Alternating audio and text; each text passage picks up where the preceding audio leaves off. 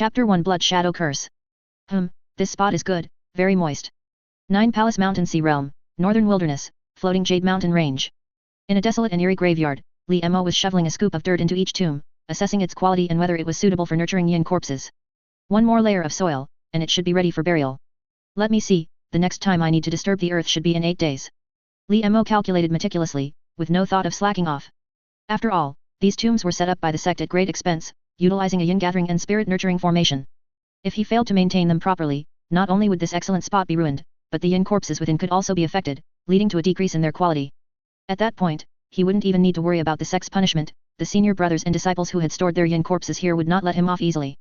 Li Mo shook his head, shoveling the excavated soil back into the tombs. After ensuring there were no omissions, he leaned against a large locust tree to rest. Suddenly feeling parched, he took out a talisman for water creation and condensed a bowl of water. Inadvertently, Li Mo saw his own reflection in the water and let out a deep sigh. The person reflected in the water was emaciated, with a face like golden paper, thin as a pine in winter, and so frail he seemed unable to bear his clothes. He resembled a withered tree, a boat adrift, almost like a skeleton covered in dead skin at first glance terrifying.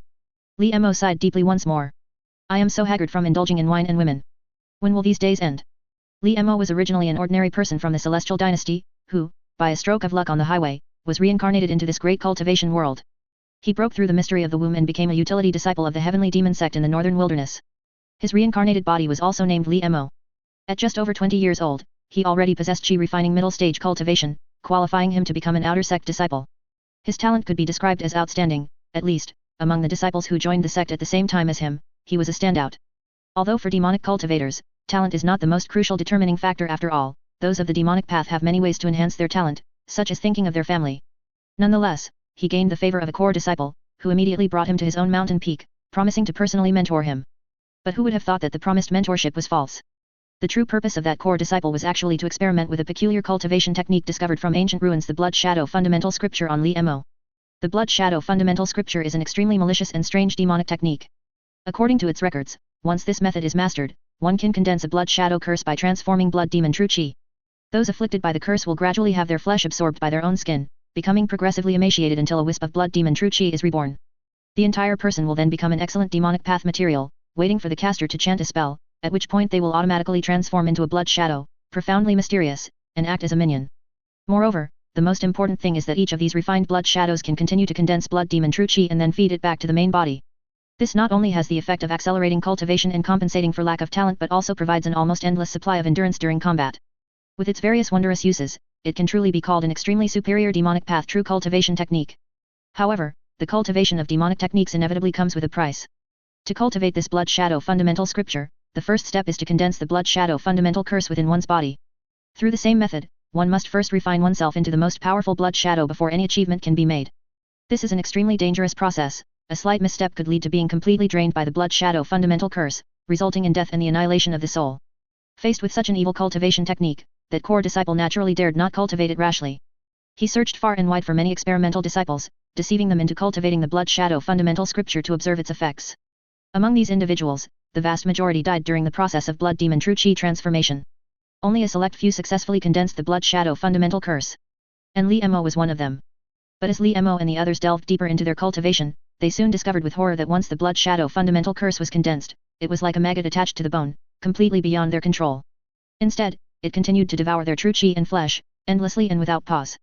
They tried many methods to get rid of the blood shadow fundamental curse, but no matter how hard they tried, it was useless. They could only watch their hard-earned true Qi being swallowed up every day, feeling the immense pressure, like carrying 100 years of unfinished building mortgage. That feeling of effort being in vain, and not trying meaning death, was enough to drive anyone crazy. Ultimately, even that core disciple reluctantly abandoned the cultivation of the blood shadow fundamental scripture, turning his back on them and discarding these experimental disciples like worn-out shoes, leaving them to fend for themselves. Most of them ended up being killed by righteous path disciples while frantically hunting for vital essence, or they were completely drained and turned into human skins. How tragic! Li Mo himself was no exception. Although he could rely on his outstanding talent to hold out longer, this was undoubtedly a futile effort, drinking poison to quench thirst, merely prolonging his agony. Truly like a ghost, Li Mo raised his hand and touched his face. It was as tough as cowhide, smooth as jade, with almost no flesh to be felt. He sighed deeply once more. In the past 2 years, he had done almost every dirty and tiring job, being a human sandbag in the training grounds, testing medicine in the Kiwang Hall, guarding graves in the mass burial ground, and even serving as a cauldron in the Joyous Union Hall. He struggled with all his might, yet he could only delay his death. His cultivation even regressed to the qi refining early stage. How many times had he told himself, why not give up? This is fate. Why not accept it? Why torture yourself like this? But Li Mo ultimately gritted his teeth and persevered. He was unwilling to accept defeat, he wanted an opportunity to turn things around. Li Mo's eyes flashed with a sharp glint as he sensed his condition. Soon, it will be soon. For this moment, he had accumulated for almost 2 years. Now, all that was left was one final opportunity. With that thought, Li Mo took a deep breath, stood up, and walked down the mountain. Inside the Heavenly Demon Sect, in the enforcement hall. As the golden crow set in the west and the jade rabbit rose in the east, Steward Zhao finished his day's work and prepared to go home. And just at that moment, an emaciated figure burst into the enforcement hall, striding up to him and asking in a deep voice. Steward, I'm late, can I still turn in my task? Steward Zhao looked up at the other party, recognizing the person, as his features were simply too distinctive. Ah, Li Mo. Fine, what task are you turning in? CC3, Nurturing Yin Corpse Spots. Due monthly, and today is the end of the month, Li Mo said, handing over his task token. Steward Zhao shook his head, reopened the cabinet he had already locked, put the task token inside, and then took out 10 spirit stones, placing them in Li Mo's hand. Thank you, Steward Zhao. Li Mo cupped his hands and turned to leave. Wait. Steward Zhao suddenly called out to him. Seeing Li Mo turn back, he said, Li Mo, it's not that this old man wants to persuade you, but why bother struggling so much when you're about to die? What is there that a cultivator can't let go of? Why not agree to sell your skin after you die to this old man? Take that money and enjoy yourself in the pleasure quarters, so you can be a romantic, evil ghost. That's still better than dying from exhaustion. Thank you for your advice, Steward Zhao. I will consider it. Li Mo cupped his hands again. This time, his steps did not falter, and he left the enforcement hall directly, heading back to his immortal cave. Alas, stubbornly ignorant. Steward Zhao sighed. He really wanted to study Li Mo's skin. What a pity. The sky was as dark as ink, and the night was as cool as water. Li Mo finally returned to his immortal cave. The Heavenly Demon Sect occupied the entire floating Jade Mountain range, which meant it was vast and sparsely populated. Therefore, even utility disciples had their own independent immortal caves. This provided Li Mo with considerable convenience, at least he didn't have to worry about too many prying eyes. Li Mo sat cross-legged on a wooden bed, not resting for a moment. He immediately took out the 10 spirit stones he had just received and began to absorb them with all his might. This was a very extravagant act, as 10 spirit stones, if converted into resources, would yield far greater benefits than direct absorption. But Li Mo had no choice. Streams of spiritual qi were absorbed into his body, transformed by his danshan, and then flowed upwards along his spine until completing a minor circulation, before returning to the danshan. Thus, a wisp of true qi was born. But no sooner was this true qi born than a blood-colored talismanic incantation appeared, swallowing the true qi in one gulp, and then releasing a tiny wisp of condensed blood demon true qi, appearing extremely stingy. However, Li Mo was already accustomed to this and remained completely focused, continuing to absorb the spiritual qi from the spirit stones and transform it into true qi. This was a painstaking effort. Finally, after an unknown number of true qi convergences, the 10 spirit stones turned to dust and fell to the ground. Li Mo suddenly stood up, a shiver running through him, and a distorted talisman with intricate patterns of flowers, birds, insects, and seal script appeared prominently in his danshan, alongside 2 other talismanic incantations, emitting a vibrant radiance. It's finally done. Li Mo was instantly ecstatic.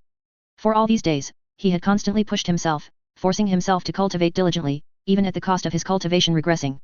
He had finally nurtured 3 blood shadow curses while simultaneously feeding the blood shadow fundamental curse. As long as he successfully transformed a blood shadow, even if it was just one, it would greatly alleviate his pressure. Then, repeating this a few more times, once a scale was formed, it could snowball. By then, not only would he make up for the years he had lost, but he might even have a chance to achieve Dao. Calm down.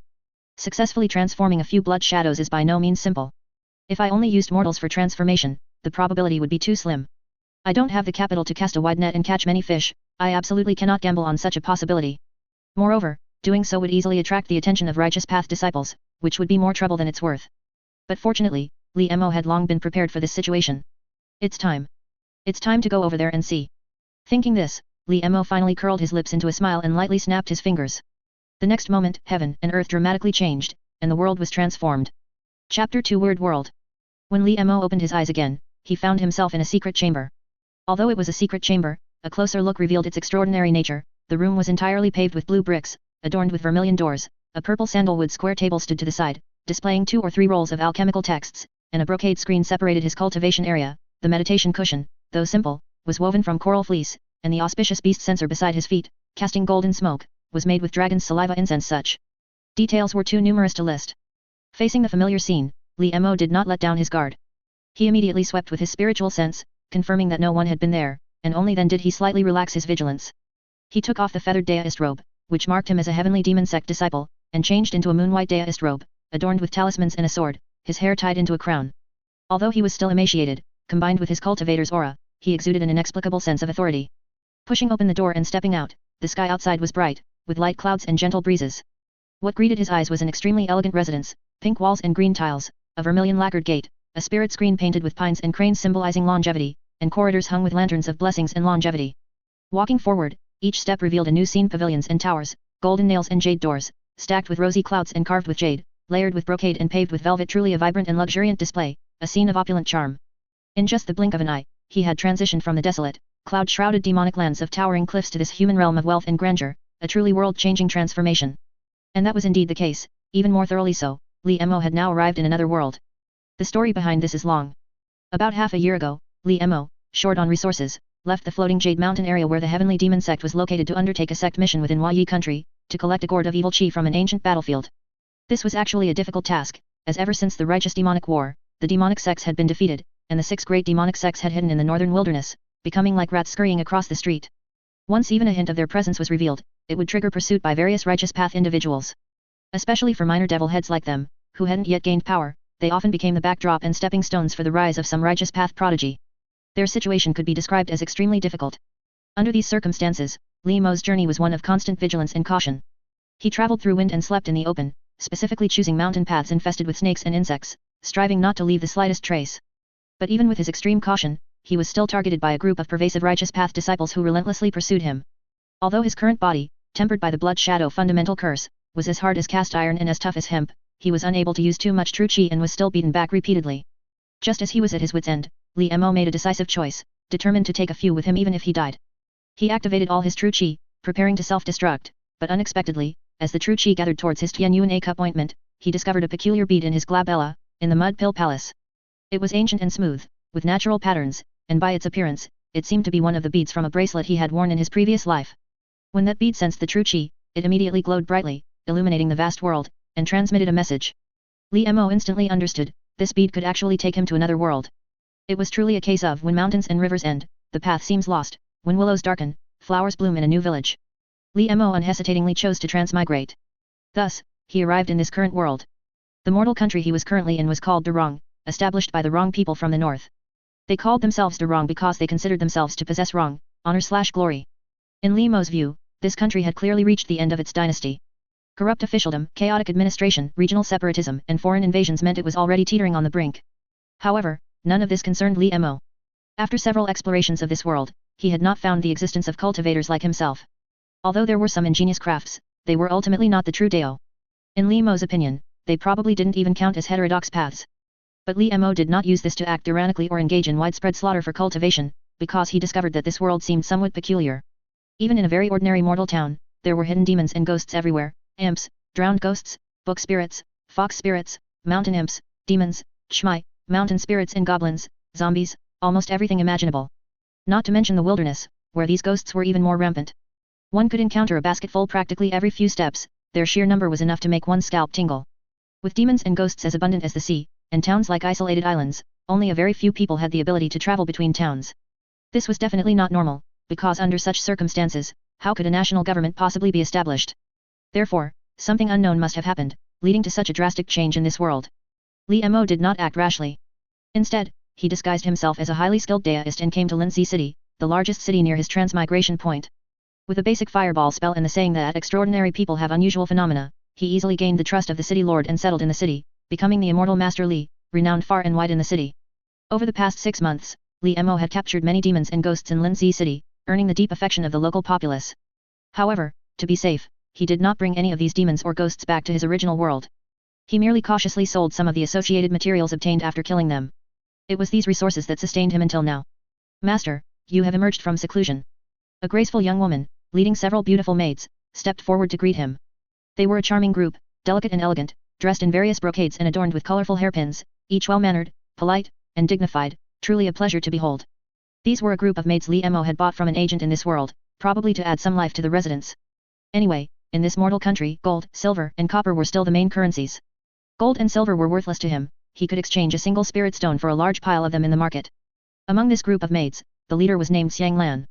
It was said she sold herself to bury her father. She was the most beautiful among the maids and, having attended a private school, was also the most efficient. She had trained the other maids to be very discreet and was very pleasant to command. Because of this, Li Mo casually taught them some minor methods for strengthening the body and cultivating qi. Of course, the underlying reason was to facilitate harvesting them in extreme circumstances. Li Mo slowly nodded and casually instructed, Xiang Lan, tell someone to clean my alchemy room, and then check the materials I asked you to prepare. Also, tell Fu Gui to go to the city lord's mansion and inform them to send the items to me. Yes, master, this servant will go and do it now. Xiang Lan quickly noted Li Mo's requests.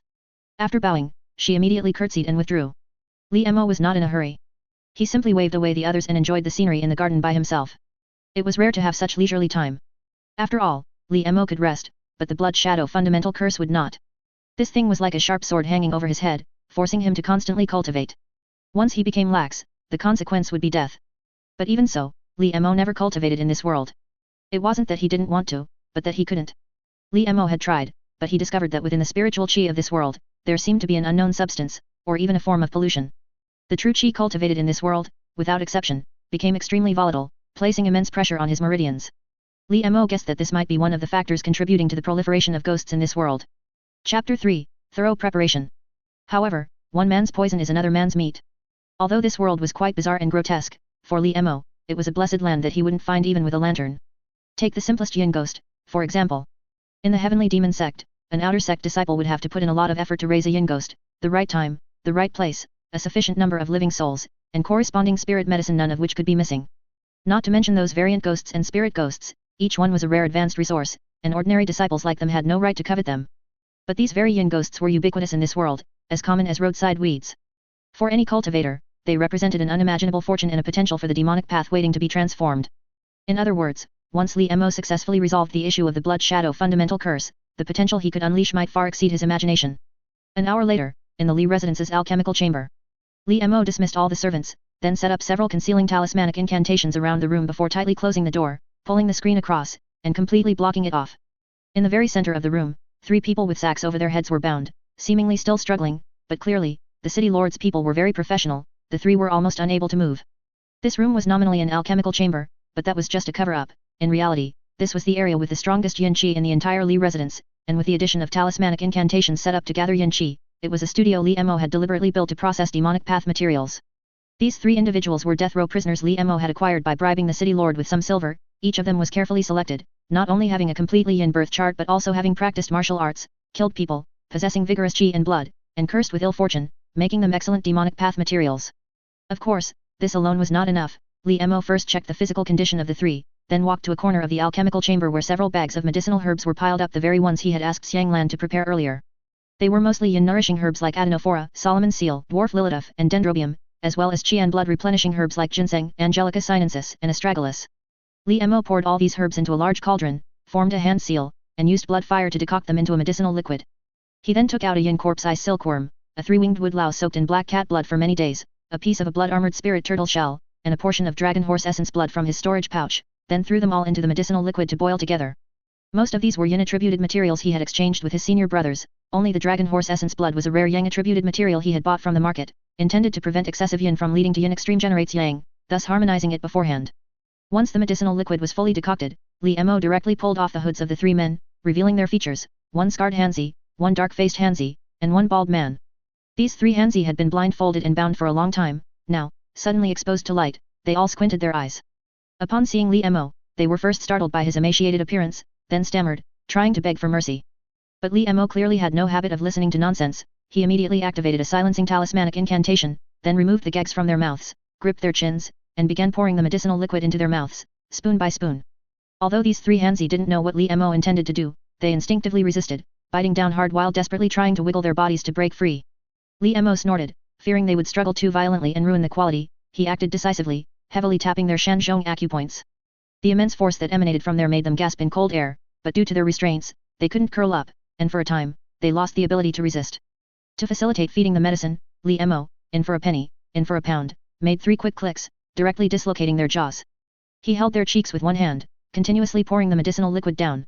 Soon, as the vat of medicinal liquid bottomed out, the bellies of the 3 strong men visibly swelled, and a gentle pat could elicit a sloshing sound. Seeing this, Li Mo stripped off their upper garments, bit his fingertip hard, and swiftly drew more than a dozen talismanic incantations on each of them.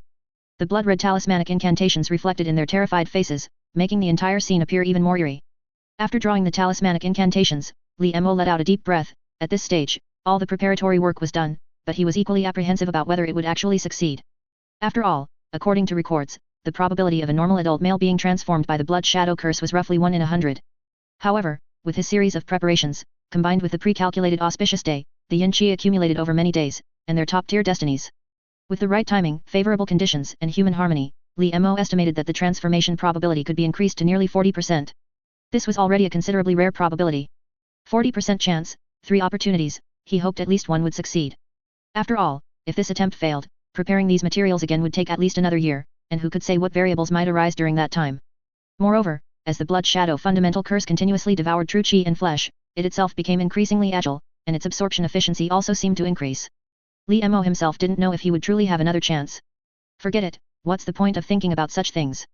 Pointless groaning and false pronouncements of doom only add to one's troubles. Li Mo shook his head, took another deep breath, cast all these distracting thoughts aside, no longer bothered, and immediately formed a hand seal, chanting a spell. The next moment, 3 crimson, blood-like talismanic incantations suddenly appeared in mid-air. At first glance, the intricate patterns of birds, flowers, insects, and seals on them seemed to subtly form ghostly figures, exceptionally chilling, and even the temperature inside the entire room dropped by several degrees. This was the blood shadow curse. Li Mo raised his hand and pointed. The more than a dozen talismanic incantations he had drawn on the 3 hands he earlier simultaneously glowed, resonating with the blood shadow curse and attracting it to fall upon each of the 3, directly merging into their bodies. Like a red-hot branding iron being pressed onto them, the intense sensation immediately contorted their expressions, but no matter how they roared, no sound escaped their throats. Once the blood shadow curse entered their bodies, it immediately climbed the great dragon of the spine, ascended along the meridians, and finally settled at the Yuzhen appointment on the back of the neck, reappearing on the skin. It then immediately went into full gear, beginning to frantically absorb the flesh and blood of the 3 men. Chapter 4, Blood Shadow Refining.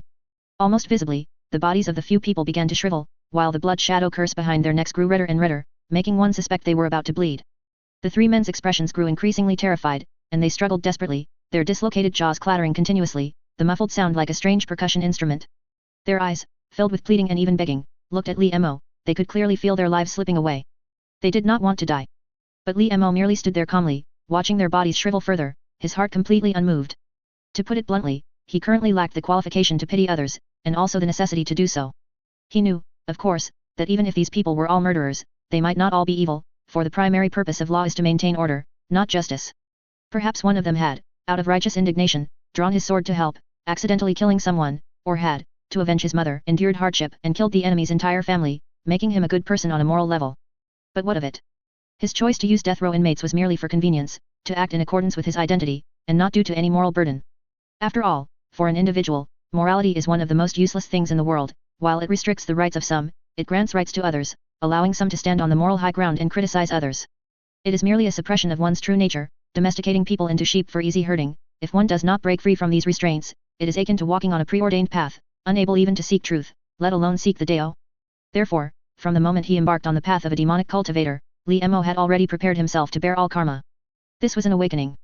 It was the awakening a cultivator should possess. Time passed minute by minute, and the transformation of the blood shadow curse continued. Li Mo was extremely patient, standing still and observing every detail carefully, noting any oversights in his mind and accumulating experience. As the 3 men's physical bodies grew increasingly shriveled, Li Mo had no choice but to personally intervene, quickly stimulating their acupoints, such as Guanyuan, Sanyan, Zhongwan, and so on, to accelerate their qi and blood circulation and the speed at which they digested the materials. At the same time, their skin, tempered by the energy feedback from the blood shadow curse, became increasingly profound, their pores gradually disappearing, and some scars and blemishes automatically healed, becoming as smooth as jade that had been polished for years. Looking at just one part, it presented a strange aesthetic.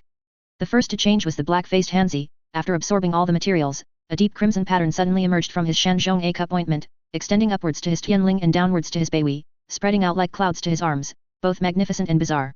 This was a sign of the blood demon Tru Qi being reborn. It's done. Li Mo's spirit was invigorated, even he hadn't expected the process to be so smooth, succeeding with the first one.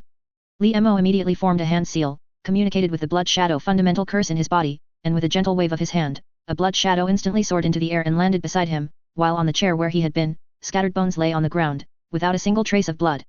Li Mo felt the close connection between the blood shadow beside him and himself, able to control it with almost a single thought, so he manipulated it to fly up and down in the room, having a great time for a while. Li Mo estimated that this blood shadow had probably reached the early stage of qi condensation. He reached out and touched the blood shadow's skin, which was as smooth as jade and extremely resilient, then nodded, satisfied that it met the standards for destructive power and defensive strength. Although it couldn't use spells or divine abilities, making it inferior in raw strength to a cultivator of the same rank, it excelled in its strange and changeable nature and much lower cost. If the numbers were high enough, overwhelming and vast, even cultivators far stronger than them would have to retreat. It truly lives up to its name, the blood shadow fundamental scripture. To transform a mortal into such a powerful evil entity in such a short time, its cost-effectiveness is undeniable. If not for the high cultivation cost, it would probably have spread widely by now. Li Mo pondered, then raised his hand to recall the blood shadow. The blood shadow immediately shrunk to an inch, flew into Li Mo's hand, directly burrowed in, and finally merged into the blood shadow fundamental curse, awaiting Li Mo's next summons. This thing seems to be somewhere between a divine ability and a magic treasure, Li Mo mused, then shook his head and continued to observe the remaining two Hanzi who had not yet fully transformed. The first success instantly gave him a lot of confidence and sparked even more anticipation. The second to change was the scarred-faced Hanzi. His Shanzhong A cup ointment seemed to slowly begin to redden. No, that's not right. The Hanzi's expression became increasingly ferocious, his pupils had lost their color, and he had completely lost his breath. The next moment, starting from the scar on his face, his entire body cracked open like parched earth, splitting from head to toe along that fissure, as a tattered human skin fell to the ground. The bones on his body also clattered to the ground, exceptionally clear, with a feeling of large and small pearls falling on a jade plate. It failed. Li Mo's expression remained normal, since it was a probabilistic matter. Failure was natural, for change is the constant state of the world, and no one can anchor a definite future from infinite variations. Rather than dwelling on failure, he preferred to always look forward. Li Mo shook his head, walked forward, and carefully collected the tattered skin. Although it was just a failed, defective product, it had taken a lot of effort to process and nourish, so it was still a good material. Even if he couldn't use it, he could sell it to his senior brothers who cultivated puppet techniques of the same sect, and it would probably fetch a good price. Perhaps Steward Zhao would also be very interested, Li Mo mused. After all this, Li Mo continued to wait for the third bald man to change. And this wait, in a blink of an eye, lasted another half a day, until the golden crow sat outside and the jade rabbit rose high. Li Mo's expression gradually changed. There was still no change in the Hanzi's body, his flesh and blood should have completely dried up, but for some reason, the blood shadow curse's transformation of him had not yet ended. This shouldn't be, after all, the previous two finished very quickly, and with the same process and steps, the time difference shouldn't be too great. Li Mo frowned, thought for a moment, then took out a portion of Yao Beast Essence blood from his storage pouch, forcibly fed it to the Hanzi, and then carefully examined his body. The next moment, Li Mo suddenly realized why this Hanzi required such a long transformation time. The Hanzi's body actually had 2 layers of skin. Chapter 5, Leather Market. Yes, this bald man has 2 layers of skin on him. They were tightly pressed together, almost merging into one, and if Li Mo hadn't carefully investigated with his spiritual sense, he probably would have just thought this Hanzi was naturally thick-skinned. And these 2 layers of skin were not like the new and dead skin of ordinary people. There seemed to be a complete circulatory system within them, ensuring that both layers of skin received qi and blood supply.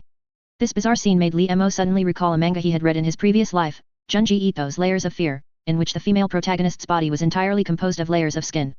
Of course, the bald man in front of him was not that extreme. His internal body still had a normal flesh and blood structure, only these 2 outer layers of skin exhibited this form. No wonder the blood shadow curse took so long to transform and still hadn't completed. Li Mo hesitated for a moment, a look of pain flashed across his face, and with a grittier teeth, he once again took out 2 portions of vital blood and fed them to the bald man. To be honest, this was a sunk cost. Rationally speaking, he shouldn't continue to increase investment to avoid losing everything. But Li Mo keenly noticed that the bald man's 2 layers of skin, under the continuous refinement of the blood shadow curse, seemed to subtly give birth to an extraordinary aura, and had already begun to constantly respond to him, much more agile than the blood shadow formed by the previous dark-faced Hanzi. What exactly is this thing?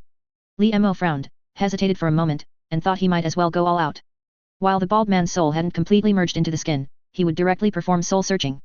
Although with his cultivation, forcibly soul-searching would have a great impact on the bald man's soul, thereby affecting the final quality of this blood shadow, and he might not even get the desired result 100%. But you can't catch a wolf without sacrificing a child. At worst, he would pay more to compensate for its spirituality. If he could know the secret of these 2 layers of skin, perhaps a great opportunity awaited him. No sooner said than done, Li Mo made up his mind and no longer hesitated. He strode to the bald man, and his withered hand, like a crane's claw, grabbed the Hanzi's head.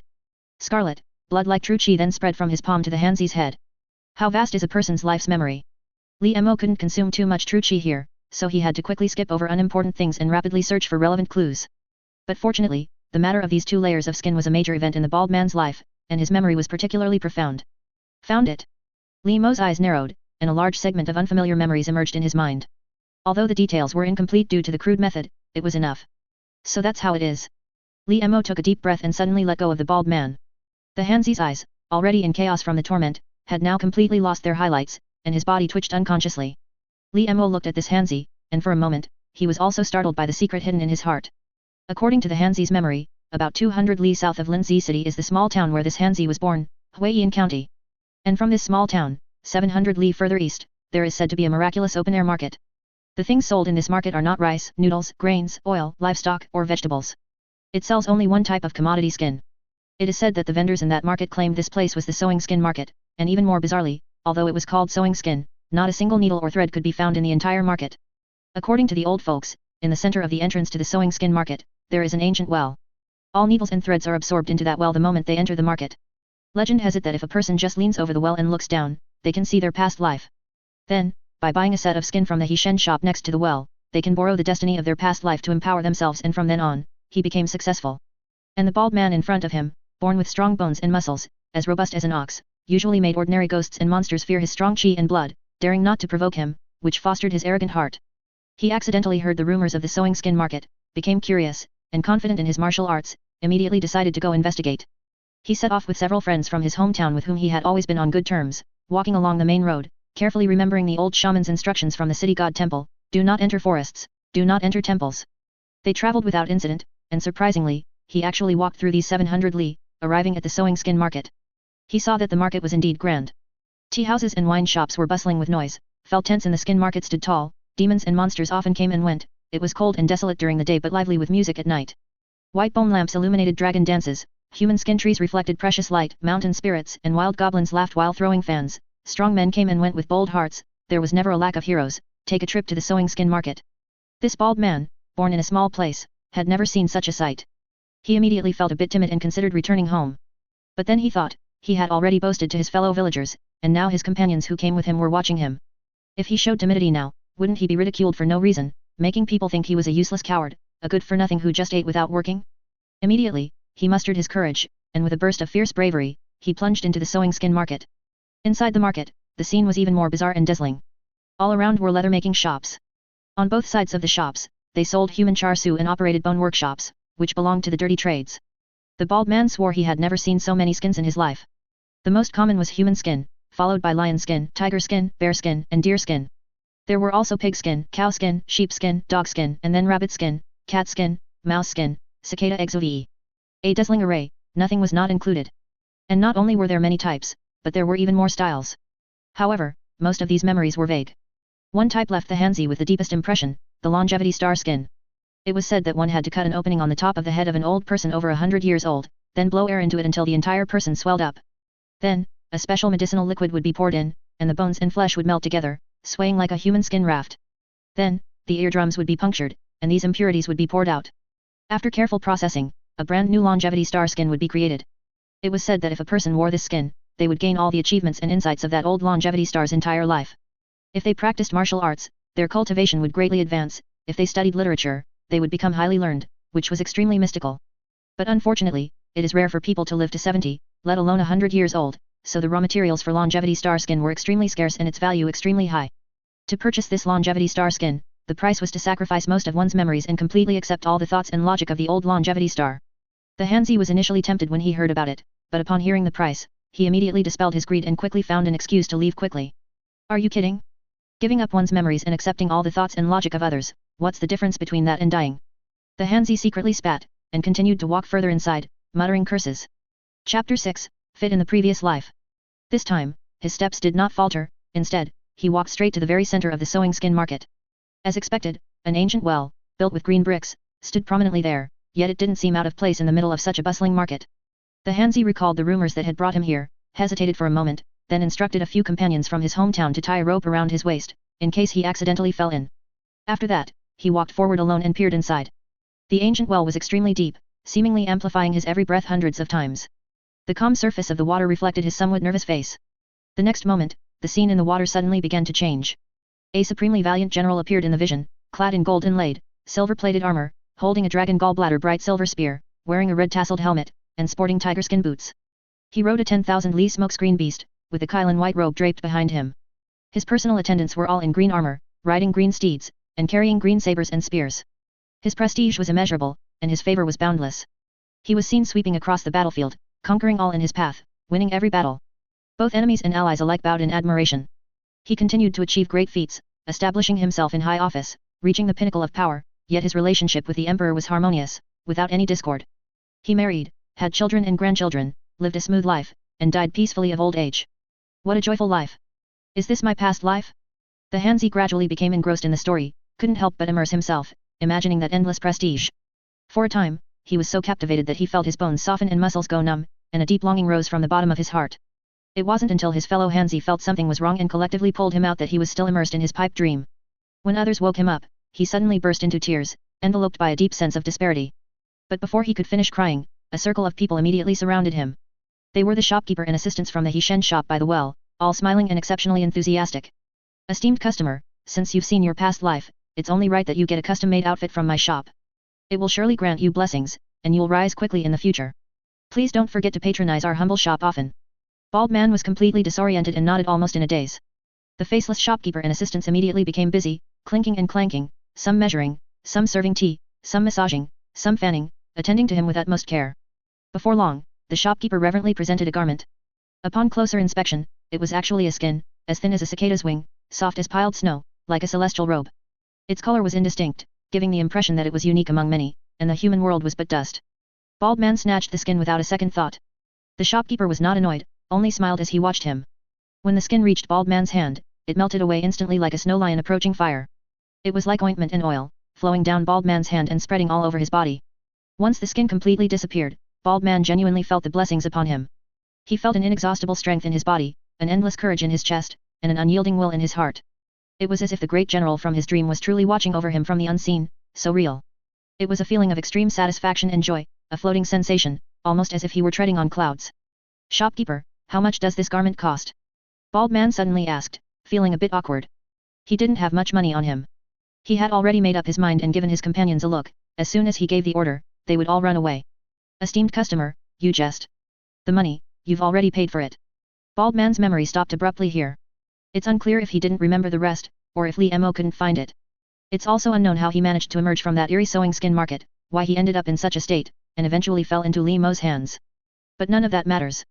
After all, what he had just seen was already shocking enough. Sewing skin market, Hishen skin. Could it be that all the skins sold there are as spiritual as the one on this Hanzi? For a moment, Li Mo's breathing unconsciously quickened a few beats. If that were truly the case, then this sewing skin market would be a paradise for Li Mo, a source of power, wealth, and the foundation for achieving Dao. It was a great opportunity capable of changing his life's destiny. No, he must plan carefully. Li Mo took a deep breath, suppressing all the greed in his heart, and dismissed the idea of going immediately. After all, judging by the Hanzi's experience, this sewing skin market was definitely not simple. Moreover, the Hanzi's memory only contained very superficial impressions, he hadn't explored it in depth at all. Who knew what kind of strange things might be inside? He must make thorough preparations and be extremely cautious.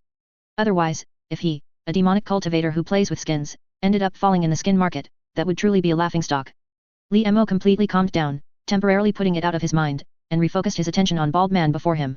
As the transformation progressed, the influence of the blood shadow curse finally began to affect the surface layer, but it always felt somewhat lacking in sustained power.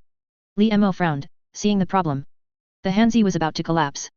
Although the Hanzi was naturally robust, had trained in martial arts to temper his chi and blood, and had consumed so many medicinal herbs, even so, he couldn't withstand two skins simultaneously devouring his flesh and blood.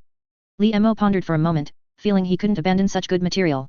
After all, this was his only current connection to the sewing skin market, and an important standard for gauging the other party. It was worth increasing the investment. Thinking this, Li Mo rummaged through his storage pouch for a long time, and managed to gather 5 more portions of essence blood, some from humans and some from Yao beasts. He made the Hanzi swallow them all whole. The violent power continuously impacted the Hanzi's entire body, almost causing him to explode. But the resilience that 2 skins could generate was far greater than 1. The Hanzi ultimately endured, and the color of his skin grew deeper and deeper, reaching a critical stage of transformation. No, it's still missing something. Li Mo looked at his now empty storage pouch, gritted his teeth, steeled his heart, and bit down hard on the tip of his tongue, forcefully spitting a drop of essence blood into the Hanzi's mouth. Almost visibly, Li Mo instantly withered. This drop of essence blood was the last bit of his emergency fund, accumulated with all his might under the absorption of the blood shadow fundamental curse. It was also his fallback plan, his capital for a comeback, to prevent complete failure this time. But now, it was all used here, signifying an all-or-nothing gamble, hoping the final result wouldn't be disappointing. Li Mo breathed deeply, stumbled back a few steps, sat cross-legged, and began to regulate his breath, stabilizing his chi. And just then, an anomaly suddenly occurred. A golden light, from who knows where, shot straight through the secret room and connected to Bald Man's body. Li Mo saw it clearly from the side. It was a golden thread. Chapter 7, Gold Wire Armor. The golden thread looked almost like a fishing line, connected to a golden needle, and the golden needle instantly plunged into the Hanzi's body, like a fish taking the bait. The golden thread instantly tightened. The Hanzi was immediately pulled out by a powerful force, flying in the direction of the golden thread. What's happening? Li Mo didn't have time to think, nor did he care about his weakness. He lunged forward, grabbed the Hanzi, and began to wrestle with the golden thread. Although Li Mo's current cultivation realm was only Lianqi, Qi condensation, early stage, which meant a constant 36 strands of true Qi, his body, tempered day after day by the blood shadow fundamental curse, could unleash power far exceeding his realm.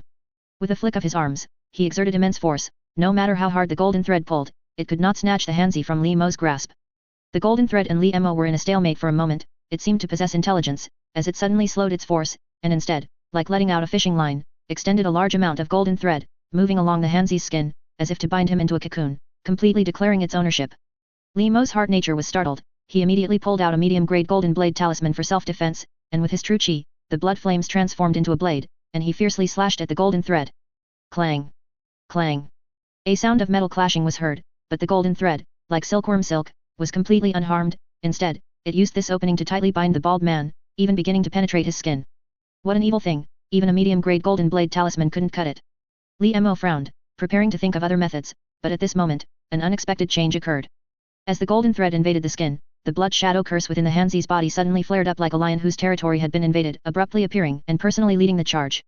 The intricate patterns of flowers, birds, and insects on the skin continuously transformed. In a short while, they directly became a gaping maw, biting the golden thread, and like eating noodles, it directly sucked the golden thread into its mouth, as if it had consumed some great tonic, its entire body's color becoming even more crimson, and still not satisfied, it followed the direction from which the golden thread came, wanting to continue devouring.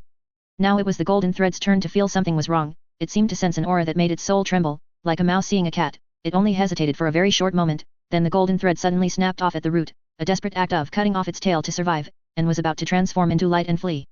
At this moment, Li Mo couldn't care about anything else. He took 3 steps and 2, kicked open the door, and almost at the last second, saw the direction the golden thread was escaping. It was SA. Indeed. Li Mo now completely confirmed the conjecture in his heart nature. He hadn't expected that before he even went to find trouble with sewing skin market, they would come knocking first. Good, courageous. Now I also have a legitimate reason. After all, as a demonic cultivator, what I value is a justifiable cause, and the next time we meet, we can directly fast forward to since ancient times. Just wait, I'm not done. Li Mo took a deep breath, but his expression was not good, although he strategically underestimated the enemy. In reality, after that recent encounter, Li Mo silently raised the danger level of sewing skin market by another notch in his heart nature. It seems the waters of this world are much deeper than he imagined. No rush, take it easy, play along with him. Master, what happened? This servant just heard some commotion here. Does this servant need to send a few servants to help? A clear voice came from the courtyard entrance. It was the head maid Xiang Lan. She still remembered Li Mo's order not to approach, only daring to lean against the wall at the courtyard entrance and inquire from afar. No need, I'm fine here, Li Mo's ethereal voice came, then he paused and added, Xiang Lan, go call Fortune Noble to wait here, I have something to ask him later. This servant understands. Although she couldn't see Li Mo, Xiang Lan still bowed respectfully outside the wall, then stood silently for a moment, confirming that Li Mo had no other instructions before turning and leaving. This girl Xiang Lan was always well behaved, in both her speech and actions, and it was no wonder Master Li doted on her the most, even entrusting her with the financial power of the entire Li estate. On the other side, Li Mo looked at the vermilion lacquered door he had kicked open, shook his head, and simply took it off, thinking of instructing someone to repair it later. He then stepped back into the house, and upon closer inspection, the bald man's transformation had finally reached its final stage. It seemed that because he had absorbed the golden thread, the blood shadow curse on the Hanzi's body became even more agile, constantly moving up and down his entire body, incredibly lively. There were no more surprises. As the blood-colored cloud patterns appeared on the Hanzi's chest, it marked the birth of the second blood shadow. It wasn't over yet. Just as Li Mo was about to make a hand seal to retrieve this blood shadow, he saw many golden threads emerge from all over the Hanzi's body. These golden threads intertwined with blood threads, and in an instant, they wove a magnificent set of armor onto the Hanzi's skin. The blood shadow then waved its hand, and a golden red inlaid goose feather saber impressively appeared in its hand, and then, its aura began to climb. Li Mo's heart nature was startled. He recognized this appearance. This was precisely the general's form from his previous life that the Hanzi had seen in the ancient well of sewing skin market. Li Mo did not act rashly. He first retreated a few steps, then tried to make a hand seal to summon back the blood shadow. There was no hindrance. Just like the previous blood shadow, it was connected to his heart nature, obeying his every command. Li Mo finally relaxed and began to carefully study the special blood shadow obtained through a stroke of opportunity.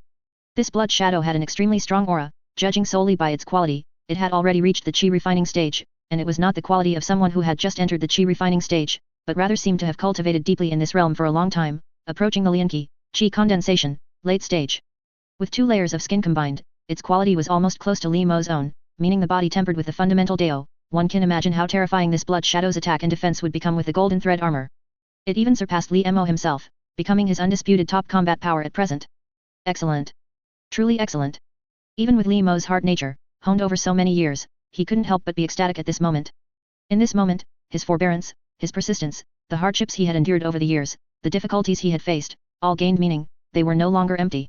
Indeed, hard work is never in vain, and success comes through perseverance, like rain after a long drought, truly a sweet reward after bitter struggle. About half an hour later, outside the Li Estate's pill room, a slightly hunched figure respectfully waited, ready for Li Mo's summons.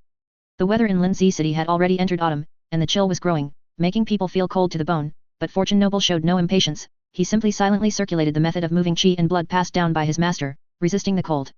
Chapter 8 Demonic Heart Development. Fortune Noble was one of the earliest old-timers in the entire Li Manor, even earlier than Xiang Lan. He was originally an accountant in a pharmacy in the city, and although his income was meager, he managed to get by. But one day, for unknown reasons, the pharmacy attracted something strange. First, the shopkeeper died tragically, and the old doctor who dispensed medicine kept spitting out black water. Even Fugui himself fell ill with a severe disease, almost having one foot in the Yellow Springs. It was at this critical moment that the newly arrived Master Li, entrusted by the government, came to the pharmacy. He was emaciated, with a pointed mouth and sunken cheeks. At first glance, he looked even more fierce than a Rakshasa, like a terrifying ghost, making Fugui think several times that this was an envoy from the underworld coming for him. But then, this soul-reaping envoy did not come to take his soul. Instead, he walked up to him, lightly patted his shoulder twice, conjured a yellow talisman, and then with a large grab, Fortune Noble saw with his own eyes a fierce ghost being pulled out of thin air by Master Li. The ghost struggled continuously in Master Li's hand but could not break free. Master Li then pressed his hand down, and the fierce evil ghost was sealed into a jar, losing its ability to harm people. Fortune Noble's life was saved because of this. So, even after all this time, he could never forget that scene. In Fugui's hard nature, his Master Li was the reincarnation of Zhong Kui from heaven. Being able to serve Master Li was a fortunate deed that accumulated virtue for 3 lifetimes, and he would not allow himself to be the slightest bit negligent. Fugui, Fortune Noble. Li Mo walked out of the alchemy room's courtyard, saw Fortune Noble's somewhat dazed expression, called out softly twice, and patted his shoulder. Master, Fortune Noble instantly snapped back to reality, immediately realizing he had been distracted, and became a little flustered, hastily about to kneel down. Hey, Li Mo gently raised a hand, conjuring a force out of thin air to support him. It's fine, I don't blame you. Come walk with me. Yes. Fortune Noble seemed to feel that Master Li was inexplicably in a good mood today, but then he felt he shouldn't casually guess Master Li's thoughts, and lowered his head somewhat shamefully, following closely behind Li Mo, walking towards the main courtyard. Fortune Noble, let me ask you, have you heard of the sewing skin market? Li Mo didn't beat around the bush and asked directly. After all, he wasn't afraid of others speculating about him, this level of managing subordinates held no meaning for him. Replying to Master, I have indeed heard of it, but this old servant has only heard some rumors, all market legends, unsure of their truth. Fortune Noble thought for a moment, then quickly continued, if Master is interested, this old servant will go out tomorrow to inquire, and then return to report to Master. No need, Li Mo shook his head and said, such sources of information are unreliable. Tomorrow, first go to the city lord's manor to inquire, then spread the word that whoever can provide accurate information about the sewing skin market will be handsomely rewarded by me, your master. Afterwards, if anyone comes to the door, record their background and the information they provide, for me, your master, to review later.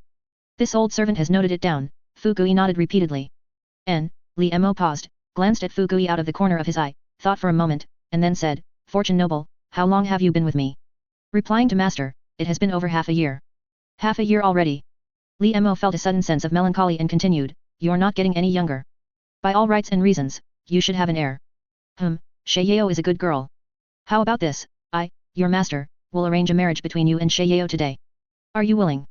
Fugui heard this, as if struck by lightning, instinctively knelt down first, then reacted to Li Mo's words, kowtowing repeatedly, saying, I am grateful for Master's compassion and concern for this old servant, but please forgive this old servant for being unable to comply.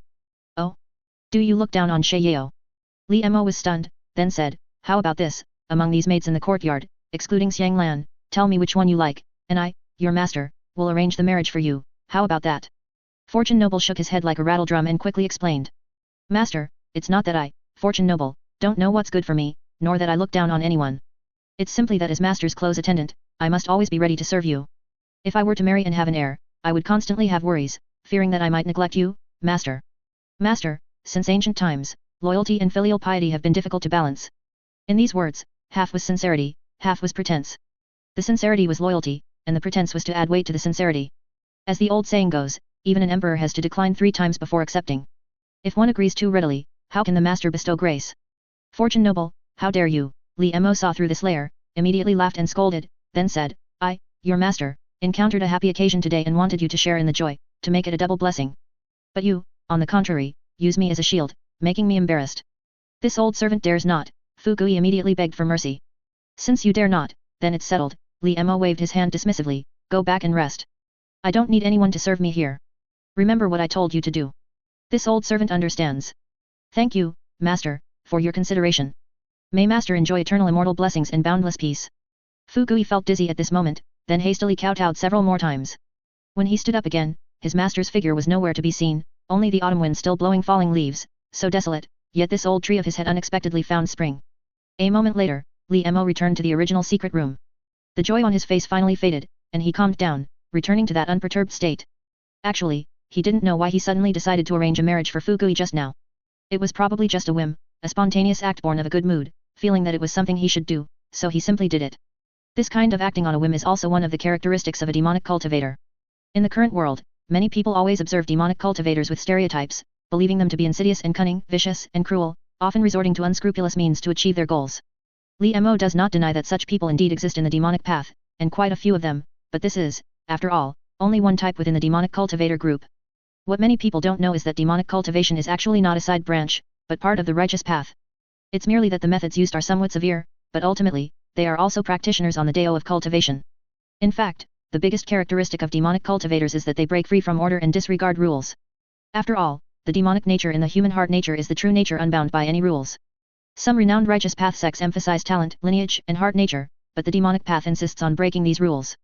Among those who rise from the lowest ranks to high positions in cultivation, how many have not used demonic path methods? Therefore, there are many types of demonic cultivators, as many types of people as there are, so too are there types of demonic cultivators. As far as Li Mo knows, among the senior brothers and disciples in the heavenly demon sect, there are many types of people. They might have poor aptitude and wish to change their heaven-defying fate, or they might be stubbornly prejudiced and cling to a fixed belief, or they might wholeheartedly wish to escape the world and live freely, or they might be trapped by love and ultimately go mad. They are diverse and varied, complex and specific, and cannot be simply defined as good or bad people. For example, Li Mo, which type does he belong to? Chapter 9, Monsters and Ghosts. Li Mo himself couldn't figure out this problem, and he was too lazy to think about it. Now, this phase of his plan has concluded, exceeding expectations and getting off to a good start. However, the current situation remains grim. He needs to rapidly increase his strength to a level sufficient to explore sewing skin market. This improvement can come from any aspect: cultivation, magic treasure, talisman, or anything else, but no matter the source, it always comes back to one thing: spirit stone. There's no other way. A rich turtle breathes heavily, and a rich nephew doesn't call his uncle. No matter where you are, you can't move an inch without money. But he truly is penniless now, with nothing left to squeeze. Perhaps, with his current strength, he should be able to sell that batch of items all at once. Li Mo calculated this, stood up from the meditation cushion, walked to the southwest corner of the secret chamber, fumbled along the wall, pulled out a brick, and then gently moved a latch. With a rumbling sound, a square, dark hole, a cellar appeared before him. The cellar extended deep down, but there were no ladders or handholds, as Li Mo didn't need them. Once inside the cellar, Li Mo raised his palm and lightly blew towards his tiger's mouth. The 4 torches lit up in unison, illuminating the entire cellar. Inside, various items were haphazardly piled up, including a large stack of jars of different sizes, with yellow talismans pasted on them. Several coffins were propped up in the corner, each sealed with the ink line, Mo Dosien. Behind the coffins were several cages covered with black cloth, from which faint whimpering sounds could be heard. The remaining miscellaneous items were even more diverse and will not be elaborated upon. This was Li Mo's entire fortune accumulated over half a year since coming to this world, including 76 yin ghosts of various types, 5 ferocious ghosts, namely a disheveled ghost, a hanged ghost, a malevolent ghost, a chronic illness ghost, and a yellow father ghost, and 1 vicious ghost, which was an epidemic ghost. The chronic illness ghost and the yellow father ghost were subordinate ghosts of this epidemic ghost. They were the ghosts that caused trouble in the Fu Gui case back then, and they were also the most vicious ghosts he had dealt with since arriving in Linzi City. Their innate divine abilities were all related to epidemics, and their attributes were highly compatible, making them extremely rare white walkers, Yi Gui. Li Mo had never figured out how to deal with them, as their potential far exceeded that of ordinary ferocious ghosts. Without suitable refining methods, it would be too much of a waste. They could only be put aside for now. Besides these, there were also 2 spirit ghosts, a pair of spirit child ghost infants. This pair of ghost infants came from Squire Wang's household in the west of the city. They were a pair of dragon and phoenix twins born to one of Squire Wang's concubines, who died prematurely due to an accident before full term. Because they were not murdered, nor were they stillborn, and had not suffered, the resentment they generated was minimal. Additionally, Squire Wang was heartbroken and held a grand ritual, which not only prevented these two children from becoming yin ghosts but instead turned them into household spirit children. However, Squire Wang's family was ignorant and simply felt that after the pair of children died prematurely, they often heard the sounds of children playing and frolicking in the manor. Terrified, they heavily paid Immortal Master Li to use his divine ability to take these spirit children away. Li Mo hadn't expected such a good thing. After all, in terms of value, this pair of spirit children alone was definitely worth more than all the other items in his room combined. Their potential was extremely high. They were the perfect choice for refining a protector god. Li Mo casually grabbed a large handful of soul-soothing incense from nearby, lit it with blood flame, not by blowing, but by flicking it in the air. Once the incense started smoking, he divided it into 3 stick portions and inserted them into the small incense burners in front of each jar. This was a basic method of offering. After appeasing these little fellows, Li Mo, holding the remaining burning incense, walked over to the coffins. He placed 3 sticks in the seam of each coffin, following the same principle. Inside these coffins, 7 purple zombies and 1 white zombie were slumbering. They were captured from a destroyed small village near Linzi City, and their quality was relatively ordinary. After offering incense, Li Mo used his spiritual sense to check their qi. He frowned, realizing that keeping them like this was not as good as burial. Even with the continuous nourishment from the accompanying yin-sinking wood coffins, it only barely maintained the quality of these zombies, let alone improving them further. He thought that if these zombies had been buried in the heavenly demon sect's yin corpse cave from the moment they were captured, by now, the worst of them would probably all be white zombies, and perhaps even green zombies could have emerged. It seems I need to sell these zombies as soon as possible, Li Mo mused. After all, unlike yin ghosts, zombies have no soul or spirit, so there's no fear of their souls being searched, nor any worry that his secrets would be exposed. He could sell them with confidence. As for the remaining yin ghosts, Li Mo had already made up his mind that he would not sell them, no matter how poor he became. Although almost no one would search the souls of purchased materials, Li Mo was unwilling to take even the slightest risk. For these yin ghosts, Li Mo planned to use them to refine a magical artifact. As for what exactly to refine a myriad soul banner? A soul summoning umbrella? A soul souvenir flag, Zhenhun Qi? Or something else? He didn't have a good idea at the moment and could only wait until later to browse the scripture pavilion to see if there was a good method.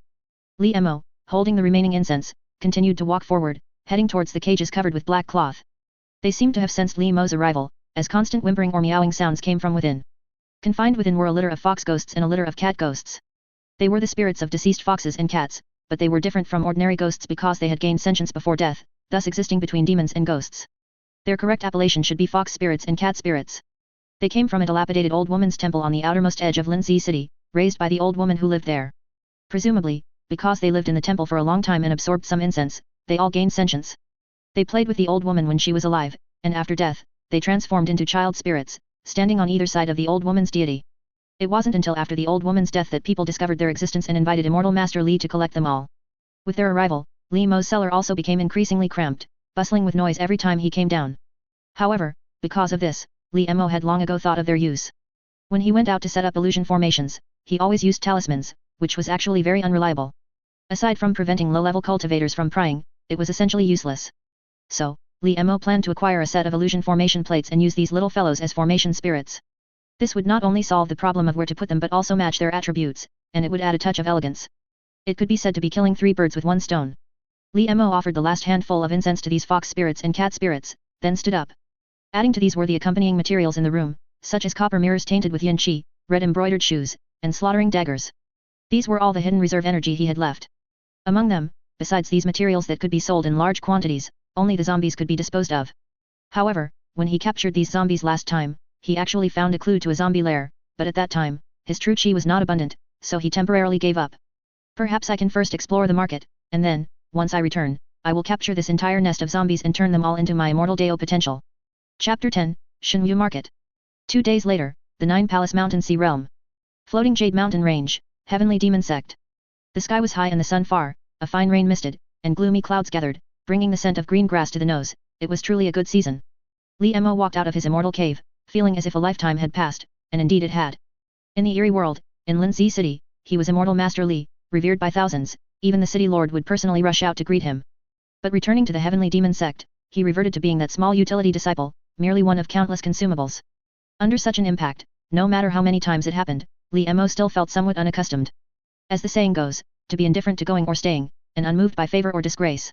If he hadn't had this experience, How could he appreciate the greatness of Fan Wen's Hung Gong's realm of neither joyful over external gains nor saddened by personal losses? Li Mo knew that he still had much to learn on his Dao of cultivation. There are still 6 days until the soil cultivation for the Yin Corpse Cave, so there's no rush. Although the reward for this task is small, it's leisurely and quiet, and I can legitimately go outside the sect. I can probably keep doing it. Li Mo subconsciously touched his storage pouch, double-checking that there were no omissions. After all, if he were to stay cooped up in the sect every day yet still bring out spiritual items to sell, it would be too conspicuous and inevitably draw the attention of those with ulterior motives. While he could sell things under a hidden identity, an extra layer of security is always good.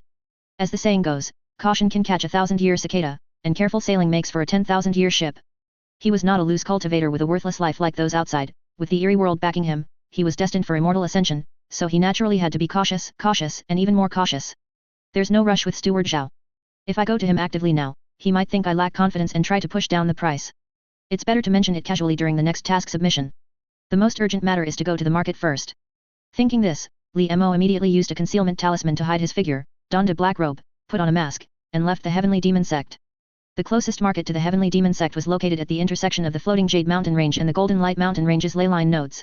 Because it was close to the extreme north's extremely cold region, the air was humid and often foggy, hence its name, Sunken Mist Market. This type of market was nominally established by loose cultivators, but this was merely a compromise between the righteous path and the demonic sects. In reality, the Sunken Mist Market was a fence for stolen goods, propped up by the Heavenly Demon Sect. Most of the reputable old shops within it were run by Heavenly Demon Sect disciples, so their methods were quite wild. Aside from prohibiting killing within the market, almost anything else went unchecked. Such lax rules naturally attracted a large number of loose cultivators to sell their ill-gotten gains here. Even some righteous path disciples would hide their identities to sell some unsavory items. Because of this, although the Sunken Mist Market was located in a remote area, its scale was not to be underestimated. Li Mo arrived at the entrance of the Sunken Mist Market and saw that the entire market was enveloped in a dense fog. This was precisely a protective grand array, called the Myriad Layers of Misty Waves Grand Array, which the market had set up using its geographical advantages. According to legend, this array gathered 999,999 wisps of the coldest mist from the Shenxi hour each day, layering them endlessly. It was said that even a core formation mighty cultivator would be unable to break through this grand array. Facing such a level, Li Mo naturally did not dare to be negligent. He immediately showed his Heavenly Demon Sect disciple token, waived the entrance fee, and entered the Sunken Mist Market. With a flash of spiritual light, the mist instantly dispersed, and the entire market appeared before Li Mo's eyes. The entire market could be divided into 3 main parts: the commercial district, the residential district, and the living district. The commercial district was lined with a large number of various shops such as the Drunken Immortal Inn, Seeking Pill Hall, Treasure Appraisal Hall, 100 Weapons Hall, Crispy Fragrance Pavilion, and Chi Huang Hall. This was also the main business of the entire market. The residential district was built along the mountain, drawing spiritual chi from the ley line beneath their feet and renting out immortal caves, which was ironically the most profitable business in the market. As for the living district, these were some stalls spontaneously set up by cultivators living in this market. Because of their extreme fluidity, they were a mixed bag, and whether one could buy genuine goods depended entirely on one's discerning eye. Although rumors of finding treasures often circulated, the vast majority were still deceived. Li Mo's goal was clear, and he did not linger elsewhere. He went straight to the center of the market, arriving before a magnificent pavilion. Treasure Appraisal Hall. It was said that the Treasure Appraisal Hall originated from the Redwater Tianwu Sea to the west, bordering the Azure Woods Wilderness to their north. It was a member of the Hanhai Alliance's business alliance under the Tianwu Sea, possessing immense power. Therefore, even the Heavenly Demon Sect did not dare to easily offend it, and ultimately conceded a step in the division of interests here, choosing joint operation, which further reassured the vast majority of people, including Li Mo. Upon entering the Treasure Appraisal Hall, a shop assistant immediately greeted him with a smiling face, asking, "Fellow Daoist, what do you need? I have some items I wish to sell at your esteemed pavilion, and I also want to purchase some cultivation necessities. May I enter to discuss in detail?" Li Mo said. "Of course, please come in quickly." The shop assistant busily led Li Mo inside, brought him to a private room, served tea, lit a lamp, and asked him to sit and wait there. Not long after, 2 people dressed in green robes strode into the room, took seats opposite Li Mo, cupped their hands, and said, "Welcome, fellow Daoist. I am Zhou Yonghua, a level 2 appraiser of the Treasure Appraisal Hall. The fellow Daoist beside me is Chang Jin, the witness for our transaction. What can we do for you?" Li Mo also cupped his hands in return, quickly glanced at the two, and seeing that both were late-stage chi refining cultivators, he spoke. "Fellow Daoist Zhou, fellow Daoist Chang, I have accumulated a batch of resources before, and now I wish to sell them. I ask the 2 fellow Daoists to appraise them for me." No problem, no problem. Please, fellow Daoist." Li Mo nodded, then immediately took an item from his storage pouch and placed it on the table. It was a golden hairpin inlaid with blood-red agate, with mottled bloodstains still on it. Zhou Yonghua leaned in slightly, carefully identifying it. This should be an item born with a yin ghost. The quality is good. It can be used for rituals or to assist in artifact refining.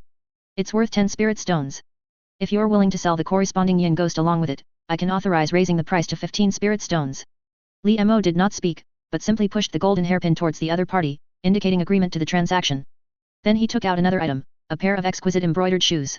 Also a yin ghost companion item. Zhou Yonghua identified it faster this time, continuing, but its quality is not as good as the previous item. Judging by its aura, the original yin ghost should have dissipated.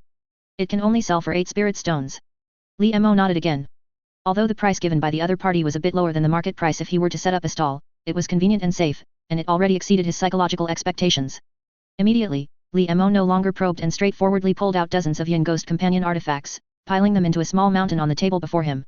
Zhou Yonghua was slightly surprised and carefully scrutinized Li Mo again, then lowered his head and began to appraise them one by one.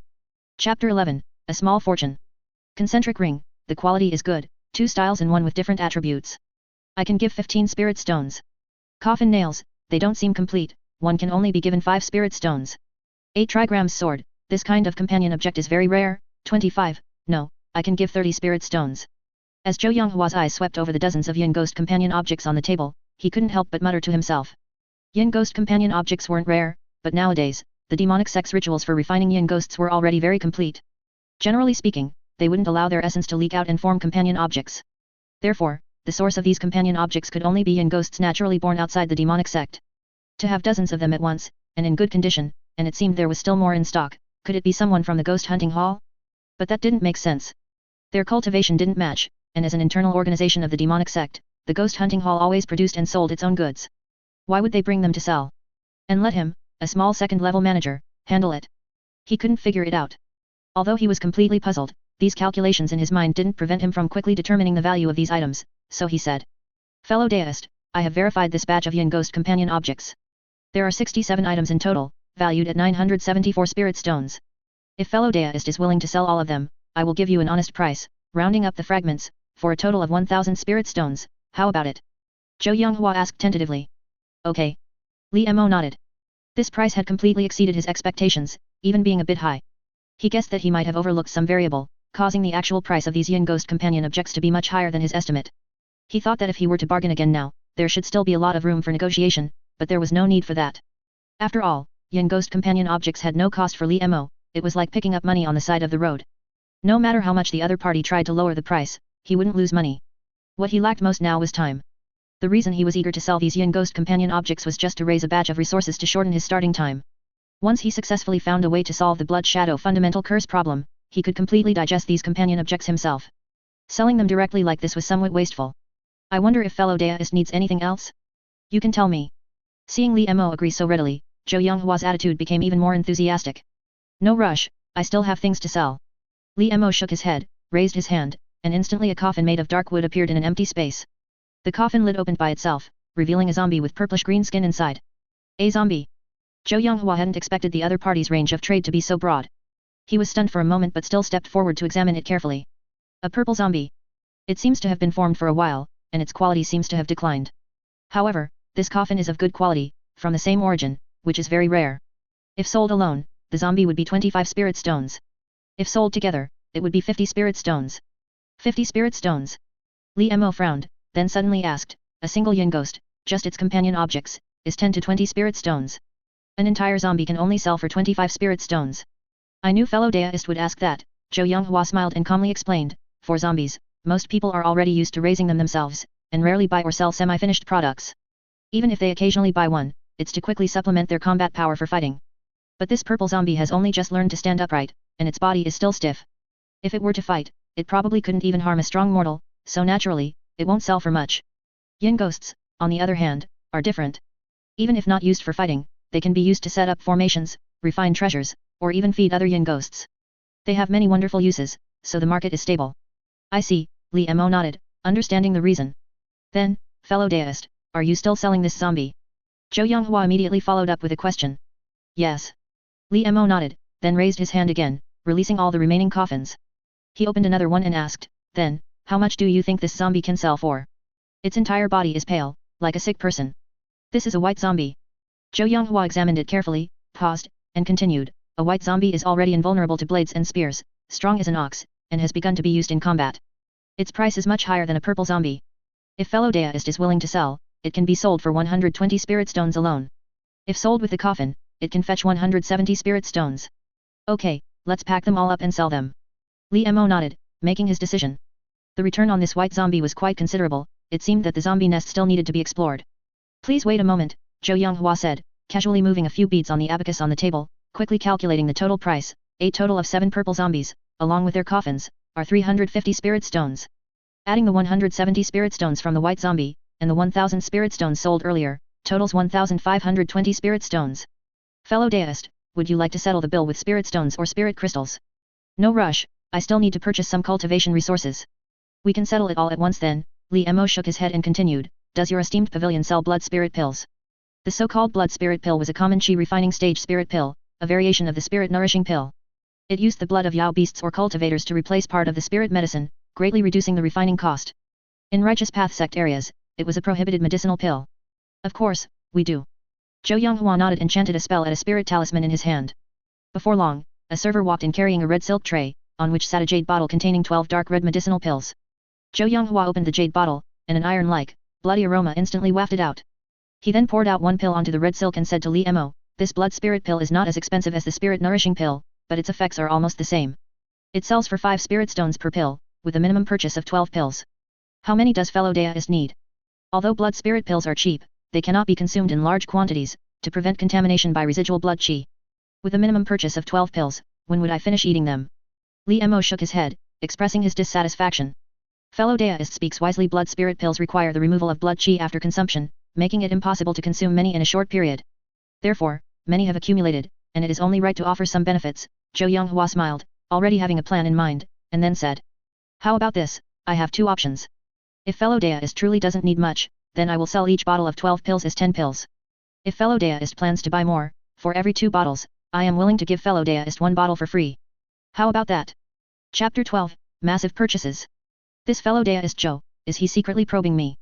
Li Mo thought, roughly guessing the reason. He probably thinks I have more than one person backing me, since I brought out so many yin ghost symbiotes at once, so he offered these 2 options to test my background. That's fine, I can take this opportunity to buy more blood spirit pills. Others might be afraid of the residual blood qi, but Li Mo was not. The blood shadow fundamental curse was exceptionally domineering, devouring all qi from flesh and essence, so that little residual blood qi had nowhere to hide.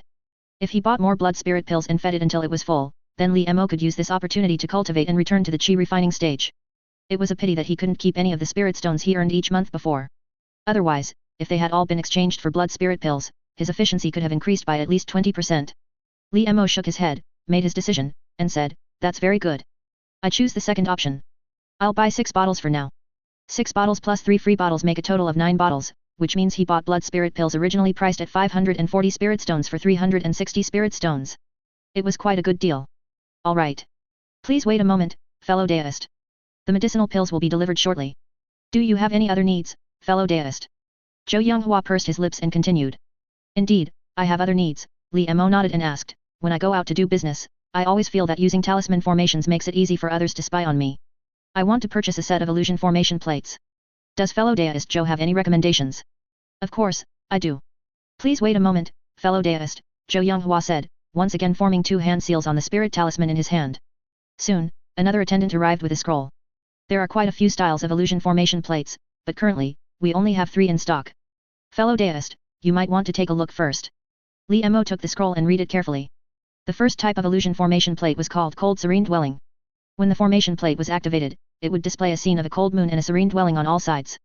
Besides its illusionary effects, when deployed under moonlight, it also had a certain chi gathering effect. The second type of illusion formation plate was called Pine Serene Path. When the formation plate was activated, it would manifest a pine forest with a winding path extending through it. The scent of pine would permeate the air, having the effect of calming the mind and chi. The third type of illusion formation plate was called Cloud Water Ballad. When the formation plate was activated, it would extend a scene of swirling mist and clouds. It had no special effects, but its effectiveness as an illusion formation itself was stronger than the previous 2. Li Mo looked at each one, pondered for a moment, then shook his head and said, these formation plates are good, but none of them are what I'm looking for. What kind does fellow deist need? Although we don't have it in stock, as long as fellow deist states his requirements, I can procure it from nearby market cities. It will take at most a month to get it, Zhou Yonghua pressed. It's best if it has some illusionary effects, with enough eye positions, and can accommodate multiple formation spirits. Li Mo thought for a moment and stated his requirements. An illusion formation, Zhou Yonghua frowned, took back the scroll from Li Mo's front, and formed hand seals, searching on the scroll. The text on it changed repeatedly, finally stopping at one point. How about this one, fellow deist? Zhou Yonghua pushed the scroll back to Li Mo, letting him clearly see the content. Formation Plate Peach Blossom Miasma. When activated, it could project a peach forest scene within the formation. The covered area was larger than the previous 3 formation plates. When expanded to its maximum, it could even cover a small hill. Within the covered area, Peach Blossom Miasma would rise, carrying an illusionary power. If ordinary cultivators allowed their spiritual sense to be contaminated by it too much, they would fall into an illusion, believing themselves to be in a peach forest, unable to find their way out. That's interesting. Fellow deist Zhou, what is the price of this Peach Blossom Miasma? Li Mo's heart stirred, and he immediately asked. I knew fellow deist would like it. This Peach Blossom Miasma is a formation plate entrusted to us for consignment by the Derivation Formation Hall. It is currently stored in the Cold Pond Market City in the northwest. Its original price was 1,000 spirit stones. Because it has been stored for a bit long since its refinement, it can now be acquired for only 800 spirit stones. What do you think, fellow deist? Zhou Yonghua replied. 800 spirit stones? That expensive? Li Mo frowned, looking at Zhou Yonghua with a somewhat strange expression. He thought, if it can't be sold, then it can't be sold. What's all this talk about it being stored for a bit long? Avoiding the important and dwelling on the trivial, who is he trying to fool? After all, ordinary illusion formation plates were priced at around 500 spirit stones. Even the 3 small exquisite ones from before wouldn't exceed 600 spirit stones at most. Although this Peach Blossom Miasma covered a large area, its actual effect might not even be stronger than those 3 small exquisite ones, yet it dared to sell for 1,000 spirit stones. Naturally, no fool would fall for it. Cough, cough, Zhou Yonghua felt a little guilty under Li Mo's gaze, immediately coughed twice, and chuckled. This item is indeed a bit expensive, but that's because the materials used for it were quite precious. It's just that the formation master who set up the formation made an accidental mistake, which ultimately lowered its grade, so it was left behind. But if it's merely placed among formation plates at this price point, its effect is absolutely beyond reproach. It's at least 20 to 30% more effective than formation plates of the same level. Fellow deist, you absolutely won't lose out by buying it. If it were any cheaper, we probably wouldn't even recover our costs. Li Mo was non-committal. What do your costs have to do with me? I only care if the effect is worth the price. If it really is 20 to 30% higher, then so be it. But you always have to take what these businessmen say with a grain of salt. If they say 20 to 30%, 1% is already pretty good in reality. 600 spirit stones, Li Mo directly quoted a price. Impossible. If we sell it like that, we won't even recover our costs. I'll give another 50. 750 spirit stones. That's the bottom line. Zhou Yonghua's attitude was firm. Fellow deist Zhou, it's not that I'm saying this, but what's the difference between an illusion formation having 10% more power or 10% less power? What can be blocked will be blocked anyway. Why should I be the fool? Li Mo sneered, saying, 600. If fellow deist refuses, then keep recommending others. Zhou Yonghua's expression changed. He didn't expect Li Mo to bargain so stubbornly. After a moment of silence, thinking that this item had indeed been stockpiled for a long time, he finally sighed and said, how about this? Fellow deist also gave me a lot of concessions in the previous transaction. Let's both take a step back. 700 spirit stones. That's completely the cost price. I won't make any money on this deal. Consider it me making a friend with you. How about it? Since fellow deist has said so much, I'll also take another step back. 650 spirit stones. This is my bottom line as well. Li Mo shook his head, then casually drew a big picture. It's just an illusion formation plate anyway. Fellow deist might as well give a bit more. I'll have many more things to purchase in the future. Earning a repeat customer like me won't be a loss. As fellow deist wishes. Zhou Yonghua sighed, saying, the Cold Pond Market City is not far from us. Fellow deist can pay 200 spirit stones as a deposit first, and come to collect it in a week. That's very good. Li Mo nodded, agreeing to this method. Chapter 13 Encountering an Ambush. At this point, the spirit stones he had just acquired, and hadn't even warmed his hands with, were instantly spent for the most part, but Li Mo showed no signs of stopping, continuing to pick out other items. First, he replenished his nearly empty talismans and the materials for refining blood shadows, then, considering the latent dangers in the eerie world, Li Mo directly spent a hefty 100 spirit stones to purchase a top-grade violet lightning orb, refined by a Foundation establishment cultivator's divine ability, as a trump card for self-defense. For this procurement, he did not choose to go to other places like the pill-seeking pavilion or the talisman drawing hall to compare prices, because that would have been futile. For these mass-produced items, the major shops in the market had long since reached an agreement to unify prices to avoid internal competition. To buy cheaper, one could only try their luck at the stalls in the residential area. However, the residential area was a mixed bag, with genuine and fake items coexisting.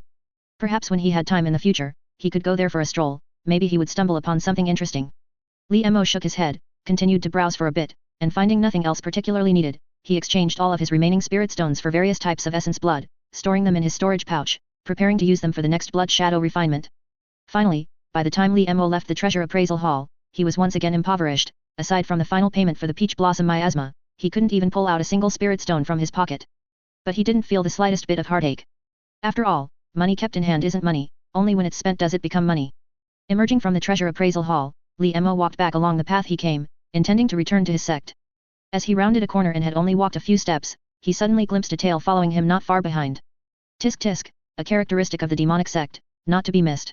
Li Mo immediately sneered, abruptly quickened his pace, making no attempt to conceal his tracks, and directly exited the market. He leaped into the air and plunged straight into the mountain forest beside him. The mountains were treacherous and uniquely beautiful, the forest was lonely and shrouded in mist. Great beasts often swung their tails, jackals bared their fangs, evil winds howled, and ghostly chi permeated the air. It was a place for murder and robbery, a grave for blood and bones. Sure enough, after walking only a few miles into the mountain forest, he heard the sound of rushing air from both in front and behind him. Li Mo turned his head and looked around, understanding in his heart that he had been surrounded. He saw 5 or 6 cultivators approaching from all sides, all dressed in black robes and black clothes, with their faces covered by masks, completely concealed. The group worked together skillfully, forming an encirclement. Some carried weapons, while others made hand seals. Judging by their aura, a fierce wind immediately assailed him. Then, the leading Hanzi cautiously took a small step forward, cupped his hands, and said, "Fellow deist, I won't waste words. We are only here for wealth, not to harm lives. If you hand over your storage pouch and leave, we will let you go. If not, everything will be lost. Please weigh what is more important, wealth or life, fellow deist. Big brother, why waste words with him? He's just one person, and only at the Lianqi, chi condensation, early stage. If we all go together, are we still afraid of him?" Another burly Hanzi also stepped forward, constantly shouting, but from the position of his hands, it was clear that his guard had not lessened at all. Li Mo did not speak, only looked at them coldly. "Young brother, make your decision quickly. As the saying goes, heaven has the virtue of cherishing life, and we also do not wish to commit too much slaughter, lest it hinder our future cultivation. Young brother, please leave your storage pouch, and we will naturally grant you a way out." The only graceful woman among the group also spoke up, persuading him. They even have a good cop/bad cop routine. They are indeed repeat offenders. Although the power on the surface clearly indicates an overwhelming advantage, they still act so cautiously, leaving no openings. Facing the encirclement of everyone present, Li Mo was not flustered in the slightest. Among this group, only the leading Hanzi and the woman were at the chi refining stage, the rest were all at the Lianqi, chi condensation, early stage. Moreover, their divine abilities were leaky, their chi was chaotic, and their true chi was impure. It was clear they were loose cultivators from an unconventional background. Even if twice as many came, to Li Mo, they would just be delivering themselves. Perfect. Time to test that guy's quality. All sorts of thoughts flashed through Li Mo's mind like lightning, but because he was wearing a mask, nothing showed on his face. Hearing the other party's words, he finally spoke, his voice trembling, "Fellow deist, if I hand over my storage pouch, will you really let me go?" "Of course, we always keep our word." The leading Hanzi agreed quite readily. "This is my entire fortune." Li Mo still hesitated, mumbling to himself, seemingly already frightened stiff. "Stop wasting words, are you going to hand it over or not?" The burly Hanzi beside him, seeing Li Mo's demeanor, immediately took a few more steps forward. Just as he was about to reach him, he stopped again and pointed his knife at Li Mo, "Give me a straight answer, otherwise I..." Before the Hanzi could finish his sentence, an alarm suddenly blared in his heart. He suddenly realized that Li Mo had, at some unknown point, raised his head to look at him. Although he couldn't see his expression through the mask, he seemed to understand Li Mo's gaze. It was the gaze one gives to a dead man. An inexplicable fear suddenly enveloped him. "Third brother, watch out for the shadow." The woman beside him seemed to have noticed something and suddenly reminded him urgently. But it was already too late. In the horrified eyes of the crowd, the Hanzi, who was ranked third, found his own shadow suddenly standing up.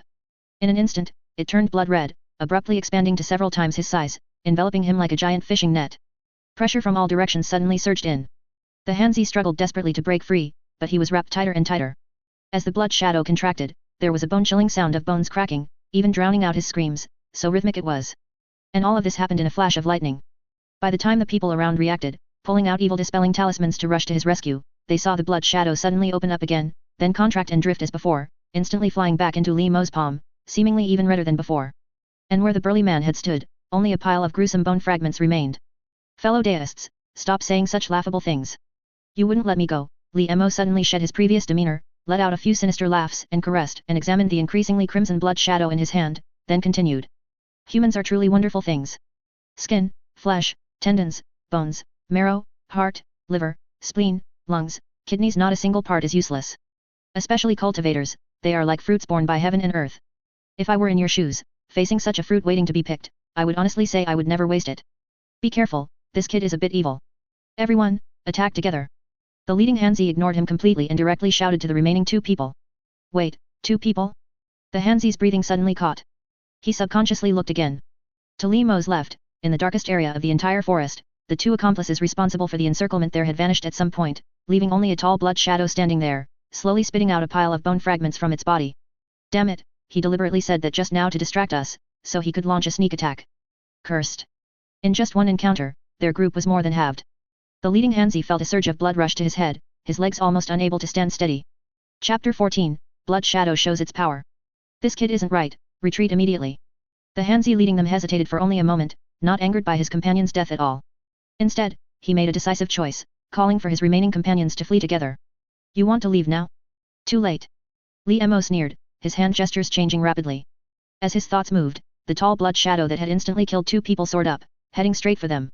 Keep the 2 chi refining stage cultivators alive, dispose of the rest as you wish. With a thought from Li Mo, the tall blood shadow suddenly moved. Countless golden threads emerged from its skin, and in a breath, they solidified into a gold-plated great saber. Its entire body swelled, and under the blowing mountain wind, it was as majestic as a beating drum. This was the blessing of the blood general. As the saying goes, a great general is born with heroic courage, a waist-hung autumn water goose feather saber, the wind blows, and the drum moves mountains and rivers, lightning flashes, and banners rise high with the sun and moon. Just as the sun and moon shone, and mountains and rivers moved, the tall blood general, wielding a golden saber, chopped down. The cultivator at the very back didn't even have time to let out a cry of agony before being instantly split in 2, then enveloped by the skin, leaving only white bones exposed in the wilderness. This made the remaining 2 people even more terrified, wishing they had 2 more legs. Although they were chi refining stage cultivators, they merely possessed a more profound amount of true chi, allowing them to cast more complex spells. Still, they couldn't so directly resolve in Lianqi, chi condensation, early stage cultivator as if crushing an ant. How unlucky, how did they inexplicably provoke such a monster? They had wandered around various market towns for many years, always targeting lone chi refining early stage cultivators and never taking risks, yet they didn't expect to stumble today. Just as they were filled with indignation, they saw the blood shadow, after devouring their companion, immediately fly towards them again. Its escape speed was extremely fast, and in just a few breaths, it closed the distance between them. The 2 were instantly terrified. At this moment, they couldn't care about their consumption, desperately urging their escape techniques, trying to shake off the blood shadow. Can they escape? Seeing this, Li Mo was not in a hurry. With a thought, the blood general suddenly vanished into thin air. The woman felt a sudden weight on her back. Turning around, one glance nearly scared her soul flying away and spirit scattering. The blood shadow had, at some unknown point, risen from her shadow, tightly wrapping around her arm. It wasn't in a hurry to devour her, but rather, like teasing its prey, its empty face stretched into a smile, and the wind passing through the holes made terrifying howling sounds. That was truly a smile without warmth. It was also fortunate that the woman had followed in banditry for many years. In this desperate situation, her body acted before her consciousness. She raised her palm like a knife and, with all her strength, directly chopped off one of her arms, then violently pushed off the ground and shot out, simultaneously shouting to the leading Hanzi. No, big brother, this ghostly thing is too fast. If this continues, we'll all die. We might as well fight him. Hearing this, the Hanzi hesitated for a moment but still stopped. Gritting his teeth, he directly took out his magical artifact, a purple gold soul-seizing bell, and immediately formed a hand seal to activate it. You're going too far. Behold my magic treasure. As true chi poured in, the soul-seizing bell immediately emitted a series of ghostly wails and wolf howls. With the magical artifact's enhancement, the sound spread out almost as if it were solid. Even from a distance, Li Mo suddenly felt a dizzy spell. And in this gap, the woman also reacted.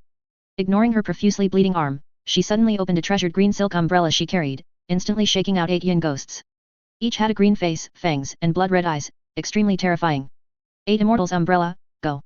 The woman formed a hand seal with one hand, and the 8 yin ghosts instantly bypassed the blood shadow, rushing straight towards Li Mo, preparing to capture the king first. Naive, Li Mo looked at the 8 fierce and malevolent yin ghosts charging at him, merely scoffing. The next moment, he directly raised his withered, crane claw-like large hand, grabbing one ghost head, and with force, directly crushed it.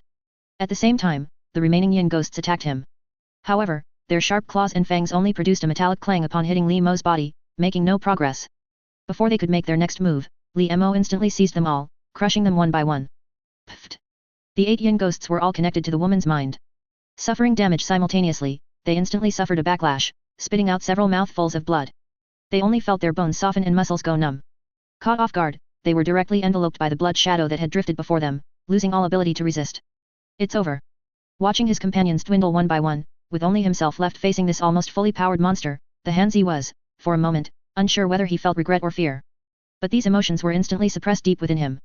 His mind raced, trying to find a way out. He didn't try to beg for mercy. Just as Li Mo had said, if it were him, he would never let the other party go. Speaking now would only invite ridicule. Looking at the blood shadow approaching him step by step, he felt its color seemed to grow even more crimson.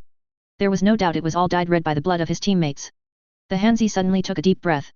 Anger rose in his heart, and malevolence surged. For a moment, instead of retreating, he advanced, directly pulling out a handful of various talismans from his storage pouch and recklessly throwing the whole bundle out. For a time, ice and fire rained down, flying blades and thunderbolts, like golden snakes pouncing on fire, like jade tigers entering a forest. A large mass of violent energy directly enveloped the blood shadow. Smoke and dust filled the surroundings, and earth and stones flew everywhere. But the Hanzi didn't care about his results at all. The moment he threw the talismans, he turned and ran. But before he could run a few steps, the next moment, a suffocating sensation, like being coiled by a python, enveloped him. At some unknown point, the blood shadow, transformed into a rope, had silently wrapped around him, binding him tightly.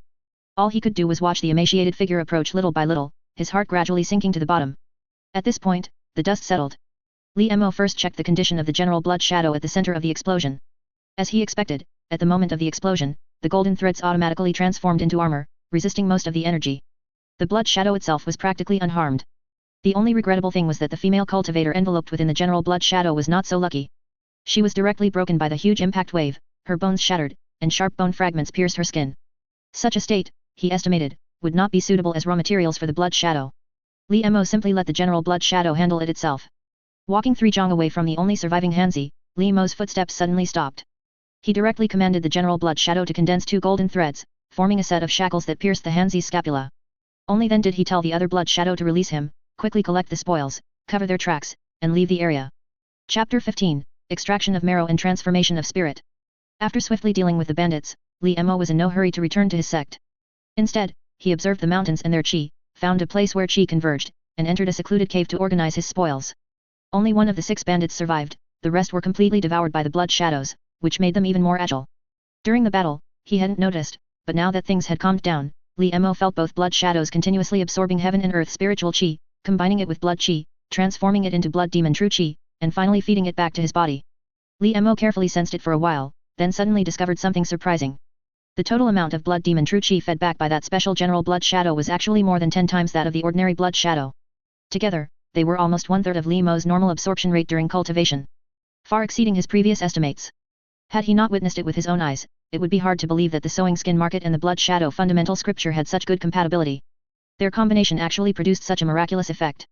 This change also gave him more leeway to deal with the blood shadow fundamental scriptures devouring. It seemed his plan could be moved forward. Li Mo took a deep breath, temporarily suppressing his excited emotions, and continued to organize the remaining spoils. From these bandits, he found a total of 8 storage pouches, more than their total number. It seemed that others had fallen victim to them before they encountered Li Mo. Li Mo used his mental energy to break through the restrictions on these storage pouches one by one and began to examine their contents. Among them, a total of 2,811 spirit stones were found in the 8 storage pouches. Although not a small amount, compared to their profession, it was quite meager. However, it was understandable. These bandits roamed between various markets, without a fixed abode, making the 4 seas their home. They were people who lived with their heads on their belts, believing in living for today, lest they end up like this, making a wedding dress for someone else. In addition, the spoils also included 4 magical artifacts, including the woman's 8 immortals umbrella and the man's soul-sucking bell. There were also 2 other magical artifacts, a set of linked flying daggers and a ghost-controlling bead.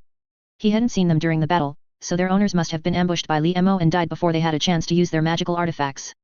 But these magical artifacts, in Li Mo's view, were all crudely made. The best quality among them was the woman's 8 immortals umbrella, which contained 3 restrictions arranged in a small 3 talents formation, barely qualifying as a low-grade magical artifact. The rest were all of an unranked level. A restriction is a magical circuit formed by true qi, also known as a dharma restriction at this stage.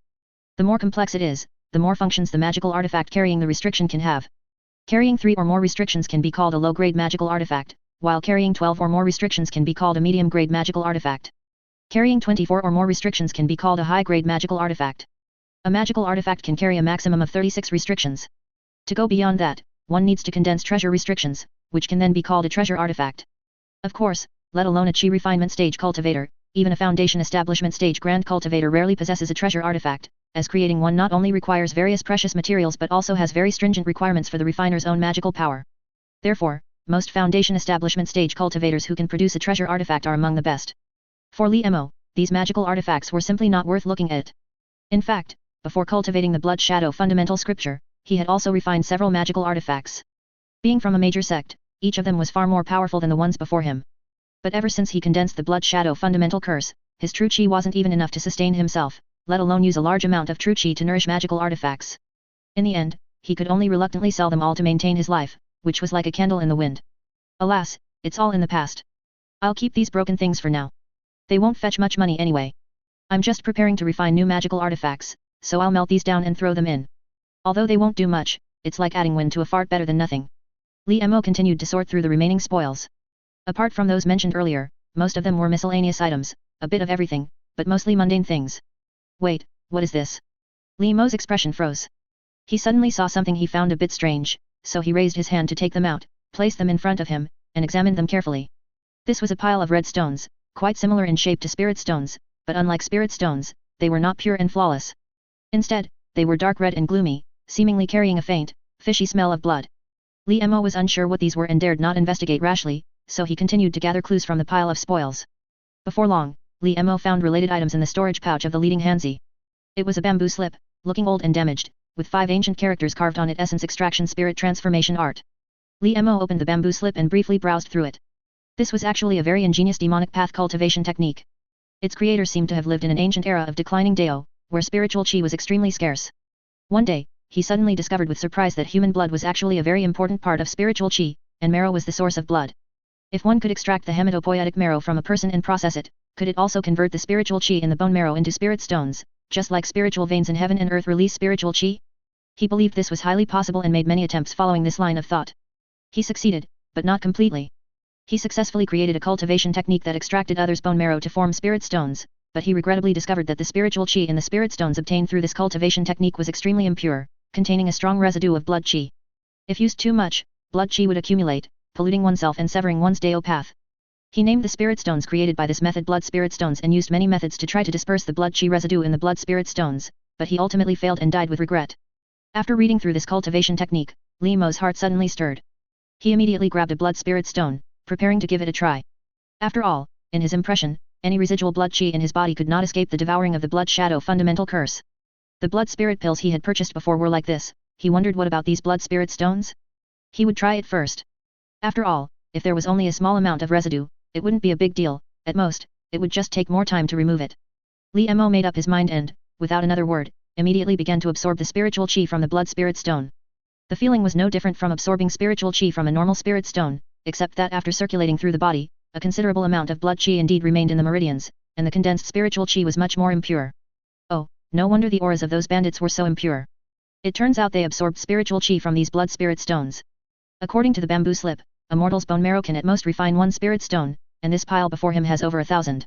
One can imagine how many people they must have killed. Chapter 16 Ancient Cave. However, all of this benefited Li Mo. Thinking of this, Li Mo directly and actively awakened the blood shadow fundamental curse, continuously sending out his will, urging it to devour these blood chi. Under Li Mo's observation, although the blood shadow fundamental curse showed some disdain for these remaining blood chi, it still accepted all of them without refusal, devouring all the blood chi and miscellaneous true chi, refining them several times, and then returning a trace of pure blood demon true chi, giving him a feeling of fullness. And most importantly, Li Mo checked several times and finally confirmed that, as he had thought, after being devoured by the blood shadow fundamental curse, there was not even a trace of blood chi residue on his body. Withered yet pure. Li Mo was immediately overjoyed. This was like getting a pillow when one was sleepy. This essence extraction spirit transformation art and his blood shadow fundamental scripture were simply complementary and a match made in heaven. Compared to them, even the strange skin from the sewing skin market had to stand aside. Li Mo even suspected that these two cultivation techniques might have been a single set from the start, otherwise how could they be utilized so perfectly? The flesh and skin were all transformed into blood shadows by the blood shadow fundamental curse, and the souls were also integrated into the blood shadows to become spiritual nourishment. The remaining bones were even extracted to become blood spirit stones. It was a complete and thorough consumption of a person, leaving no trace behind. It was a self-contained cycle. Li Mo pondered for a moment, then searched through the storage pouches, but found nothing matching. He frowned, and finally, turned his attention to the bandit leader who was being guarded by the general blood shadow. Where did this thing come from? Li Mo walked up, placed the bamboo slip in front of Hanzi, and asked directly. Hanzi did not speak, but slowly closed his eyes. He had been killing and robbing for so many years, and he understood such matters very clearly. Putting himself in their shoes, he knew that no matter whether he confessed or what he confessed today, he would not survive. He might as well die with some backbone. In fact, he had long thought that he would have such a day, but he had not expected it to come so soon. You refuse a toast and will drink a forfeit. Li Mo narrowed his eyes, seemingly not expecting Hanzi's attitude to be so resistant, and hesitated slightly in his heart. Forget it. Although the skin of a chi refining stage cultivator was an excellent material for making blood shadows, with a much higher success rate than mortals. However, to Li Mo, who had already seen the sewing skin market, it was just so-so. The slight increase in cultivation speed was merely better than nothing. Even 7 or 8 combined couldn't compare to a single general blood shadow. Let's just perform soul search. If there were unexpected gains, he might really find some clues about the blood shadow fundamental scripture, which was what he needed most right now. With this thought, Li Mo no longer hesitated. To prevent Hanzi from struggling, he decisively shattered his dantian with a palm strike. Hanzi, struck by this blow, violently spat out a mouthful of blood, his eyes wide and bloodshot, staring fixedly at Li Mo, wanting to engrave his face deeply into his mind. Humph. Li Mo's face was expressionless. He directly grabbed Hanzi's head and began to perform soul search. Performing soul search on a cultivator was indeed much more difficult than on a mortal. After all, to find chi sensation for cultivation, one's senses had long been transformed into spiritual consciousness, which was much tougher than that of a mortal. But this was not a problem. After all, for Li Mo, who had blood shadows in his hands, along with a large number of blood spirit stones and blood spirit pills, the use of true chi no longer required such strict calculations. Although he had not yet reached the point of extravagance, one day, he would turn this weakest aspect of his into his strength. These were all tangible and visible. As Hanzi's expression gradually became dazed, his mental defenses were finally broken by Li Mo. Under mental collapse, his memories all flowed out, allowing for examination. Soon, Li Mo found the origin of the essence extraction spirit transformation art within them. The incident occurred 5 years ago. This group of bandits was originally a mutual aid alliance of several low-level cultivators who banded together for warmth, and they did not engage in highway robbery. But one day, while out on a gathering, they unexpectedly discovered an immortal cave left behind by a powerful cultivator. The style of the immortal cave was quite ancient, and after repeated inquiries, they were unable to find a corresponding style. And this scroll of essence extraction spirit transformation art was found within the immortal cave. It was placed on a stone platform at the entrance, and behind the stone platform was the true main gate of the entire immortal cave. 8 characters were inscribed on the gate, 10,000 stones offered, this door shall open. Combined with the essence extraction spirit transformation art placed in front, everyone quickly understood its meaning. They had to use this essence extraction spirit transformation art to extract 10,000 blood spirit stones to enter the immortal cave and see the true legacy left by the senior. Everyone was immediately tempted. After trying for a while, they found that the immortal cave door indeed could not be opened. They immediately decided to change their profession to rogue cultivators, acting cautiously, robbing and killing people to condense blood spirit stones, plotting to gain access to this immortal cave. At that time, they were numerous and powerful, and their efficiency was much faster than it was now. They roamed around various markets, ambushing and killing, occasionally even infiltrating remote towns to slaughter mortals. Using both methods, it took them less than 3 short years to successfully accumulate 10,000 blood spirit stones and enter the immortal cave. But it was this decision that almost led to their complete annihilation. It turned out that within the immortal cave, there were hundreds of thousands of mechanical beasts. They had not made sufficient preparations, and as soon as they entered, they triggered the restriction and were attacked en masse. The cultivator with the highest cultivation was instantly pulverized, leaving only a few who were positioned further back to escape. But even so, by the time they left the immortal cave, only 2 people remained. One was the Hanzi who led them, and the other was the woman who used the 8 immortals' umbrella. After the 2 escaped from the immortal cave, they felt that they had entered a treasure mountain but gained nothing, unwilling to leak this news. At the same time, they felt that their own cultivation was low, and if they wanted to profit from it, they needed cannon fodder to lead the way. So the 2 hit it off, resumed their old trade, continued to rob, and absorbed some talented individuals into their team. They even provided a large number of blood spirit stones to help them improve their cultivation. Even they themselves couldn't resist the temptation, thinking that they should at least raise their cultivation first, and then find a way to remove the blood chi after obtaining the items in the immortal cave. Because they had a clear objective, their actions became extremely cautious. They always targeted lone loose cultivators, and whenever they saw a hint of trouble, they decisively retreated. Things seemed to be developing in a good direction. However, they unexpectedly encountered Li Mo, this harbinger of death, today, and everything came to an end. As the saying goes, the cicada chirps before the autumn wind stirs, death approaches unawares. One can only say, it was their time, their fate. So that's how it was. Li Mo understood the cause and effect, and looking at the memories he had probed, he shook his head. Finally, he silently noted down the location of the immortal cave, but was not in a hurry to explore it. Haste makes waste. He would talk about it when he had more leeway, even if someone else got there first, it didn't matter. After all, strictly speaking, only that strange world was the true great opportunity. If he didn't explore the ready-made opportunity in that strange world, but instead took other risks, that would truly be putting the cart before the horse. Chapter 17 Returning to the middle stage of chi refining.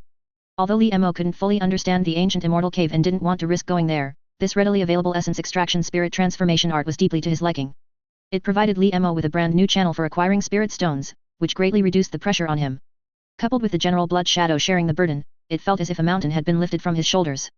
Even his spirit cleared, and he felt a surge of joy rise from the bottom of his heart. Suddenly, an inspiration struck Li Mo, and he shivered, instantly understanding, today, he should take advantage of this good fortune and return to the qi refining stage. With this thought, Li Mo immediately stood up, casually threw the hanzi with the muddled eyes to the general blood shadow, instructing him to keep the bones intact. Then, he found a place in the cave where Feng Shui converged and sat down. The qi refining realm, also known as the Mingtang realm in the Nine Palace Mountain Sea realm, is divided into 3 stages, early, middle, and late. The first stage, early stage, is about gathering medicine. Cultivators need to train their spiritual consciousness to find that faint sense of qi, then guide the qi, continuously extracting great medicine from the kidney essence, returning it to the danshan, and transforming it into true qi. When the danshan is filled with 36 streams of true qi, reaching perfection, it naturally overflows from the danshan, beginning to nourish the meridians and physical body. This reaches the qi refining intermediate stage, also known as the minor heavenly cycle.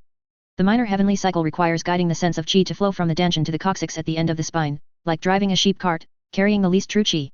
When it flows upstream to the middle of the spine, like driving a deer cart, carrying more true qi and at a faster speed. Continuing upward, when the true qi reaches the jade pillow pass in the neck, it's like driving a tiger, reaching a critical point. At this point, one must rely on a flash of spiritual perception to pass the jade pillow pass. Immediately, spiritual qi rushes into the Nuon Palace, flows along the brow to the mouth, forming a golden crystal jade liquid. This is also the beginning of blood exchange in the qi refining realm. When true qi reaches this point and returns to the danshan, the minor heavenly cycle is complete. Completing one minor heavenly cycle requires 72 streams of true qi, representing middle stage perfection. At his previous peak, Li Mo had driven the 3 forces to the point of the tiger's strength, just a tiny bit of spiritual light short. Now, with inspiration striking, he instantly achieved righteousness, and all his realms were perfected, only needing to replenish true qi. Not only did his cultivation fully recover, but he could also reach the limit of the middle stage in one go, just one step away from the qi refining late stage. A mix of emotions swirled in his heart. Since coming to this world, Li Mo had almost constantly faced the threat of impending death. He had imagined this moment countless times, but when it truly arrived, he felt a certain calm. Blood spirit pills were swallowed one after another, and blood spirit stones were held in his palm one after another. This was an unprecedented fullness and joy. Facing such vast and complex energies, the blood shadow fundamental curse was like land that had never been moisturized, experiencing a long-awaited rain after a drought. Without the slightest surprise, no matter how vast the energies, how mixed the auras, or how fierce the collisions, they were all absorbed by the blood shadow fundamental curse like a long whale swallowing the sea, without a single trace escaping. At the same time, streams of extremely pure blood demon true qi began to emerge, merging into the danshan, and starting to flow through the minor heavenly cycle first like the strength of a sheep, then like a deer, and finally with the powerful force of a tiger. This was not advancement, but completion.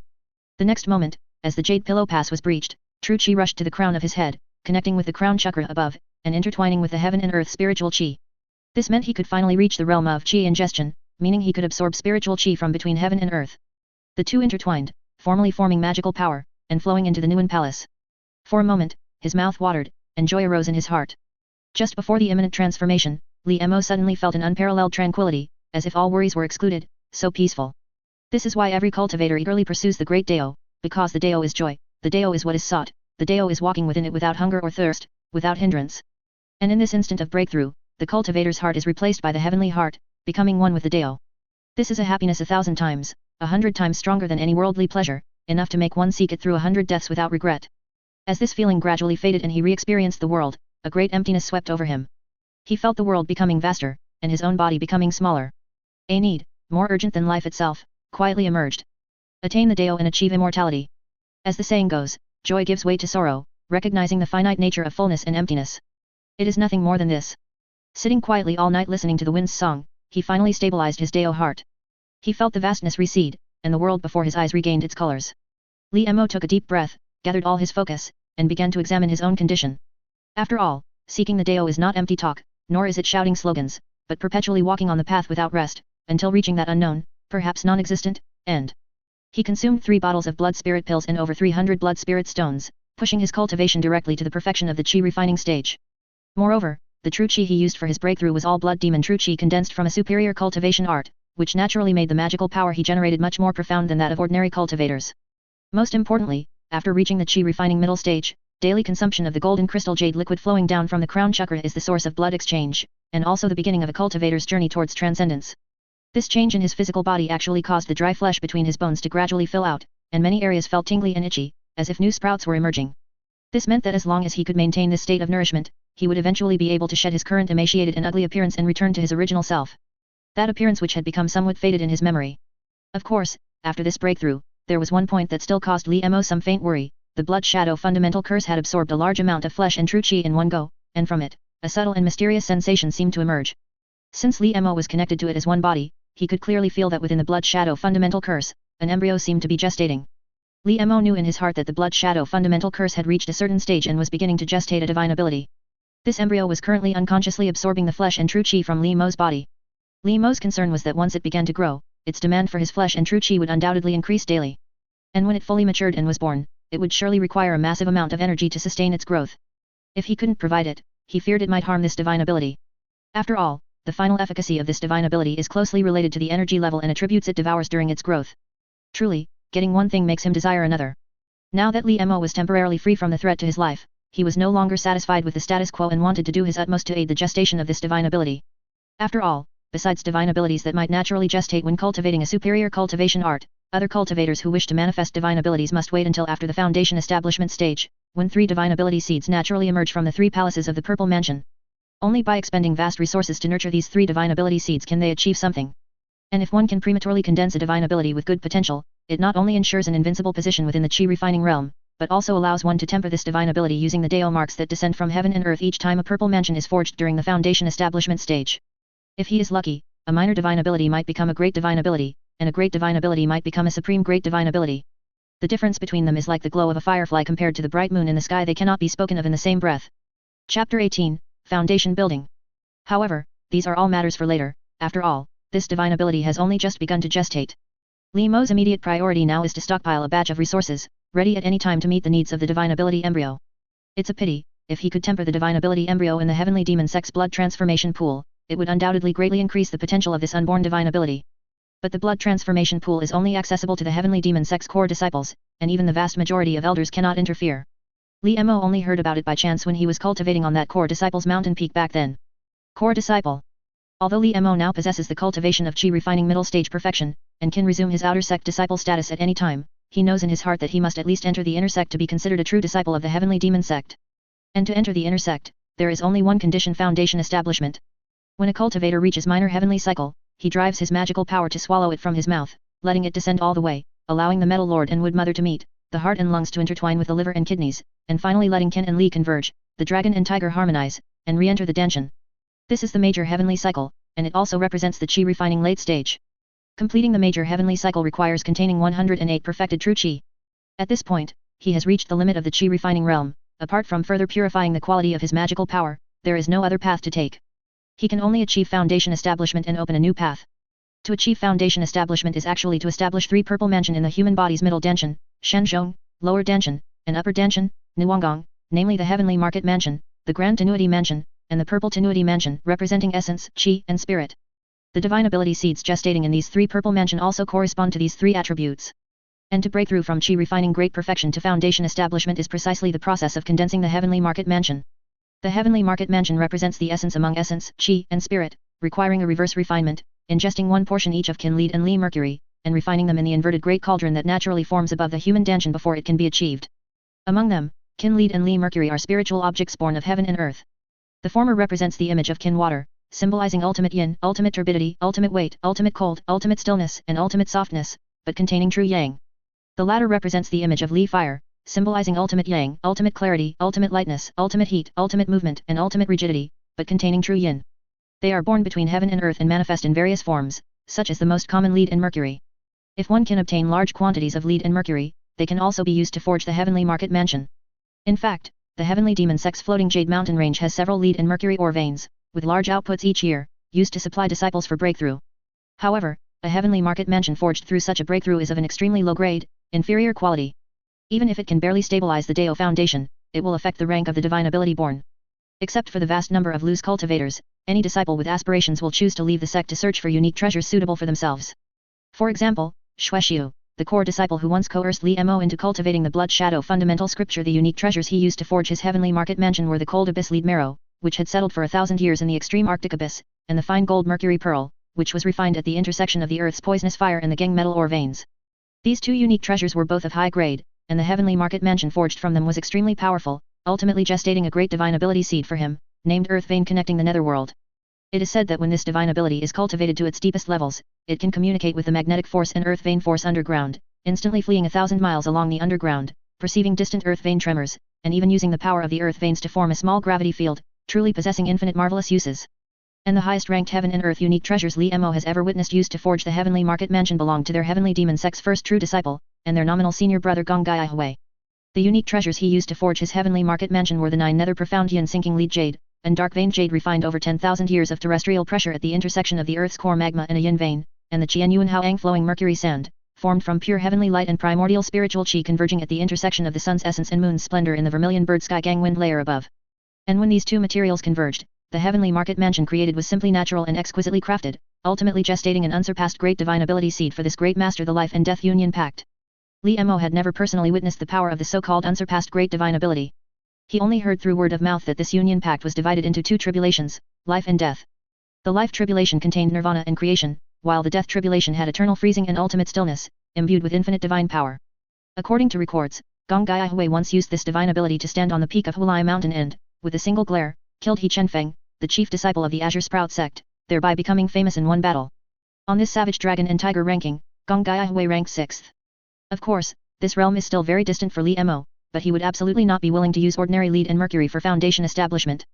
Although even after the divine ability is formed, it can still be tempered and have its fate changed in subsequent realm advancements.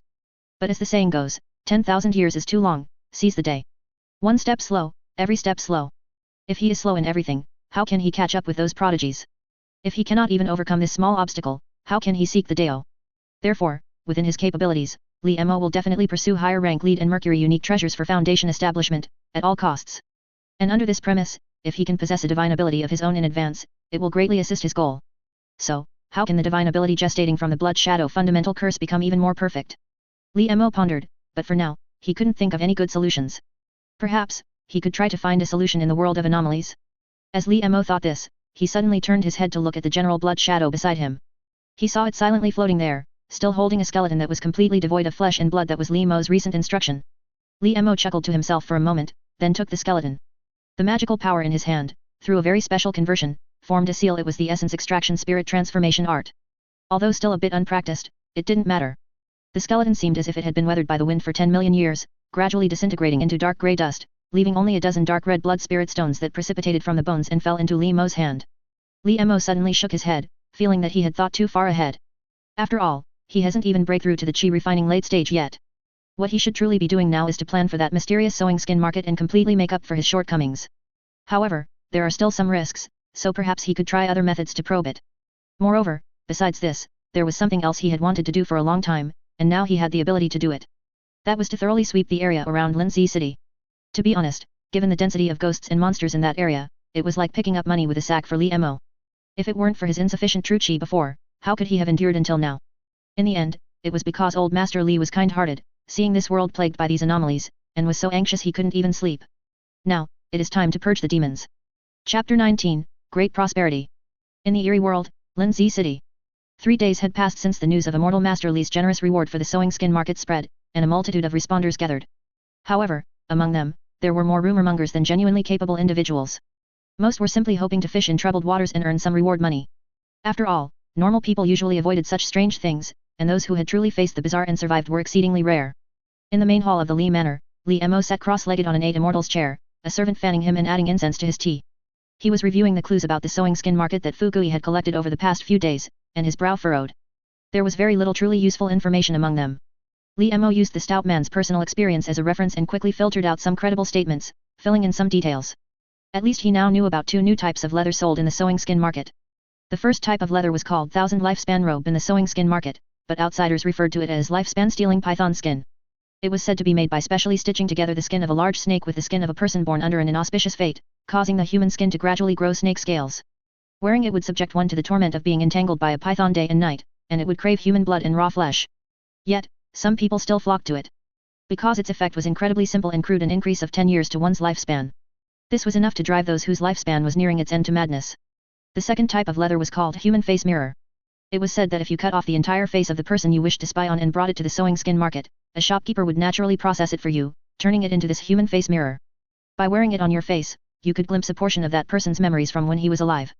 However, the price was the erasure of one's own memory, and there was a certain chance of hearing the original owner's ramblings, gradually confusing one's own identity.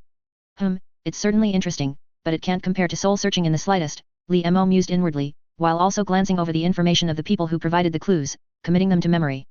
He wondered if there would be any unexpected gains when he investigated them later. This one, and this one. Tomorrow, bring these few people to the entrance and reward each of them with 500 taels of silver.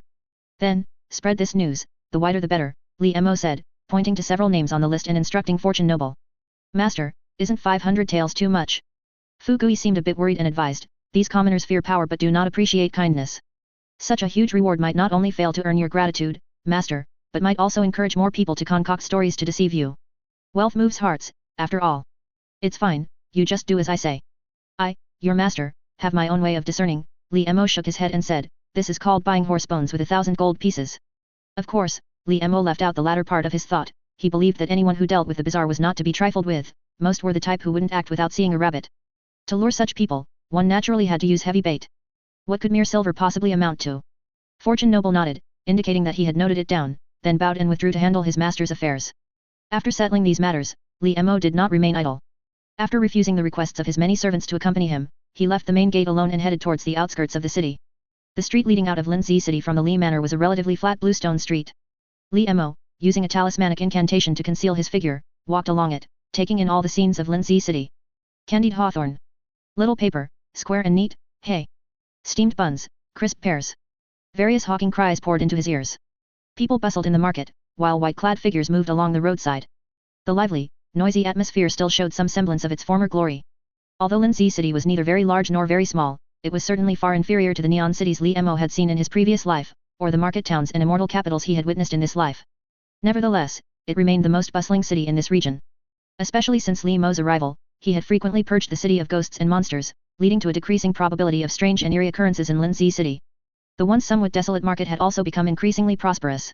This false prosperity broke through fear, making people seemingly forget the threats from those strange and eerie beings, and begin to yearn for a better life.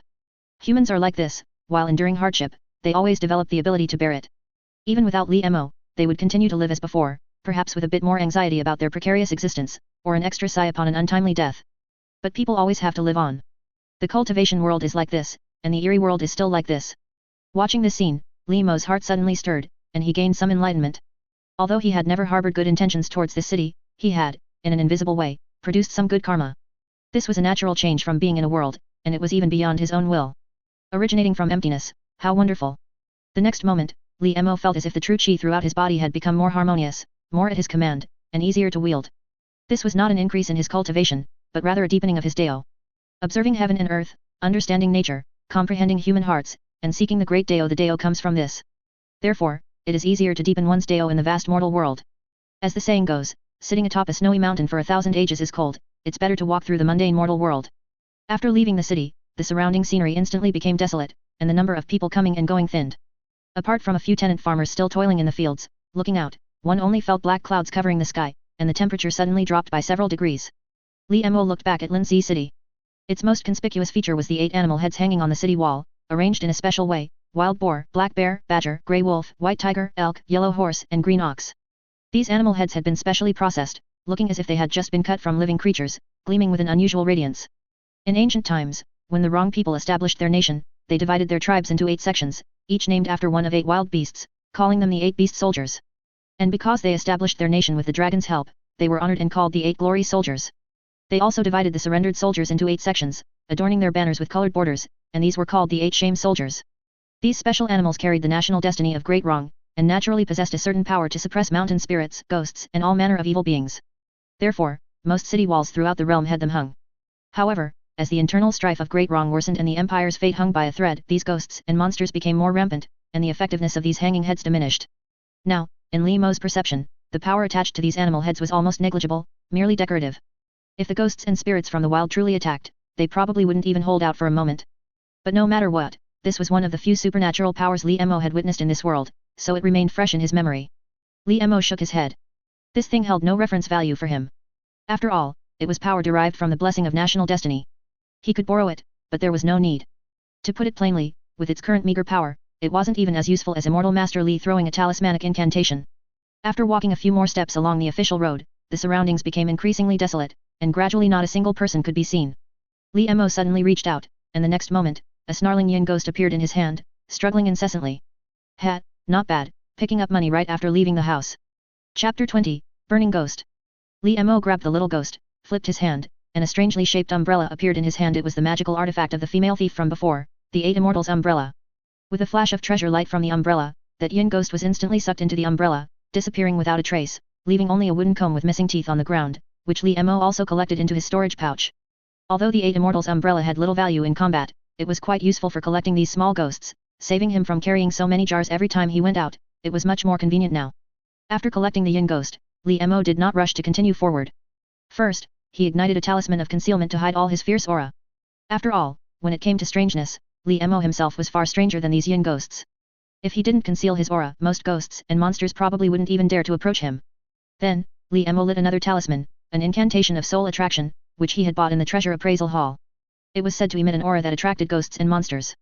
Because it wasn't very useful, not many people bought it, so the price wasn't expensive. Li Mo bought all the remaining stock.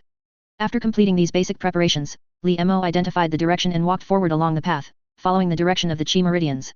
He had already investigated the surrounding environment and planned to go directly to Sanja Mountain, where the yin qi was heaviest. The zombie nest he had discovered earlier was also near Sanja Mountain, so he could deal with them all at once. Perhaps the incantation of soul attraction was too effective, or perhaps the demons and ghosts outside the city were too rampant. Before he had even walked 10 miles, Li Mo had caught dozens of various mountain spirits and wild monsters from all sorts of nooks and crannies. Most of them were ordinary yin ghosts. Because they lived in the wild and couldn't absorb human essence, qi, and spirit, they could only hope to absorb some moon dew daily to maintain their form. Therefore, their strength was even inferior to those yin ghosts within the city, but their aura was purer. Li Mo stuffed them all into the 8 Immortals umbrella. Although it was a bit crowded, yin ghosts were muddled and didn't mind being squeezed. Li Mo walked a few more steps, then suddenly paused, as if sensing something. He sent out his spiritual sense to investigate, and suddenly his eyes lit up. He found a big one. Li Mo suddenly stomped his feet and instantly disappeared from his original spot. In the next moment, a colorless flame suddenly ignited where he had been standing, incinerating everything. It burned a large, empty pit directly into the grass and earth. I found you. Li Mo's eyes glowed with qi as he looked to the northwest. Sure enough, he saw a strangely shaped ghost standing there. It was only 5 feet tall, with grayish-green skin all over, a head as big as a bucket with lumps on it, and that pale, colorless flame burning all over its body. HOH, good luck. Li Mo suddenly recognized the ghost. He had just left, hadn't even encountered a single fierce ghost, and yet he had directly encountered a vengeful ghost and a very valuable, quite mysterious one at that. This was a burning ghost. It was said to be a ghost formed by someone who was extremely irritable during their life. The flames covering its body were not ordinary fire but nameless fire, which is to say, wrath. Even after death, it suffered day and night from the burning and erosion of wrath, so its malice was extreme, and its aggressiveness was very strong. Sure enough, even though the vengeful ghost saw that Li Mo had discovered him, he showed no fear. His eyes turned bloodshot, and he let out a furious shriek. 2 more pale flames suddenly appeared in his hands, which he threw like stones, directly attacking Li Mo. Naive. Facing the 2 incoming flames, Li Mo was not flustered at all. He no longer dodged but raised his hand and unleashed 2 streams of true qi, which directly transformed into chains, tightly wrapping the 2 flames. Then, he threw out a talismanic incantation, which directly absorbed the 2 flames into the talismanic incantation, storing them in his storage pouch. Nameless fire is the manifestation of the power of the heart. It is a more precious spiritual fire than wood fire, stone fire, sea fire, or sky fire, and it has great research value. And as a burning ghost that can emit nameless fire, it is naturally even more precious. As a higher level ghost than fire ghosts and burnt ghosts, it ranks 137th on the strange ghost list. If this ghost appeared near the heavenly demon sect, some core disciples would probably be tempted to personally compete for it, and a bloody storm would be inevitable. But here, it was already destined to be Li Mo's possession. Li Mo had sighed countless times about this world was truly a giant treasure trove, and the key to this treasure trove was himself. This also made Li Mo even more vigilant, absolutely not to expose any information about this place, otherwise, it would attract immense calamity. As Li Mo thought this, the burning ghost opposite him suddenly surged with wrath. Even though his full force attack was blocked by his opponent's wave of a hand, he showed no fear. Instead, he directly rushed towards Li Mo, as if wanting to engage him in close combat. Good, very spirited. Li Mo smiled slightly, too lazy to play with him. He strode forward, true qi surging, and directly grabbed his head, squeezing it tightly, instantly making him unable to move. The burning ghost was already an irritable character, and he had never suffered such humiliation. In an instant, the pale flames on his body suddenly surged, directly climbing up Li Mo's arm. Li Mo hadn't expected this vengeful ghost to be so fierce.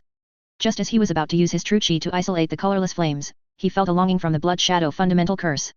The next moment, without Li Mo's control, the blood shadow fundamental curse directly appeared in his meridians and began to frantically absorb the pale burning flames. In just an instant, it absorbed all the flames, seemingly still unsatisfied, and pursued the power, heading straight for the burning ghost in Li Mo's hand. Fortunately, Li Mo was quick-witted. Without a word, he directly pulled out the ghost control pearl and stuffed the burning ghost into it, making it disappear from his hand. This, however, greatly displeased the blood shadow fundamental curse, which flipped and shook several times throughout his body before gradually calming down and receding back into the depths of his body. Li Mo breathed a sigh of relief. He hadn't expected that this nameless fire would also be beneficial to the blood shadow fundamental curse. He could feed it a little regularly, but he had to control the amount. After all, there was only one burning ghost, and he couldn't drain the pond to catch all the fish. The burning ghost manifested in wrath, formless and intangible, requiring no physical anchor. It left no accompanying objects in place. Li Mo observed him through the ghost control pearl, and it was as he had thought. The burning ghost's irritable nature caused him to immediately attack the original yin ghost upon entering, and in a few moves, he scattered the opponent's soul flying away and spirit scattering, then took over the nest. Li Mo nodded thoughtfully. Fortunately, he hadn't just casually thrown him into the Eight Immortals umbrella earlier. After all, Li Mo hadn't refined the Eight Immortals umbrella, he was merely borrowing its ghost-containing function, only able to put in and take out, unable to restrain the vengeful ghosts within it. It seems that to completely subdue this burning ghost, he still needed to refine his own magical artifact. But this was the same problem as with the plague ghost. What kind of magical artifact should he refine so as not to waste their high potential? Li Mo fell into deep thought. Chapter 21, Snakebone Lady. As Li Mo thought about it, he didn't delay his journey to Sanja Mountain. Along the way, he searched mountains and forests, dug up earth, and chopped down temples, causing a great disturbance. From within the misty, locked green mountains, he pulled out a few headless spirit monsters. Beside the smoke-shrouded willow groves, he snatched a few fighting ghosts. Each was ferocious, constantly menacing, but once they fell into Li Mo's hands, they lost their temper, allowing him to stuff them into the umbrella, where they transformed into resources. Heaven and earth were cleansed, the cosmos purified, and even this desolate wilderness appeared a bit more charming, no longer as eerily ghostly as before. Get in. Li Mo used force to fiercely shove the turtle ghost he had just caught by the stream into the umbrella. He watched as the entire umbrella bulged, coolly emitting black chi. He frowned. The ghosts and monsters he had caught along the way numbered no less than 800, if not 1,000, including one fierce ghost, a dozen or so malevolent ghosts, and countless yin ghosts. All had been confined to his umbrella, but this was essentially the limit. After all, this Eight Immortals umbrella was only a low-grade magical artifact. That it could hold this much already surprised Li Mo. The ghosts and monsters inside were crammed head to head, foot to foot, with no more space left. Never mind. This time's harvest is already very abundant. Anyway, these yin ghosts, if left here, will eventually be his. It doesn't matter if it's a little later or a little sooner. After all, looking on the bright side. If this were the current world, to refine 1,000 yin ghosts in one go, one would need at least 10,000 yin souls as a base. Not to mention a low-level cultivator like Li Mo, even a core disciple of the heavenly demon sect who had reached core formation would not dare to openly slaughter tens of thousands of mortals when the righteous path holds such great aura. They could only proceed slowly. Therefore, most demonic cultivators now, whether refining yin ghosts, refining zombies, refining puppets, or refining other evil things, mostly choose quality over quantity. They advocate for selecting the best of the best and cultivating them preferentially. This is the most cost-effective method. Of course, there are exceptions. For example, among the group of senior brothers who started at the same time as Li Mo, one chose to practice a method called paper figure art. By infinitely dividing his soul, he created spiritual essence to nurture, refine, and then control large quantities of paper figures. In combat, he also achieved victory through numbers. But while both achieve victory through numbers, Li Mo's blood shadow, though significantly more costly, results in a strength that is completely incomparable. And most importantly, this paper figure art, during cultivation, is prone to causing the cultivator to lose control and go mad due to excessive soul cutting. From this perspective, Li Mo's blood shadow fundamental scripture can be said to be a superior alternative to the paper figure art. Although there is a price, unlike these senior brothers, Li Mo is quite fortunate. This bizarre grand world naturally serves as his backing, helping him to transfer most of the pressure. This allows him to not worry about these things, to pursue both quality and quantity, to grasp both firmly. Li Mo shook his head, put away the Eight Immortals umbrella, and continued towards Sanja Mountain. During the subsequent journey, Li Mo, facing the yin ghosts wandering all over the mountains, pretended not to see them. He merely leaked a bit of his chi, driving them all away. However, a rare malevolent ghost caught his eye, requiring Li Mo to exert some effort to capture it. He even used a ghost sealing talisman to temporarily store it. It was a snakebone hag, long and purplish blue all over, covered with snake patterns and scales. Her hair expanded and stood up like a hexagram, her pupils were as black as ink, and two monstrous snakes, one green and one red, coiled around her hands. The tails of the two snakes were connected, one spewing poisonous mist, the other devouring prey, fully revealing its ferocity. This snakebone hag does not belong to the category of ghosts, instead, it is a spirit monster born of heaven and earth, naturally capable of using witchcraft and communicating with the heavens. This is an extremely rare trait. Although in terms of strength, the snakebone hag is only a malevolent ghost, in terms of value, it is even comparable to the burning ghost caught earlier. Furthermore, in some special rituals or the refining of magical artifacts, the value that this snakebone hag can unleash even far exceeds that of the burning ghost, second only to the pair of ghost infant spirit children Li Mo brought back from Master Wang's house. It is indeed precious, ranking 89th on the list of anomalous monsters. However, with the snakebone hag now in Li Mo's possession, he found himself with a headache. At this point, it was becoming increasingly difficult to refine magical artifacts that met his requirements and could simultaneously carry these few special ghosts. But if he were to refine them separately, Li Mo would find it a bit stretched to manage several magical artifacts at once. Ultimately, his magical power wasn't enough. No, this sewing skin market must be eradicated.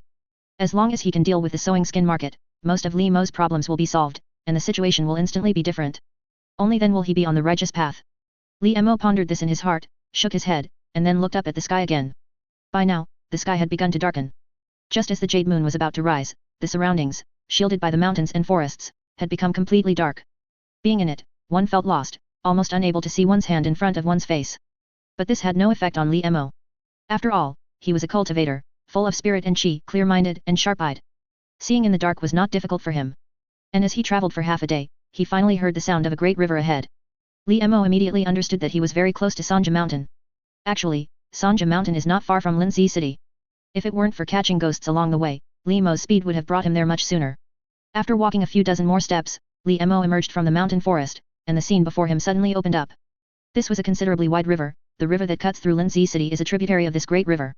The river surface was as wide as the sea, the riverbed as straight as a spear, with surging waves and fish leaping, all rushing towards Sanja Mountain with a magnificent aura. Continuing along the riverbed for another 6 or 7 li, the full view of Sanja Mountain finally appeared before Li Mo. The mountain was truly a magnificent mountain, its colors mottled, reflecting the moon like cast gold. The pine shadows before the cliff were cold. Flying birds shrieked, wild beasts were fierce and stubborn, with rugged strange rocks and sharp, towering peaks. It was clear without saying that this was a fierce mountain, ominous mountain. Most striking was a sheer cliff, as if split by a blade, dividing the entire Sanja Mountain in two. The great river also turned into an underground river as it flowed through this area. All of this indicated the unusual nature of this place. Li Mo paused here, then suddenly took out a talisman. This was a void-stepping talisman he had specially prepared for this purpose, allowing him to stand in midair like a Foundation Establishment Grand Cultivator. Li Mo activated the talisman, and his true chi surged. He suddenly leaped into the air, leisurely circling twice, carefully observing the landscape of the place. He finally confirmed his judgment from his first visit. This place was a natural feng shui formation. No, perhaps it couldn't be called entirely natural, as those zombies couldn't have just appeared out of nowhere. There must have been some arrangements made by extraordinary individuals. Chapter 22 Feng Shui soars to the sky. This formation is called Heartless Water. At first glance, Sanja Mountain being split in two with a great river flowing through it seems to form a sentimental water pattern of two mountains embracing one water, which is considered very auspicious. However, this is not the case. Although the two mountains are separated, their earth veins are connected. Furthermore, the clear water here turns into hidden water, suggesting a dead end. Most importantly, the direction of this great river is too straight. Feng Shui always prefers curves over straight lines, as straight implies heartlessness, while curves imply intention. As the old saying goes, water flowing straight towards you is most inauspicious, a straight line is a spear. This is a spear evil chi. When enough spear evil chi gathers, it is also considered a type of heaven and earth rare material, belonging to the category of heavenly and earthly evil chi. It is one of the raw materials for forging the second residence of Foundation Establishment, the Tai residence. However, the grade of this spear evil chi is average. While it wouldn't be considered a low grade, it's at most a low grade. Li Mo naturally wasn't interested in it. But even though this spear evil chi isn't ideal for Foundation Establishment, it is undeniably an excellent treasure for raising corpses. The previous village's annihilation might also be related to the extremely dangerous feng shui of this area. Li Mo confirmed his guess, observing the mountain and discerning the chi, finding the direction. Water flows downwards, so the gathering place of the evil chi here must be underground. But how to get in? Earlier, while pursuing those 7 or 8 zombies, Li Mo had found a hidden cave on the mountain. The coffins were also discovered there. Li Mo judged it to be a secondary appointment. There was still a path within the cave, but it was deep, winding, and had many forks. Finding the correct path among them would undoubtedly take a lot of time.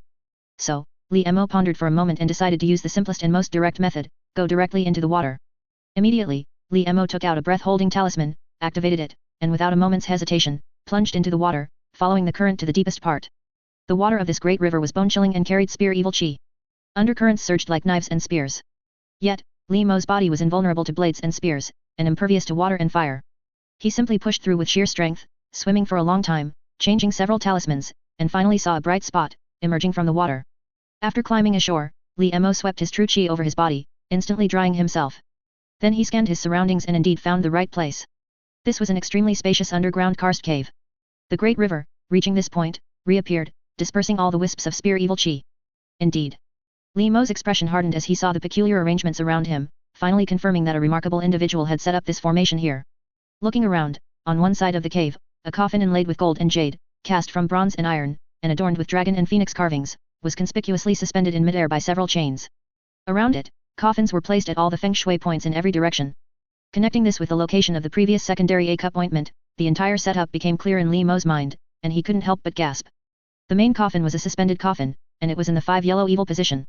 Originally, this place was too open and not conducive to gathering chi, but strangely, beneath that coffin, the heads of 8 familiar animals, wild boar, black bear, badger, grey wolf, white tiger, elk, yellow horse, and green ox, were prominently displayed.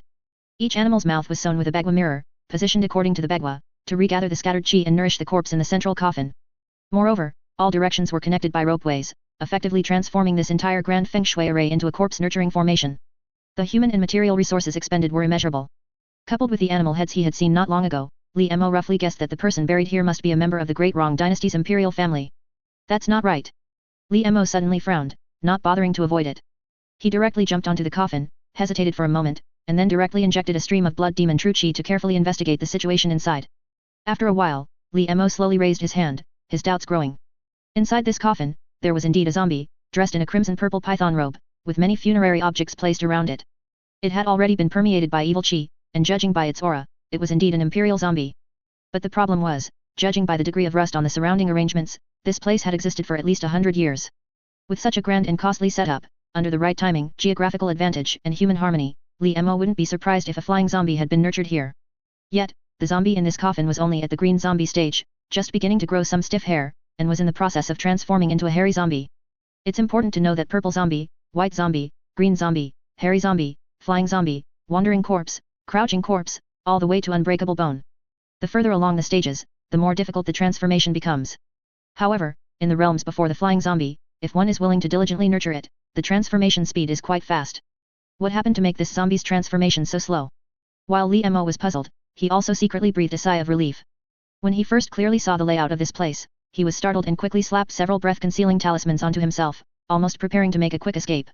After all, a flying zombie represents the power of 1,000 years of Dao cultivation, already possessing the ability to fly through the sky, burrow into the earth, and wield divine abilities. In the 9-Palace Mountain Sea realm, it is equivalent to the Foundation Establishment realm.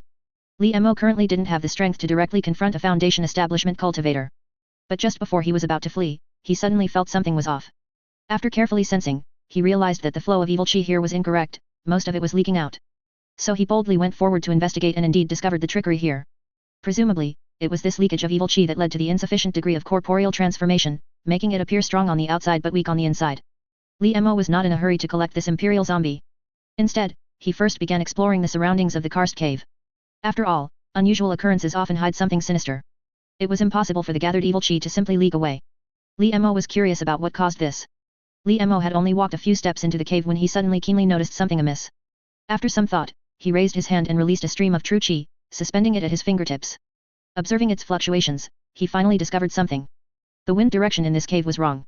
Li Mo, holding that stream of true chi, followed it step by step, eventually returning to the great river. He continued to follow the river deeper, and suddenly, a flash of light appeared ahead, and the sound of howling wind was faintly heard. After a few more steps, it was indeed a different world. This place was located deep within Sanja Mountain, but for some unknown reason, a large opening had appeared on the mountainside. Bright moonlight streamed in, and Li Mo clearly saw wisps of evil chi gathering here, then surging towards that gap. This was even stranger. How could water evil chi go upwards? Even wind evil chi rarely goes upwards. Wait, Li Mo suddenly paused, as if he had thought of something. He leaped a few times along the mountain wall, directly went through that large opening, and after a closer look, finally understood the reason. This rift valley was actually located within the split spine of Sanja Mountain. The spear evil chi formed by this great river had accumulated here, making the area even colder and creating a cold high-pressure zone.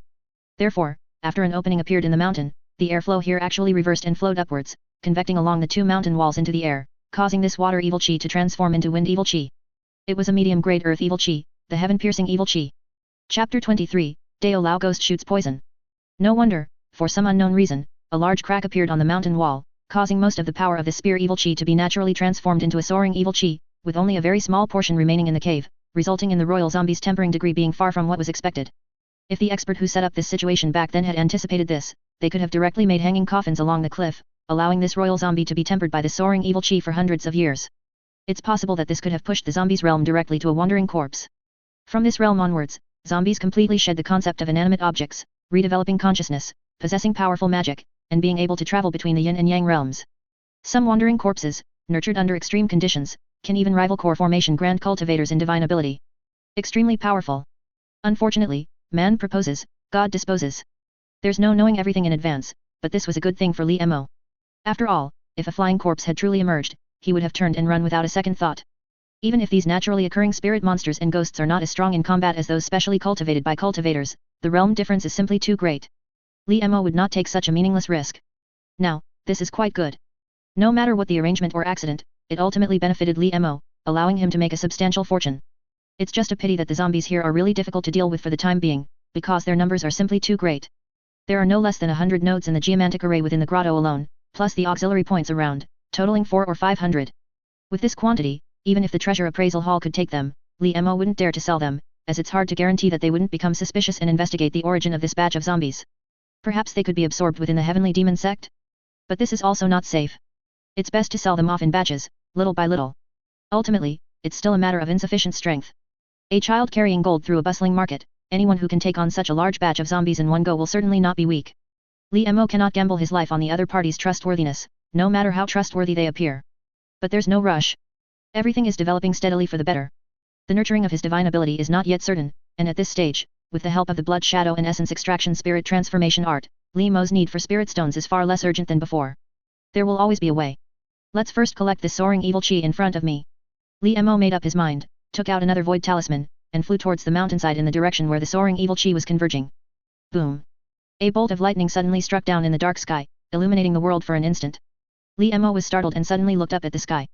In just a moment, the bright moon from before had disappeared, leaving only black clouds covering the top, lightning and thunder, strong winds stirring up dust, and a hazy mist. Is it going to rain? No, when he came, he had checked the sky, it was clearly a good day with a calm moon and still wind. How could there be rain so suddenly? It's probably an unusual arrival. And just as Li Mo was momentarily stunned, the heavens and earth seemed to open like a floodgate. In an instant, fierce winds roared through the trees, heavy rain poured down, lightning flashed like golden snakes flying through fire, and thunder rumbled like jade tigers crashing into the forest. The torrential downpour was like the sky collapsing. Li Mo felt a faint unease, quickened his steps, braving the evil wind and torrential rain, and rushed towards the place where the evil chi converged. The saying goes, rain cleanses heaven and earth. In such weather, the evil chi became even more conspicuous. Li Mo pinpointed his target and arrived in an instant, reaching out to grasp the evil chi. And just as Li Mo was about to succeed, something like a weapon, as fast as lightning, appeared from nowhere and suddenly shot towards Li Mo's hand. It was extremely sharp, and even when it was still far away, Li Mo's hand already felt a faint stinging sensation. In a split second, Li Mo instantly retracted his hand, and the weapon-like attack directly plunged into the mountain wall. The next moment, almost visibly, a unique dark poison spread from the spot it pierced. Vines withered, trees died, the earth turned grey, and it even emitted a corrosive wail. What is that thing? Li Mo's gaze sharpened, and he instantly flashed aside, looking up in the direction from which the attack came, and suddenly saw the culprit who had ambushed him. The opponent stood on the peak of one side of Sanja Mountain, entirely dark green, with hands like blades. Below its abdomen were 4 sharp, spider-like leg appendages. Its eyes were not visible, only a gaping, blood-red maw that almost covered its entire face. Looking closely, its mouth still had traces of that dark green venom. There was no doubt, the poisonous needle just now was fired by it. And as if it noticed Li Mo looking at it, the gaping maw let out a fierce shriek that echoed throughout the 4 wilds. Although the world was dark, with strong winds and heavy rain, such distinct features still allowed Li Mo to recognize it. This is a Dao Lao ghost. Dao Lao ghosts are a type of spirit monster, always accompanied by strong winds and heavy rain when they appear. It seems this unusual heavy rain was its doing, and the weapon-like poisonous needle is the Dao Lao ghost's innate divine ability. Once hit by it, one immediately swells greatly and is severely poisoned. Even an ordinary cultivator would die within half a day. Judging from the aura emanating from this Dao Lao ghost, it must undoubtedly be a fierce ghost. The toxicity of a fierce ghost-level Dao Lao ghost, even a late-stage chi refining cultivator, would probably not be able to overcome. But after discovering this, Li Mo, for a moment, stopped worrying. This was because the Dao Lao ghost had a weakness that made it naturally suppressed by Li Mo. That is, its toxicity relies on blood for transmission. Therefore, ordinary cultivators, if they deal with it promptly and are not hit in a vital spot, can still save their lives by cutting out the injured flesh. Li Mo, however, was even more fearless, as he didn't have much flesh and blood on his entire body. Even if he accidentally got poisoned, he could let the blood shadow fundamental curse directly devour that piece of flesh. After all, that thing is not picky about what it eats. At least, Li Mo hasn't discovered anything yet that can escape the devour of the blood shadow fundamental curse. Humph, you came at just the right time. I'll take you first. Li Mo snorted coldly, added another void talisman, and forcefully pushed off the mountain wall beside him for leverage. His entire body instantly leaped up, heading straight for the Dao Lao ghost's location. And as he crossed this distance, he felt that the wind direction after the mid-mountain point suddenly changed. The soaring evil chi, which had originally blown from bottom to top, instantly turned into a wind blowing from top to bottom, and it also contained evil chi. This is a sky-cutting evil chi? This is caused by the two cliffs of Sanja Mountain being too close together, causing the wind to pour down from above, sharp and fierce, like a natural chasm. Hence the name sky-cutting evil chi. It is also a medium-grade earth evil chi. Li Mo was startled. The soaring evil chi and the sky-cutting evil chi actually appeared simultaneously in such a narrow mountain crevice, meeting in mid-air. Over the years, this would not cancel them out, instead, they would accumulate here together. But when he observed from below just now, he did not see any accumulated evil chi. Then there is only one possibility, someone or something must have absorbed all of this accumulated evil chi. Chapter 24, The Great Ghost. Realizing this, Li Mo's figure suddenly stopped in place, not rushing to catch the rare Dao Lao ghost, but instead searched high and low, following the direction where the two kinds of evil chi converged, and indeed found an anomaly. Right on the mountain wall where the two streams of evil chi met, there was surprisingly a vibrant gourd vine hanging. One must know that both streams of evil chi were malevolent, and on the sheer cliff, where malevolence lingered, it should have been barren, with even extremely tenacious moss finding it difficult to survive. But precisely this gourd vine appeared, looking verdant and delicate, yet remaining unmoving amidst the fierce wind and heavy rain. And at the end of that gourd vine, a very plump kingpea gourd hung, covered with strange patterns refined from the evil chi. All the attracted evil chi gathered towards this gourd, surrounded by gusts of strong wind and swirling smoke, exhaling evil chi. How incredibly mystical. This was a natural treasure, born of heaven and earth. After years of refinement by two rare evil chi, it had already been imbued with natural restrictions, truly a naturally formed magic treasure. So that was it. The Dao Lao ghost earlier had spat out its poisonous needles to prevent him from collecting the sky-rushing evil chi, precisely to protect this treasured gourd. The moment Li Mo saw the treasured gourd, his eyes were fixated, and only one thought remained in his mind. This treasure is fated for me, and should rightfully belong to me. The next moment, Li Mo directly turned his spearhead, not even looking at the Dao Lao ghost, and went straight for the treasured gourd. The Dao Lao ghost, seeing Li Mo approaching the treasured gourd, instantly became anxious, letting out a series of sharp, long howls, and then continuously spat out two unique needles, fiercely attacking Li Mo. But an open attack is easy to dodge. Li Mo had already anticipated its reaction. The moment the poisonous needles left its mouth, his figure instantly shifted, dodging them. He then leaped several times, breaking through the evil key solidification, and in a blink, the treasured gourd was within reach. Boom! Caught off guard, a heavenly lightning bolt suddenly struck down, directly enveloping the area where Li Mo was, causing him to stumble. His entire skin instantly turned scorched black, and a surge of extremely rigid and pure yang energy surged into his body along his meridians, causing widespread destruction. He couldn't even maintain his flying state for a moment and fell straight down. What the hell? Li Mo fell from mid-air, crashing heavily onto the ground. He felt a stuffiness in his chest and opened his mouth to vomit blood, but found he had no blood to vomit. This was because his physical body had been completely transformed by the blood shadow fundamental curse, making it as hard as cast iron and as tough as hemp. Otherwise, if it were an ordinary chi cultivator, even if he wasn't killed by that heavenly lightning, he would have died from the fall from mid-air. The main thing was that he couldn't defend against it at all. The lightning strike was instant, giving no time for reaction. Li Mo felt the tingling numbness in his body, the residual lightning was still wreaking havoc within him. But the next moment, the blood shadow fundamental curse, like a cat smelling something meaty, instantly awakened. It slurped up the remaining heavenly lightning directly into its belly, like sucking noodles, leaving nothing behind. It even shook itself, seemingly indicating its satisfaction with this food. No, you can eat this too? Li Mo frowned, always feeling that the blood shadow fundamental curse in his body was somewhat different from what was described in the cultivation technique. After all, the blood shadow fundamental scripture only stated that the blood shadow curse liked to consume blood and true chi, but in his case, it was completely undiscriminating. Whether it was the nameless fire from before or the heavenly lightning now, either formless and intangible or extremely rigid and pure yang, they didn't at all seem like something a demonic technique should like. However, now was not the time to ponder this. Li Mo stood up, shook his body, and all the scorched dead skin flew off. Then, he leaped along the mountain wall, searching everywhere, wanting to see what kind of ghost thing had ambushed him. Li Mo didn't believe that the heavenly lightning strike was a coincidence. It struck precisely, neither too early nor too late, just as he was about to retrieve the gourd. How could there be such a coincidence in the world? Sure enough, in Li Mo's continuous search, he found a clue. In a dense cloud layer above the Dao Lao ghost's head, a green-faced, fanged ghost peeked out, constantly looking in his direction, seemingly wanting to confirm whether he had died under that heavenly lightning. Li Mo saw clearly, the ghost had a monkey-like head, cinnabar red lips, a single horn on its head, a grayish-green body, fleshy wings on its back, soaring in the sky, with lightning coiling around its entire form. These various features made Li Mo instantly understand its origin. This is a thunder ghost. Li Mo didn't know whether his luck was good or bad for encountering so many rare ghosts all in one day. Thunder ghosts are born with thunder and are not spirit monsters, but truly belong to the ghost category. It is said that they were people who committed great evil in their lives and, after being struck by lightning and dying violently, transformed into thunder ghosts. It is said that thunder ghosts have a tail like a leopard, and it is precisely with this tail that they guide heavenly lightning to harm people. Thunder ghosts can only appear during thunderstorms, otherwise, they are like tigers with their teeth pulled out. But the Dao Lao ghost is born with strong winds and rain, inherently possessing wind and rain phenomena. When the two appear together, they completely compensate for each other's shortcomings. They are incredibly sinister. But this is illogical. The aura of both this thunder ghost and the Dao Lao ghost are at the fierce ghost rank. As the saying goes, one mountain cannot accommodate two tigers. Ghosts of this rank generally cannot coexist peacefully with other ghosts of the same rank, unless they have already been refined by a cultivator, or perhaps.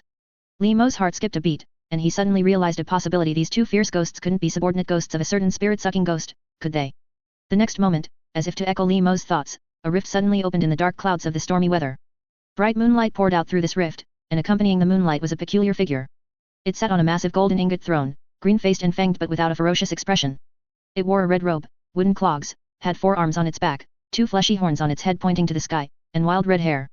Its eyes were extremely agile, piercing through the surroundings, and directly looked at Li Mo, leaving him nowhere to hide.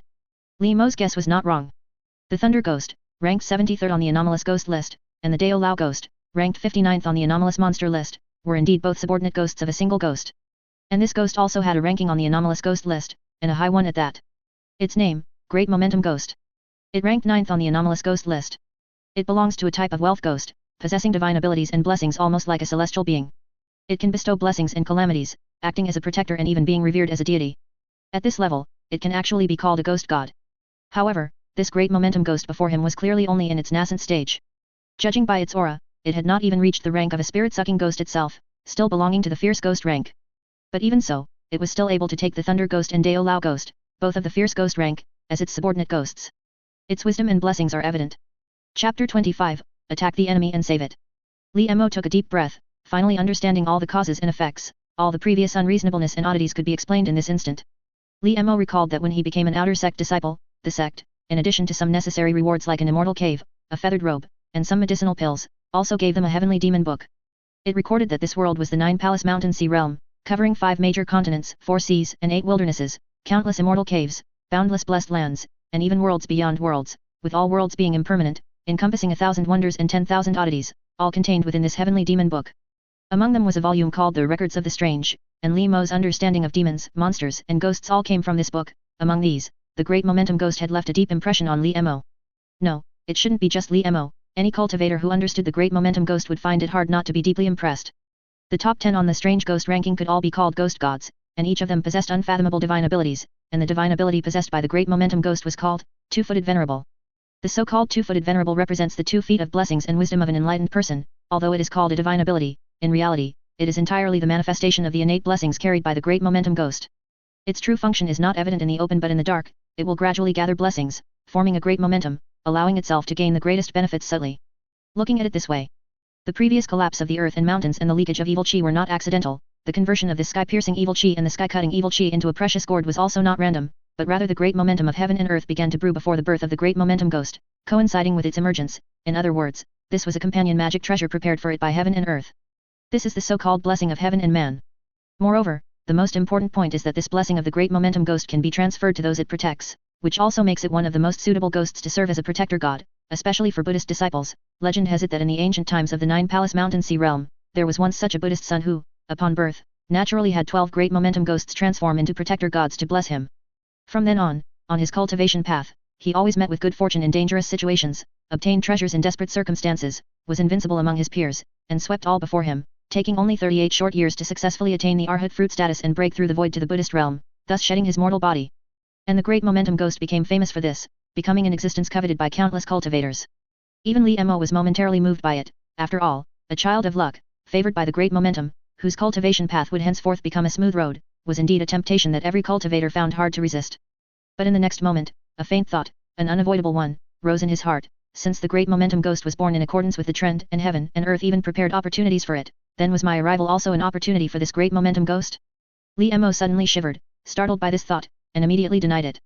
No, I can't think that way, nothing is absolute in this world, and besides, he is not a person of this world, there's no need to boost others' morale and diminish his own prestige. Li Mo forced himself to calm down and seriously considered whether to escape. There was nothing shameful about it was merely about whether the benefits outweighed the drawbacks for himself. The Thunder Ghost and the Dao Lao Ghost, each of them, after being refined, could support a top-tier magical artifact, not to mention that Great Momentum Ghost. At that time, he would directly refine it with that gourd, using the original to return to the original, which would definitely be of great benefit to his cultivation path. And the most important thing is that this Great Momentum Ghost has just been born, possessing only the strength of a fierce ghost, and its own divine ability is not related to fighting. With his cooperation with Blood Shadow, they might not be unable to defeat it. Even if there were still the Thunder Ghost and the Dao Lao Ghost assisting from the side, the principle remains the same. An open spear is easy to dodge, as long as he knew the opponent's true capabilities, avoiding their attacks would not be difficult. Although there was still a certain risk, it wasn't very great, on the contrary, the benefits were immense, and Li Mo immediately made his judgment. This can be done. Lightning quick in his mind, his hand movements were equally swift. The moment Li Mo made his decision, he suddenly burst forth. At the same time, 4 or 5 indistinct talismans burned together in front of him, and his entire body instantly shot up from the ground, like a javelin thrown in a full swing, instantly reapproaching the location of the precious gourd.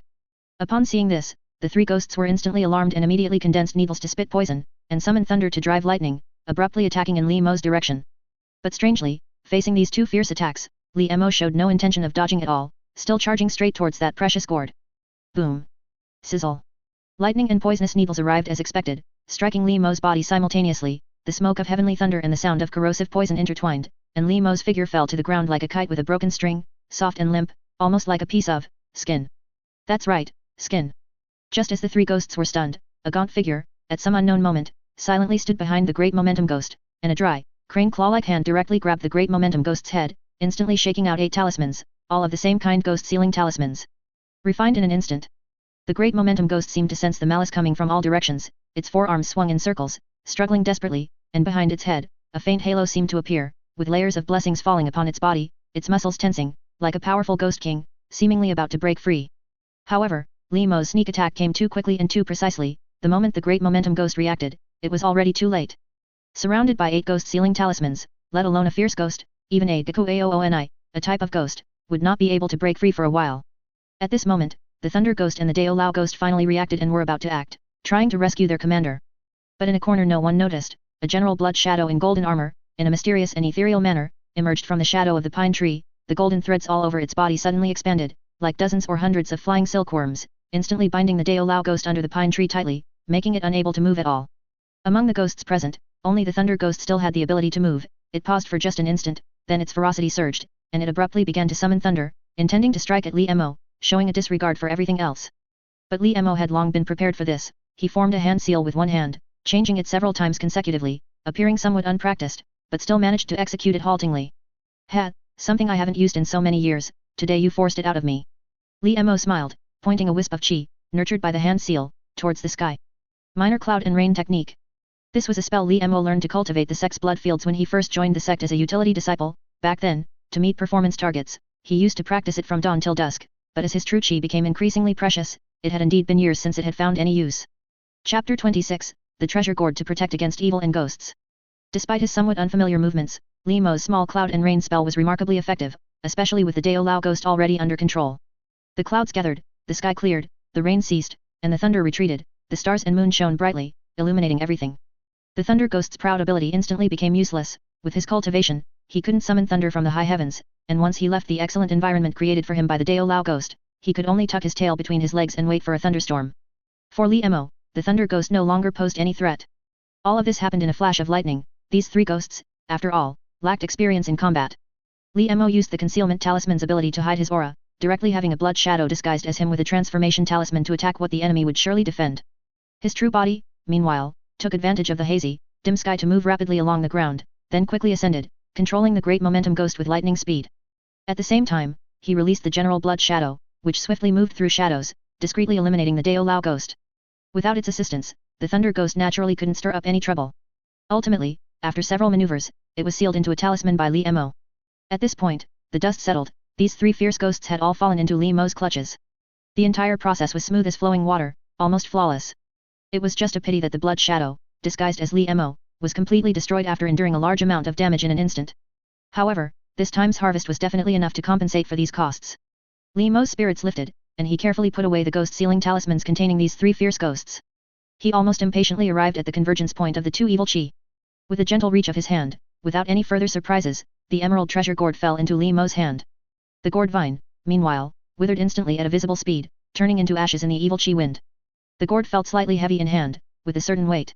Its texture was warm and smooth, like polished jade, making it hard to believe that it was a naturally formed magical artifact, tempered between 2 medium-grade earth evil chi. Li Mo took a deep breath, extended a wisp of blood demon true chi into it, and carefully examined the treasure gourd. He saw that within the treasure gourd, there were 13 natural evil chi restrictions, making it a natural medium-grade magical artifact. Moreover, the heaven-made and earth-formed restrictions made it a standout among medium-grade magical artifacts. As his magical power continuously circulated, Li Mo gradually understood the mysteries of this treasure gourd. Its interior formed its own grotto heaven, quite vast, accumulating nearly a century's worth of converging sky-rushing evil chi and sky-cleaving evil chi, so dense it was almost liquid. By simply infusing magical power, it could continuously emit evil chi smoke, clouding the mind, eroding ambition, and chilling to the bone. And if it could continue to incorporate other evil chi in the future, it would likely have significant room for growth. Moreover, all of its current functions were naturally formed. Li Mo could completely bypass these evil chi restrictions and then perform acquired refinement, incorporating other materials. There was a complete chance to refine this treasure gourd into a fully fledged high-grade magical artifact. Furthermore, as the Great Momentum Ghost's companion magic treasure, its attributes were inherently very compatible with yin ghosts. After refinement, using this treasure gourd to contain ghosts would not only allow for more ghosts but also continuously temper them through the evil chi smoke permeating within. And as more evil chi is collected in the future, the ghosts inside will also become increasingly powerful through daily tempering, even evolving into more divine ability ghosts, complementing the treasure gourd perfectly. Its uses were endless. And it would become the first magic treasure Li Mo refined after his transformation. Its name would be Evil Chi Controlling Ghost Summoning Treasure Gourd. Despite the joy in his heart at this moment, Li Mo did not let this emotion cloud his judgment. Instead, he quickly began the finishing work, fearing that delay would lead to complications. He first absorbed all the remaining sky-cleaving evil chi and sky-rushing evil chi from this place into the treasure gourd. This was akin to draining the pond to catch the fish. For this place to gather evil chi of such a scale again, it would take at least another century. But as long as it benefited the treasure gourd, it was worth it for Li Mo. Then, he followed the path he came, collecting all the zombies in the entire cave, one by one. He then followed the route marked at the cave entrance to find the auxiliary caves, collecting all the zombies nurtured within those as well. Ultimately, he obtained 1 green zombie, which was the royal zombie, 127 white zombies, the vast majority of which were nurtured in the feng shui nodes of the Great Array, and 632 purple zombies. Honestly, this number was quite a bit more than Li Mo had anticipated. Fortunately, he had found 8 storage pouches on those rogues earlier, otherwise, he probably wouldn't have been able to store so many zombies. Indeed, a horse without nighttime fodder won't get fat, and a person without ill-gotten gains won't get rich. This single harvest alone instantly caused Li Mo's wealth to swell and skyrocket, even surpassing the assets of some foundation establishment experts. And this was without even counting the Great Momentum Ghost. If the Great Momentum Ghost were to appear in the 9 Palace Mountain Sea realm, even core formation experts would probably be tempted and would personally vie for it. He absolutely could not expose the existence of the Great Momentum Ghost in the current world, otherwise, the consequences would be unimaginable. Li Mo secretly warned himself, then carefully checked again, confirming there were no omissions. Only then did he leave Sanja Mountain along his original path and head straight for Linzi City. The journey back was without further danger. Li Mo, facing the endless ghosts still appearing on his return path, now had a calm heart. His aura spread out, scaring the various ghosts into trembling, while he swiftly passed through them, finally returning home under the dawn sky. The first thing Li Mo did upon returning home was to go directly to the cellar, find a specially made large jar, and first seal the Great Momentum Ghost inside. Then, he affixed several ghost sealing talismans to it, ensuring absolute safety. He then repeated the above operation for the remaining rare ghosts, only keeping the ordinary yin ghosts in the 8 Immortals umbrella, carrying them with him. After settling all of this, Li Mo checked several times, confirming everything was in order, before returning to his secret room. He sat cross-legged on the coral fleece meditation cushion, quietly adjusting his breath. He let out a long sigh and began to ponder his future plans. After all, plans couldn't keep up with changes. With this huge harvest, his previous plans were somewhat outdated. His immediate priority now was to quickly find a suitable refinement method to refine the treasure gourd. Buying one from the treasure appraisal hall was definitely not an option. What he could afford were all common goods, which would truly be a waste for such a naturally nurtured treasure. More exquisite refinement techniques were something Li Mo couldn't afford for a while, unless he could sell all the zombies he had at once. But that would be a path to death. He still had to find a way through the sect's scripture pavilion. Disciples of the Heavenly Demon sect, upon becoming outer sect disciples and inner sect disciples, could enter the first and second floors of the scripture pavilion respectively and choose 2 secret manuals to copy. If one could become a core disciple, he could go to the 3rd floor and choose 2 secret manuals. When Li Mo became an outer sect disciple back then, because senior brother Xue Shi had promised to teach him an unparalleled secret manual, he did not enter the scripture pavilion to choose secret manuals. It seemed it was time to return to the realm of an outer sect disciple. Chapter 27 Shuexiu. 3 days later, Heavenly Demon Sect, floating Jade Mountain Range. Li Mo walked through the yin corpse acupoints, measuring qi and marking the ground, cultivating the soil and managing the mountains, controlling the water veins, ensuring the nourishment of these acupoints. The so-called acupoints have 3 auspicious qualities, and burials have 6 ominous ones. Concealing the spirit to align with the new moon, welcoming spirits and avoiding ghosts, is the first auspicious quality, referring to the day of burial. The harmonious balance of yin and yang, with all 5 soils and 4 preparations, is the second auspicious quality, referring to the location and aura of the burial. The skill of sight and the completeness of effort, seeking perfection and avoiding flaws, raising the high and lowering the low, is the third auspicious quality, referring to adjusting existing conditions, amplifying favorable factors, and eliminating unfavorable ones. However, tomb acupoints that can nurture zombies are not the same as those for ordinary people, they focus on avoiding auspiciousness and embracing ominousness. Each of these zombies, nurtured in the yin corpse acupoints, must have a reservation made in advance, buried on the annual New Year's Day, and then retrieved on the new moon after a set time, thereby achieving a blend of fierce malevolence. The shapes of these yin corpse acupoints also have particular requirements, each one is built by a senior brother skilled in mountain making techniques, who must sever and rebuild all the original mountain dragon and water momentum, avoiding auspicious acupoints like the swallow's nest a cup ointment where kings and nobles reside, or the dragon descending a cup ointment. Instead, they are transformed into ominous forms such as the startled snake a cup ointment, the halberd a cup ointment, the flowing water a cup ointment, and the screen a cup ointment. Some core disciples even customize top-tier ominous acupoints with compatible attributes based on the properties of their own zombies. These include acupoints like the ash pouch a cup ointment, the capsized boat a cup ointment, the horizontal table a cup ointment, the reclining sword a cup ointment, and the upward blade a cup ointment. The so-called ash pouch shape, disaster in the house and burning granary, is most suitable for nurturing fire corpses. Capsized boat shape, women sick and men imprisoned, is most suitable for nurturing plague corpses. Horizontal table shape, sons perish and grandsons die, is most suitable for nurturing blood corpses. Reclining sword shape, extermination and forced exile, is most suitable for nurturing malevolent corpses. Upward blade shape, misfortune and escape, is most suitable for nurturing thousand-mile corpses. After these acupoints are established, they are not merely static, they involve the movement of wind and water, and the flow of mountains and rivers, forming a dynamic collection. Therefore, each a cup ointment is constantly changing, which is also related to the primary work of Li Mo and other nurturing disciples. Their job is to maintain these acupoints, and if any abnormality occurs, they must report it promptly to prevent the malevolence from leaking and damaging the quality of the zombies. Li Mo calculated the time, cultivated the soil for each of these acupoints, and then recorded all the changes in wind direction, mountain trends, and hydrology of the area on a scroll. This completed his work here.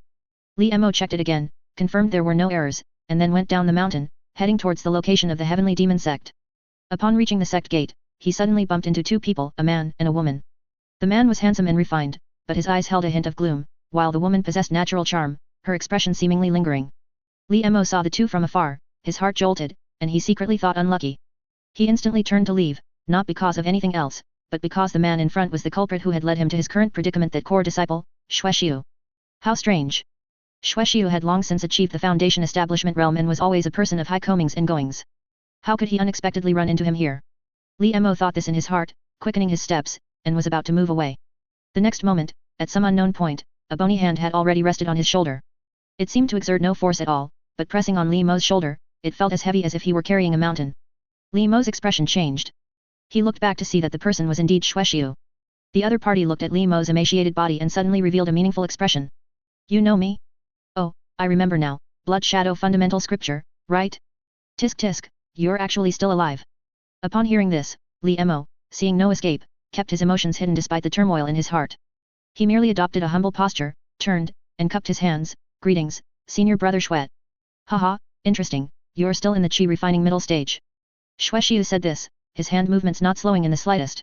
Without giving Li Mo a chance to explain, he directly poured a cold, dense magical power into Li Mo's body and began to probe wantonly. With a difference of more than one major realm, Li Mo had almost no ability to resist in front of Shuexiu. He could only let him probe, but in his heart, he continuously commanded the Blood Shadow Fundamental Curse, telling it to try and hide the general blood shadow deep within, hoping it wouldn't be detected. However, Li Mo still underestimated the Blood Shadow Fundamental Curse. The next moment, Shuexiu's expression changed slightly. The magical power he had just used to probe Li Mo was only slightly close, yet it was directly swallowed by the Blood Shadow Fundamental Curse, leaving no trace. Tisk tisk, the Blood Shadow Fundamental Curse is still so overbearing, but unfortunately, it's not suitable for me, Shuexiu said with some apprehension, shaking his head. He quickly removed his hand from Li Mo's shoulder and, looking at the other party's humble expression, suddenly chuckled and shook his head again. You've cultivated well, it's a bit interesting, you deserve a reward. As soon as his voice fell, Li Mo suddenly felt his hand sink. He looked down and saw a piece of blood-infused mutton fat jade in his hand, exuding an alluring aura. This is blood marrow jade? This is a specialty of the White Bone Dao Palace, one of the 6 great demonic sects. The strange substance contained within it can regenerate blood from withered marrow, making it a rare treasure for cultivating blood Dao cultivation techniques. And for Li Mo, using this piece of blood marrow jade could greatly shorten the time it took for him to change his blood, allowing him to break through to the chi refining late stage more quickly. Even if it came to the worst, he could feed it to the blood shadow fundamental curse, which would free him from the troubles of flesh and true chi for a long time. Li Mo remained silent, not daring to show any expression on his face, but his heart was suddenly enraged by this condescending attitude. What was this now? His fear of death over the past few years, his desperate efforts to earn spirit stones, his daily vigilance without a moment's slack, all just to survive. What did all that count for? And all of this was clearly due to him, yet he stood there so calmly, like a kind senior, saying things like cultivating well, and hypocritically giving out rewards. It was nothing more than a political show in front of a very important person. Such behavior was truly nauseating. But even with such turmoil in his heart, Li Mo forced himself to calm down. In the end, he merely bowed his head slightly and said, "Thank you, senior brother, for your generous gift." A true man can bend and stretch. No matter how angry he was now, it was nothing more than impotent rage, incapable of even burning down wild grass, so what use could it be? As the saying goes, weakness is the foundation of standing firm, and strength is the womb of disaster. Only by avoiding its sharpness and temporarily enduring can one avoid misfortune. Ha ha ha ha, Xue Xiu looked at Li Mo's expression and suddenly burst into laughter. He said to his female companion, junior sister Yingluo, look, he truly has the demeanor of our demonic sect. This kid might become someone important in the future, but he's still too green now, too hidden, ha ha ha ha. After Xue Xiu finished laughing, he turned back to Li Mo, and his expression suddenly turned somewhat gloomy as he coldly snorted, "Humph, kid, you hate me? Is there any need for that? Do you think I'm insulting you? Or do you want to speak up for those experimental disciples? It doesn't matter, I'll take it all. Go ahead and get your revenge, do you have the guts? Recognize reality. If it weren't for me, you would never have come into contact with such a superior true cultivation technique in this life. Back then, many people advised me to kill all of you. I imagine the sect wouldn't make trouble for me over the lives of some chi refining disciples, but I defied all objections and spared your lives. Do you know why? Hehe, if I can't even tolerate insignificant people like you, what right do I have to compete with senior brother Gong Gai for the position of sect leader? Take care of yourself. Humph. Junior sister Yingluo, let's go. Chapter 28, The Mystery of the Hua Yi Country. After Xue Xiu finished speaking, he refused to spare Li Mo another glance. He simply greeted Bai Yingluo, who was standing nearby, and with the surging magnetic force from the earth veins beneath his feet, he vanished instantly, leaving only the humble Li Mo still standing there, his fists clenched in secret. Always this condescending attitude, it was truly infuriating. Li Mo knew that perhaps the explanation he had just received was still given out of consideration for the woman beside him. Li Mo recognized her, she was Bai Yingluo, the only daughter of Bai Machan, the current sect leader of the heavenly demon sect. Xue Xiu was just like that, he never treated those who held no value to him as human beings. But when facing those he deemed valuable, he would adopt a completely different persona, gentle as jade, dignified and generous. The title Young Master Xiu was the greatest testament to his hypocritical nature. Li Mo clutched the blood marrow jade in his hand, feeling it grow hotter, wishing he could just smash it to the ground and shatter Xue Xiu's gentle facade. But Li Mo ultimately restrained himself, quietly putting away the blood marrow jade and heading up the mountain path from the gate. After all, what kind of skill was it for the weak to draw a knife against the even weaker, or to vent their anger on a lifeless object? To endure shame and humiliation was the mark of a man. Li Mo could accept insults from the strong, provided that he would always be the strong one. One day, Li Mo would personally settle this score with senior brother Xue. Let's split the narrative and tell two tales. On the other side, in the Hall of Stewards, Steward Zhao was lost in thought, looking at the mission records before him. The only daughter of the current sect leader and a strong contender for the next sect leader, both top-tier core disciples, had just come together to take several mission records from him. This was a rare occurrence. After all, his small Hall of Stewards usually managed outer sect disciples, at most assisting with some utility disciples.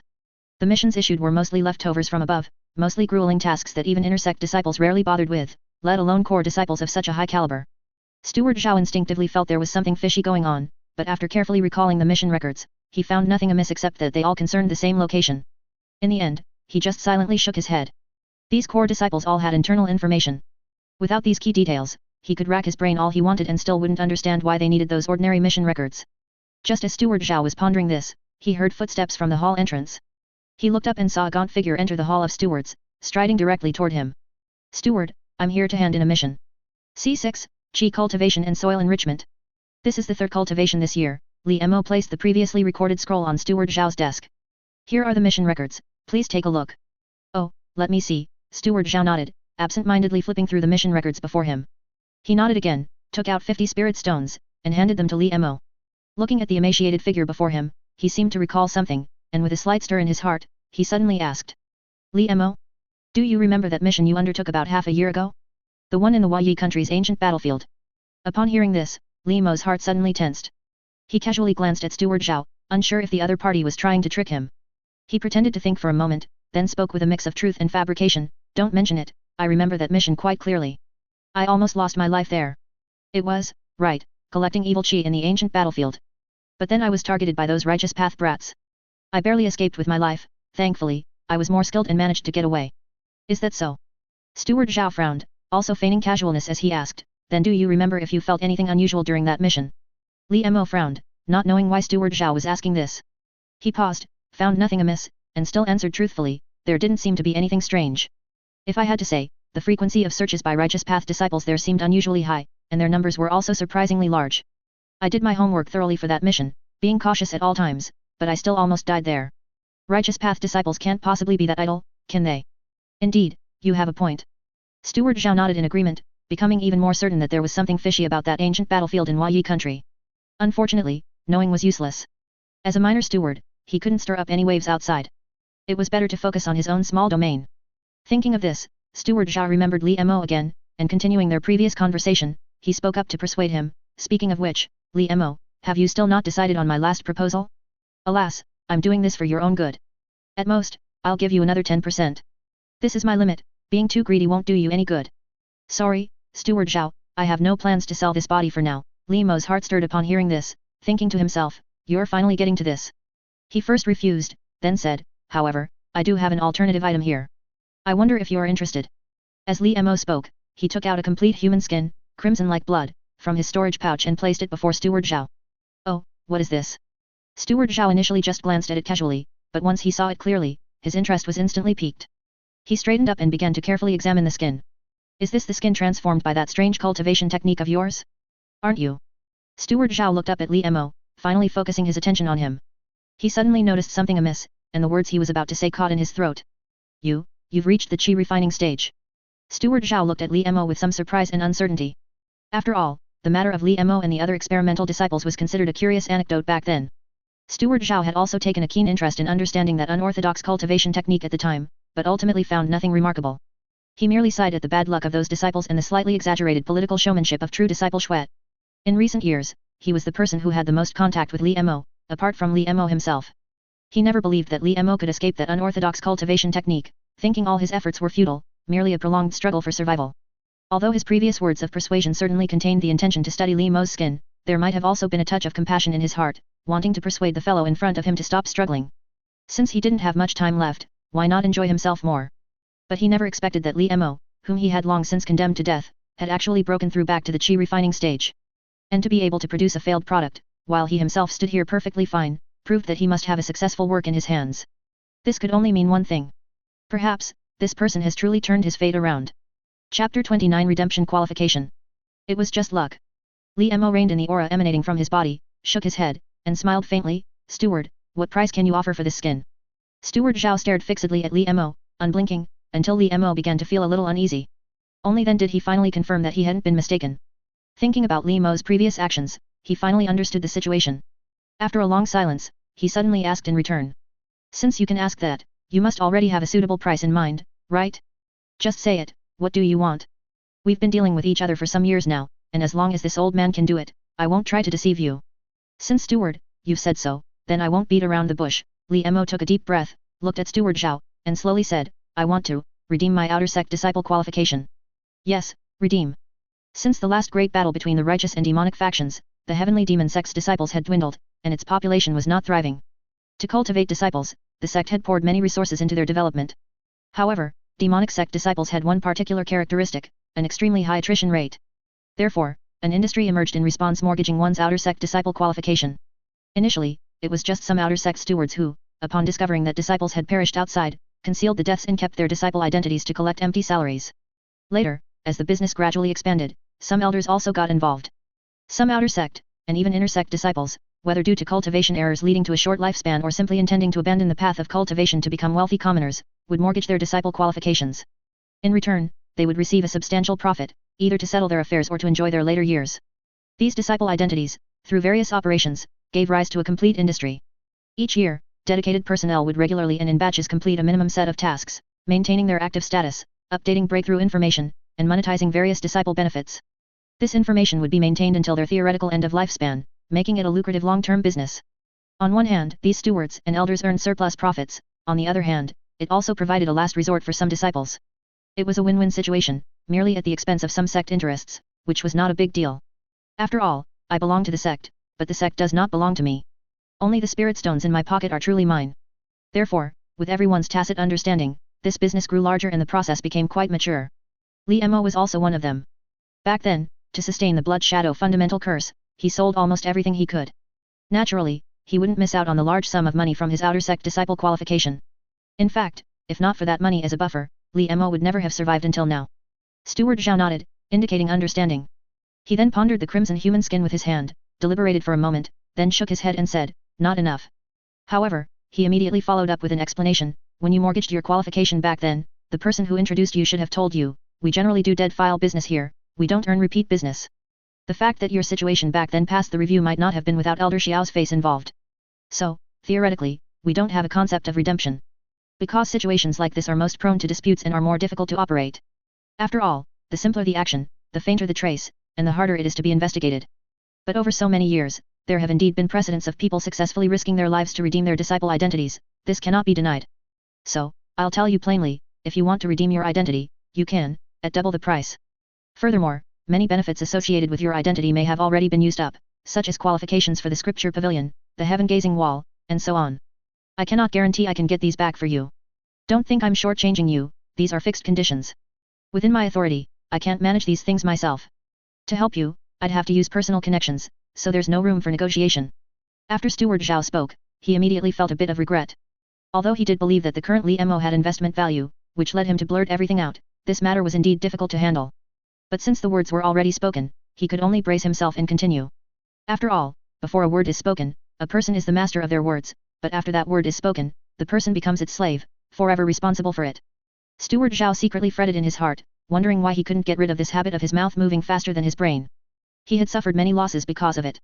Logically, one should learn from one's mistakes, so why wasn't it working for him? On the other side, Li Mo, hearing this, also frowned, secretly troubled. For him, redeeming his outer sect disciple identity was essential, it concerned his path of advancement. Selling it out of necessity back then was unavoidable, but now that he had the capability, it was natural that his name and status should not be entrusted to others. But even if he redeemed his identity, if he no longer had permission to enter the scripture pavilion, where would he find the refining method for the treasure gourd? This was a problem that, while not severe, was genuinely difficult to solve. Li Mo pondered for a long time, unable to make up his mind. Steward Zhao also didn't rush him. After all, if he gave up, that would be for the best. So he simply poured a cup of tea and invited him to sit down, so as not to affect the disciples who came to conduct business later. Should he go and ask Elder Xiao again? Elder Xiao was the one who had introduced Li Mo to the sect back then. He was a golden core mighty figure, rumored to have an old acquaintance with Li Mo's ancestors and had agreed to bring their descendants into the sect. Li Mo, as the one with the highest talent, was chosen by him and came to the heavenly demon sect. However, the other party evidently only intended to fulfill the agreement and did not wish to have any further involvement with him. After Li Mo entered the sect, he merely allocated a batch of resources to him, helping him quickly advance to the Qi refining stage and become an outer sect disciple, after which he no longer concerned himself with Li Mo. This could be considered having done his utmost. But Li Mo was, after all, introduced into the sect by the other party, this was a bond of past favor, enough for Li Mo to leverage the other's influence for some convenience. However, merely relying on this relationship, unless Li Mo prospered in the future and became entangled in the other party's interests, he would have only one chance in his life to ask for a favor. Just for a scripture pavilion qualification, it wasn't worth it. And from beginning to end, Li Mo had not considered issues of dignity or face. For someone who had experienced life and death trials, these were the least of his concerns. Elder, Li Mo silently repeated twice, always feeling as if he had overlooked something. He suddenly looked deeply at Steward Zhao again, almost unintentionally, and remembered a piece of gossip his fellow disciples from the same period had discussed. His heart suddenly stirred slightly. He stood up, walked forward, lowered his voice, and abruptly asked Steward Zhao. Steward Zhao, what is your relationship with Elder Zhao Tianfang of Puppet Peak? Chapter 30, Generous Gifts Open the Back Door. Steward Zhao was organizing mission data there, and when he suddenly heard Li Mo ask this, he almost instinctively retorted, "You can't just say things like that. My cousin and I have nothing to do with each other." As soon as he finished speaking, Steward Zhao and Li Mo both froze in place, then suddenly looked up, staring at each other, and the atmosphere became a bit awkward. Steward Zhao, you.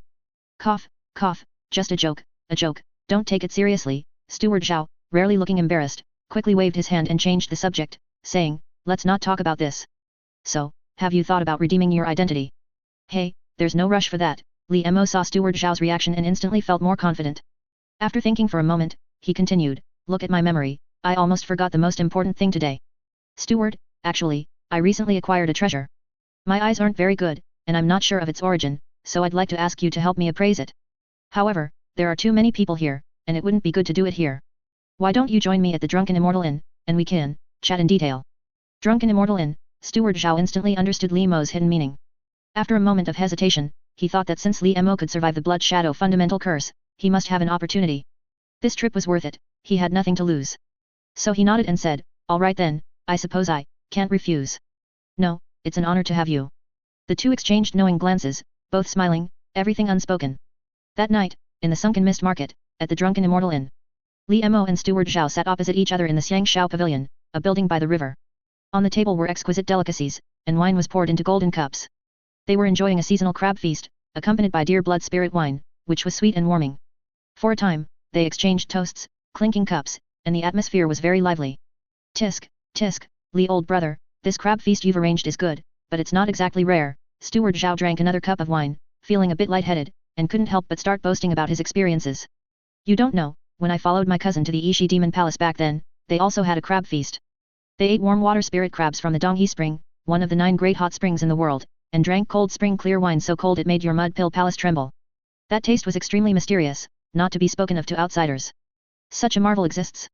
Zhao old brother truly has extensive knowledge. It's a pity I haven't had the chance. If there's an opportunity in the future, your younger brother will definitely try it. Li Mo also drank a cup of wine, exclaiming repeatedly. There will be an opportunity. In my opinion, Li old brother's current state is like a hidden dragon, its head and tail unseen, a sign of a dragon about to leap from the abyss, destined to soar into the sky sooner or later. Steward Zhao finished this statement, feeling the atmosphere was warm and the time was right. He then quickly added, oh, by the way, I just remembered, you mentioned today in my hall that you had a treasure you wanted me to see. What exactly is it? HOH, look at my memory. Li Mo smiled slightly when Steward Zhao proactively brought up the matter. He immediately waved his hand, and a flash of light appeared from his storage pouch. The next moment, a bronze coffin inlaid with gold suddenly appeared in the open space of the room. Zhao old brother, please look, it is this very item. This is a coffin. Steward Zhao was stunned. He had guessed that Li Mo was using the appraisal as an excuse to give him a gift, but he really hadn't expected the other party to bring out a coffin. Was he wishing him a promotion to a high official and wealth? It was a bit too cliché. Zhao old brother, please take a closer look. Li Mo didn't explain but gently raised his hand to signal. This, in turn, piqued Steward Zhao's curiosity. He stepped forward cautiously, first circling the coffin. He didn't find anything unusual, as Li Mo had already smoothed over all the inscribed areas with blood flames, so naturally, no clues could be seen. Steward Zhao hesitated for a moment, then gently placed his hand on the coffin, injecting a trace of true qi into it, and quickly investigated. This is... Steward Zhao was startled, suddenly looking up to meet Li Mo's smile. This is a zombie, and it's a high-potential zombie with a royal bloodline that has been gestating for many years. Once it awakens, it will definitely awaken a divine ability. Li Mo completed the second half of his unfinished sentence. Steward Zhao gasped, involuntarily caressing the coffin with such tenderness, as if he were handling a peerless beauty. My goodness, how did you get such a good thing? You, Steward Zhao opened his mouth, unsure what to say for a moment. It wasn't that his reaction was so strong, it was because a zombie of this rank was a rare item in the increasingly declining heavenly demon sect. Once the news got out, those disciples who controlled zombies and puppets would probably fight each other to the death for it. Although this zombie's strength wasn't particularly high, only at the green zombie stage, this was actually a bonus. Its extremely high potential gave it strong plasticity. It had a high upper limit no matter which direction it developed, essentially a ticket to becoming a powerful individual. Its future appreciation and added value far exceeded its inherent value. Li old brother, you. Hey, no rush, let me first tell you, Zhao old brother, about the origin of this item. Li Mo smiled slightly, seeing that the desired effect had been achieved, and prepared to further pique Steward Zhao's interest. He continued, it's a coincidence, just a few days ago, I happened to be in the market for some business, but I didn't expect to be targeted by a few petty thieves. After dealing with them, I unexpectedly found some clues on them, so I soul searched them and accidentally discovered an ancient tomb relic in their mines. And this coffin was found in that tomb. Steward Zhao nodded perfunctorily, visibly distracted, his eyes constantly drifting towards the coffin, not really listening to what he was saying. Li Mo wasn't annoyed and continued to introduce it on his own. That tomb was originally an auspicious feng shui tomb, but due to geological changes, its structure changed, leaking its feng shui and dispersing its qi, turning from auspicious to ominous. After an unknown period of gestation, This unexpectedly well-preserved royal bloodline corpse from ancient times was also accidentally transformed into a zombie, eventually falling into my hands. Li Mo suddenly changed the subject here, letting out a deep sigh, and said, "But, Zhao old brother, I am suffering in my heart. Although I obtained this treasure, I deeply feel that my virtue does not match my position. After all, I know nothing about the business of zombies. This is like casting pearls before swine, truly a trick of fate. I thought at the time, I cannot be so selfish and delay the future of this treasure. Zhao old brother, tell me, I have lived in the heavenly demon sect for so many years, enduring so much kindness from the school, which can never be repaid in lifetimes. But I have never given back even a tiny bit to the school, which makes me feel deeply guilty.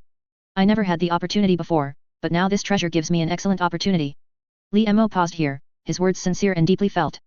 "So, I made a painful decision." Li Mo took a deep breath and said very seriously, "I decided to present this zombie to a virtuous elder who deeply loves the Dao of zombie control, hoping that he can make this zombie contribute its remaining value and add bricks and tiles to the future development of our heavenly demon sect. Only then can my guilty heart feel a little better. I think Elder Zhao Tianfang is a virtuous elder whose abilities match his position. It's just a pity that I am insignificant and cannot reach Elder Zhao at all. Seeing this zombie wasting away in my hands truly pains me. Zhao old brother, tell me, what should I do?" Chapter 31, The Road is Difficult to Travel. Steward Zhao was confused by the situation. Only now did he realize that Li Mo was not trying to give him a gift, but rather to give a gift to Elder Zhao through him. For a moment, his gaze at Li Mo was exceptionally complex. In fact, Li Mo had been obvious enough, but unfortunately, in Steward Zhao's mind, what good could an outer sect disciple in the middle stage of qi refining have to give a gift to an elder? Wouldn't that be humiliating himself? So he didn't even consider that possibility. He truly underestimated the heroes of the world. Steward Zhao took a deep breath and quickly began to deduce in his mind. Suddenly, he slapped his thigh. "Good. Giving a gift to Elder Zhao is good. It's even better than giving a gift to me. After all, he's giving away real gold and silver, Elder Zhao is receiving genuine sincerity, and I, Zhao, in the middle, will gain favor from both sides. Everyone is happy. However, things shouldn't be thought of so simply. This Li old brother is willing to pay such a huge price to gain favor, so he must have a great ambition. I cannot easily agree. Li old brother, it's like this, don't rush." Steward Zhao took a deep breath and said, "It's excellent that you have such sincerity towards the sect, but we live within the sect, and we have always achieved things together with the sect. Sometimes, you still need to consider yourself more. You don't need to focus too much on what you can do for the sect. After all, as long as you live within the sect, you are contributing to the sect. Why not think more about what the sect can do for you? What can the sect do for me?" Li Mo smacked his lips, pondered for a moment, and then said, "Everyone says that joining a major sect is for the sake of seeking Dao. I, your younger brother, also have the heart to seek Dao. Is it that simple?" Steward Zhao asked back, somewhat disbelieving. "Not so. I won't hide it from you, Zhao old brother, there is indeed one more thing." Li Mo paused and then said, "Zhao old brother, you also know that back then, I was deceived by that person and suffered this calamity, becoming like this. Now, seeing him flourishing and thriving, I fear that if he advances in the future, there will still be animosity between us, and I might lose my life. I earnestly hope the sect can provide some protection." "So that's how it is." Steward Zhao fell into deep thought upon hearing this. Li Mo's first request was indeed not difficult, but the second one still had room for discussion. After all, that Zhao Shi Qu is about to advance to Golden Core, his power is expanding, and he has become one of the most prominent true disciple candidates in the heavenly demon sect. Even ordinary elders are unwilling to offend him. If the sect protects Li Mo, it would be fine if the other party doesn't care, but if it causes animosity, is the price worth it? "Apologies, Li old brother, please sit here. This spiritual wine makes one quite chaotic. I'm going out for some fresh air." Steward Zhao couldn't make up his mind alone, so he casually found an excuse and left his seat. "No problem, Zhao old brother, please do as you wish." Li Mo nodded, his expression still normal. To be honest, bribing Elder Zhao was a sudden idea of his. The biggest reason was that he unexpectedly saw Zhao Shi Qu today and vaguely felt a threat from him. Although the other party claimed not to care about him at all, Li Mo wouldn't believe a single word of such nonsense. After all, after that political show, his value to him was almost nil.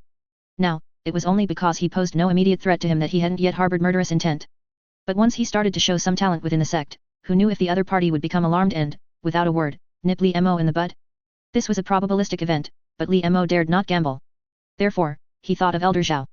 After all, Li Mo's foundation of the Blood Shadow fundamental curse was already established. No matter what, it was impossible for him to switch to the puppet Dao. This royal zombie, left in his hands, was not only of little use, but was also depreciating every day. It would be better to use it as a bargaining chip. Moreover, it couldn't be sold, it had to be given as a gift. Because the resources that this royal zombie could exchange for were too hot to handle.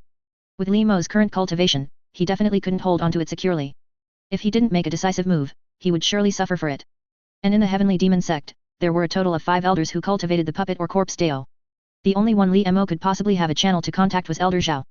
So, rather than saying he was worthy of the position, it was more like destiny. The rest depended on Steward Zhao. Li Mo watched the golden wind and thin mist outside the drunken immortal inn. His heart, which had been restless due to Shui Xiu today, gradually calmed down. Because compared to the great Dao, everything is empty. If he were to ruin his good mood of enjoying crab meat in the golden wind just because of a Shui Xiu, that would truly be worrying needlessly. Humbly keep his place, and wait for the opportune moment. Steward Zhao was out in the wind for a long time, so long that Li Mo almost thought he was truly drunk and had collapsed by the river. Only then did he push the door open again and return to the Xiaoxiang pavilion. Li old brother, we agree to those conditions you mentioned.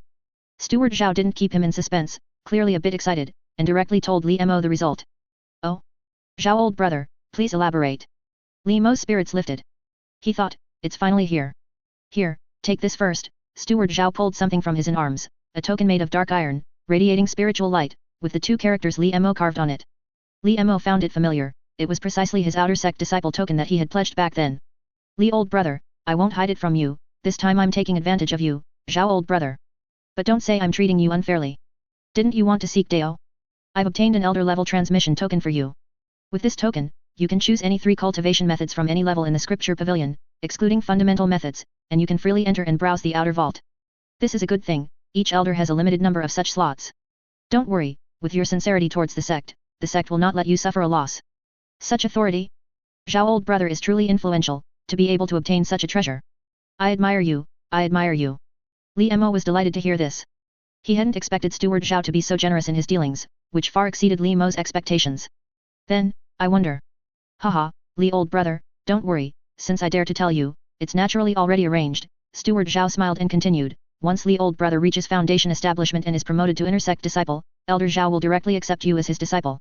By then, as long as you don't actively seek trouble with Shui Xiu, within the sect, he absolutely won't dare to harm you. What do you think, is this good? Excellent, absolutely excellent. Li Mo was overjoyed. He hadn't expected this trouble to be resolved so easily. He immediately picked up his wine cup, filled it with dear blood spiritual wine, and toasted Steward Zhao. Thank you, Zhao old brother, for your efforts on my behalf. Such great kindness will surely be repaid handsomely.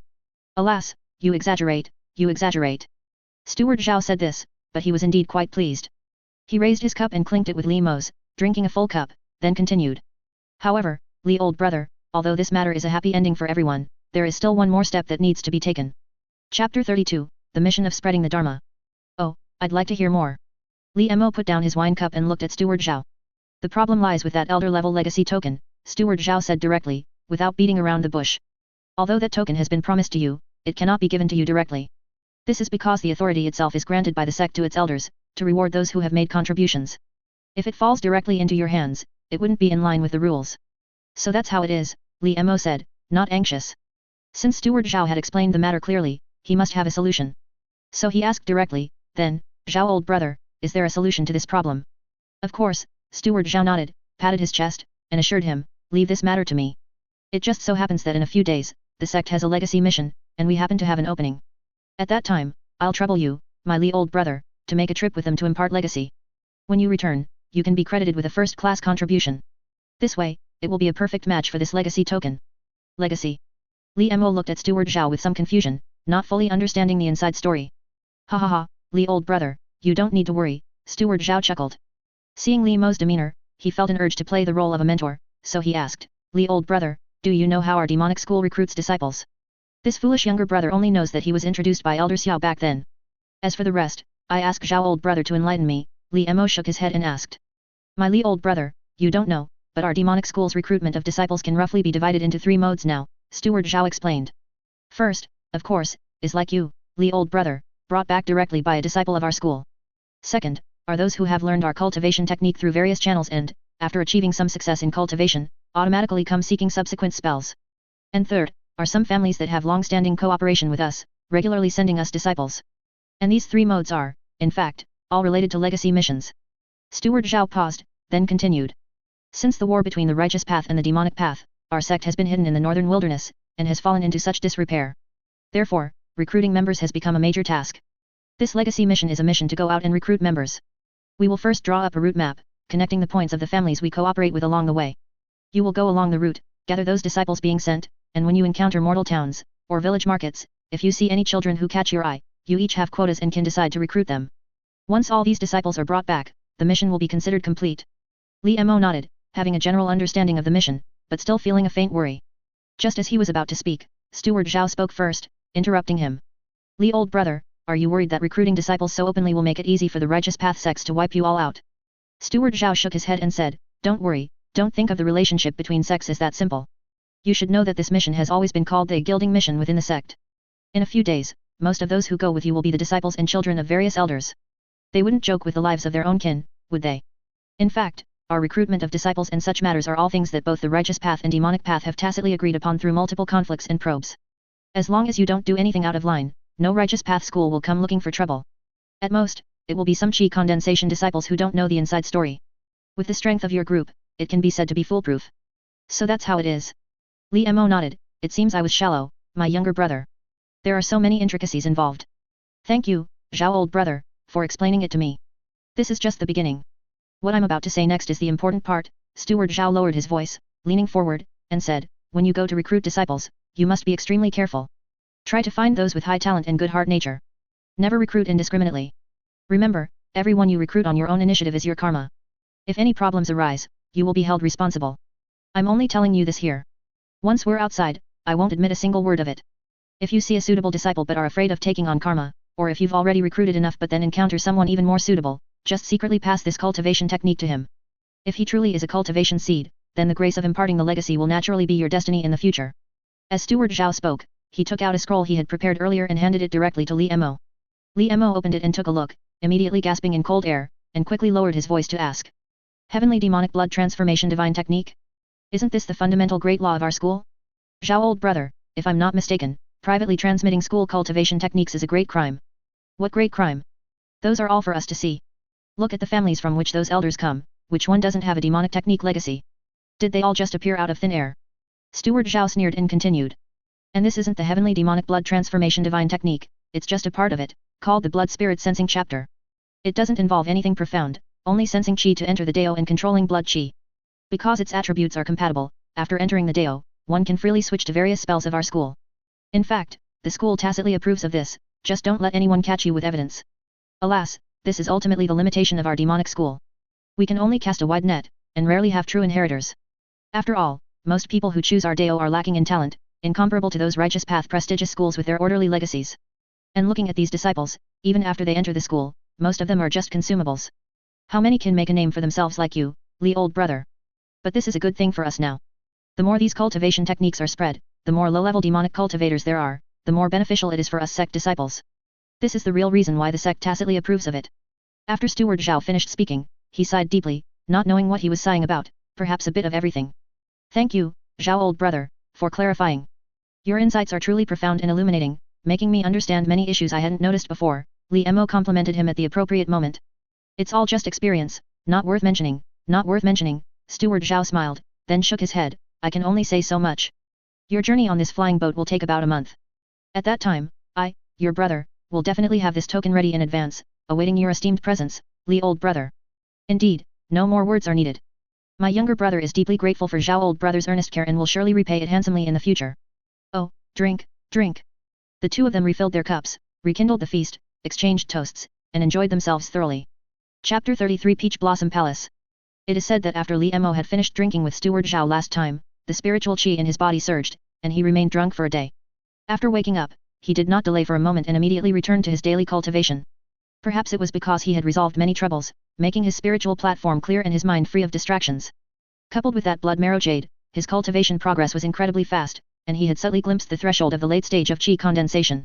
Deep within the floating jade mountain range, at a geomorphic node, atop an unnamed high mountain, mist and clouds condensed auspiciously, moss piled green, wild forests echoed with birds, and deep within lurked fierce dragons and snakes. Peach blossoms covered the mountains, vying for splendor, yet the autumn chill made them even more vibrant, creating a picturesque scene with ape cries and birds soaring, and phoenixes dancing as if in a mythical land. Li Mo sat among the peach blossoms, no longer as withered and dull as he once was. To an observer, he appeared to be a slender deist, idly plucking a peach branch. Looking around Li Mo, blue stone paved the paths, and clear water encircled the mountains. Everywhere, colorful and exotic plants were arranged into a 9-palisade trigrams formation, gathering the spiritual chi of the entire geomorphic node. Figures moved back and forth within it, and upon closer inspection, it was a vast, hazy scene, fairies tilling fields of warm white jade, and deists tending fires to refine elixirs, subtly hinting at an immortal realm. Indeed, This area was where Li Mo was testing the peach blossom miasma formation plate he had bought from the sunken mist market. Its current effect far exceeded his expectations. And those fairies and deists below were, of course, not true immortal masters. Instead, Li Mo had refined the fox spirits and cat spirits, then placed them into this formation. Their attributes harmonized perfectly, complementing each other, allowing this simple formation plate to emit auspicious glows and present a myriad of phenomena. Li Mo even had a sudden idea. He selected a dozen or so well-featured ghastly spirits he had captured, transformed them into child attendants, and placed them beside these deists. He also imparted some ancient texts, scriptures, and guiding methods to them, teaching them to recite and cultivate their minds. As they continuously absorbed and circulated qi, Li Mo was surprised to find that the peach blossoms evolving within the formation grew even more luxuriant, and the miasma thickened, yet subtly showed signs of further expansion. Recalling the shopkeeper's introduction at the time, Li Mo speculated that perhaps the materials used to refine this formation plate were unusual. However, there was no certainty. Since it was developing in a positive direction, he decided to let it be for now. Li Mo also took the opportunity to give the formation plate a new name, Peach Blossom Deo Palace. However, this Deo was a demonic Deo, and the people were devil heads. Would Peach Blossom Demonic Hall or Peach Blossom Devil Palace be more fitting? Li Mo thought about it, shook his head, and regained his focus, continuing to refine the treasure gourd in his hand. Ever since he obtained the treasure gourd, Li Mo had used almost every spare moment and available true qi to refine it. Up to now, he had already refined 3 of the 13 evil seals, forming a trinity. When it breathed in and out, it already showed some signs of power, allowing him to simply control it for basic tasks such as spewing evil mist or suppressing geomorphic nodes. It was only because he lacked a suitable refining method that Li Mo had not yet inscribed any ghost-controlling magical restrictions on it. Although it could store a mustard seed within a Samura mountain, Li Mo dared not put all the ghastly spirits inside, only able to let them stay in the cellar for a while longer. For this reason, when Li Mo went to the treasure appraisal hall to retrieve the formation plate, he also exchanged all the spirit stones he had obtained from those bandits last time for various talismans, especially ghost sealing talismans. To prevent any accidents, Li Mo directly arranged a small talisman formation in that cellar using a large number of ghost sealing talismans, replenishing and checking it daily to ensure everything was foolproof. Judging by the days, it's almost time. Li Mo retracted the surging aura from his body, flashed back to the eerie world, and settled the treasure gourd. Although he could make the treasure gourd's divine light conceal itself, allowing him to carry it like an ordinary gourd, Li Mo felt it was still not safe. After all, his mastery over this treasure was not yet complete. If he accidentally left it behind and its treasure light was exposed, encountering some highly cultivated individuals could turn joy into sorrow, instantly leading to a great disaster. However, only after reaching foundation establishment and being able to refine this treasure gourd into his life-bound treasure, storing it in any purple mansion, would he no longer fear others coveting it. After settling everything, Li Mo returned to the current world, took out the mission scroll steward Zhao had given him, carefully examined it, confirmed the direction, waved his sleeve, put away the formation plate, and flashed towards the meeting point. The meeting point was in a desolate, secluded valley, also traversed by a geomorphic node, rich in spiritual qi. By the time Li Mo arrived, 4 people were already waiting in the valley, 3 men and 1 woman, each sitting in different parts of the valley, cultivating. Upon seeing Li Mo, everyone had different expressions. The leading man was the first to stand up, walked forward, and cupped his hands towards Li Mo. I am Crane Branch, the leader of this Dharma transmission mission. May I ask this brother's name? I am Li Mo. This journey is long, and I must trouble brother he for your care. Li Mo also quickly cupped his hands, returning the greeting. Naturally. The people are not all here yet, so please wait a moment, brother Li. Crane Branch nodded, his demeanor neither warm nor cold, yet his inherent grace made people feel comfortable, as if it were the calm friendship of a gentleman, subtly creating a sense of closeness. Li Mo nodded, found a spot to sit down casually, and secretly observed everyone present. First and foremost was Crane Branch, who could be said to be the most striking person among those present. He was handsome and refined, with sword-like brows and starry eyes, the posture of a pine and the bones of a crane, like an immortal dew pearl. He wore white cloud thousand-strand shoes and a light cloud brocade crown, and a luxurious haori robe that shimmered with treasure light. As he moved, one could faintly hear the mournful cries of cranes, exuding an inherent grace. It was certainly a top-grade magic treasure. Following him was the only woman, seated in the northwest corner. She was graceful and charming, with a dignified bearing whether sitting or standing. Her eyes held timidity, and her brows held shyness, yet she was the only one present who paid no attention to external matters. She didn't even notice Li Mo's arrival, simply busying herself with a small cauldron in front of her. Next was a man standing directly opposite Li Mo. He wore a black close-fitting suit, leaning against a green pine, eyes closed in meditation. In his arms, he held an ancient black saber. His posture was tall and straight, his joints broad, subtly exuding an ancient, unadorned aura. And as if noticing Li Mo observing him, the man in the close-fitting suit suddenly opened his eyes, meeting Li Mo's gaze directly, without evasion.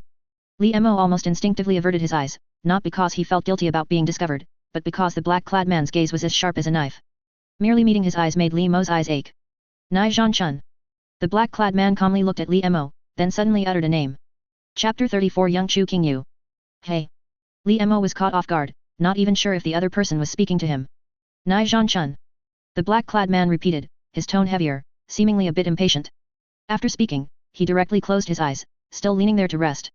Li Mo. Li Mo finally reacted. The other person was stating his name. Seeing that the other person had no intention of conversing, he simply replied and withdrew his gaze. Hey, don't mind him. Brother Nai talks to us like that too. I've never seen him show any expression. The fact that he gave his name means he's already greeted you. A bright voice came from beside him. Li Mo subconsciously turned to look, his heart startled.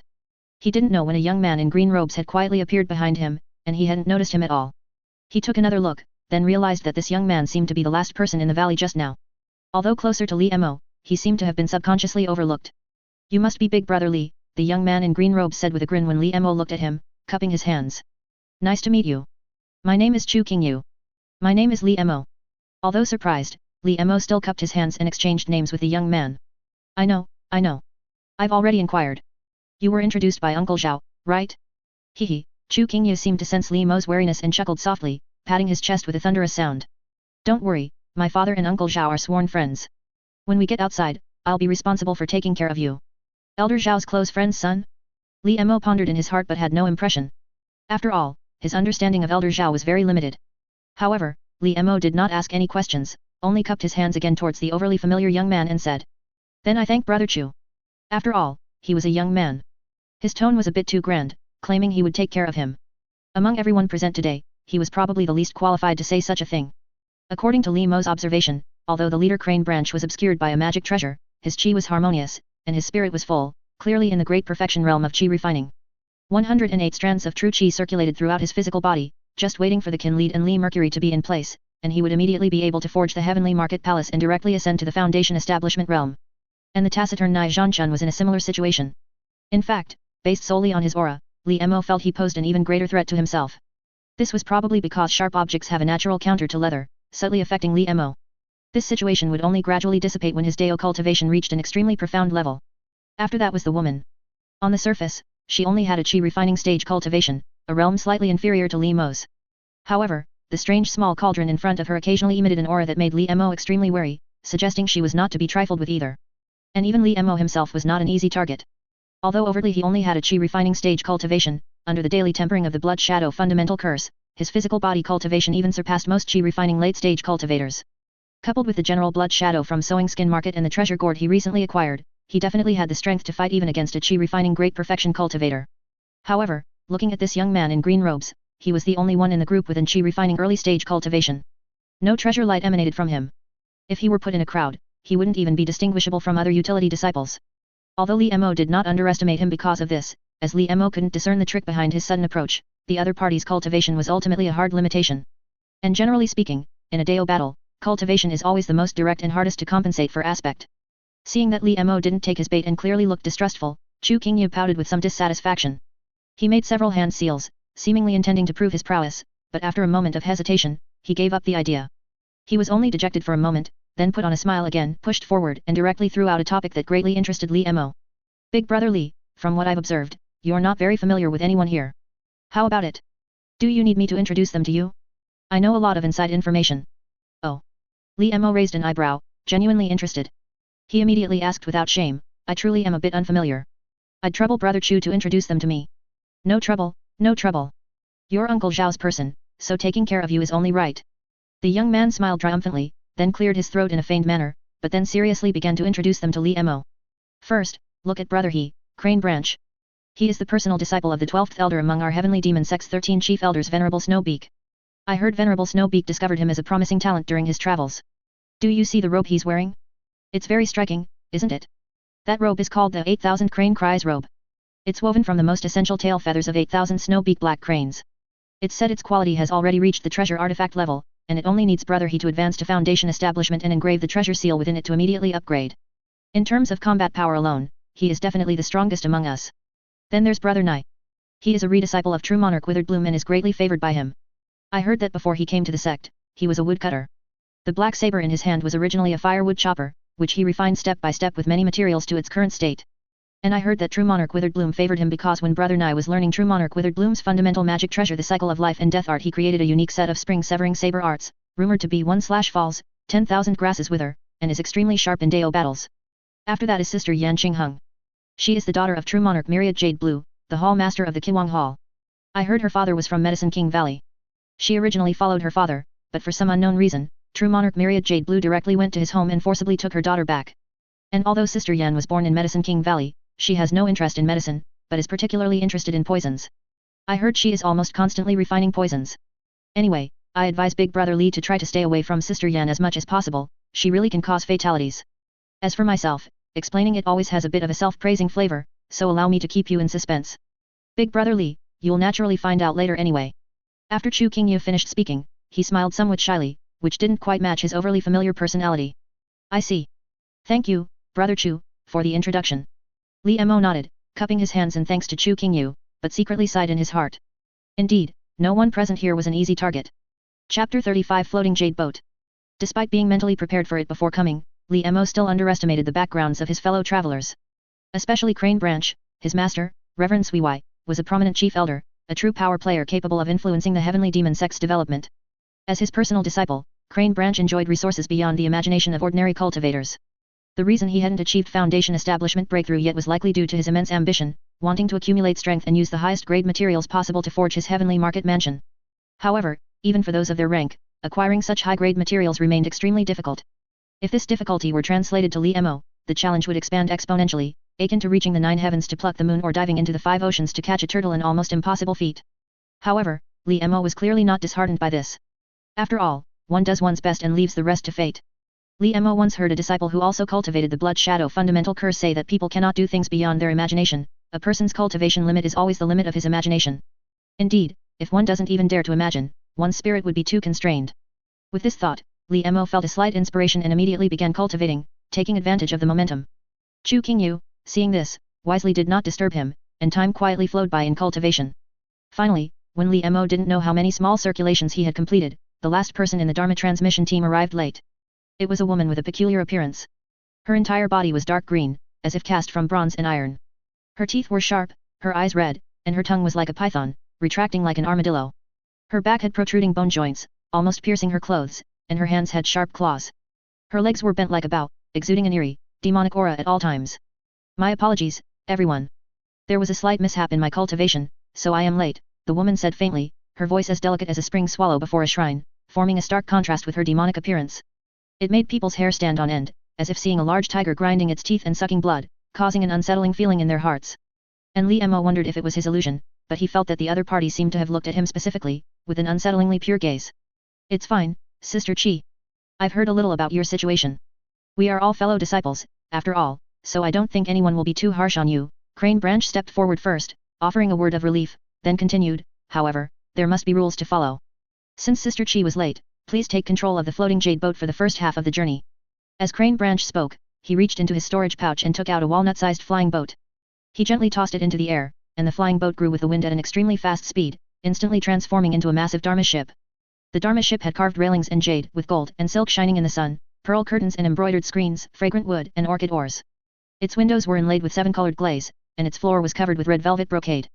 It was adorned with bright pearls forming star maps and agates embedded as the Milky Way, complementing each other and exuding spiritual chi.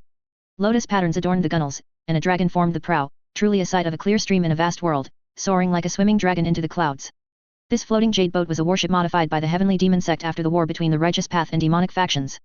It was extremely mysterious. If fully activated, traveling millions of miles in a day was commonplace. However, the one they had was clearly a stripped-down version, more like a pleasure boat for privileged disciples to enjoy. But even so, its inherent technological value could not be ignored. Li Mo and the others were likely benefiting from the chief elder's personal disciple's influence. The demonic Sister Qi evidently had no objection to Crane Branch's arrangement. With a push of her foot, she performed a somersault and leaped into the air, seating herself directly on the dragon prow of the ship, connecting with the treasure ship's grand formation. As the Dharma ship started, its adornments became even more dazzling and colorful, breathtaking to behold. However, everyone present was a cultivator, and either wealthy or noble. Even Li Mo, despite his humble origins, had unconsciously broadened his horizons and spirit from frequently traveling between different worlds, so he felt little for this display of wealth. After a brief appreciation, they all boarded the ship, chose their rooms, and resumed their cultivation. With the activation of the floating formation, the entire floating jade boat instantly shot out like a sharp sword, disappearing from this space. Clouds drifted leisurely, crane shadows drifted leisurely. A single crossing in the air, and the sun shone for a long time. 3 days passed quickly while sitting in cultivation. It wasn't because the destination was too far, nor because the floating jade boat's speed was too restricted.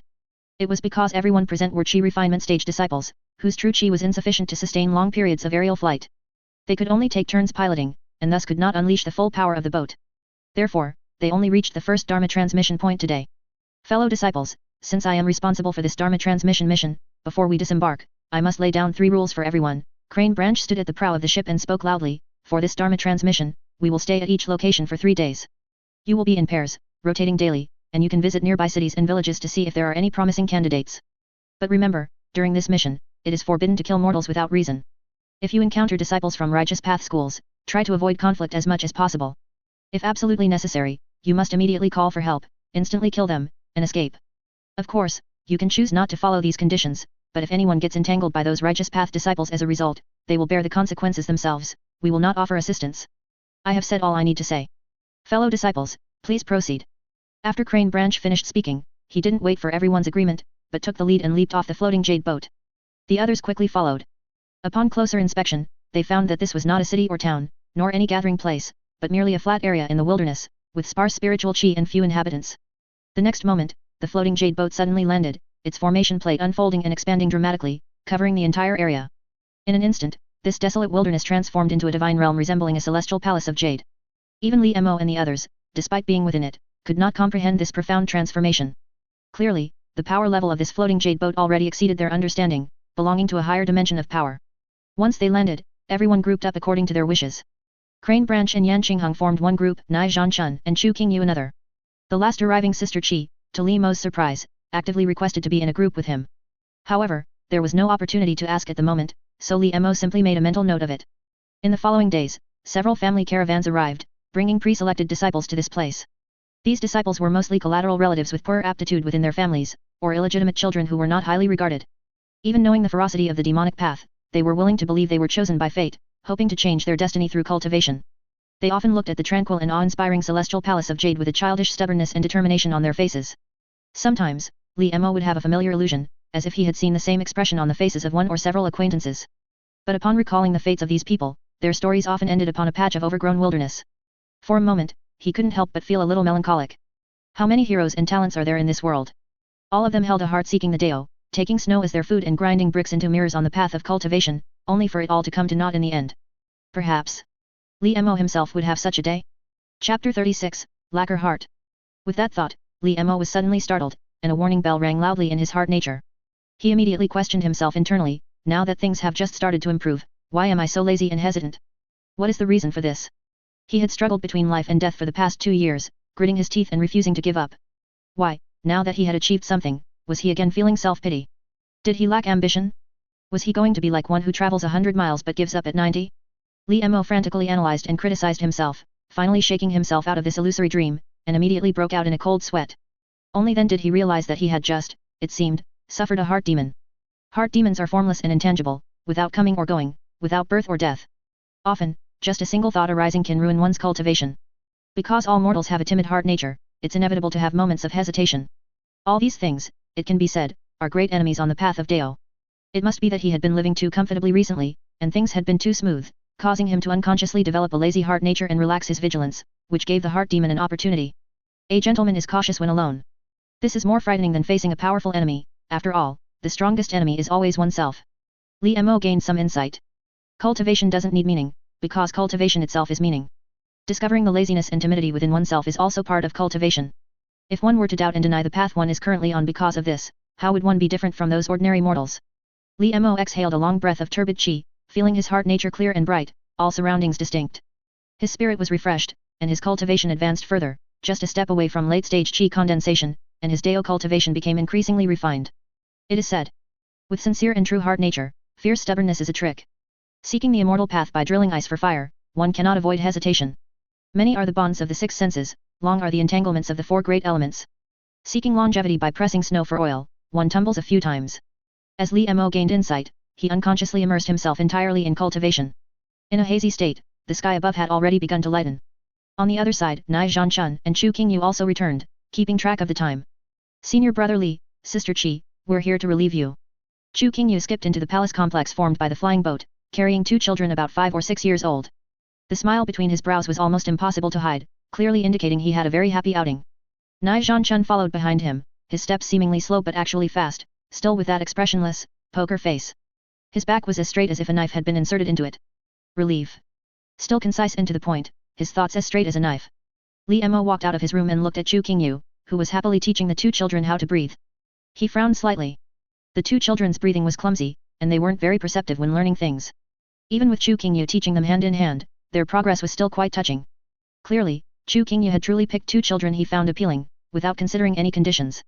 It was unclear if it was a truly innocent heart nature or just pure mischief. In any case, according to Steward Zhao, this was clearly not a wise action. In fact, even if Steward Zhao hadn't said anything at the time, Li Mo would never have haphazardly accepted disciples. This was because the karma of changing another person's destiny is very heavy. After all, the grace of imparting Dao can already be called that of a master.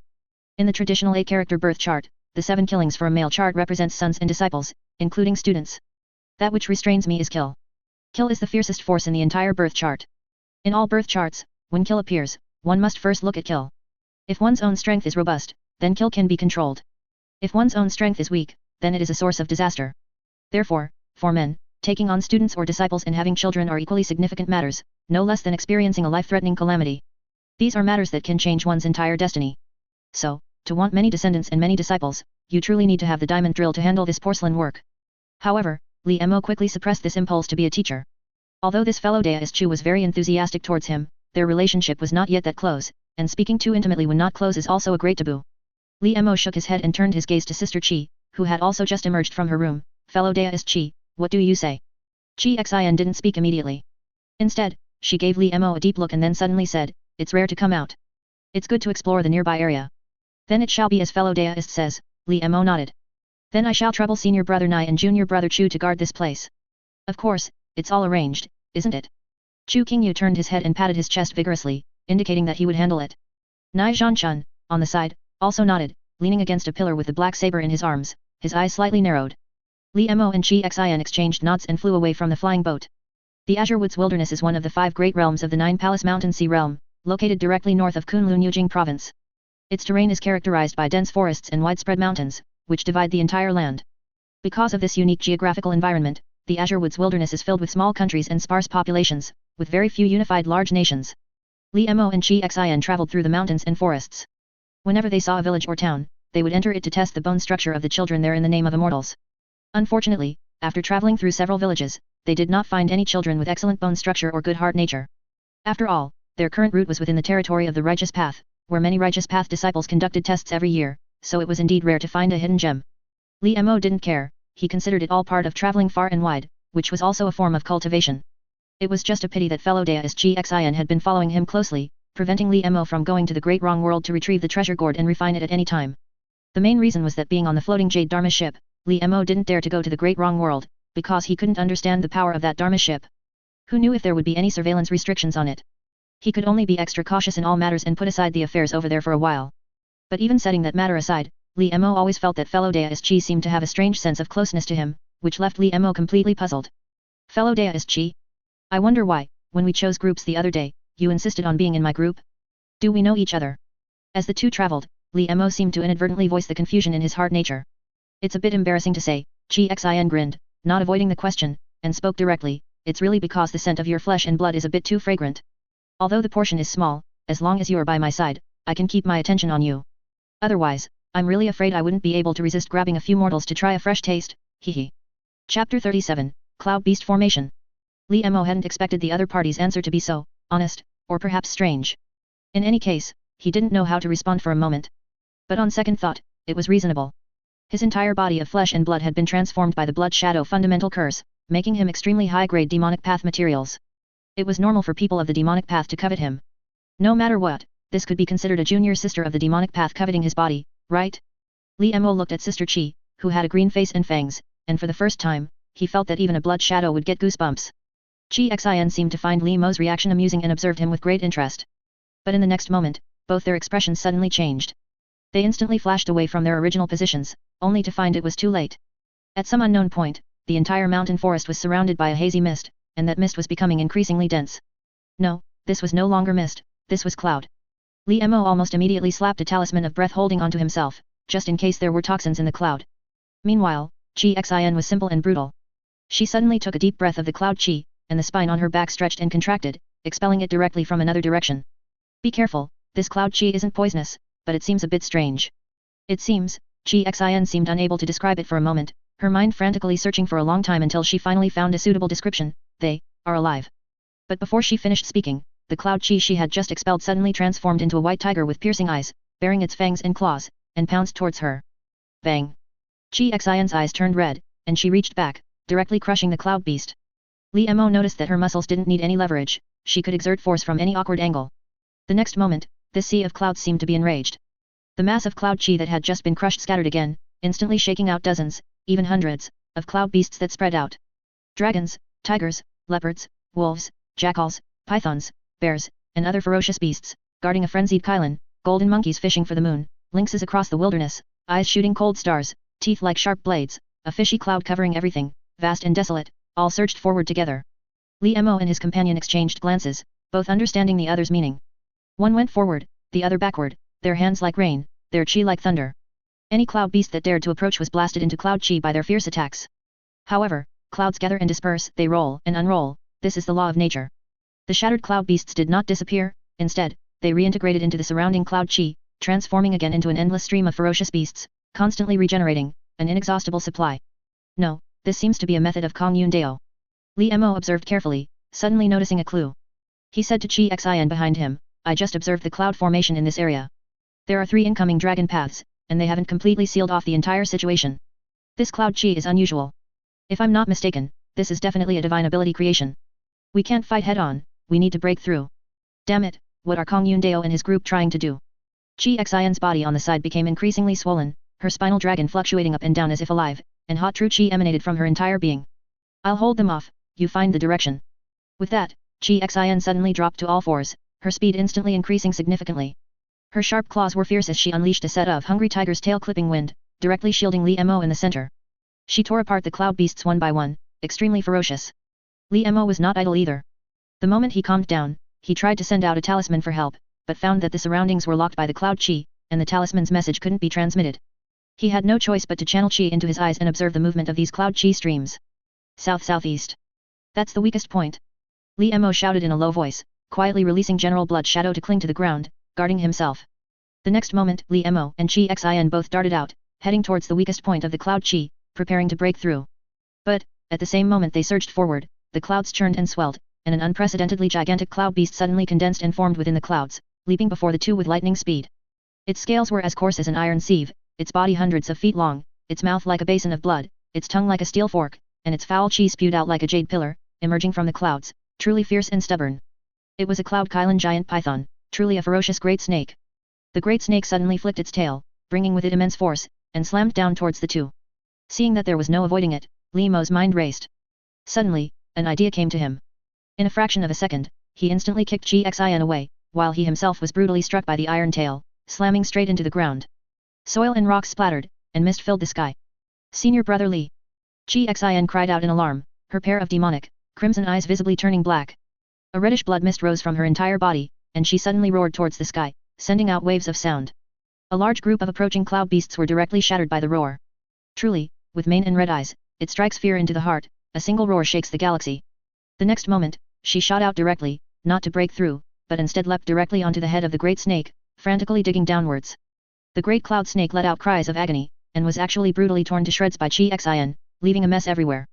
But in the next moment, the cloud qi suddenly converged again, and the great snake split into two, both exactly the same size, directly attacking Qi Xin from two sides. Excellent. Seeing this, Qi Xin became even more ferocious, battling the two giant pythons, and for a time, they were locked in a stalemate. Only this time, the two giant pythons seemed to have learned their lesson. They didn't fight her head-on, but instead constantly maneuvered, making it impossible for her to attend to both ends, and her stamina rapidly depleted. As time passed minute by minute, Qi Xion's ferocity gradually receded, but the surrounding cloud beasts, on the contrary, gathered more and more. Her heart sank to the bottom, secretly thinking it was not good. She suddenly revealed a flaw, which was caught squarely. She was fiercely struck by the great snake's tail whip, and instantly her bones and muscles went numb, unable to move. In an instant, she was about to be captured. The next moment, a fierce wind suddenly rose, wailing and surging, sweeping 3,000 li across the ground and soaring 10,000 zhang high. Thousands of peaks of rocks tumbled, and 10,000 ravines of trees wailed. Countless evil chi smoke permeated out, directly mixing into the cloud chi, instantly turning it completely black. In a flash, it exploded, and more evil chi diffused, engulfing this entire cloud field. And at the end of this evil chi smoke, Li Mo held the spirit warding ghost commanding gourd, constantly gasping for breath. It turned out that Li Mo had instantly ordered General Blood Shadow to wrap himself around his body, deliberately taking the tail whip. He used the great snake's force to strike him to the ground, taking the opportunity to kick up dust, while he himself directly escaped into another world. He rushed back, taking a treasure gourd, and directly turned the tables, using this evil chi smoke to defile these cloud chi streams. As expected, although these cloud chi seemed like the divine ability creations of a mighty being, the situation indicated that they were not manually controlled, which allowed Li Mo to find an opening to exploit. At the same time, outside the cloud chi great formation, 3 men in daoist robes stood on the mountaintop, each forming hand seals, standing in a small 3 talents formation, observing the obscured cloud chi in the field, their faces full of composure and triumph. Chapter 38, It seems like an old friend is coming. Senior brother, these two have been holding on for quite a while. Could something have gone wrong? The youngest man among them asked. How could that be? This time, to ensure nothing goes wrong, every disciple of our school brought a great master sister's great freedom myriad transformation auspicious cloud to deal with these chi refinement stage devil heads. Humph, it's completely overestimating them, the white-robed senior brother snorted. Just watch, in less than an hour, we'll know the outcome. Wait, senior brother, what is that? The third disciple, who had been silent, suddenly pointed at the large formation on the field and exclaimed. The 3 looked in unison and saw a black spot suddenly appear within the large formation, which was composed of 3 pure white clouds. It rapidly expanded, not even giving them a chance to react. They suddenly felt disconnected from the cloud. How is that possible? The senior brother was almost stunned. He had just murmured half a sentence when he heard a crisp cracking sound beside his ear. He subconsciously turned to look. He saw that the junior brother who had just been speaking to him had been swallowed by a blood-colored shadow.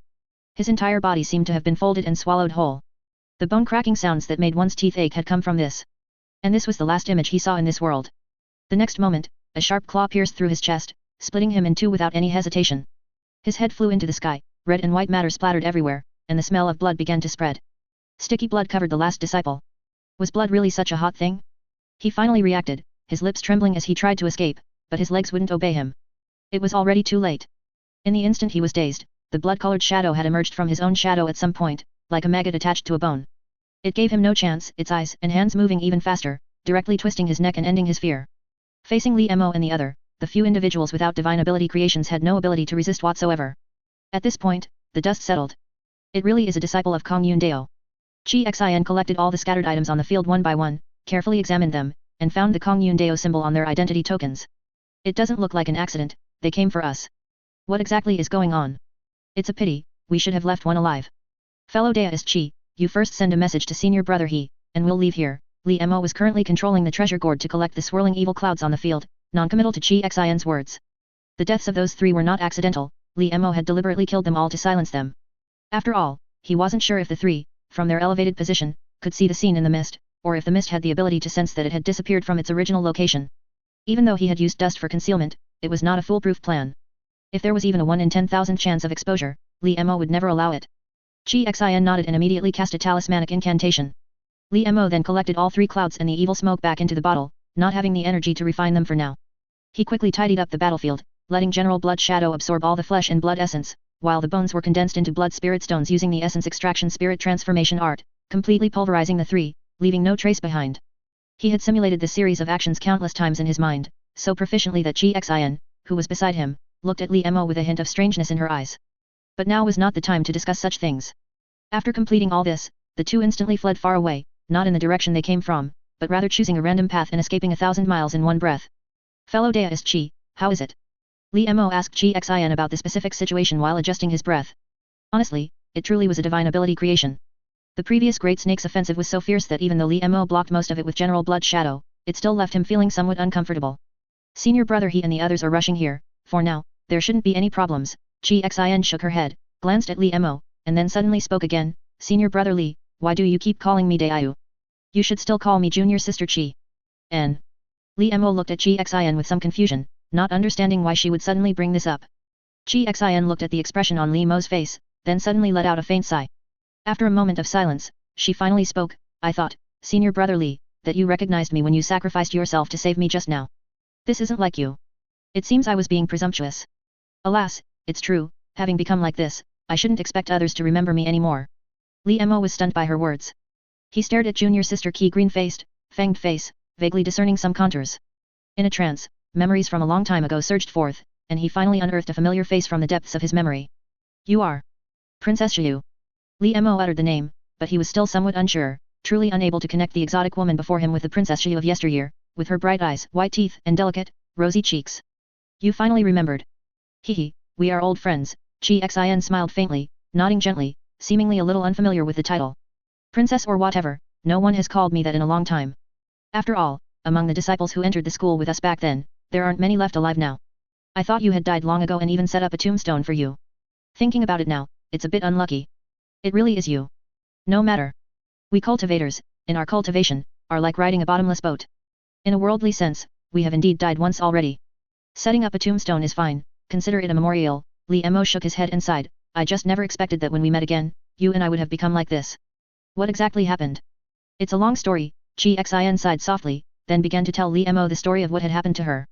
It is said that when Li Mo and the others first entered the school, they lived and cultivated together in a large courtyard called the True Devil Garden. Because they had no one to rely on within the school, they naturally formed small groups. Among them, most were from the same hometown, and there were also conflicts, struggles, and disputes over interests. Li Mo, having become an outer sect disciple very early on, had always been in a leadership position among his fellow townsmen. Later, when Li Mo was taken away by Xuexiu, their group of fellow townsmen immediately lost a major fighting force, and for a time, they were leaderless. Many of the rights they had previously held became unstable, and various conflicts ensued, one after another. As the successor in charge after Li Mo, Chi Xin often felt that her strength was insufficient. Her cultivation talent was not good. The reason she could become the leader of her group was probably due to the lingering influence of her status as a princess and her genuinely responsible attitude. However, these things could not give her an advantage in external conflicts. She could only continuously contract their influence. Over time, her fellow townsmen also began to grow dissatisfied, and the pressure on her grew heavier and heavier. Chapter 39, Drinking on the Sun, more updates please read. To protect the interests of their collective, Chi Xin could only compensate for her lack of talent with diligence, working almost day and night, trying every possible way to maintain the group's operation, facing various conflicts and probes, and fending them off one by one. However, it's always easier to dodge an open spear than a hidden arrow. After a conflict with a certain group, the other party, in their madness, bribed a disciple in charge, who then recommended a seemingly lucrative task to them, but concealed the details. In reality, the difficulty of that task far exceeded their capabilities. During that mission, they suffered heavy losses, almost a complete annihilation. Only a very few managed to escape from the mouth of that Blackwater Xian snake, and Chi Xion's own younger sister also died in that mission. On that day, when Chi Xion stood up again from the mud, she was almost a walking corpse. I've almost forgotten how I returned to the sect that day. I messed everything up, Chi Xion said, her eyes a bit hollow. At that time, I was completely disheartened, my mind racing, and the only word I could think of was death. But I had no face to see them. I can't forget the face of each of them. They all died in the mud of Trapped Lake, their bones gone. And what about those who framed them? How wildly must they have been laughing? I suddenly realized that I had to live, at least, I had to avenge my little sister and the others. But my talent was too poor, so poor that even if I cultivated for decades or 100 years, I wouldn't be able to catch up to those people. So, I chose to become Elder Bone Carver's experimental disciple. As Chi Xian spoke, she gently removed her clothes. It should have been an alluring scene, but the hideous stitches ruined all the beauty. Ugly scars crisscrossed every part of her body, especially the protruding vertebrae, each embedded with a yao core, seemingly emitting faint breaths, almost like living things. Li Mo's eyes narrowed slightly. He had heard of this Elder Bone Carver. He was one of the most notorious and evil elders in the entire Heavenly Demon sect. He was also one of the elders of the Puppet Dao, but unlike other Puppet Dao elders, he believed that the best puppets were always living beings. He was also the most fanatical warhawk in the entire Heavenly Demon sect. The so-called experimental disciples were his way of creating war weapons by fusing and modifying humans with various Yao beast materials. This process was extremely painful, almost 1 in 1,000 disciples who went through his hands survived, and even those who miraculously lived would constantly deteriorate due to various rejection reactions and die prematurely. It's hard to imagine how much suffering junior sister Chi in front of him must have endured to be transformed into her current appearance. I still don't dare to recall what I went through. I screamed until my throat bled, cried until my tears ran dry. Hundreds and thousands of voices echoed in my ears every day. I almost wanted to die like that at every moment.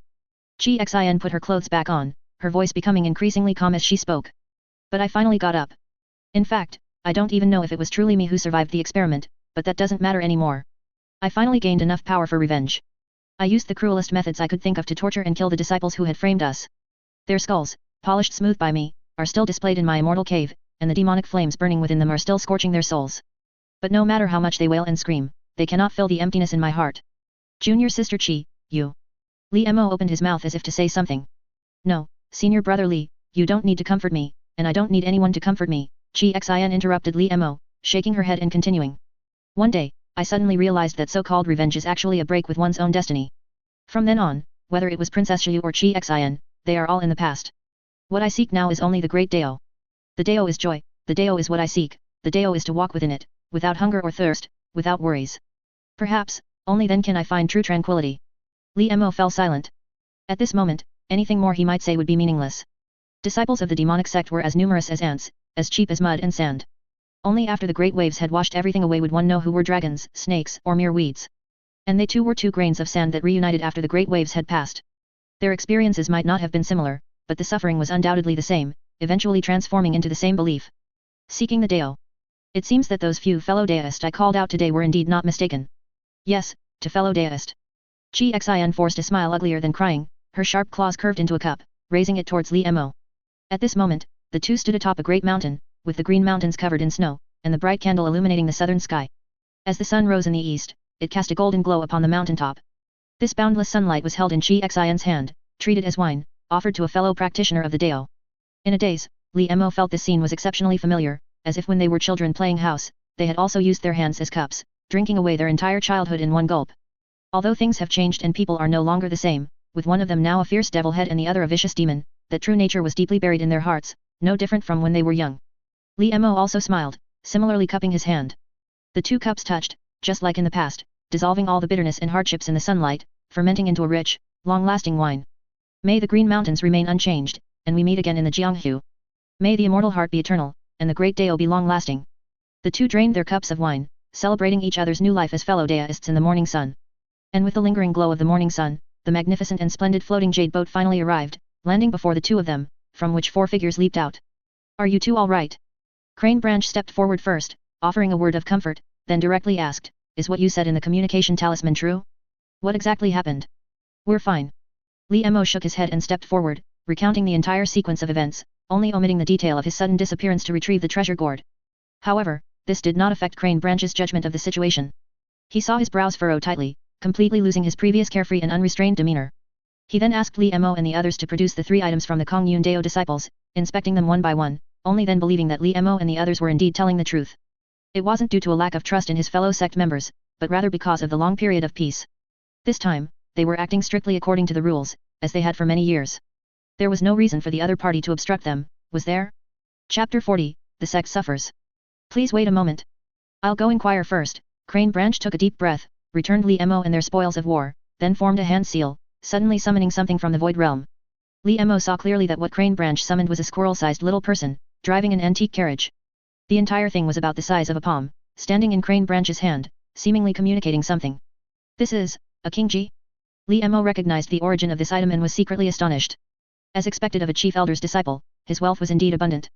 This Kingji is a spirit monster born of nature, rumored to be born from water surfaces that are about to dry up but haven't yet. It is naturally extremely fast, capable of traversing the void realm, and is a natural messenger, many ranks faster than specially trained spirit beast cranes or spirit beast carrier pigeons, not to mention traditional talismanic incantation messages. And if a Kingji is further refined on this basis, it can be crafted into a protector god specifically used for delivering messages, named Ear Messenger God. Ear Messenger gods are divided into 3 ranks. They are White Horse, Dragon Horse, and Celestial Horse, distinguished by the horses in front of their carriages. This Ear Messenger God here, with winged horses in front of its carriage, is clearly of the Celestial Horse rank. Legend has it that it can travel hundreds of thousands of miles in a few breaths. If it weren't for its complete lack of offensive capabilities, this divine ability alone would probably be enough to dominate. Kingji. Ranked 113th on the monster beast list. And just as Li Mo was pondering, Crane Branch had already finished communicating with the Kingji, directly waving his hand to send it into the void realm, waiting with a touch of worry. Everyone stood in place for a moment, also waiting for news.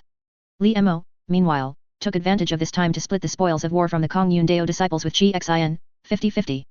These 3 were indeed disciples of a righteous path great sect. Their 3 storage pouches contained a total of 8,872 spirit stones. At Chi Xion's insistence, Li Mo took 2/3 of them, totaling 5,900, with the rest going to Chi Xion. There were also 3 magical artifact flying swords, but Li Mo had no need for such magical artifacts. Chi Xion, however, mentioned that her demonic physical body had an ability to devour metal and chew iron, which could enhance her physical body's strength. So, she took 2,000 spirit stones from her share and bought the 2 precious swords from Li Mo. The rest of the items were all miscellaneous, such as a few medicinal pills, talismans, and so on. No cultivation technique secret manuals were found, only some Daoist classics, which looked brand new at a glance, likely never having been opened. Ultimately, this ambush yielded Li Mo a total of 7,900 spirit stones, various miscellaneous items, and 3 extremely vivid and ethereal wisps of cloud chi condensed from divine ability. In terms of value, these might even surpass the spirit stones. Indeed, killing an arson brings a golden belt, while building bridges and roads leaves no corpse. The gains from this single encounter alone were equivalent to 100 years of arduous labor for Li Mo and the demonic sect. The disparity was despair-inducing. After dividing the spoils, Li Mo and the others waited for a moment. The ear messenger god's speed did not disappoint. It suddenly reappeared from the void realm, cradled in Crane Branch's palm. As Crane Branch continued to communicate with the Kingji, Li Mo keenly noticed that Crane Branch's expression grew increasingly grim, eventually becoming so dark it seemed as if water might drip from it. Senior brother what exactly happened? Chu Qingyu, who was beside him, couldn't help but ask first when Crane Branch put away the ear messenger god. Those Kong Yun Dao disciples we encountered earlier probably weren't targeting just us. Crane Branch pursed his lips, took a deep breath, then exhaled, his gaze shifting several times before he finally spoke, everyone, we might have run into big trouble. Before the others could inquire, Crane Branch sighed and continued, saying, I just received news from my master. For some unknown reason, the Kong Yun Dao, without any warning, suddenly declared war on our sect. They have already reached the foot of the heavenly demon sect. We might not be able to return for now. Upon hearing this, everyone's expressions changed, and they fell silent for a moment. There was no other reason, the news had simply come too suddenly. How is that possible? Do they want to provoke another righteous demonic war? The speaker was Yan Qingheng. She was almost the most taciturn person on this journey, besides Nai Zhanchun, but at this moment, she cried out in surprise, seemingly vaguely worried about something. I also find this unbelievable, but it has indeed happened. Crane Branch finally calmed down, looking around at everyone present. Our biggest problem now is, what should we do? The few exchanged glances, but no one spoke, their faces all edged with thoughtful expressions. Everyone present was an outstanding individual among their peers, yet they still felt a sense of powerlessness when facing such a situation, because this matter far exceeded their capabilities. Since we've already been ambushed, it means our route has definitely been leaked. And since we can't go straight back to the sect, why don't we split up, find some remote places to hide for a while, and once the storm passes, we'll return to the sect. Chi Xin suggested. This was indeed a very pertinent suggestion, and it sounded highly feasible, as well as being the most cost-effective option currently. But Crane Branch pondered for a moment, then shook his head, rejecting the decision. No, the Kong Yun Dao acted very decisively this time, without giving us any reaction time. What if they borrowed the heaven-peaking mirror from the Tai Dao sect? We wouldn't be able to hide our traces at all, and by scattering our forces, we might even lose our last chance to fight. Why don't we risk going back to the sect? Chu Qingyu suggested again, no matter what, the elders are still in the sect, and there's also the mountain protecting array. The Kong Yun Dao alone can't tie down all our high-level combat power. Perhaps we can create an opportunity to maneuver, find a weak point, and with a single push, return to the sect. No, that's not appropriate. Ultimately, our current combat power is too weak. Even the aftermath of a Golden Core cultivator's fight would be enough to kill us. We cannot pin our hopes on vague luck. Crane Branch's brow furrowed as he desperately thought. Suddenly, he seemed to remember something, slapped his thigh, and exclaimed, I have an idea. We'll take a different path and go to Huayi country. Senior brother Gong Gai, senior brother Shuet, senior brother Si, and senior sister Bai, our sect's 4 true inheritances are currently all within Huayi country. And from what I know, accompanying these true inheritance senior brothers are 3 of our sect's chief elders. If we can rendezvous with them, they will surely protect us. Li Mo's eyes suddenly narrowed as he heard a name he was very concerned about. He frowned slightly but did not speak, merely exchanging glances with the others, observing their reactions. But clearly, there was no better solution at the moment. Although everyone still had some lingering worries, every moment they stayed here increased the danger. Finally, Crane Branch made the decision, redrawing the route, and piloting the floating jade magical artifact boat directly towards Huayi country. Aboard the magical artifact boat, inside Li Mo's room. Li Mo sat cross-legged in meditation, diligently absorbing the blood marrow jade in his hand, hoping to use the surge of emotion from his recent victory over enemies and reunion with an old acquaintance to directly break through to the late stage of chi refining. Chapter 41, Late Stage of Chi Refining. To be honest, among everyone present, Li Mo was arguably the least worried, so during the decision-making just now, he barely said a word, simply watching them discuss quietly. After all, he had a mysterious world as his backing. If absolutely necessary, he could just take his existing spirit stones, hide back in Linzi City for a few months, and no matter how powerful those righteous path cultivators were, they wouldn't be able to find a trace of him. Therefore, he could be said to have been in an invincible position from the very beginning. What Li Mo was more worried about at this moment was whether the failure of this Dharma transmission mission would affect his access to the scripture pavilion, which was a very important part of his plan. Moreover, there was another crucial point: once he went to Huayi country, he would inevitably meet Shuexiu, which made Li Mo feel a subtle sense of unease.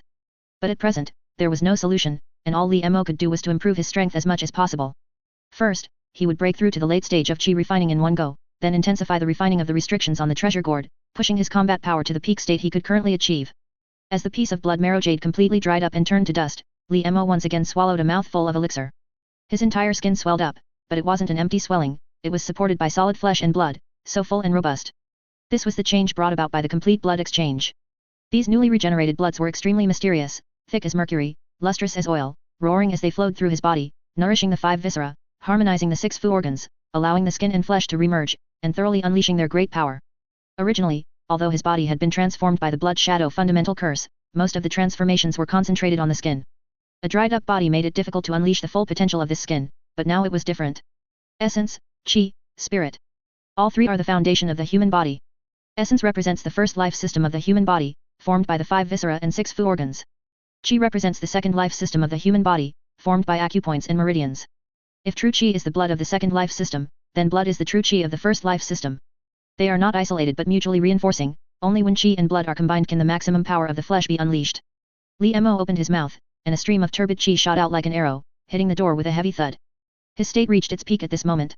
It's time.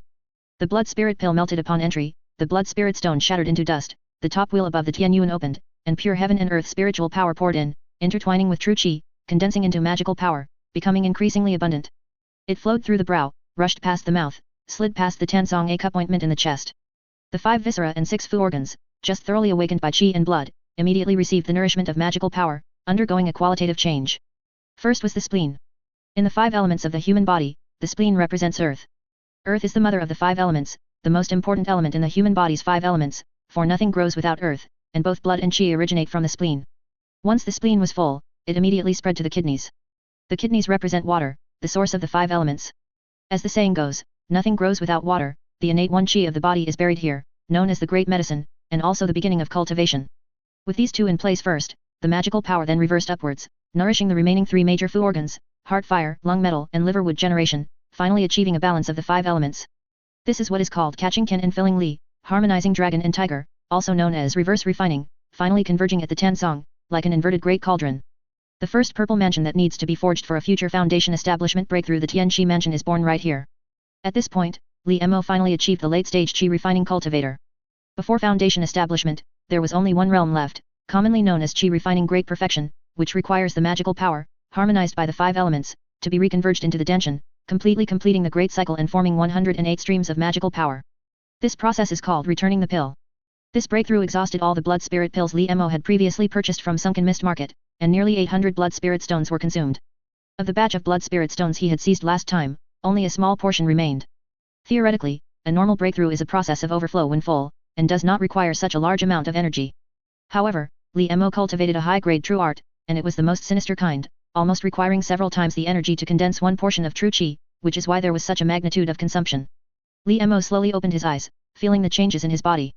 After entering the late stage of Qi refining, what flowed in his body was no longer true Qi, but gradually began to be replaced by magical power, until the pill was completely returned, and all the true Qi throughout his body would be replaced by magical power.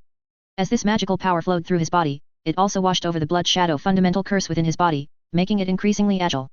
The intricate patterns of flowers, birds, insects, and seals carved upon it seemed to come alive, constantly moving, and the sense of burgeoning power also intensified. Li Mo frowned. The moment he broke through, the devouring power of the blood shadow fundamental curse also intensified. Especially after tasting magical power, it became even more insatiable, and the intensity of its devouring was such that Li Mo's recently replenished body visibly shriveled again. No matter, Li Mo secretly calculated in his mind and breathed a sigh of relief. This degree was still acceptable. Once he used magical power to refine the general blood shadow again, coupled with his own cultivation, the daily consumption could still roughly balance out. But this was not a long-term solution after all. Li Mo took a deep breath and finally made a decision. After completely refining all the evil restrictions on this treasure gourd and fully mastering it, if he still had the chance to go to the Great Wrong World, he could then conduct a preliminary probe of the sewing skin market. Originally, for the sake of safety, Li Mo had planned to wait until he reached Qi refining great perfection, then completely refine the treasure gourd into a complete high-grade magical artifact, making all preparations, before going to trouble the sewing skin market. But plans always fall behind changes. Li Mo himself could not have imagined that merely participating in a gilding mission as a grandmaster would encounter such an unforeseen event. He could only take one step at a time. And just as Li Mo was thinking this, the entire floating jade magical boat suddenly shook violently. Caught off guard, Li Mo stumbled, his heart sinking. He hurried out and arrived on the deck. The others were also startled by the commotion and looked over in unison, only to see Crane Branch, who was sitting at the bow steering the boat, with an extremely grim expression. He then looked around outside the magical boat and immediately gasped. Outside the magical boat, densely packed were hundreds of purple-robed deists. All of them were wielding swords and talismans, with purple lightning crackling around them, their expressions severe, surrounding the entire magical boat so tightly that not even a drop of water could pass. This is Hidden Dragon Temple? Chapter 42, Zhalong Temple. Purple robes sweeping, chi surging, swords flying, embracing the pill and guarding the one, commanding thunder and lightning. The deists before them had distinct features, all undoubtedly cultivators from Zhalong Temple. Although no foundation establishment stage cultivators were found among them, such a large number still utterly overwhelmed Li Mo and his group's combat power. And the most crucial point was that when they previously rerouted, they specifically avoided countries and regions affected by Kong Yun Dao's influence. Despite this, they still encountered Zhalong Temple cultivators who were ready for battle. This could only mean one thing. More than one righteous path sect had joined the fray. Everyone instantly thought of this possibility, and their hearts sank. If it was truly as they imagined, then the obstacles they would face on their journey might increase exponentially. There was no need to mention distant worries, just getting past this current hurdle was difficult enough. Listen, devil head inside. Surrender now and your lives will be spared. Resist stubbornly, and you will be cut down without mercy. The leading disciple with a long beard shouted, and more than a dozen disciples around him collectively condensed a bolt of purple lightning, striking the magical artifact boat. Another tremor shook it, startling the disciples who had just boarded the pirate ship. They huddled in corners, trembling and clutching their heads, at a loss. One could only blame their bad luck, as they happened to be caught in this turmoil. Their dreams had not even set sail before plummeting into an abyss. However, Li Mo and the others remained unfazed, as if they hadn't heard the nonsense the man spoke. What a joke. They were riding on a floating jade boat, meticulously developed by the heavenly demon sect. How could these chi-refining cultivators shake it?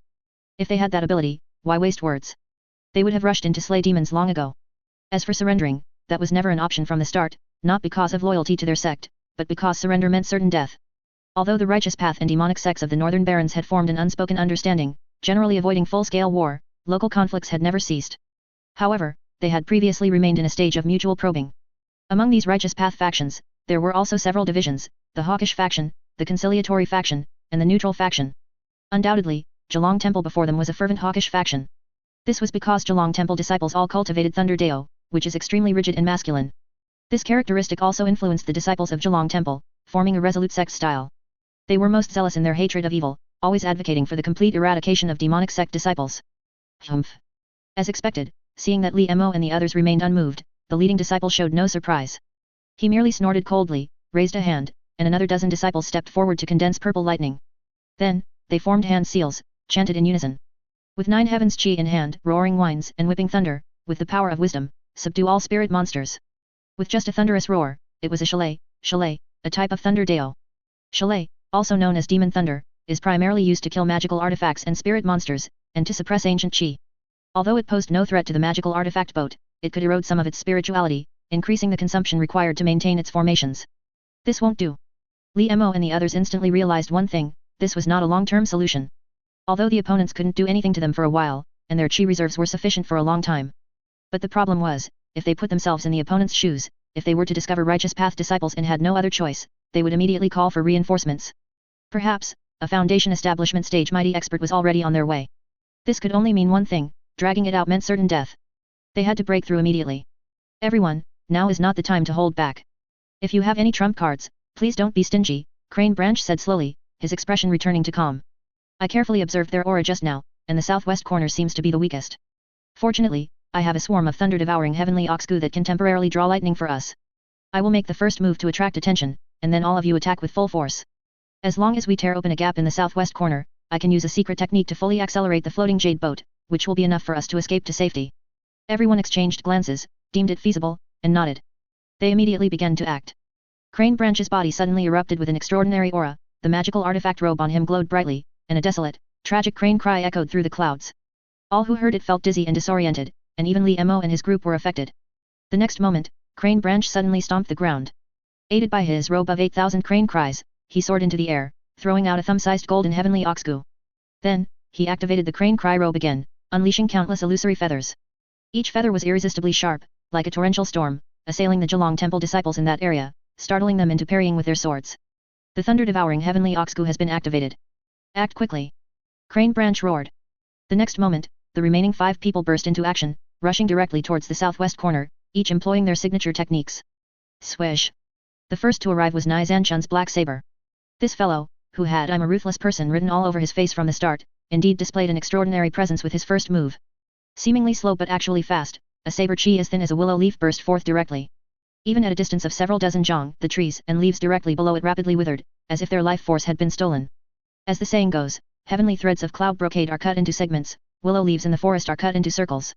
The black saber in his hand was called Willow Cutter. Whenever it was unsheathed, it would surely cut a wisp of spring light.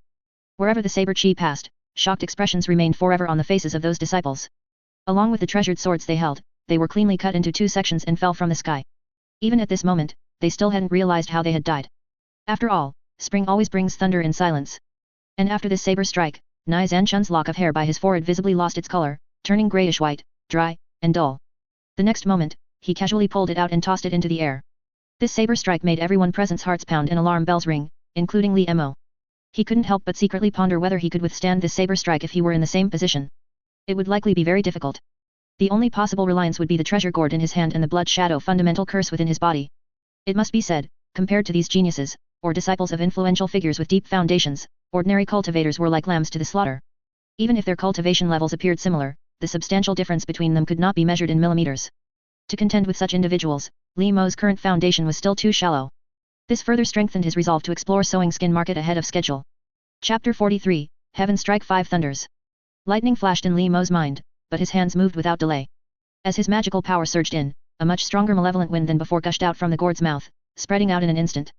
Wherever the malevolent wind passed, the world changed with a chilling gust, Shang Yang danced wildly, and Ji Bo appeared. The universe seemed to explode with a rattling sound, and mountains collapsed with a flapping noise. These malevolent winds gathered into plumes of smoke, instantly enveloping an area, entangling the disciples within. They cleansed the heart and stripped the bones, penetrating everywhere, leaving them with almost no power to resist. The disciples nearby wanted to help, but suddenly felt a wave of weakness throughout their bodies. Not to mention their magical power, even lifting a hand to form a spell felt surprisingly difficult. Looking down, they found large patches of skin had already turned purplish blue, and pus began to ooze from their flesh and skin. Their vision started to blur, and they could barely breathe.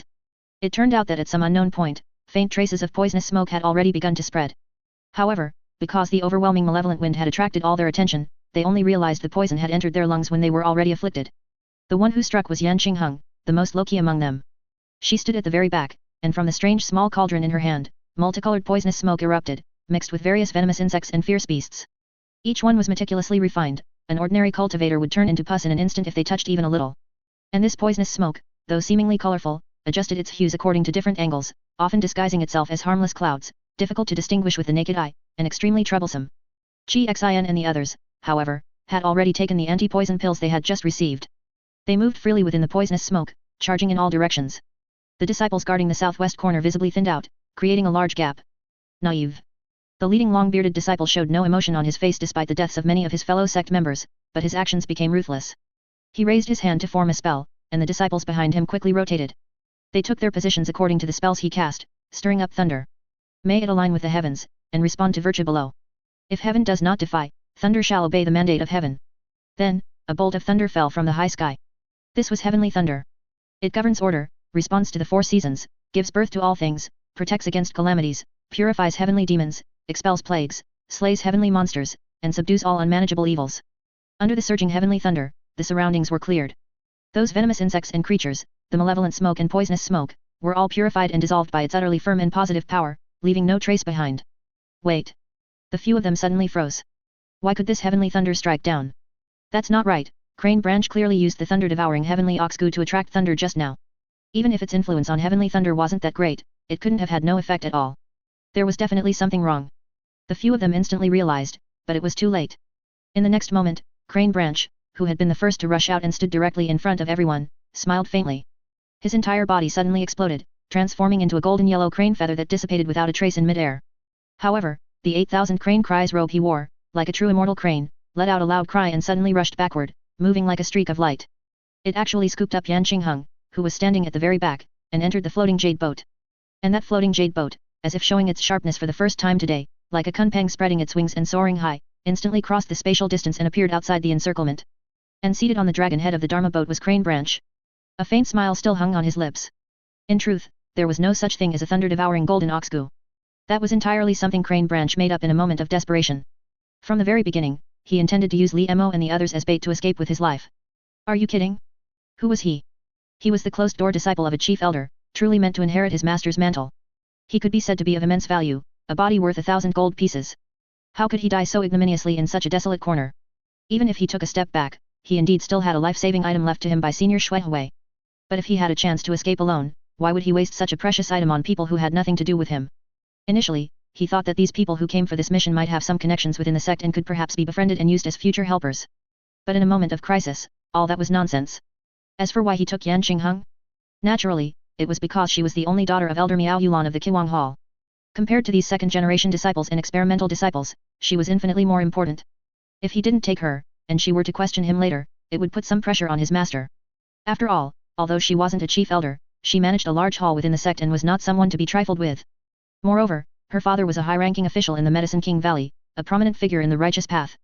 Taking her with him, if they were unfortunately captured, there might still be room for an explanation. Although this plan was hastily conceived and had flaws, the remaining few had no other choice. Even with doubts, they had no option but to proceed, which allowed him to succeed and escape, leaving the remaining 4 to face the thunderous assault of nearly 100 people. As expected, upon seeing Crane Branch escape, the long-bearded disciple, though filled with shock and anger, did not dare to pursue rashly. Instead, he immediately instructed his disciples to continue tightening the encirclement, preventing the remaining few from escaping as well.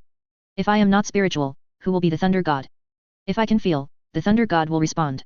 This time, as the long-bearded disciple formed spells with both hands, nearly 40 disciples, through the battle formation, began to condense thunder together. This strike was Divine Thunder. Divine Thunder is primarily for killing, felling mountains, and destroying temples, leaving no room for escape. Li Mo and the others' faces were ashen. Under the brilliant Divine Thunder, they had nowhere to hide. Besides cursing Crane Branch in their hearts, they had no other options. Li Mo quickly absorbed the spiritual chi from the Blood Spirit Stone, forcefully activating the malevolent smoke to shroud them all.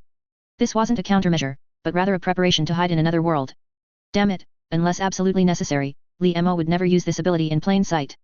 Once this ability was exposed, the threats he would face upon returning to the Nine Palace Mountain Sea realm would greatly increase. Before he could get rid of the threat of the Blood Shadow fundamental curse, Li Mo needed to rely on the Nine Palace Mountain Sea realm to live comfortably. If he couldn't return, it would be like cutting off his left and right arms. However, if this cost was compared to his life, the choice was clearly not difficult. Li Mo sighed, already beginning to communicate with the other world. Of course, he would not take anyone present with him, not even Chi Xian, whom he had known since childhood and reunited with.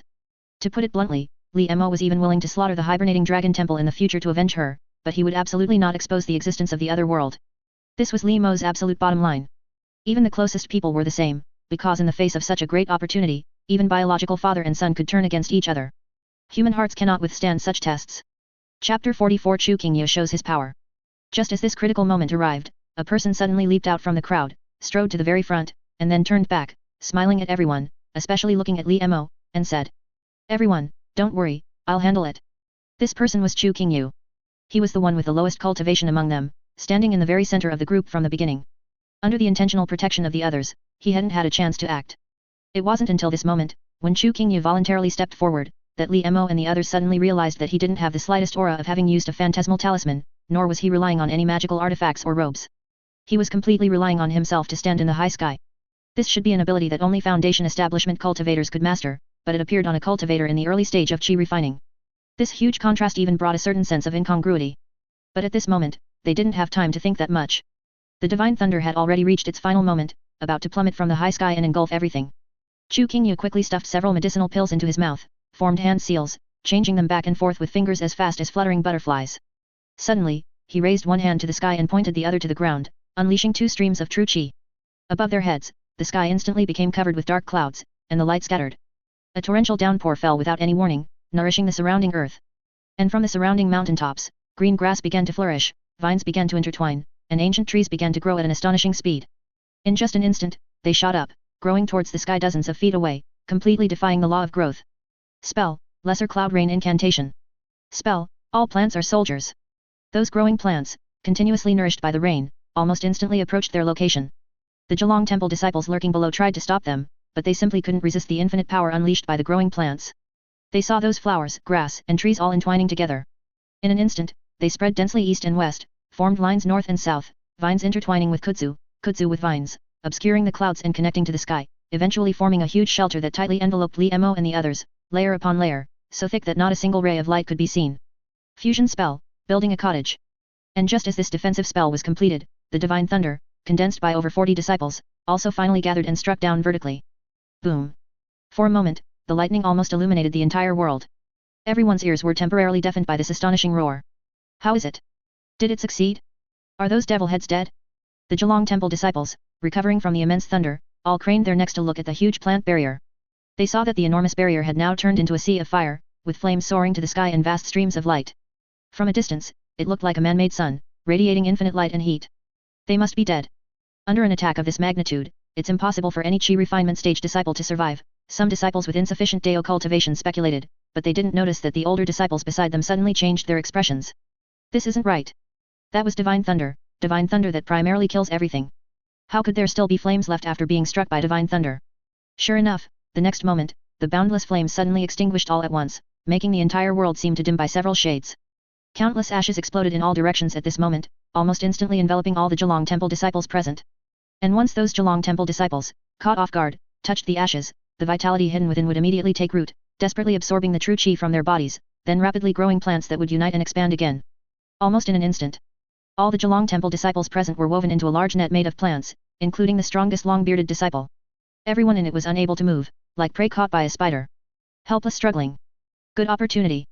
In the very center of the ashes, Li Mo and Nai Zhanchun, who had just opened their eyes, saw this scene and immediately prepared to rush forward to kill the trapped Zilong Temple disciples one by one. Don't go. A voice suddenly stopped them. It was Chu Qingyu. His voice was slightly hoarse, but so urgent. Li Mo and the others' footsteps halted simultaneously. They turned back and saw a look of growing terror on Chu Qingyu's face as he shouted with all his might towards the two, "Run!" The next instant, an alarm bell suddenly rang in Li Mo's heart, as if he had been targeted by some ancient vicious beast in the wild.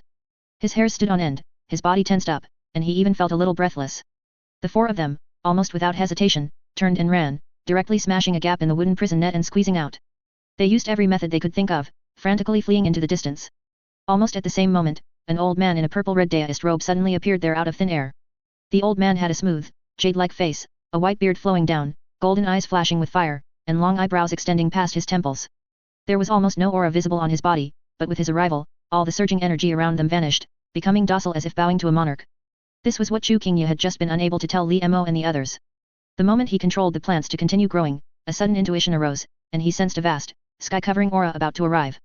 He was quite familiar with this aura. This was the aura unique to a golden core powerhouse. Li Mo and the others were not wrong, the other party had indeed called for support. They were just wrong about one thing, the person who came was not a foundation establishment cultivator, but a golden core powerhouse. And the first thing this golden core elder did upon arriving was to turn his head and cast a glance at the several people frantically fleeing. And just this single glance made them feel a prickling sensation on their backs, as if even their thoughts had frozen. Split up and run. Each use your own methods. They couldn't even make out who shouted, but the four of them instinctively chose a direction and instantly scattered.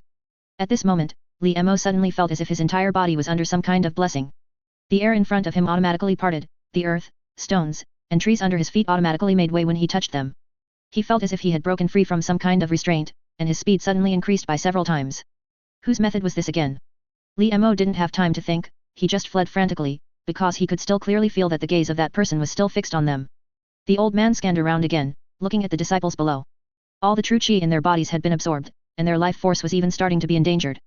If he delayed any longer, even if they miraculously survived, it would probably affect their foundation. He hesitated for only a very brief moment before giving up the idea of chasing those Qi refining juniors. He calmly withdrew his gaze, stretched out his hand, casually pinched a handful of lightning, and without even looking, tossed it in a certain direction. That was the direction of the most devilish aura among the few he had just sensed. Chapter 45, Escape.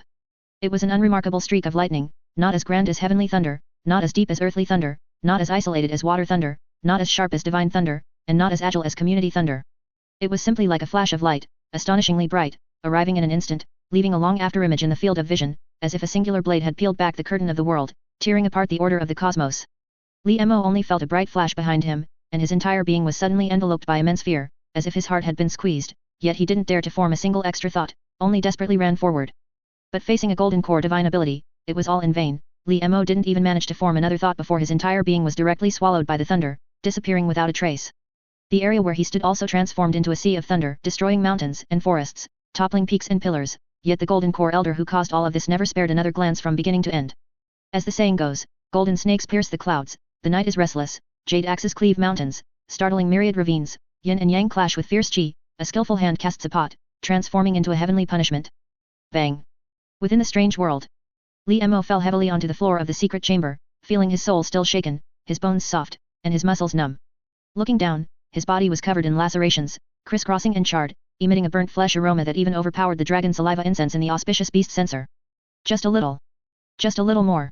Li Mo gasped deeply, each breath feeling as if it would tear his lungs, yet he still couldn't calm his heartbeat. Just that little bit, if his thoughts had been a moment slower, he would have truly died there just now. What was that? Definitely not Foundation Establishment. Xue Xiu had been at the peak of Foundation Establishment for a long time. The reason he hadn't achieved a breakthrough to Golden Core was entirely due to his continuous accumulation and refinement of divine ability, all to condense a first-grade Golden Core. But even Xue Xiu, who had nurtured 2 great divine abilities and 1 supreme great divine ability, his aura had not given Li Mo such immense pressure. Thinking this, the realm of the newcomer was beyond doubt. Golden Core. It wasn't a fear like facing venomous snakes or fierce beasts, but a primal, instinctive reverence, even a tremor, when confronting a completely different level of life. Is this what Golden Core is like? Li Mo's heart was extremely complex at the moment. On one hand, there was the relief of surviving a disaster, and on the other, worry, had that Golden Core expert perceived his secret of vanishing into thin air? Li Mo took deep breaths repeatedly, his mind racing, and his breathing finally gradually calmed down. He slowly got up from the floor, only to find that his coral fleece cushion had been crushed to dust, so he could only sit on the ground. Li Mo habitually thought of the worst-case scenario. If that Golden Core had already discovered his secret and developed an interest in him, waiting at the spot where he disappeared, this would be a century-long problem for Li Mo. No, the actual situation wouldn't be that bad. After all, appearing in another world out of thin air is too strange. Let alone a Golden Core cultivator, even a higher-rank cultivator would probably find it hard to imagine this. Li Mo, having read the Heavenly Demon book, understood that this was not a great power attainable by mortals. So even if that Golden Core noticed this, it would most likely be attributed to some miraculous talismanic incantation, divine ability, or magic treasure, and they wouldn't think too much beyond that. He truly wonders what that beat in his mind is. To possess such incredible power.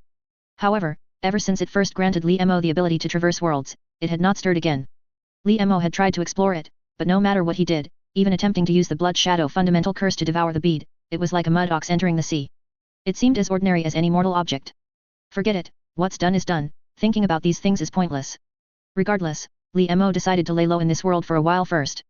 Perfect, he'll investigate the sewing skin market's background. Having sorted his thoughts, Li Mo finally came to his senses and began to assess the condition of his body. Although that Golden Core stage divine ability lightning had not directly struck him, merely brushing against a tiny bit of its aftershock had almost been unbearable for him. That supremely rigid and yang lightning chi raged within his body, far more potent than the lightning stirred by the thunder ghost back then. It was simply not on the same rank. If it were an ordinary chi refinement cultivator encountering such a situation, even if they didn't die on the spot, they probably wouldn't survive. But Li Mo was different, he had a way to counteract this lightning. With a thought, the Blood Shadow fundamental curse, unable to restrain itself, moved through his body, devouring without a ripple. Wherever it passed, all the lightning chi was absorbed cleanly, leaving not a trace. It was so when devouring chi refinement stage energy, so when devouring foundation establishment stage energy from Xue Xiu, and now it was still so when devouring Golden Core stage divine ability lightning. Li Mo sometimes felt an inexplicable fear towards the Blood Shadow fundamental curse. It was simply too unfathomable, he had personally condensed it, yet it contained too many secrets unknown to him. After devouring all the lightning chi in his body, the Blood Shadow fundamental curse was like an excited child. The complex patterns seemed to have subtle changes again. Li Mo could feel that the divine ability embryo gestating within it had grown another circle. Li Mo was already used to this. He shook his head and took out a blood spirit stone to absorb. As the magic power began to circulate in his body, his flesh and blood continuously regenerated, sprouting new growth, and the charred dead skin peeled away, making him feel reborn. Too bad, the remaining 3 probably won't have my luck facing a Golden Core's attack. Li Mo shook his head, thinking of Chi Xin and the others, feeling a sense of shared sorrow. The autumn wind hasn't stirred, yet the cicadas already buzz, unknowingly, death is sent in secret.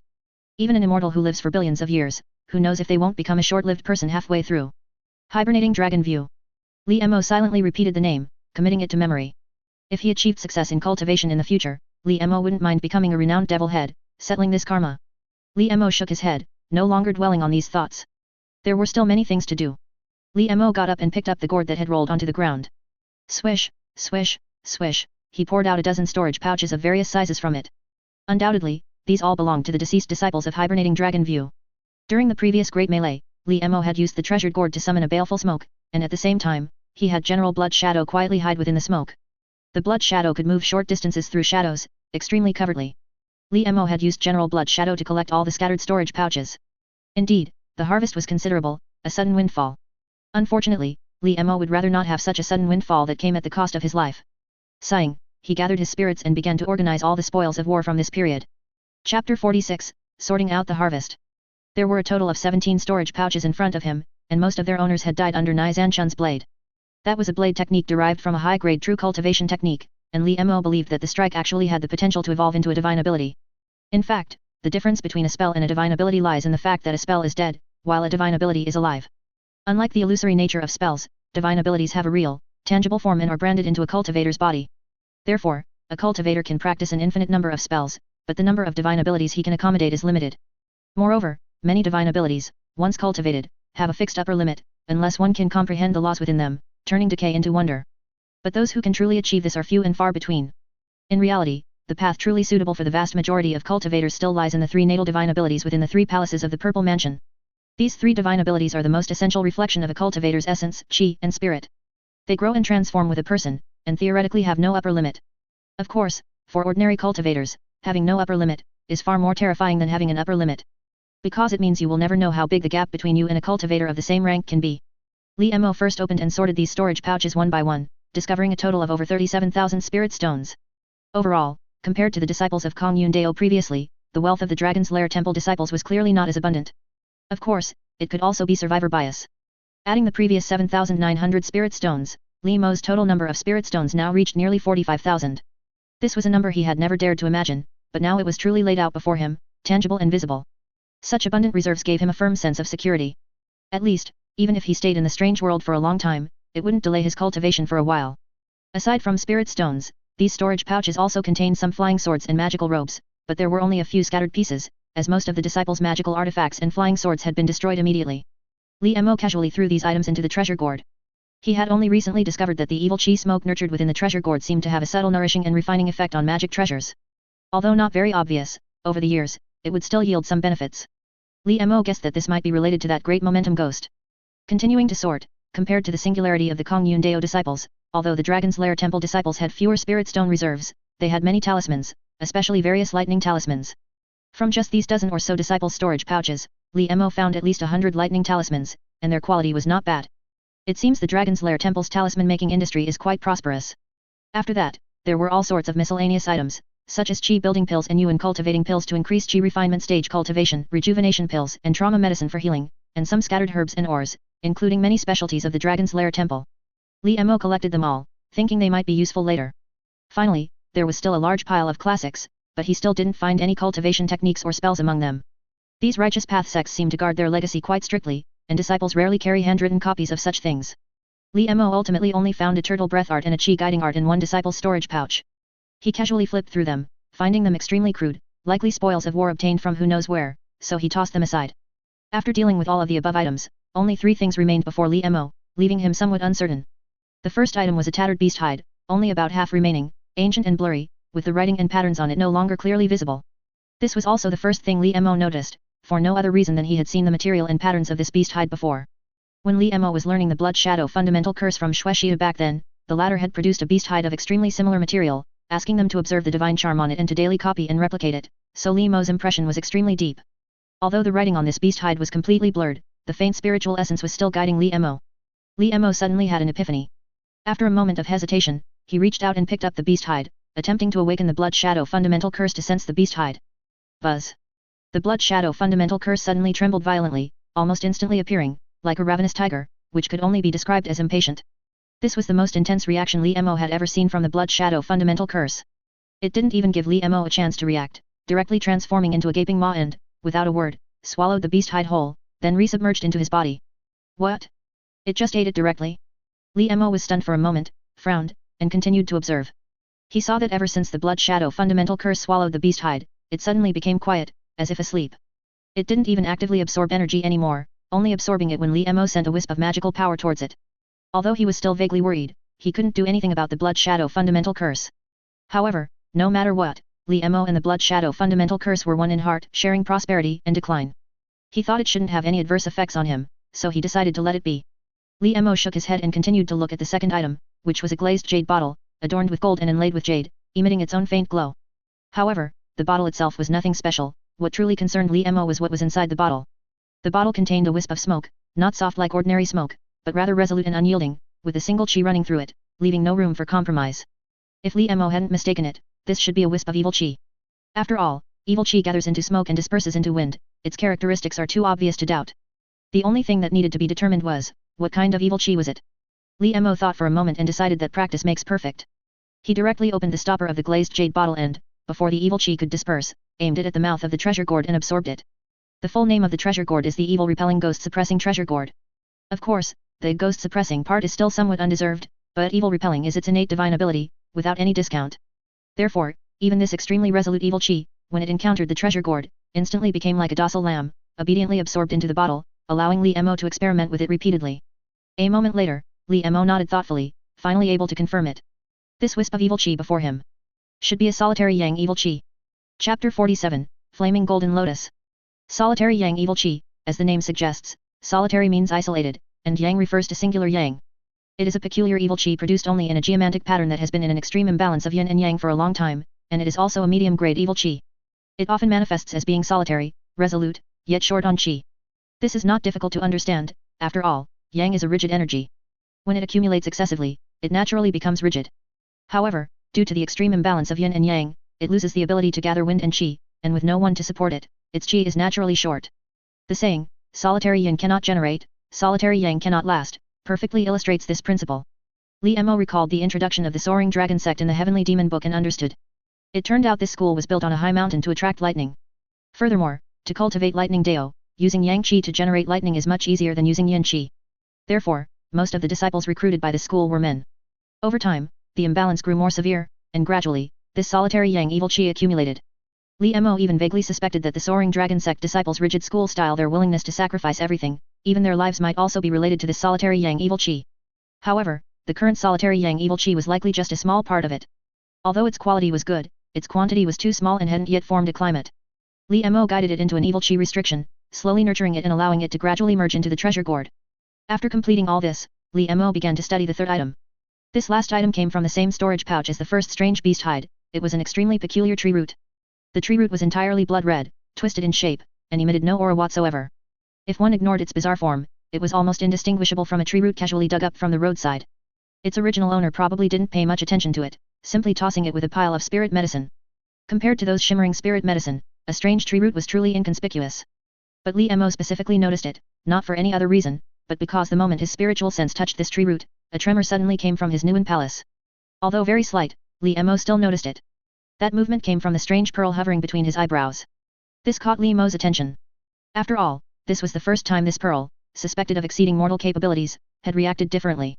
Li Mo was very curious, what exactly was this tree root that had caused such an anomaly? Li Mo held the tree root in his hand, rubbing it back and forth, examining it carefully. The tree root was very light, probably because there was no moisture inside, but it was terrifyingly hard. Even as Li Mo gradually increased his strength, all the way to using his full power, he still couldn't budge the tree root in the slightest. Indeed, Li Mo shook his head. When dealing with this level of power, he was simply unable to fathom its profound mysteries on his own. He still had to try and see if he could use it to activate the pearl's power, Li Mo mused. Suddenly, a thought struck him, and he tried to activate the blood shadow fundamental curse again to sense the tree root. Buzz. Buzz buzz. Buzz buzz buzz buzz buzz. The blood shadow fundamental curse, which had just fallen into slumber, suddenly reacted with enormous force. The unprecedentedly powerful tremor caught Li Mo off guard, leaving him with weak bones and numb muscles. He actually fell to the ground again, his head hitting the blue stone. But this was just the beginning. The next moment, the blood shadow fundamental curse reappeared, even faster than before, again transforming into a gaping maw. As if afraid that something would snatch its food, it opened its mouth almost desperately, wanting to swallow the tree root in one go. But at this moment, an unexpected change occurred. The pearl, which had previously shown no signs of life, suddenly burst into brilliant light. Instantly, dust cleared and light emerged, illuminating mountains and rivers, manifesting a radiant flame golden lotus. It appeared before the tree root, fiercely protecting it, and at the same time, dragging it towards its own position. The blood shadow fundamental curse did not get its wish. Instantly, an extremely violent aura emanated from it, causing blood red light to surge, as it bit fiercely onto a corner of the tree root. Golden light and blood red light clashed, the radiant flame golden lotus and the gaping maw seemed to be at a stalemate, neither able to overcome the other for a time. Yet, neither was willing to give up the strange tree root, so they continued to unleash their immense power, creating a tug-of-war. And this, in turn, truly tormented Li Mo. Two forces, far beyond his level, used his body as a battlefield, causing him immense pressure. The newly regenerated flesh was once again ground to bits, and his bones also broke. If not for his resilient skin, he would have been torn in half. On both sides of his body, one was cold and eerie, the other blazing and bright. Under the struggle of both sides, his body was almost torn directly in half. The most terrifying thing was that Li Mo himself was completely helpless against this. No, I cannot sit by and wait for death. Li Mo struggled to get up from the ground. Although most of his bones were broken, his modified skin was fortunately tough enough to support his movements. He took a deep breath and directly lunged towards his storage pouch, taking out a large amount of spirit stone and piling them around his body. Then, he shoved handfuls of healing medicine into his mouth, desperately trying to maintain his body's balance. As large streams of energy were injected, his condition began to improve. His body's flesh grew rapidly, only to be destroyed in the blink of an eye, barely maintaining him at the living threshold. The cost, however, was the rapidly diminishing spirit stone he had just acquired. But this action undoubtedly broke the balance. After all, the Blood Shadow fundamental curse and Li Mo were one in mind and body. The large amount of energy Li Mo injected into his body undoubtedly became its aid, causing its aura to surge even higher, becoming more agile and transformative. The blood-red light gradually overwhelmed the golden light, seemingly about to completely seize the tree root. Seeing this, the radiant flame golden lotus instantly became anxious. But it had no further support, like water without a source. Even knowing its decline, it was helpless. The next moment, the radiant flame golden lotus seemed to suddenly turn ruthless. Countless golden flames shot out, transforming into fire crows that landed on the withered wood. Almost visibly, the small half of the withered branch covered by the golden light directly turned into ashes.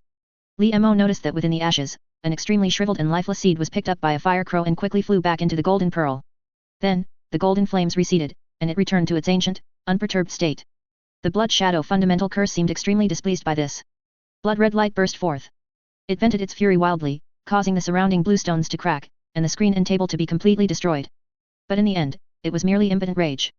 After a long while, the Blood Shadow fundamental curse finally fell silent, carrying the half-piece of withered wood back into Li Mo's body, returning to its dormant state. Chapter 48, Conspiracy emerges. What exactly was that section of deadwood? Li Mo gasped with lingering fear. It was actually worth the Blood Shadow fundamental curse and that nameless bead making such a big fuss. What was even more alarming was that the Blood Shadow fundamental curse could actually contend with that nameless bead. This was something Li Mo had not anticipated, as in his mind, that nameless bead had at least an immortal rank status to be able to grant him such terrifying cross-world divine ability. But the Blood Shadow fundamental curse was indeed something he had personally refined. Even if it was a superior true cultivation technique, it absolutely should not possess such power. Otherwise, no matter how great the cost of cultivating it, it would be impossible for no one to risk trying it. Li Mo frowned, his thoughts drifting. He suddenly recalled the fellow disciples who had experimented with this cultivation technique alongside him and all died tragically, and then he thought of Xuexiu's somewhat wary expression when he last saw him. A strange idea suddenly formed in his mind. Back then, were they really the only group of people who experimented with the Blood Shadow fundamental curse? Li Mo felt that it was unlikely. After all, in the Heavenly Demon sect, disciples below Foundation establishment were merely expendable resources at the bottom. Letting them experiment with cultivation techniques was giving them an opportunity. How many people wanted to try but didn't have the chance? So, there was a high probability that Xuexiu's group was not the only batch of disciples who experimented with the Blood Shadow fundamental curse back then. But where were they? Li Mo then recalled Xuexiu's political show back then, and the answer immediately came to him. Most of those people probably died, perhaps under the cultivation technique, or perhaps. But this also didn't make sense. Li Mo's success in cultivating the Blood Shadow fundamental curse was a complete anomaly. He had always attributed his success to his higher talent, allowing him to persevere until he acquired enough resources. However, if success could be achieved this way, then any core disciple willing to invest more in cultivation should be able to nurture an enhanced version of Li Mo. Why then was there no news whatsoever? Perhaps, the true reason for Li Mo's success lay with that peculiar bead.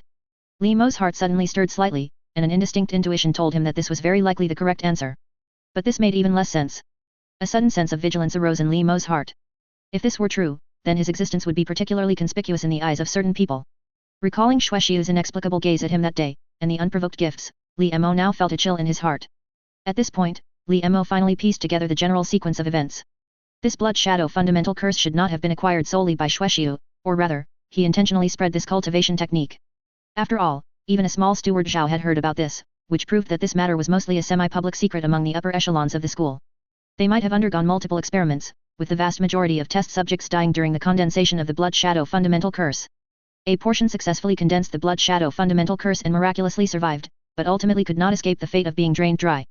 Among these disciples, there should have been some core disciples willing to go to great lengths, attempting to see if sufficient resources could sustain the consumption of the Blood Shadow fundamental curse. But they should have failed, and failed completely. After all, none of the well-known Heavenly Demon sect disciples had switched to cultivating the Blood Shadow fundamental scripture. And Li Mo's group, perhaps, just happened to catch Xuexiu preparing to compete for the sect leader position, beginning his political show. This batch of miraculously successful test subjects was then released to fend for themselves. No, this logic isn't quite right either. Li Mo shook his head. Perhaps, their batch was also a control group, merely under the guise of a political show, likely to try and explore more possibilities. Evidently, this time they succeeded. Li Mo's existence, perhaps, was a milestone achievement in their experiment. No wonder Zao Shi Qu was so surprised when he saw him then, and said so many inexplicable things. He must have been trying to stabilize him, and the other party was in a hurry at the time. Coupled with the news of their appearance in Hua Yi country, he must have had urgent business. Also, due to the blood shadow fundamental curse, he couldn't thoroughly investigate the changes in Li Mo's body for a while, which is why he temporarily let Li Mo go, giving him a chance to breathe. Calm down.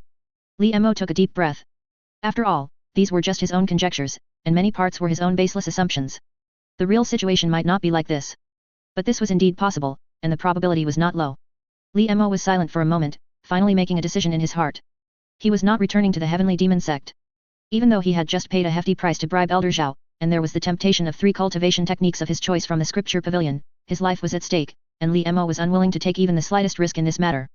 Elder Zhao and Zao Shi Qu's levels were far beyond his own, and the relationship he had established through mutual benefit was far from solid. If things were truly as he imagined, then his situation in the heavenly demon sect was unimaginable. Forget it. 3 feet above one's head, there are indeed gods. To seek good fortune and avoid disaster is entirely up to me. Compared to achieving the Dao, those are mere petty gains. What if I abandon them? What's more, he still possessed such a strange world. There would be plenty of opportunities in the future, so why cling to what he had? After all, as the old saying goes, wealth is sought in danger, and also lost in danger. 1/10 when sought, 9/10 when lost. Li Mo exhaled deeply, dispelling all the gloom in his heart. He recomposed himself and fell into thought once more. After all, since he was leaving the heavenly demon sect, a new problem immediately arose: where should he go after leaving the heavenly demon sect? Joining a righteous path school was definitely out of the question. His blood shadow fundamental scripture was deeply ingrained and linked to his life. Walking among righteous path schools would be as conspicuous as a small sun, completely unable to escape their scrutiny. Joining other demonic path schools was also not safe. After all, the 6 great demonic path schools in the north were connected by common chi, with countless exchanges and bindings of interests between them. If he went alone, it would be like walking into a trap. The only way out was to be a loose cultivator, but even as a loose cultivator, his demonic path cultivation technique was very conspicuous. While living precariously, he would also be targeted by many righteous path disciples, never truly at ease. Li Mo pondered for a long time, recalling what he had learned from the heavenly demon book back then, and finally made a decision. He was going to Redwater Tianmu Sea. Now, regarding the 9 Palace Mountain Sea realm, it possesses the upper and lower 3 heavens, the underworld domain, and the earth is broadly divided into 5 great continents, forming a 9 palace pattern and gathering the profound mysteries of the universe. The upper and lower 3 heavens are Yudu heaven, Zurong heaven, and Fuiao heaven, respectively. Yudu heaven symbolizes the Qin trigram, and Zurong heaven symbolizes the Li trigram. These 2 heavens are located at the highest point of the 9 Palace Mountain Sea realm. Due to the action of clear and turbid qi, they constantly alternate in reincarnation. Each alternation of the 2 marks the change between day and night. Below these 2 heavens exists Fuiao heaven, which symbolizes the Sun trigram. It represents the distance between heaven and earth. It is the existence of Fuiao heaven that makes heaven almost infinitely high, so that no matter how hard the cultivators on earth try, they cannot fly out, and can only leave this realm through ascension. And the legendary immortal realm is said to be located high above Fuiao heaven. Immortals look down upon everything in the mortal world, and are also closer to Yudu and Zurong heavens, able to freely travel between Yudu and Zurong heavens, seeking countless heaven and earth treasures formed by the essence of the sun and moon. Chapter 49, Planning to Escape. Beyond these 3 heavens, at the very bottom of the entire 9 Palace Mountain Sea realm, there existed an extremely mysterious and unknown land called Gyuyuan, representing the Kun hexagram, which symbolizes the earth. It was the end of the world, an eternal abyss that even immortals from above could not reach. It is said that the entire existing continent was formed by the confluence of the clear and turbid energies of the 3 heavens, and the nurturing of yin and yang, which then divided into 5 major regions. First was Kunlun Yujing's which occupied the central position. It was said to be the most prosperous region in the entire 9 Palace Mountain Sea realm, abundant in spiritual chi and resources, with a cultivation atmosphere that was arguably the best among the 5 regions. However, for Li Mo, Kunlun Yujing's was not a good place to go, because the entire Kunlun Yujing's was jointly controlled by the 9 most prominent righteous path schools. The scrutiny of heavenly demon sect cultivators was extremely strict, second only to the northern wilderness where the conflict between righteous and demonic paths was most severe, which was not conducive to Li Mo's development. The Azure Woods Wilderness, where Li Mo was located, was directly north of Kunlun Yujing's representing the Zhen hexagram. Its terrain was mostly mountainous, corresponding to the hexagram. Besides this, there were 3 other places to go: King Kaiulai's in the east, representing the Zhen hexagram, Liujin Mohuang in the south, representing the Jian hexagram, and Redwater Tianmu Sea in the west, representing the Zi hexagram. The east could be ruled out first. King Kaiulai's was an uncivilized land of savage demons. The vast majority of its territory was occupied by savage demons, and the human race only held a very small portion of the area. Moreover, its development was wild and its system chaotic, making it unsuitable for long-term residence. Next was the south. If only considering the geographical environment, the Liujin Mohuang in the south was clearly a good place to go. Although the land there was relatively barren and the spiritual qi not as abundant as in the north, these lacking aspects fostered incredibly rich mineral deposits in Liujin Mohuang, attracting countless gold prospectors. Many people became rich overnight by digging up a good ore. Almost every school entrenched in the Mohuang was frantically digging for minerals underground, yet even so, it was but a drop in the ocean for the fertile Mohuang. Precisely because of this, the relatively conservative south became the wealthiest region on average among the 5 major regions. In the large shops of every region, guests from the south were almost always welcomed more enthusiastically. These wealthy patrons often appeared unassuming, yet their spending was astonishingly generous, further corroborating the wealth of the Mohuang and leading more and more cultivators to go prospecting there. However, Li Mo ultimately rejected the idea of going south. Firstly, it was naturally because it was too far. Liujin Mohuang and the Azure Woods Wilderness, where he was, were opposite each other north and south.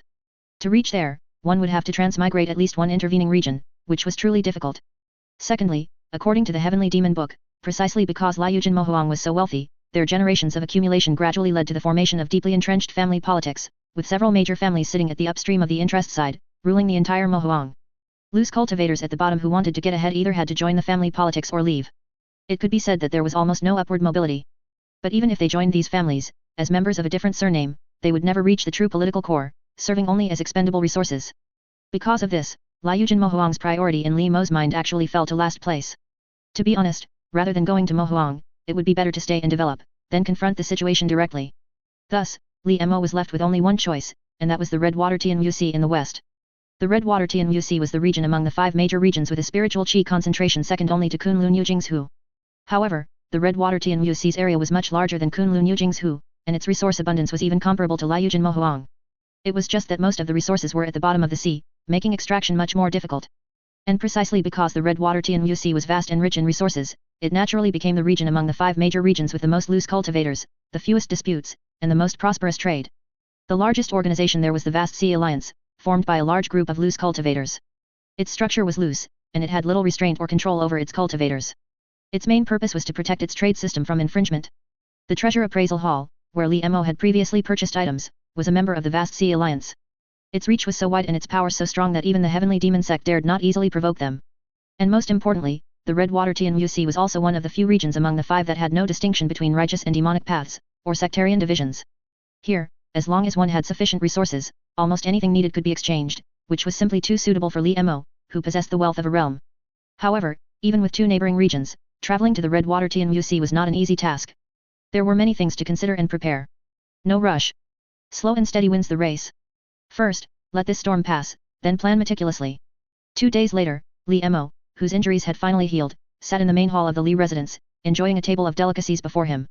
In this mortal realm, although Li Mo possessed immense wealth, due to the world being filled with demons and ghosts like a sea, and cities like isolated boats, transportation was extremely inconvenient. Thus, he couldn't always eat mountain and sea delicacies. More often, he had elegant and elaborate dishes. For example, snow mist soup was chicken and tofu puree cooked with hibiscus flowers. Gold jade soup was yam and chestnuts sprinkled with wild chrysanthemums. And lotus pod fish wraps were fish puree steamed in delicate lotus leaves. Although these couldn't compare to the dragon liver and phoenix marrow, or the crab demon feasts at the Drunken Immortal Inn, they still had a unique elegance, a quiet enjoyment and pleasant pastime. Across from Li Mo, Xiang Lan and Fu Gui stood serving him, with a retinue of maids and servants behind them, ready for Li Mo's commands at any moment. However, Li Mo was truly unhurried, still slowly savoring his food. Xiang Lan secretly looked up at her master, then quickly lowered her head, her cheeks flushed. This was already the 3rd time she had secretly looked at her master today. She still remembered that when she first saw her master years ago, she was truly startled by his fierce appearance and almost burst into tears on the spot. But to bury her father, she gritted her teeth and persevered, even preparing to sacrifice herself and serve him in bed. Yet, Xiang Lan never expected that although her master appeared fierce on the surface, he was extremely benevolent. He never withheld their wages or expenses and even taught them incantations for regulating qi. Xiang Lan diligently studied and practiced daily, feeling her vitality improve day by day. Coupled with the fact that since her master arrived, the entire Linzi city could be said to be peaceful and prosperous, she became increasingly certain that her master must be a true immortal descended to the lower realm to bring blessings to the world. His previous appearance must have been due to injuries sustained when he was banished to the lower realm. Otherwise, how could one explain that in less than half a year, her master had become so ethereal and elegant, making people blush and sigh with admiration? Chapter 50 Fishing. As a cultivator, Li Mo was full of vigor, with keen ears and sharp eyes, so he naturally noticed the small actions of his head maid. For a moment, he felt a bit unaccustomed. His physical body had been through a lot lately, either struck by lightning or burned by fire. There was also the struggle between the blood shadow fundamental curse and the radiant flame golden lotus, which crushed and rebirthed every part of him several times, consuming nearly 10,000 spirit stones in one go. All the unexpectedly acquired medicinal pills for healing were also completely used up. But this was not without its benefits. Perhaps it was a blessing in disguise. After multiple cycles of destruction and rebirth, Li Mo's physical body underwent another great tempering, and its strength greatly increased, subtly reaching the limit of the qi refining stage. In this regard, even some Buddhist qi refining disciples specializing in physical body cultivation were roughly at this level. Moreover, the most important thing was that during this process, his physical body was actually imbued with a trace of the characteristics from the blood shadow fundamental curse and the radiant flame golden lotus, causing his flesh and blood to undergo another layer of mutation. Not only was he comprehensively strengthened, but his temperament also became increasingly enchanting and sacred, ethereal and transcendent, truly like a banished immortal descending to the mortal world, making it impossible for people to look away. This was precisely the main reason why the servants in the Li manor had been peeking at him more and more frequently recently. Fukui. Li Mo put down his chopsticks, called out, paused, and then casually asked, during the time I was in seclusion, nothing major happened in the manor, did it? Reporting to master, everything is well in the manor, Fortune Noble quickly replied, it's just that several days ago, the government office sent over the latest list of ghosts and monsters. In the past few days, they have repeatedly checked it again, hoping that master can act quickly to restore peace to the common people. This was clearly a embellished description. It seemed that Li Mo, being preoccupied on the flying boat, had indeed been unable to attend to matters here, and many rampant ghosts and monsters had again caused trouble in the city, making the government office anxious and prompting them to urge him several times. Understood, Li Mo nodded faintly and then asked, how are the messages I asked you to collect and verify coming along? Reporting to master, ever since your previous act of buying a horse with 1,000 pieces of gold, a metaphor for attracting talent by offering a high price, many have indeed responded. This old servant has tried his best and can only filter out some crude ones. The rest I have compiled into a book, available for master to read at any time, Fukui said. Good, well done. Go get that book, I'll review it myself. Yes, master. Before long, nearly 1,000 copied pieces of information about the sewing skin market were placed before Li Mo, almost forming a small mountain. Li Mo reviewed them one by one, reading extremely quickly yet without missing a single detail, precisely picking out the substantial parts and discarding the rest.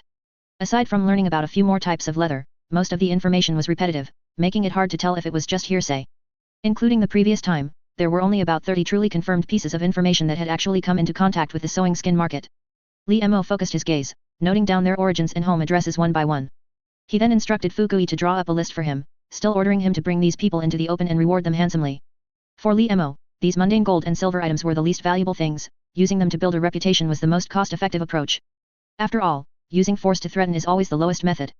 A truly clever method is to make people willing to work for you. This way, it saves effort and worry, and one can achieve their goals silently. It is foreseeable and conceivable that as Master Li's reputation grows, more and more people will come to him. Moreover, awed by his good reputation, they will naturally lower their guard significantly against him, making it easier for their secrets to surface. This is a process of fishing. As long as one is willing to put out bait and set up a fishing spot, one day, a big fish will eventually be caught. That night, the moon was dark and the wind was high, cold as water. Every household was shut, every door locked. It was the night for demons to devour, the time for ghosts to thirst for blood. Li Mo stood on the highest rooftop in the city, blending into the night, searching high and low, looking around. Whenever he sensed a demonic aura, he would arrive in an instant, grab it without a word, and refine it in a flash. Tisk tisk, as expected, the ghosts bred in cities with strong yang qi are more ferocious. Li Mo sighed, casually tossing a spherical object in his hand. Upon closer inspection, it was a woman's head, beautiful and exquisite, as if alive. Even its eyes were still rolling, seemingly struggling desperately to break free, but once it fell into Li Mo's hands, all efforts were futile. This thing was called a Rokurokubi, also known as a Nukubi or a flying head. During the day, it looked exactly like a real person, but if it wished, its head could detach from its body, soar into the sky, and freely wander the city, constantly devouring blood to expand its range of activity. This was also a spectre-level entity, but although it was famous, its strength lay only in its weird. Its actual power was far inferior to the several strange ghosts Li Mo had collected before, it didn't even rank on the strange ghost list. One could only say it was merely a fart adding to the wind, an idiom for something insignificant, unable to achieve anything significant. Casually putting away this flying head, and having cleared all the evil spirits within his field of vision, Li Mo was finally ready to begin his main task for the night. Following the list he had memorized during the day, Li Mo went from house to house, scaling walls, entering homes, and opening doors in one fluid motion. Then, with quick hands and sharp eyes, he directly placed a small nap talisman on each person inside. Afterward, he began to carefully examine their bodies, searching for any traces left by the sewing skin market. A moment later, Li Mo shook his head. This family was normal. On to the next. It was also normal. It had been an unknown amount of time since the sewing skin market existed. Perhaps many people only knew about it through information passed down from their ancestors, and were then tempted by his generous rewards, which made them unable to resist exchanging the information. They were undoubtedly lucky. Li Mo's target was not them. None. Still none. After searching more than a dozen households, all the situations Li Mo investigated were normal. It seemed that there were even fewer people who could truly come into contact with this level of strangeness than Li Mo had imagined. However, Li Mo was not discouraged in the slightest. His movements remained steady and precise as he continued to search house by house. Finally, upon searching the 17th household, Li Mo at last discovered a clue. This was a small two-courtyard residence, the dwelling of a kingpin hooligan boss from the Green Snake Gang, a gang that had been entrenched in this area for over a decade. They usually made a living by collecting protection fees, and because there were many gangs in the city, the casualty rate among their members was very high. The hooligan boss before him had risen in the gang and become a leader precisely because he was a good fighter. On him, Li Mo finally discovered those familiar 2 layers of skin again. Chapter 51 Cat Ghost Car. Their 2 layers of skin, acting as both exterior and interior, with blood flowing through them, granted them a far greater tolerance than ordinary people. This made them often tougher and more resilient, better fighters than common folk. But how was that so-called karmic blessing from a past life achieved? Li Mo studied it carefully for a while but found no clues. Too lazy to waste words, he directly pressed his palm onto the kingpin ruffian's head. Divine ability surged, instantly performing a soul search, and he immediately understood the full story. Just like the bald man who had already transformed into General Blood Shadow, the kingpin ruffian before him was not a local of Linzi City. He came from an unknown small town, also drawn by the legend of Sewing Skin Market. However, upon closer examination, his reasons were entirely different from bald man's. It turned out that the kingpin ruffian had lost his parents shortly after birth and had to survive by petty theft. Because he was short and scrawny, he was often bullied by the ruffians on the streets. Over time, resentment grew in his heart. He resented the unfairness of the world, blamed himself for his unfortunate fate, yet was helpless to change it. It was at this time, during one of his petty thefts, that he happened to overhear old people talking about the legend of Sewing Skin Market. He became so engrossed that he didn't even realize he had been discovered until he was caught and beaten severely, leaving him bruised all over. Only then did he finally snap back to reality. The ancient well in the story, which could reflect one's past life and bless one's future, deeply captivated him.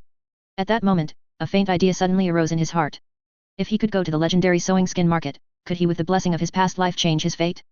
The thought that his miserable life might be changed by this grew stronger and stronger in his heart, refusing to leave. Like a long-dried seed, it transformed all the accumulated emotions in his heart into nutrients, desperately wanting to break free from its constraints. But the problem was, how could he get to that legendary place? He was just an ordinary person, normally not daring to leave the protected area of the Nuo Mask.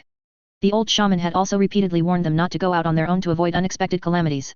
And now, to ask him to search alone for the Sewing Skin Market, whose exact location he didn't even know, how could he navigate the perilous mountains and treacherous waters, and avoid the venomous demons and fierce monsters along the way? So, this was destined to be an impractical dream. But as the saying goes, heaven never seals off all exits. One day, while he was out begging and stealing, he happened upon a large household in the town hosting a flowing feast. Annoyed by his lingering presence, they had someone give him a few pieces of smoked meat and sent him away. This was a rare delicacy for him, so he hurried back to his dilapidated temple, where he lived, ready to feast. But just then, he suddenly noticed a black cat lying in the large haystack where he usually slept. The black cat was emaciated, its fur covered in sores, its whole body appearing charred as if burned by fire, and it lay there weakly, emitting faint whimpers. Perhaps it was his good mood, or perhaps he felt a kinship with the cat, but the kingpin ruffian inexplicably felt a surge of pity. He didn't chase the black cat away, instead, he shared a piece of his hard-won meat with it. Forget it, it doesn't look like it'll live much longer anyway. Even a condemned man gets a good meal and wine before he dies.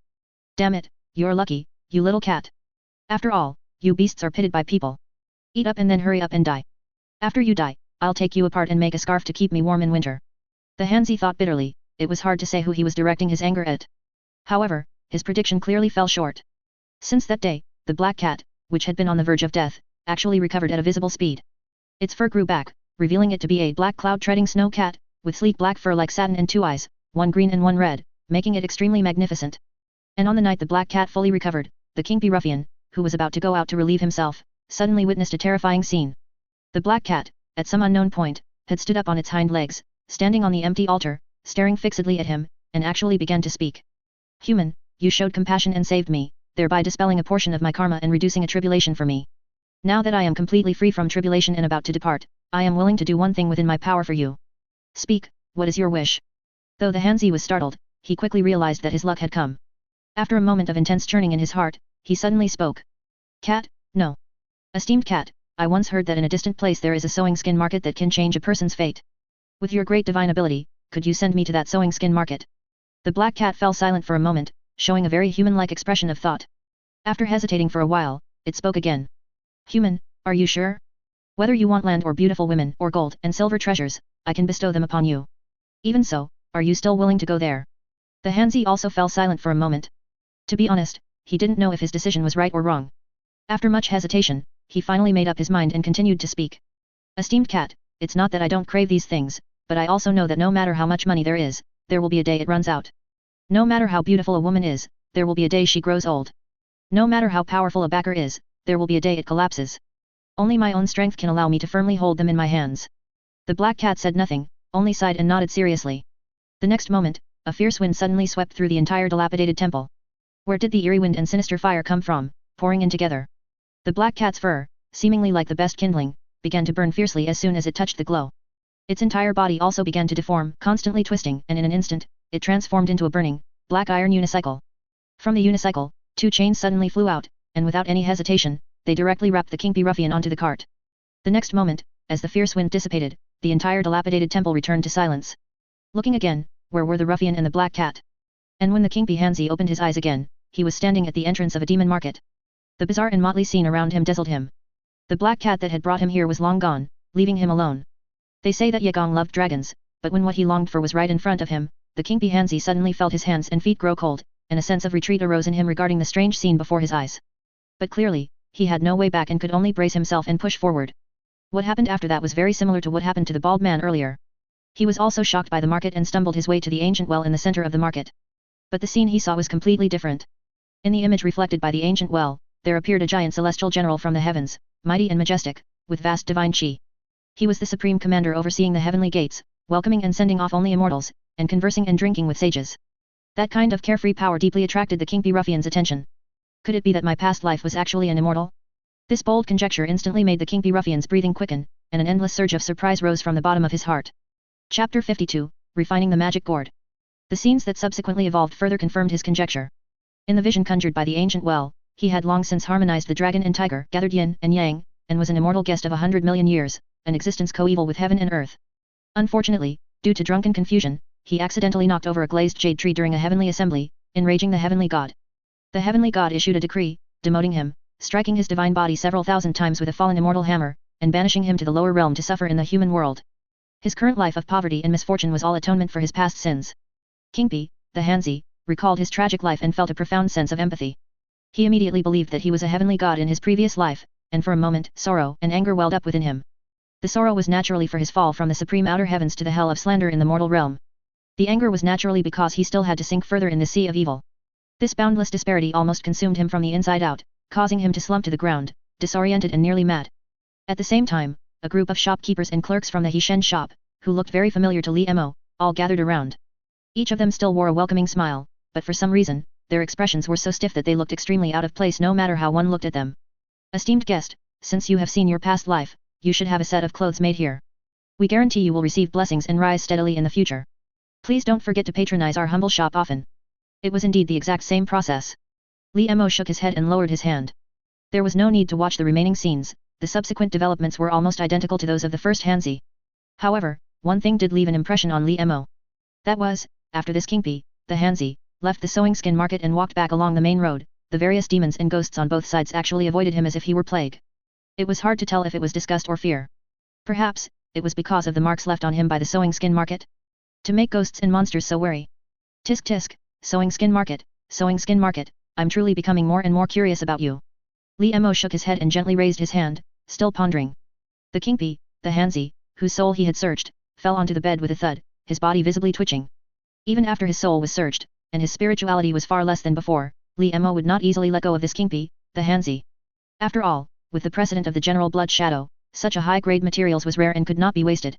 Li Mo even made an extra trip for this, using his magic power to transform into a rope to bind the Kingpy, the Hanzi, and placed him in the secret chamber of the Li Manor, while he himself sped up to continue searching the remaining households.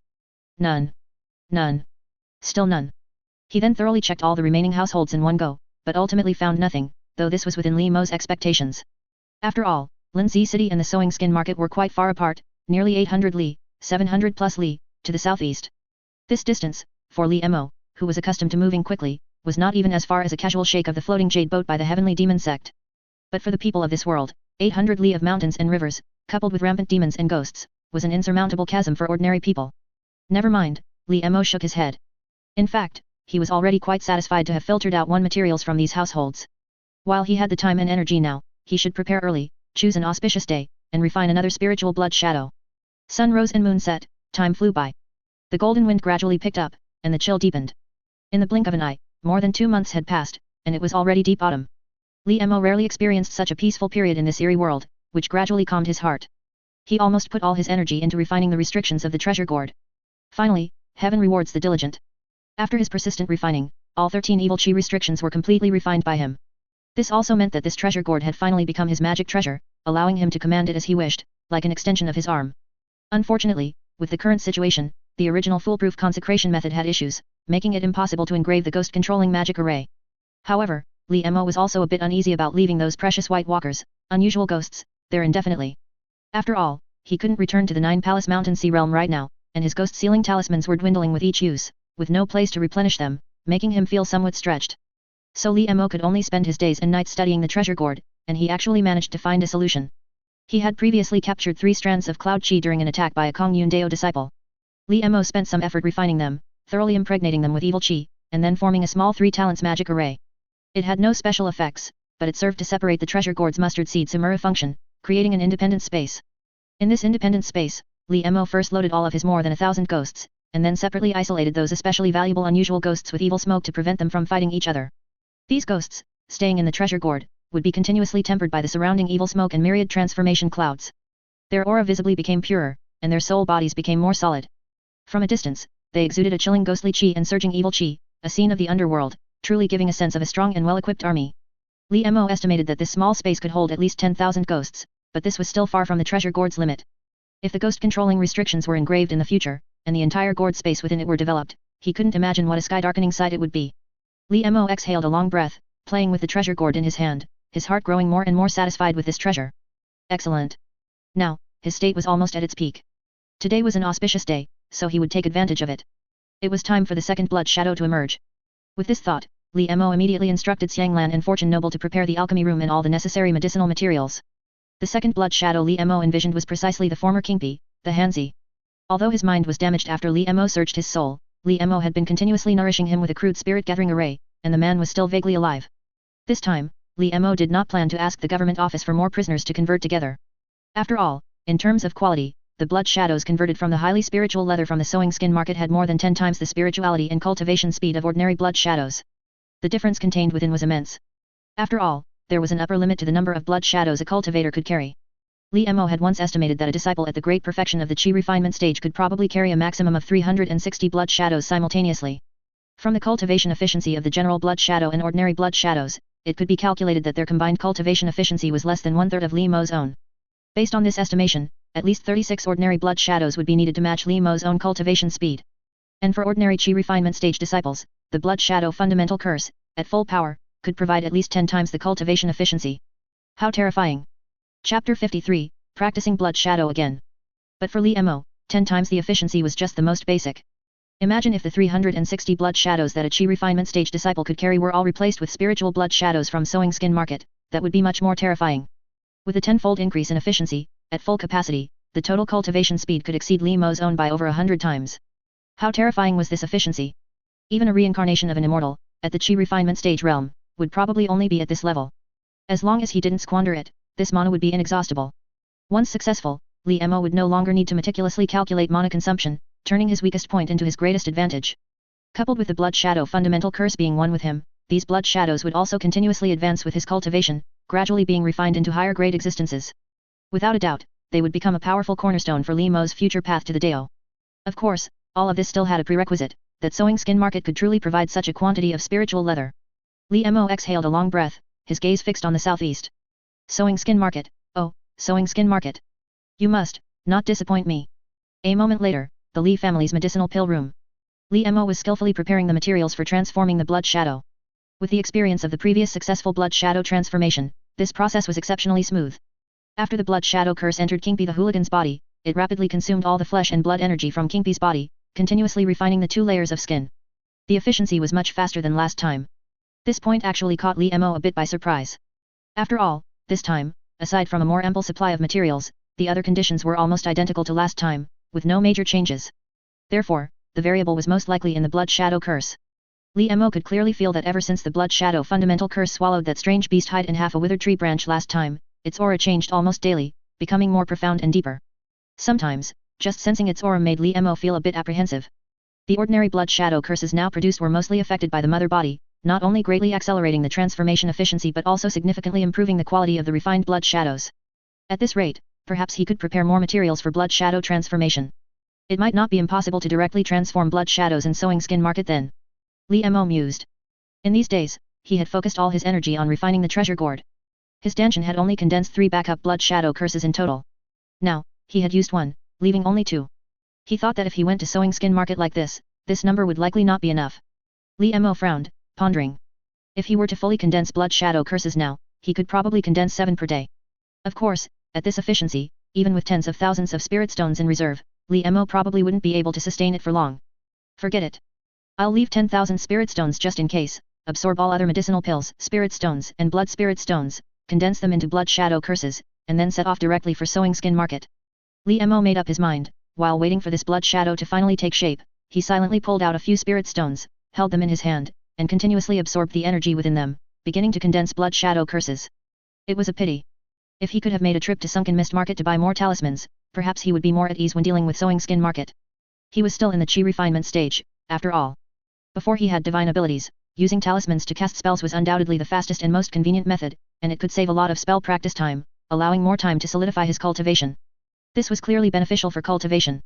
While silently condensing the blood shadow curses, Li Mo's attention did not waver at all. He was waiting. Sure enough, at the next moment, the most crucial moment before the blood shadow transformation succeeded, perhaps sewing skin market sensed that the trace it left behind was being erased. A familiar golden thread once again penetrated into the secret room, accurately entering the blood shadow's body, and began to pull the blood shadow. However, having learned from previous experience, Li Mo was not in a hurry this time.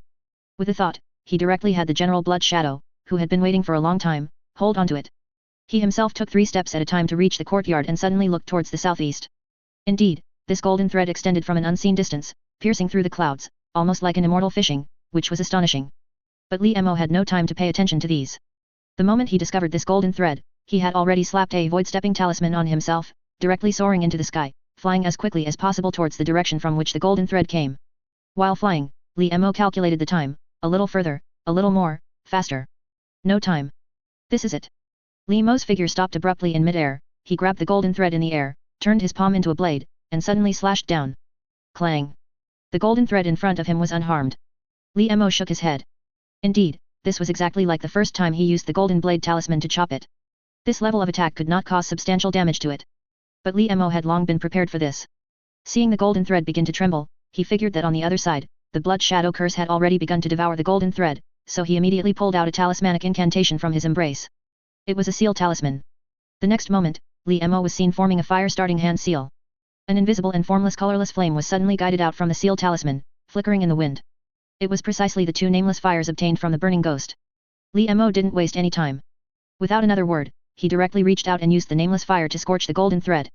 The moment the nameless fire touched the golden thread visibly trembled, and the next moment, it actually melted in the middle, breaking into 2 sections.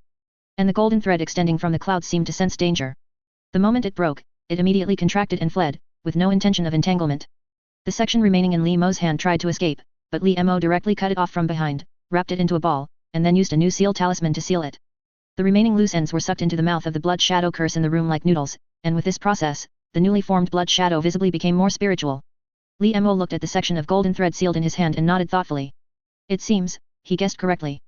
The nameless fire originated from the heart, it was a spiritual light fire, and that golden thread should also be a product of the heart, which is why it couldn't be cut or torn, being incredibly tough.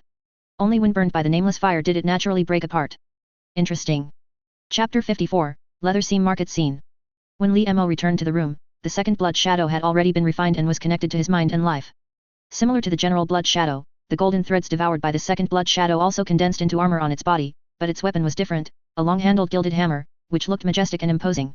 Perhaps, it could be called the celestial god blood shadow. Li Mo stepped forward to examine it carefully, nodding with satisfaction. This celestial god blood shadow was considerably stronger than the general blood shadow when it was first refined. After all, it was tempered with magic power from the very beginning, and it had devoured more golden threads, making it more spiritual. Even the general blood shadow, after devouring much cultivator flesh and blood, could not compare to it in terms of spirituality. Li Mo then took out a few spirit stones, attempting to let this celestial god blood shadow absorb them, and took the opportunity to observe its absorption efficiency. The blood shadow indeed picked up the spirit stone, wrapped it in its skin, and began to vigorously draw in the spiritual chi from within. In just a moment, it shook out a pile of debris, and upon closer inspection, not a trace of spiritual chi remained. Excellent, Li Mo became even more satisfied with it. Exactly as Li Mo had anticipated, its cultivation speed for absorbing spiritual chi was indeed 10 times faster than a normal blood shadow, just like the general blood shadow. This meant that his plan for 100-fold cultivation speed was not an illusion, but something truly achievable. Moreover, even without looking far ahead, just in the present, each additional blood shadow that formed represented a surge in Li Mo's strength, as this thing was a case of the more, the merrier. Very good. Li Mo once again took a deep look in the southeast direction, took a deep breath, and finally withdrew his gaze, sitting cross-legged in the secret chamber to continue condensing the blood shadow curse. Days passed, awaiting success. Cultivation knows no days or months. Another half a month passed in the blink of an eye. The cold wind completely swept away the last vestiges of autumn, bringing ice, scattered jade-like snow, and swirling snowflakes, decorating this entire world in white, like amber encasing a fly. About 800 li southeast of Linzi City, in a bizarre market, perhaps also affected by the winter, the owner of a shop specializing in offal leaned there and suddenly sighed with melancholy. Alas, snow buries the official roads, wine is cold, and customers are sparse. It's truly a bleak and desolate year. Hearing the shopkeeper's sudden lament, the old and young assistants nearby exchanged a quiet glance but dared not respond. They simply busily processed the pile of offal. The pile of offal, at first glance, contained everything from hearts, livers, spleens, lungs, and kidneys, all haphazardly piled together. Fortunately, it was winter, otherwise, left out in the open like this, it would surely attract many flies and mosquitoes, making it noisy and irritating. Hey! What's with the new guy, so clumsy? The shopkeeper seemed to suddenly discover something, shaking his head, sighing, and rubbing his gums. He rushed forward in a few quick steps, snatching a piece of human liver from the young assistant's hand. How did I teach you? You didn't even wash the knife after cutting the gallbladder before cutting the liver. This is prime fatty liver, cut from a plump monk. If you cut it like that, it'll all be ruined. The young assistant seemed to want to say something, but seeing the old assistant desperately shaking his head and winking at him, he ultimately said nothing.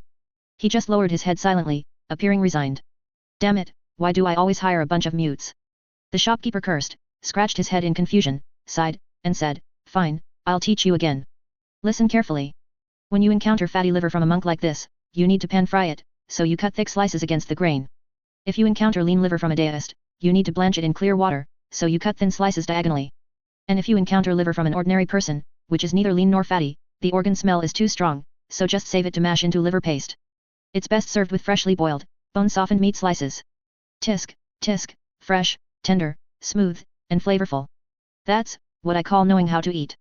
As the shopkeeper spoke, he seemed to have pleased himself again, unconsciously smacking his lips, as if recalling that delicious, lingering taste.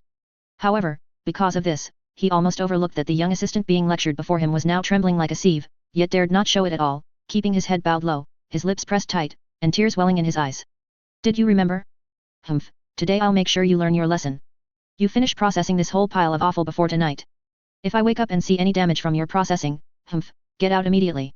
The shopkeeper snorted coldly, finished lecturing the assistant, then stretched vigorously, pulled back the curtain behind him, and turned to walk inside. And in that brief moment of the curtain being pulled back, the scene inside was suddenly exposed to the young assistant's eyes.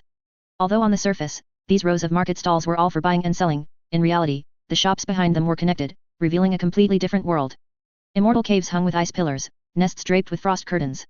Little imps huddled like frozen mice, old devils breathed out cold smoke. Live creatures, bound and tied, were strung up on racks, their mournful wails and screams ignored.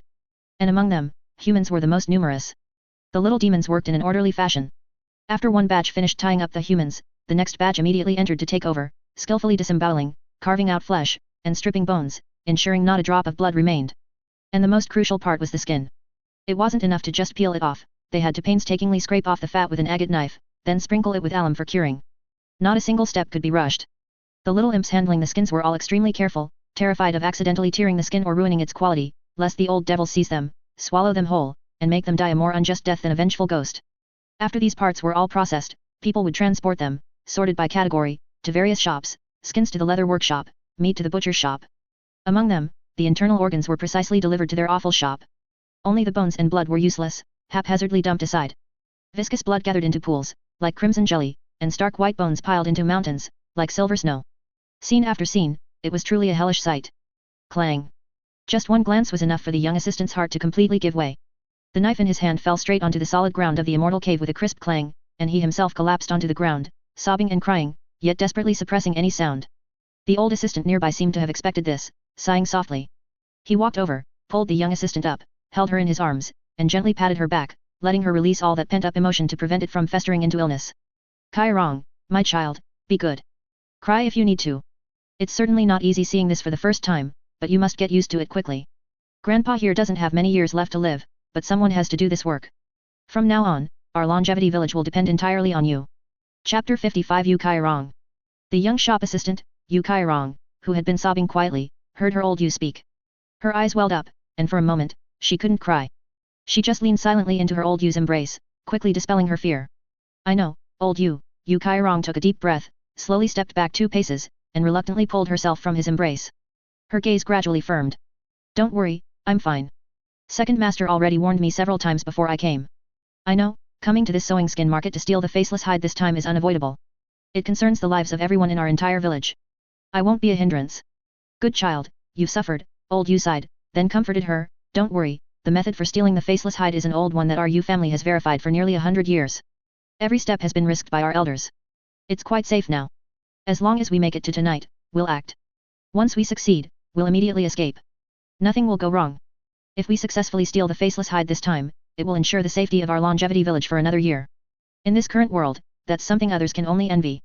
Yu Kai Rong sighed quietly at his words. How could she not know that old Yu was comforting her? Although they all wore a layer of death-telling skin, which prevented demons from recognizing them as humans. But being in such a demonic, poisonous land, a den of evil spirits, who knew what accidents they might encounter? A slight oversight anywhere could cost them their lives for nothing. How could one not be afraid? But she still nodded obediently, putting on a brave face. She took several deep breaths, forcing herself to calm down, picked up the knife on the ground, and continued to process the pile of offal. When the offal first arrived, it was still steaming, making it easier to handle. Now that it had cooled, the blood within was as thick as kerosene. To process it, she had to use the knife to forcefully remove the sinews, carefully scraping them clean bit by bit. The fishy smell, clung to her hands, particularly pungent. And then, thinking of the owners of these offal, who, not long ago, were living people just like them, she couldn't help but feel a sense of shared sorrow. For a moment, Yu Kai Rong's hand, holding the knife, felt exceptionally heavy. Fortunately, besides preparing offal, these shop assistants had another job, taking care of the shop's business. In fact, while they were working, some demons would occasionally visit the offal shop. Most were venomous demons and fierce monsters living nearby, coming to buy some prepared internal organs. This lord of the road wanted 5 tails of heart tubes for his wine, that officer Yu wanted a caddy of lungs for his cough, the mountain-moving strongman preferred bitter gallbladders to stimulate saliva, and the gutless young master craved a bite of fatty liver to improve his eyesight. And their method of settlement was quite traditional. They kept accounts. How much each demon owed was all recorded in a ledger, settled quarterly, often by catching a few living people or some unintelligent wild beasts to pay the debt. Serving these demons, without having to face the bloody, foul-smelling offal, was a rare moment of rest for Yu Kai Rong. After all, even though these demons were all filled with evil chi and eerie ghostly aura, none of them dared to cause trouble inside these shops. Their words and actions were very cautious, as if they feared something. Here is your inch of golden soft bone, please keep it safe. Yu Kai Rong had just seen off a Mr. Huang. She casually wiped her hands on her clothes, removing the grease, sighed, and was about to go back to continue processing the offal. Just then, as if by a sudden intuition, she inadvertently glanced out at the street. Her whole body instantly froze, her pupils wide, her expression strange, as if she had seen something even harder to comprehend than a demon. And where her gaze fell, in the very center of the street, there was actually a person.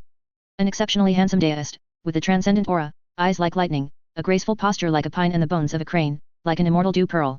He wore a plain white deist robe, a crown on his head, a sword at his side, and a talisman in hand. A kingpee gourd was tucked at his waist. He walked openly down the street full of demons, looking left and right without any hesitation, with an attitude of wonder. Old Yu, come quick and look. Yu Kai Rong had never seen such a sight. She hurriedly called out twice, constantly urging her old Yu to come over. What's wrong? Old Yu heard his granddaughter's urgent shouts and thought something had happened. He rushed out, taking 3 steps at a time, but found nothing unusual. Yu Kai Rong, what is it? Old Yu, look there, look at that person. Yu Kai Rong pointed in the direction for her old Yu, not forgetting to lower her voice, afraid of attracting the attention of passing demons. Old Yu looked, and indeed saw the deist's figure. He was slightly stunned. Although he, too, felt a little amazed in his heart, in front of his granddaughter, he still put on a nonchalant expression. What is it, child? You're still narrow-minded. I've lived my whole life, what haven't I seen? Don't just look at his good looks and let your guard down, thinking of romance. Remember this, they say old people become spirits, and old objects become monsters. Especially among these demons and ghosts, the more human-like they appear, the more vicious they often are. And one who can look this divinely refined is even more dangerous. Old Yu, do you mean he's also a demon? Yu Kai Rong was observant. Seeing the deist's purely curious attitude, a doubt arose in her heart. He doesn't look like one. It's right that he doesn't look like one. I already told you, the more human-like they are, the more vicious. Old Yu saw his granddaughter's questioning gaze, immediately pulled something from his pregnant bosom, and continued, you don't believe me? I'll show you. What Old Yu pulled from his bosom was a piece of brownish-red velvet cloth. In the center of the velvet cloth was a compass, with the 9 palaces and 8 trigrams carved onto it with a carving knife. Old Yu quietly raised the velvet cloth and moved the pointer on it, aiming it directly at the handsome deist. Yu Kairong recognized the item. It was called the ZZ demon-seeking ruler, one of the true foundations of her Old Yu's travels across the country back in the day. It was said to be passed down from the previous dynasty and was extremely precious. The velvet cloth beneath it was woven from 333 tufts of the purest wool from the top of an auspicious beast lamb's head, born at an auspicious time. The compass above it was ground from the most essential piece of carapace from a turtle as large as a millstone. It was then consecrated and worshipped by several generations before finally being completed. The function of this demon-seeking ruler was to discern whether the target pointed to by the compass was a living person or a disguised demon or ghost. It was said that this item had saved the lives of her family's ancestors many times and had never failed. This made her curious, and she watched the demon-seeking ruler without blinking. Staring. And then, something strange happened. Under the unwavering gaze of the grandfather and granddaughter, the ZZ demon-seeking ruler showed no fluctuation, remaining as still as stagnant water. The two looked at each other. That wasn't right. If it were truly aimed at a demon, the demon-seeking ruler should have turned directly, pointing its tail at him. If there was no movement at all, it could only mean one thing. This handsome deist before them was not a demon, ghost, or evil spirit, but indeed a human. Chapter 56, Bragging. It really was a person. Yu Kairong carefully sized up the deist from head to toe, then slowly turned her head to look at her grandfather, her expression peculiar, everything unspoken. Cough cough. Old Yu immediately lost face, clearing his throat in a feigned manner, his mind racing as he instinctively tried to make amends. It's normal for it to be a person, you know, child. You don't know, but although it's rare, there really are living people in this sewing skin market. Old Yu paused, seeing that his granddaughter didn't respond, his expression suddenly became a bit serious again, and he explained to himself, actually. I once heard your great-grandfather tell a story, saying that in this sewing skin market, there's an unwritten rule, once an ordinary person enters the sewing skin market, no demon, monster, or ghost is allowed to harm or obstruct them, because they are all people chosen by destiny. People chosen by destiny. Yu Kairong listened intently, unconsciously repeating the phrase, then asked, Grandpa, what does that mean? What it ultimately means, this old man doesn't quite know. I only know it's related to the well in the center of the market. It's said that those chosen by destiny, no matter how far they travel outside, will eventually return to the sewing skin market and merge with it forever. Actually, I've always suspected that the shopkeepers of the stores on this street might all have some connection to these chosen people. Old Yu shook his head and continued, as for the specific reason, this old man doesn't know either. These are all just my old man's guesses. Anyway, child, you just need to remember, stay far away from that well. That thing is sinister, not a good thing. I understand. Yu Kairong nodded, carefully committing this life-saving knowledge to heart. This was knowledge passed down through her ancestors, and in the future, it would be her responsibility to pass it on by word of mouth, without any carelessness. This was the responsibility she had carried since birth. It was only a pity for that handsome deist.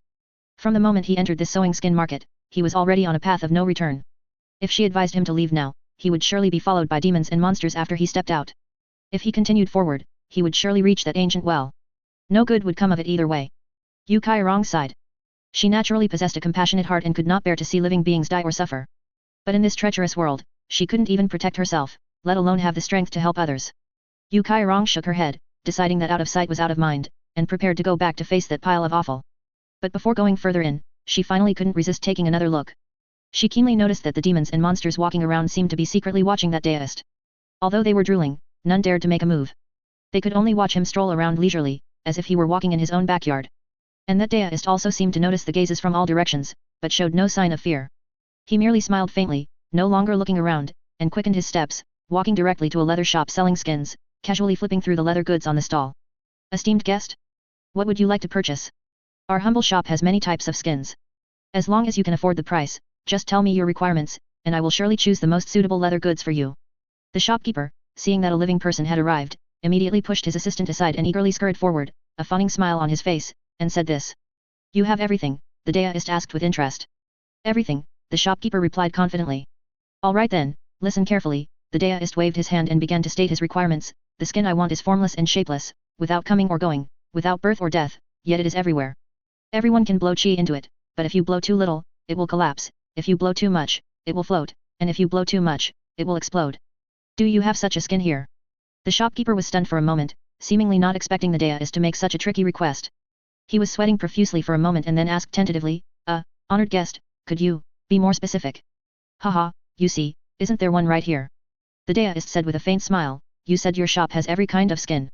Isn't this cowhide, braggadocio, being blown quite well? Cowhide? Yes. The shopkeeper subconsciously pondered for a moment, about to explain, but then suddenly reacted and finally understood that the other party had been completely toying with him. In his shock and anger, he was about to erupt, you dare to make fun of? Ugh.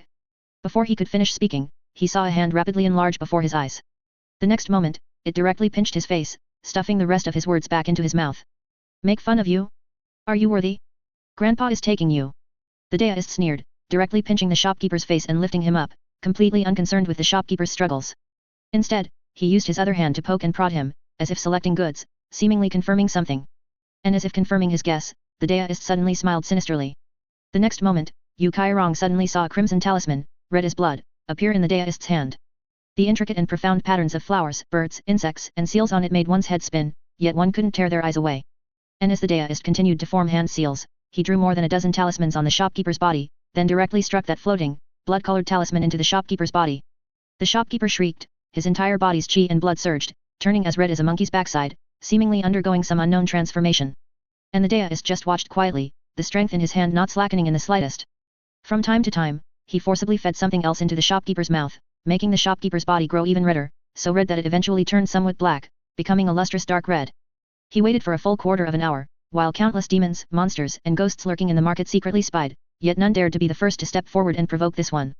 After all, daring to openly assault a shopkeeper in the sewing skin market, this person in front of them was a bit too rampant. What confidence did he have to act so high profile? The next moment, those demons seemed to sense something, and all simultaneously recoiled, cautiously looking up at the sky. A golden thread suddenly descended from the sky with astonishing speed, directly connecting to the shopkeeper and beginning to drag it. Then, it suddenly opened a snare, uncharacteristically attempting to attack the deist. It's here, it's finally here. The surrounding demons roared in their hearts. This was why they were willing to abide by the rules in the market. After all, most demons were audacious creatures. There had been some stubborn ones who tried to cause trouble in the market, but without exception, their fates were all the same, they were enveloped by this golden thread, directly dragged away, and no one knew where they went, only that their traces were never seen again. Who knew how long this arrogant deist in front of them could last under this golden thread? Chapter 57, A Big Trouble in the Leather Market. Good to see you. I was afraid you wouldn't come. Surrounded by spirit monsters and with golden threads coiling overhead, Li Mo stood calmly, merely smiling faintly. Without a word, he repeated his old trick, soaring into the sky once more, flying towards the source of those golden threads. Burning away the nameless fire and severing the golden threads, all his actions were performed in one fluid motion.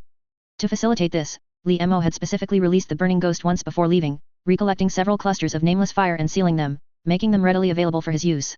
To the astonished gazes of the surrounding spirit monsters, that golden thread was indeed melted, and it even fled in pain without daring to entangle him, leaving no trace of its coming or going. It was as if a legend had been shattered. The spirit monsters and ghosts gathered around instantly became agitated, but no one dared to act rashly. They simply watched as Li Mo threw the severed golden threads onto the shopkeeper, which ultimately transformed into a long, heavy robe with broad hands and a wide sword. At this point, the third spiritual blood shadow in Li Mo's hand was finally formed. Indeed, Li Mo nodded to himself. His feeling was correct. After all, he had dealt with these things extensively and had a deep understanding of these so-called fitting skins. Among all the spirit monsters entrenched in this market, only these shopkeepers gave him a peculiar, subtly familiar feeling. Excellent, the target is clear now. Li Mo took a deep breath, looking at this treacherous market overrun with spirit monsters.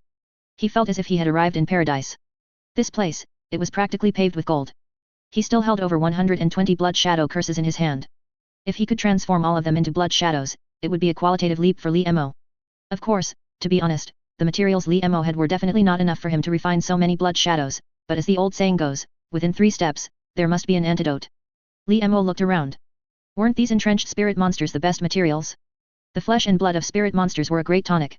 They were perfect for refining blood shadows.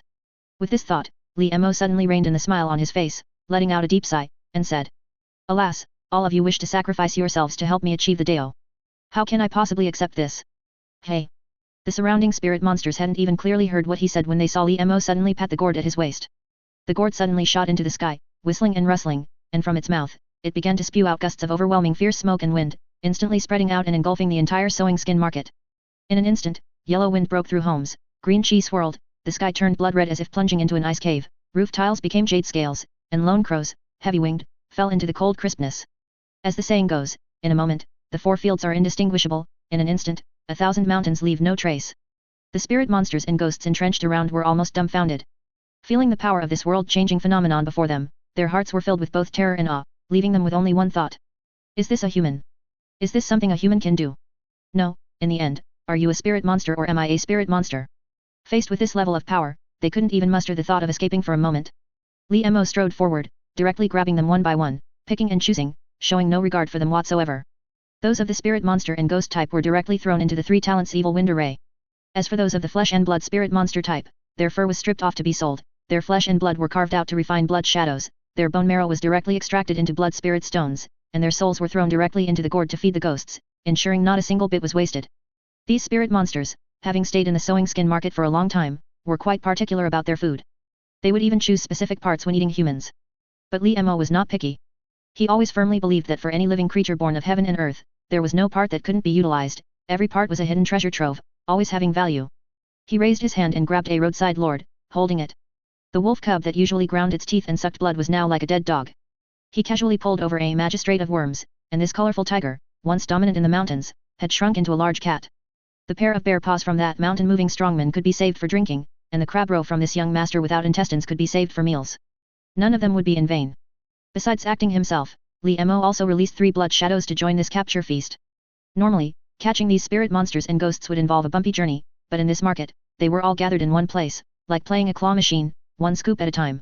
Soon, under Li Mo's relentless search of heaven and earth, and his demolition of mountains and houses, all the spirit monsters in the entire market were swept clean, leaving it desolate and empty, not even a single hair remaining. During this time, the golden thread overhead descended several times, seemingly trying to stop Li Mo, but each time it was forced back by Li Mo's nameless fire, ultimately coming to nothing. And in this process, Li Mo subtly discovered that this golden thread didn't seem to be an intelligent entity, it was more like a preset program that would only appear when a certain aspect was touched, and once it was harmed, it would quickly retract, with an extremely flexible bottom line. This made him even bolder. Since the spirit monsters had been cleared out and the materials were abundant, the next step was to mass refine blood shadows. Starting from the very first shop, Li Mo didn't bother with pleasantries. He directly barged in, grabbed the shopkeeper, and refined him in an instant. The spirit monster assistants on both sides tried to run, but Li Mo didn't mind. After all, even a mosquito's leg has meat. He directly grabbed them and turned them into resources. 1 shop, 2 shops, 3 shops. He arrived at the entrance of an awful shop, only to find that the shopkeeper was absent, with only 2 assistants, 1 old and 1 young. Just as he was about to act, he saw the old assistant suddenly drop to his knees at light speed, pleading loudly. Daoist master, wait. Your venerable Dao is profound, and you possess the art of maintaining youth. You must have the wisdom eye to discern the truth. Please look closely, we are not spirit monsters, but living, breathing humans. Please spare us. Old Yu spoke extremely fast, clearly having rehearsed this speech. Seeing Li Mo stop his movements but remain silent, he quickly continued. May I ask your esteemed name, Daoist master? I, this old man, have traveled north and south and have connections with many Daoist masters from the Stillness Character School. I know Zhang Ziyan of the 6 Trigrams, Yan Bo Su of the Danking School, Yu Buweng of the Erlang Dao, and Daoist master Fu Guang of Shangqing. May I ask which immortal mountain you cultivate on? What Dao do you practice? Perhaps I can even forge some connections with you, which would be this old man's good fortune. Li Mo's heart suddenly stirred upon hearing this. He hadn't noticed before, but now that he looked, these 2 individuals were indeed human. They seemed to be covered in a special skin, but it wasn't a fitting skin, its quality was far inferior. It seemed to have some hidden concealing effects. However, none of that mattered. What truly interested Li Mo were the people and schools the old man mentioned in his words. This made Li Mo suddenly realize. He had been in this world for over half a year. Although he had encountered some extraordinary powers, he had never been able to reach the core. It seemed that this old man before him was indeed an authentic insider. Chapter 58, Yin Demon Realm. Li Mo's mind turned, and he spoke calmly, Your Excellency is too much, I cultivate on an unnamed mountain peak with my master. The method I practice is called the Blood Shadow Dao, and I have been cultivating for 20 or 30 years now, only recently achieving some success. Master then sent me down the mountain to eliminate demons and evil, and cleanse all malevolent spirits. Li Mo paused slightly after saying this, then continued, I have lived deep in the mountains, undisturbed by worldly affairs. Who are you two? What scriptures do you study? What methods do you cultivate? Where do you live? Why are you here? Why do you consort with evil spirits? Explain yourselves one by one, otherwise, do not blame me for being merciless. Master, please calm your anger and allow this old man to explain slowly. Old Yu scrambled up from the ground, cupped his hands, and continued, I am Yu Dongsheng, known in the Jianghu as the Bone Picker. This is my granddaughter, Yu Kairong. We both come from Longevity Village, 170 li to the west. We are hereditary morticians, and the things we learn cannot be presumptuously called Dao. They are merely minor techniques from the school of technique, Shu, such as sealing coffins, arranging features, and seeking yin and regulating qi. They are truly not presentable and make master laugh. The reason we came to this sewing skin market this time is to steal a type of faceless hide produced in this market, which we use to perform a secret art of our mortician lineage called the Ji as a divine aspect. All of this is to protect the lives of everyone in our village from harm by demons. Although it cannot compare to master's grand aspiration, it also protects one region and accumulates a good deal of yin virtue, allowing our family to be passed down through generations. Old Yu's introduction was very detailed. Although he kept praising Li Mo, his sense of pride was undeniable whenever he spoke about his own family. It was precisely because of this that Li Mo was able to analyze a lot of useful information from his words. So that's how it is. Since it is an act to protect the common people, it is naturally understandable. Li Mo nodded and said calmly, then you two follow behind me for now. After I have pacified this demon market, I will have some more questions for you. After Li Mo finished speaking, he was about to continue sweeping through the remaining shops. Master, wait, Old Yu hesitated slightly, then suddenly called out to Li Mo. He paused, then continued, Master, you may not know, but although these shops resemble ordinary market stalls, their interiors are different. Behind all the shops are interconnected secret passages, forming a hollow mountain demon cave. You have caused such a commotion just now, so the shopkeepers and clerks in those shops must have all rushed into the demon cave to avoid disaster. If you go directly, you will probably find nothing. Oh. Li Mo stopped in his tracks and immediately asked, then, Old Yu, do you know the exact location of that demon cave? Would you be willing to guide me? I wouldn't dare to say it's a burden.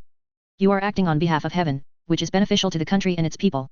Guiding master is what I should do. Old Yu quickly cupped his hands again, then pointed towards the curtained area behind him, saying, this market rarely sees trouble on normal days, so these demons act without much caution. If you go in from here, you can directly reach the demon cave, but... Old Yu hesitated at this point, seemingly having something difficult to say. Old Yu, do you have anything else to say? Speak freely, Li Mo pressed.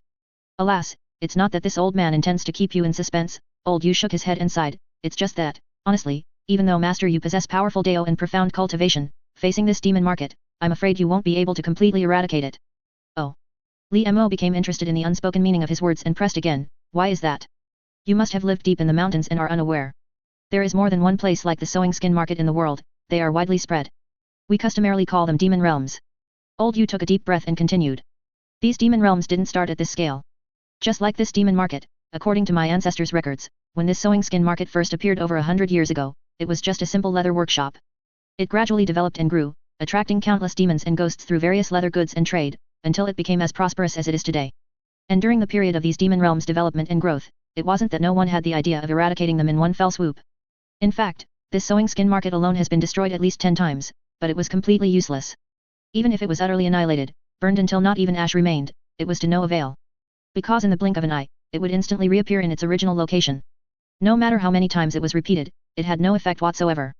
Besides the external demons, the killed shopkeepers would also come back to life along with the sewing skin market, as if they were immortal and indestructible. This is also the first characteristic of demon realms summarized in the Jianghu, they cannot be killed, cannot be destroyed, they are immortal and indestructible existences. Old Yu's expression, as he spoke, was either complex or somewhat dejected. He sighed softly and continued, no one knows where they truly come from, or why they appeared. It's just that ever since these demon realms emerged, our world has also undergone changes. Master, haven't you ever been curious? Not to mention far-off places, just around our longevity village, with a population of less than 10,000, there are tens of thousands of demons and ghosts entrenched. Even if everyone in our village died and turned into ghosts, how could there be such a vast number? Therefore, it is now widely suspected in the Jianghu that all these demons and ghosts originate from these demon realms, appearing out of thin air in this world along with them. Countless masters have researched them, one after another, but ultimately found nothing, only discovering that as they continue to expand, these ghosts also become increasingly powerful and prosperous. Perhaps one day, they will completely occupy the entire world, and at that time, we may all cease to exist. This is a disaster of the world. The more Old Yu spoke, the heavier his heart felt. In truth, at his age, he didn't need to worry about the end of the world. He only couldn't let go of his descendants, but he was ultimately powerless and tried not to think in that direction, as the conjecture was too grim. However, he didn't notice that as he continued to speak, Li Mo's eyes grew brighter and brighter. Is there such a good thing? Isn't this like sending a pillow when one is sleepy? Honestly, this sewing skin market, at most, had 30 or 40 shops. Calling it a market, it was actually just half a street. Li Mo was just worried that the suitable skins from such a small market would probably not be able to meet his large demands. But if it truly can be immortal and reborn infinitely, doesn't that mean that as long as Li Mo can prepare the materials, he can infinitely create blood shadows? This is truly a great fortune. Of course, while that's what he said, Li Mo didn't believe from the bottom of his heart that this market could be infinitely reborn.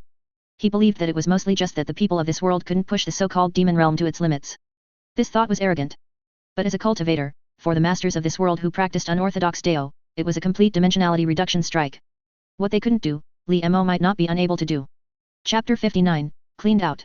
Moreover, and most importantly, the spiritual qi in this world is polluted. Even if someone could truly devise a proper method from these unorthodox means, they would likely never reach a high realm in their lifetime. Precisely because of this, their realm became their limitation, causing them to always feel a ridiculous sense of an ant boasting about a great nation when imagining other things. Do they even know the true value of immortality?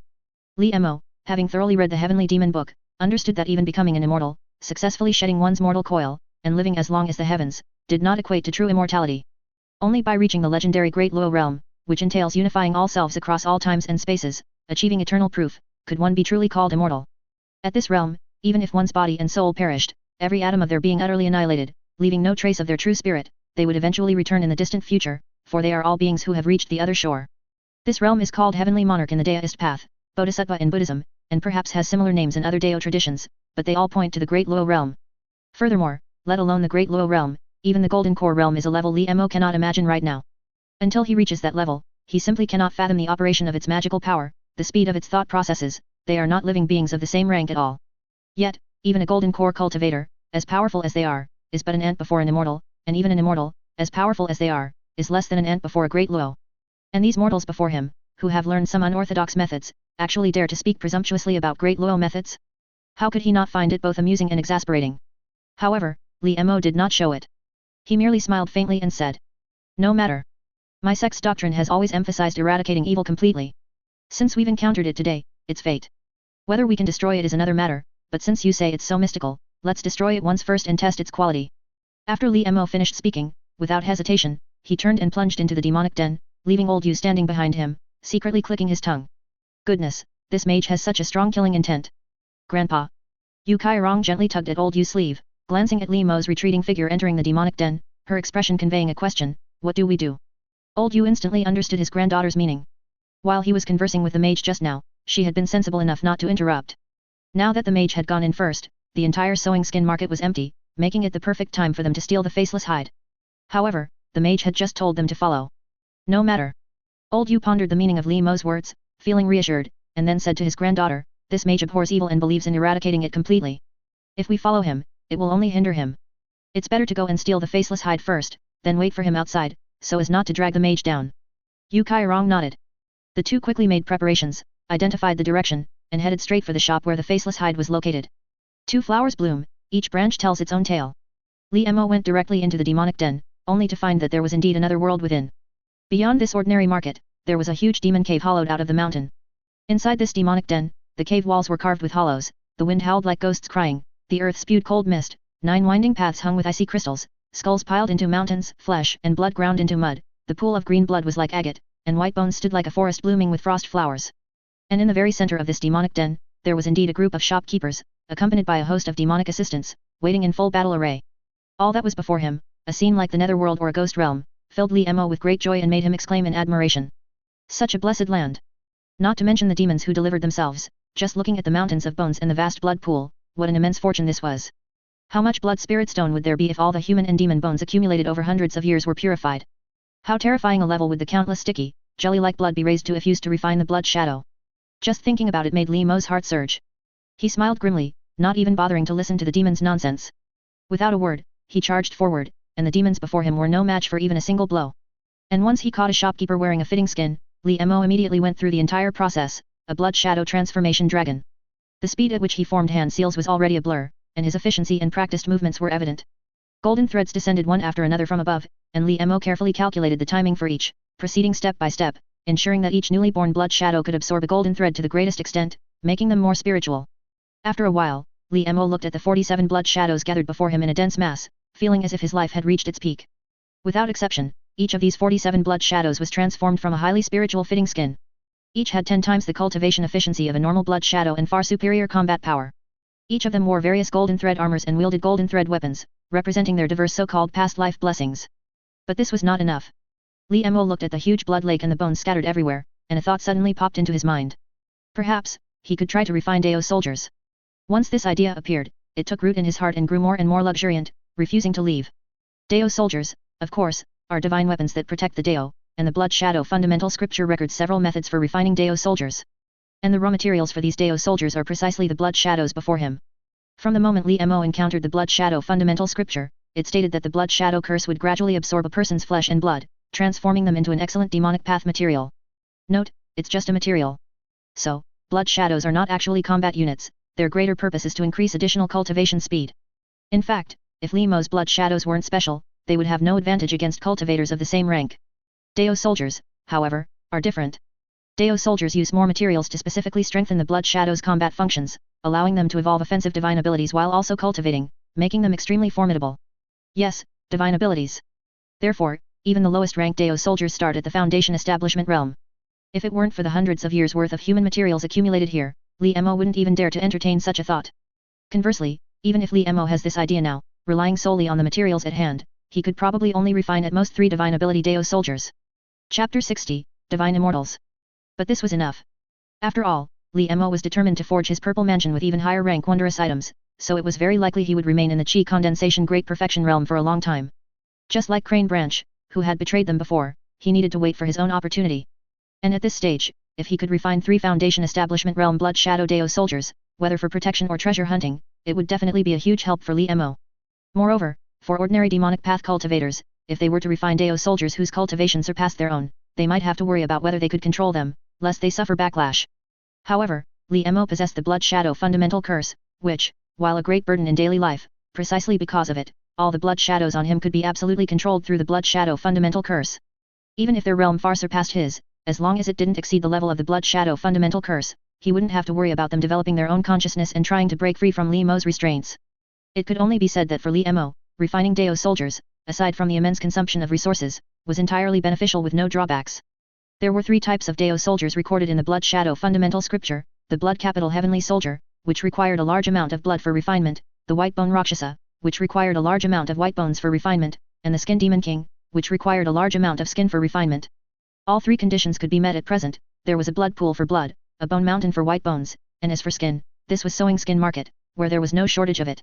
So Li Mo made up his mind, preparing to refine one of each of these 3 types of Dao soldiers, developing in a comprehensive and balanced manner. Li Mo was not a procrastinator, he acted as soon as he decided. Li Mo selected 3 of the 47 blood shadows before him and pulled them out individually.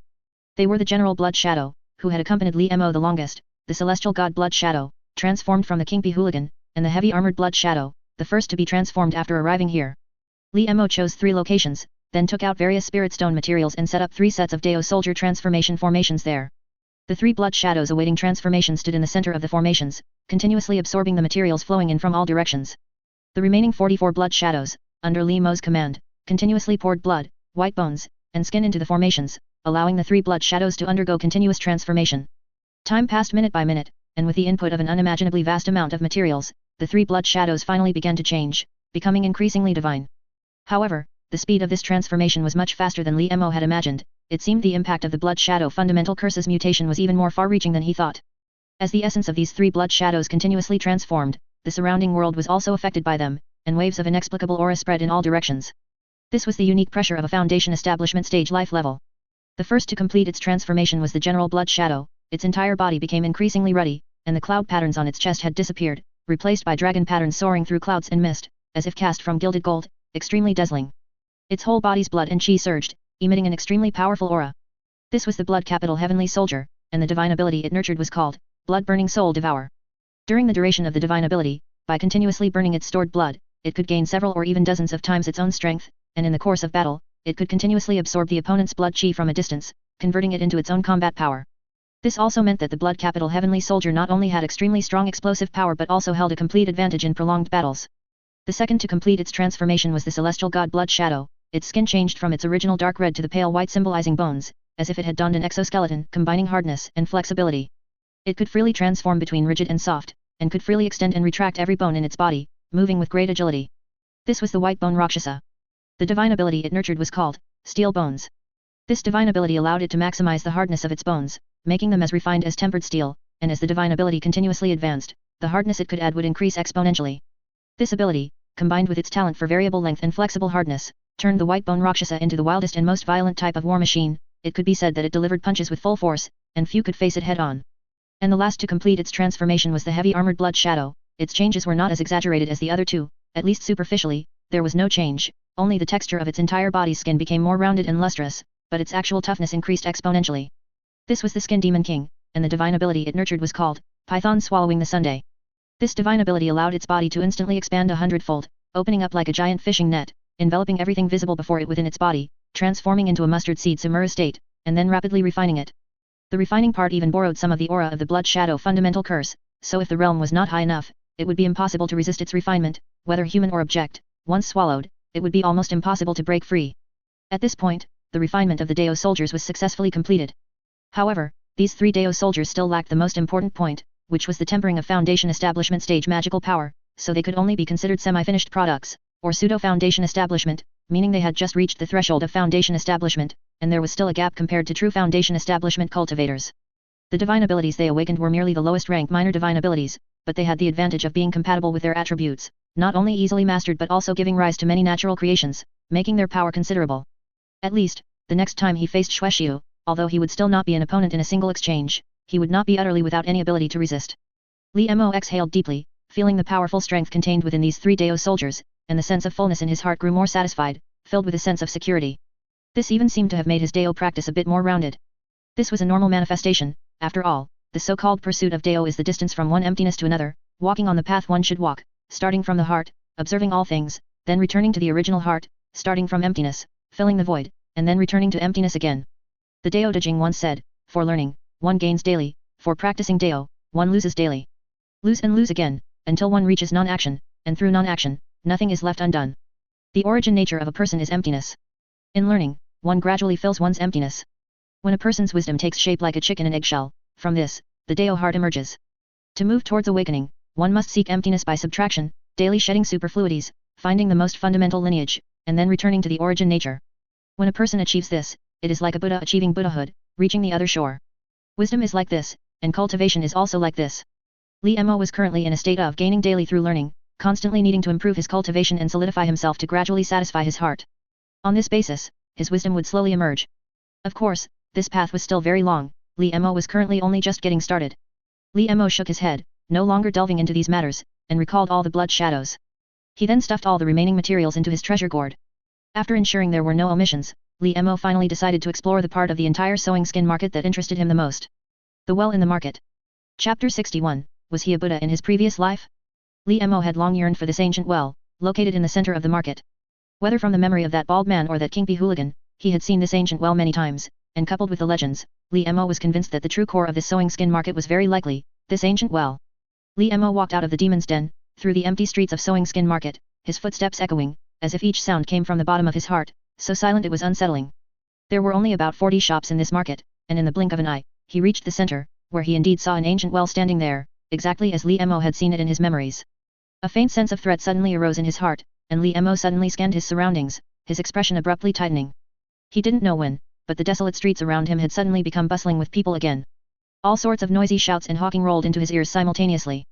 The long street, narrow alleys, and blue stone slabs, the door panels and windows of the shops on both sides were covered with white frost. The steamed bun shop and offal shop next to them had half their door frames removed, and the shop assistants yawned, going in and out. The charcoal fire in the stove crackled, and the rising steam had made the wooden boards quite damp. And all of this happened silently. Even with Li Mo's current spiritual sense, he hadn't detected the slightest clue. Looking at the shopkeepers and assistants moving freely around him, they were clearly familiar faces. Not long ago, Li Mo had personally taken their lives and refined them into blood shadows. Li Mo subconsciously communicated with the blood shadow fundamental curse, checking if the blood shadows within were normal. 47 blood shadows, without any abnormalities, lay dormant within the blood shadow fundamental curse, awaiting Li Mo's summons. A little interesting, Li Mo murmured, but his heart couldn't help but feel a chill. This situation was obviously good for him, but the problem was that Li Mo couldn't see any sign of how they had changed. Li Mo, not believing it, instantly flashed to a shop, directly grabbed the shopkeeper, and without a word, refined him in an instant. Without the slightest difference from before, a quarter of an hour later, Li Mo used the nameless fire to once again burn through the attacking golden threads, carefully examining the newly formed blood shadow. He found that it was almost identical to one of the 47 blood shadows, with no discernible difference. This kind of power was beyond Li Mo's current comprehension. To be honest, given Li Mo's cautious nature, he would most likely choose to strategically retreat in such a situation and not continue exploring. But for some reason, a faint impulse suddenly arose in his heart. Looking at the ancient well so close before him, it was an itching like a cat's scratch. What kind of scene would be inside? Li Mo walked forward step by step, gradually ignoring the lively scenes on both sides, his eyes only on the ancient well. He walked until he was in front of it, unconsciously swallowed, and looking at the bottomless opening, took a deep breath. Without hesitation, Li Mo directly leaned his head to look into the well. The well water below began to ripple, and Li Mo's reflected face gradually blurred, revealing some special scenes. First to catch his eye was an immortal mountain, with mist scattering colorful light and the sun and moon shimmering. Its peak reached the sky, and its roots connected to the Samura pulse. Clever peaks were arranged, strange rocks were scattered, and there were jade flowers and rare grasses, purple orchids with fragrant scents.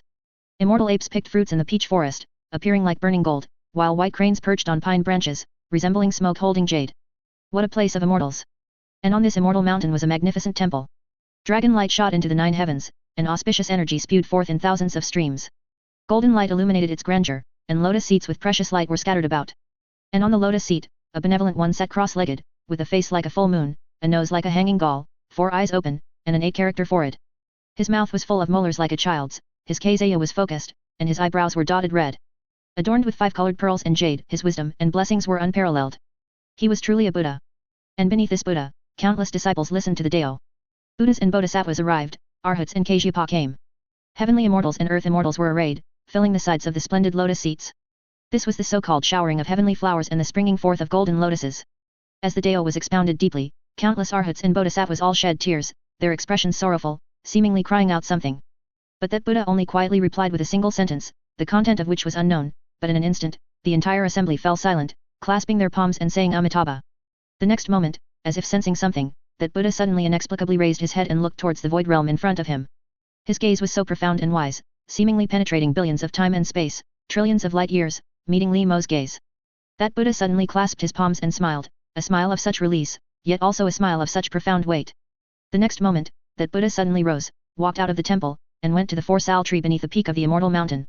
He came to the auspicious grass that had already been spread, lay down with his head to the north and face to the west, on his right side, with his feet crossed, serene as if in meditation.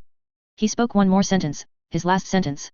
After finishing that sentence, he quietly closed his eyes. The earth trembled, countless sal flowers fell like rain, and the disciples surrounded him, their expressions varied. He had entered nirvana. So heavy. How could this scene before him be so utterly silent and choked with sorrow? At this moment, Li Mo's spirit seemed to transcend countless time and space, as if he could personally experience the Buddha's emotions, and for a moment, he was so choked up he couldn't breathe. It was a sorrow of a lifelong wish, come to naught, so incredibly heavy. What kind of wish could completely defeat a Buddha? Could this be Li Mo's past life? Was he actually a Buddha in his previous life? Wait a minute. A faint chill suddenly rose from the bottom of Li Mo's heart, making him shiver and snap back to his senses. Are you kidding? How is that possible? How could his past life be a Buddha? Li Mo suddenly retreated a few steps, his true chi surging. He looked at the ancient well with lingering fear, the sad expression on his face not yet dissipated. 2 clear tears still slid from his eyes, flowing down his cheeks, but they made Li Mo feel as sharp as a knife. So close, so close. If Li Mo hadn't been a transmigrator and truly known what his past life was, he would probably have been completely immersed in that feeling, taking everything that happened within it as real. Li Mo was full of shock and doubt, gasping for air. His heart was beating so fast it was almost like a drum. He might have underestimated this sewing skin market. Although its appearance was so ordinary, there must be deeper things hidden within it. From the moment Li Mo saw the ancient well, he might have been influenced by it. No, perhaps even earlier, perhaps from the moment he arrived at sewing skin market, perhaps, from the moment he knew about sewing skin market, he had been influenced. What the hell is this? Chapter 62, The Old Monk in a Patchwork Robe. Customer, since you have seen your past life, you should have a set of clothes made here. I guarantee you will receive blessings and rise to prominence in the future. Please don't forget to take good care of my small shop. A faint voice suddenly sounded behind Li Mo. Li Mo subconsciously turned around and saw an extremely familiar face. It was the shopkeeper of He Shen's shop. Although it was their first meeting, Li Mo had, in a strict sense, already seen him 3 times. Wait, first meeting? Li Mo suddenly realized that he had just swept through the entire sewing skin market, killing all the shopkeepers and assistants, but he seemed not to have seen the current shopkeeper of He Shen's shop. He stood there respectfully, his smile amiable yet stiff. The assistants behind him were all cheerful and smiling, as if they had encountered a major client. Playing tricks? Li Mo's gaze sharpened. Unwilling to follow the preset procedure, he rushed forward without a word, grabbed the shopkeeper's head, and with the blood shadow curse appearing, immediately refined him. Li Mo's expression was slightly nervous, but the transformation process occurred without any hitch. The assistants behind him seemed not to notice, quietly waiting for the shopkeeper to be transformed, their faces eerily calm. Familiar golden threads fell. Li Mo was now proficient, once again melting them with the nameless fire. Just like before, the new blood shadow quickly absorbed the golden threads, actually transforming into a Kazei robe and a water-milled Zen staff. Li Mo's hand trembled, almost causing him to retreat again, but after looking closely for a few more times, he realized that the monk blood shadow in front of him was not the same as the Buddha image he had seen in the ancient well. Was this a coincidence? Li Mo tried to put away the blood shadow. There was no obstruction whatsoever, the blood shadow was successfully absorbed into his blood shadow fundamental curse, connected to his mind. Customer, since you have seen your past life, you should have a set of clothes made here. I guarantee you will receive blessings and rise to prominence in the future. Please don't forget to take good care of my small shop. A voice once again faintly sounded. Li Mo was startled, suddenly looking up, only to see that right in front of him, in the exact same spot where he had just refined the blood shadow, the shopkeeper of Hishen's shop stood as before, even the angle of his smile unchanged. And all of this happened without Li Mo noticing in the slightest. Good, very good. I'd like to see how many times you can rebirth. Li Mo suddenly took a deep breath, his hand acting decisively. Without another word, he grabbed again, the blood shadow curse appeared, and in an instant, he refined him. The next moment, in the blink of Li Mo's eye, another shopkeeper of Hishen's shop indeed appeared, still wearing a faint smile, as if he had never changed. Li Mo snorted, about to continue, but saw the shopkeeper suddenly take a step back, slow in appearance but fast in reality, perfectly dodging Li Mo's attack. Unbeknownst to Li Mo, his expression had suddenly become lively, as if a soul had been injected into him in that instant. The next moment, under Li Mo's gaze, the shopkeepers of every surrounding shop suddenly walked out onto the street in unison, each transforming into a piece of skin, which swelled up and flew into the air, piecing together to form 100 patches kazaya made of skin. It landed accurately on the body of the Hishen shop shopkeeper, becoming one with him, transforming him into the appearance of an old monk. Despite such a bizarre scene, the compassion on his face was so genuine. Benefactor, please hold your hand. The old monk suddenly put his palms together, his eyes filled with compassion, his brows with sorrow, and sighed, Benefactor has such great killing intent, why go to such lengths? Li Mo looked at the scene before him, narrowed his eyes, and retorted, Who are you? This old monk is merely a person on the other shore, devoted to fate, the old monk replied, unconcerned, with his palms together. What is that thing? Li Mo asked, pointing to the ancient well beside him. That is precisely the fate people yearn for, but Benefactor, you are quite special. What you see is not what you yearn for, the fate you see, is mine, the old monk suddenly smiled softly and said with certainty. Benefactor, you, are not from this realm, are you? Before the old monk's words finished, Li Mo suddenly erupted, slamming his gourd.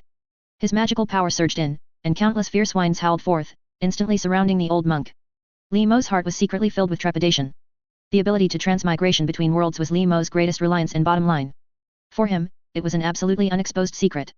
Although he didn't know how the old monk in front of him had figured it out, but since things had come to this, no matter how many times he could revive, Li Mo would not spare him. Besides the fierce whines, Li Mo also took out a stack of lightning talismans, which he had previously confiscated from a disciple of Zhelang Monastery, directly activating the lightning and striking the old monk. All conditioned phenomena are like dreams, illusions, bubbles, and shadows, like dew and like lightning. Thus, one should contemplate them. The old monk suddenly put his palms together and sighed, making no movement, but as the fierce whines and lightning struck him, they seemed to suddenly turn into nothingness, like a gentle breeze, merely lightly blowing his kazaya, without any power remaining. Benefactor, do not waste your efforts. All of this is the arrangement of fate, including the swift passage of time, including the eternal sun, and also including your arrival here. The old monk shook his head and continued to sigh, those who do not believe in fate do not comprehend the 8 consciousnesses, nor do they gain wisdom. Try to imagine, when a person stands at the scale of a lifetime and looks back, there are no choices before him, only a straight Dao that leads directly to your end. This is fate. But this old monk is a person who yearns for fate. I dare not deviate from fate, only choose the one that suits me among many fates. And everyone in this market is one with me, they are also people who yearn for fate. This is Edge, therefore, this old monk has guided them for a journey. And Benefactor meeting me is also due to Edge, this old monk is also willing to guide you for a journey. Li Mo felt a chill in his heart, almost unable to resist the urge to immediately flee back to the 9 Palace Mountain Sea realm, because he completely couldn't fathom the old monk's true nature. Even just seeing the single skill he displayed, Li Mo understood that the opponent's realm was definitely far above his own. But fleeing now was absolutely the worst choice. After all, he couldn't just give up on this strange world. Li Mo forced himself to calm down, carefully recalled the old monk's words, and suddenly asked, what does it mean to guide me for a journey?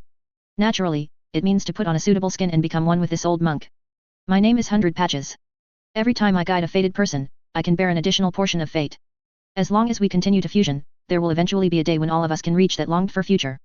The old monk's face was sacred, but the words he spoke were like demonic sounds piercing the ears, captivating the mind, or perhaps Li Mo had already been affected by the ancient well earlier, and only now did his heart suddenly become alert. But it was already too late. The old monk suddenly tore off a piece of skin from his 100 Patches kazaya, as thin as a cicada's wing, soft as piled snow, and naturally like a celestial garment. He then directly tossed it to Li Mo, where it landed squarely in Li Mo's hand. Chapter 63, Bodhi planting in the Sea of Blood. However, when that heavenly robe landed in Li Mo's hand, it melted instantly like a snow lion thrown into fire, enveloping his entire body along his arm. That strange skin gradually covered the surface of his body, his qi and blood began to flow, and it was about to become a part of his body. At the same time, Li Mo felt a powerful will rush into his mind. The image of the Nirvana Buddha in the well reappeared before his eyes, and countless Sanskrit chants echoed in his heart, constantly admonishing him. Let it go. Desire it. Accept yourself. Walk towards enlightenment. This will was vast and ethereal, yet omnipresent. Li Mo resisted with difficulty, but even in his own domain, he couldn't gain the slightest advantage. The sky changed dramatically, and countless golden threads descended like strands, wrapping around Li Mo, covering him tightly, forming a giant golden cocoon. It was like a spider digesting its prey, constantly eroding Li Mo's will and seizing his control. Just at this critical moment, the blood shadow fundamental curse, which had been dormant for a long time, seemed to sense the danger to the body. Like a sleeping dragon opening its eyes, it instantly appeared on the surface of the body, and the qi and blood throughout his body began to surge. It actually began to refine the new layer of skin on the outside, and at an extremely fast pace, even swallowing the surrounding golden threads. As if it had consumed some great tonic, the crimson light pulsating on it became even more brilliant. Hey! The old monk seemed to have noticed the anomaly.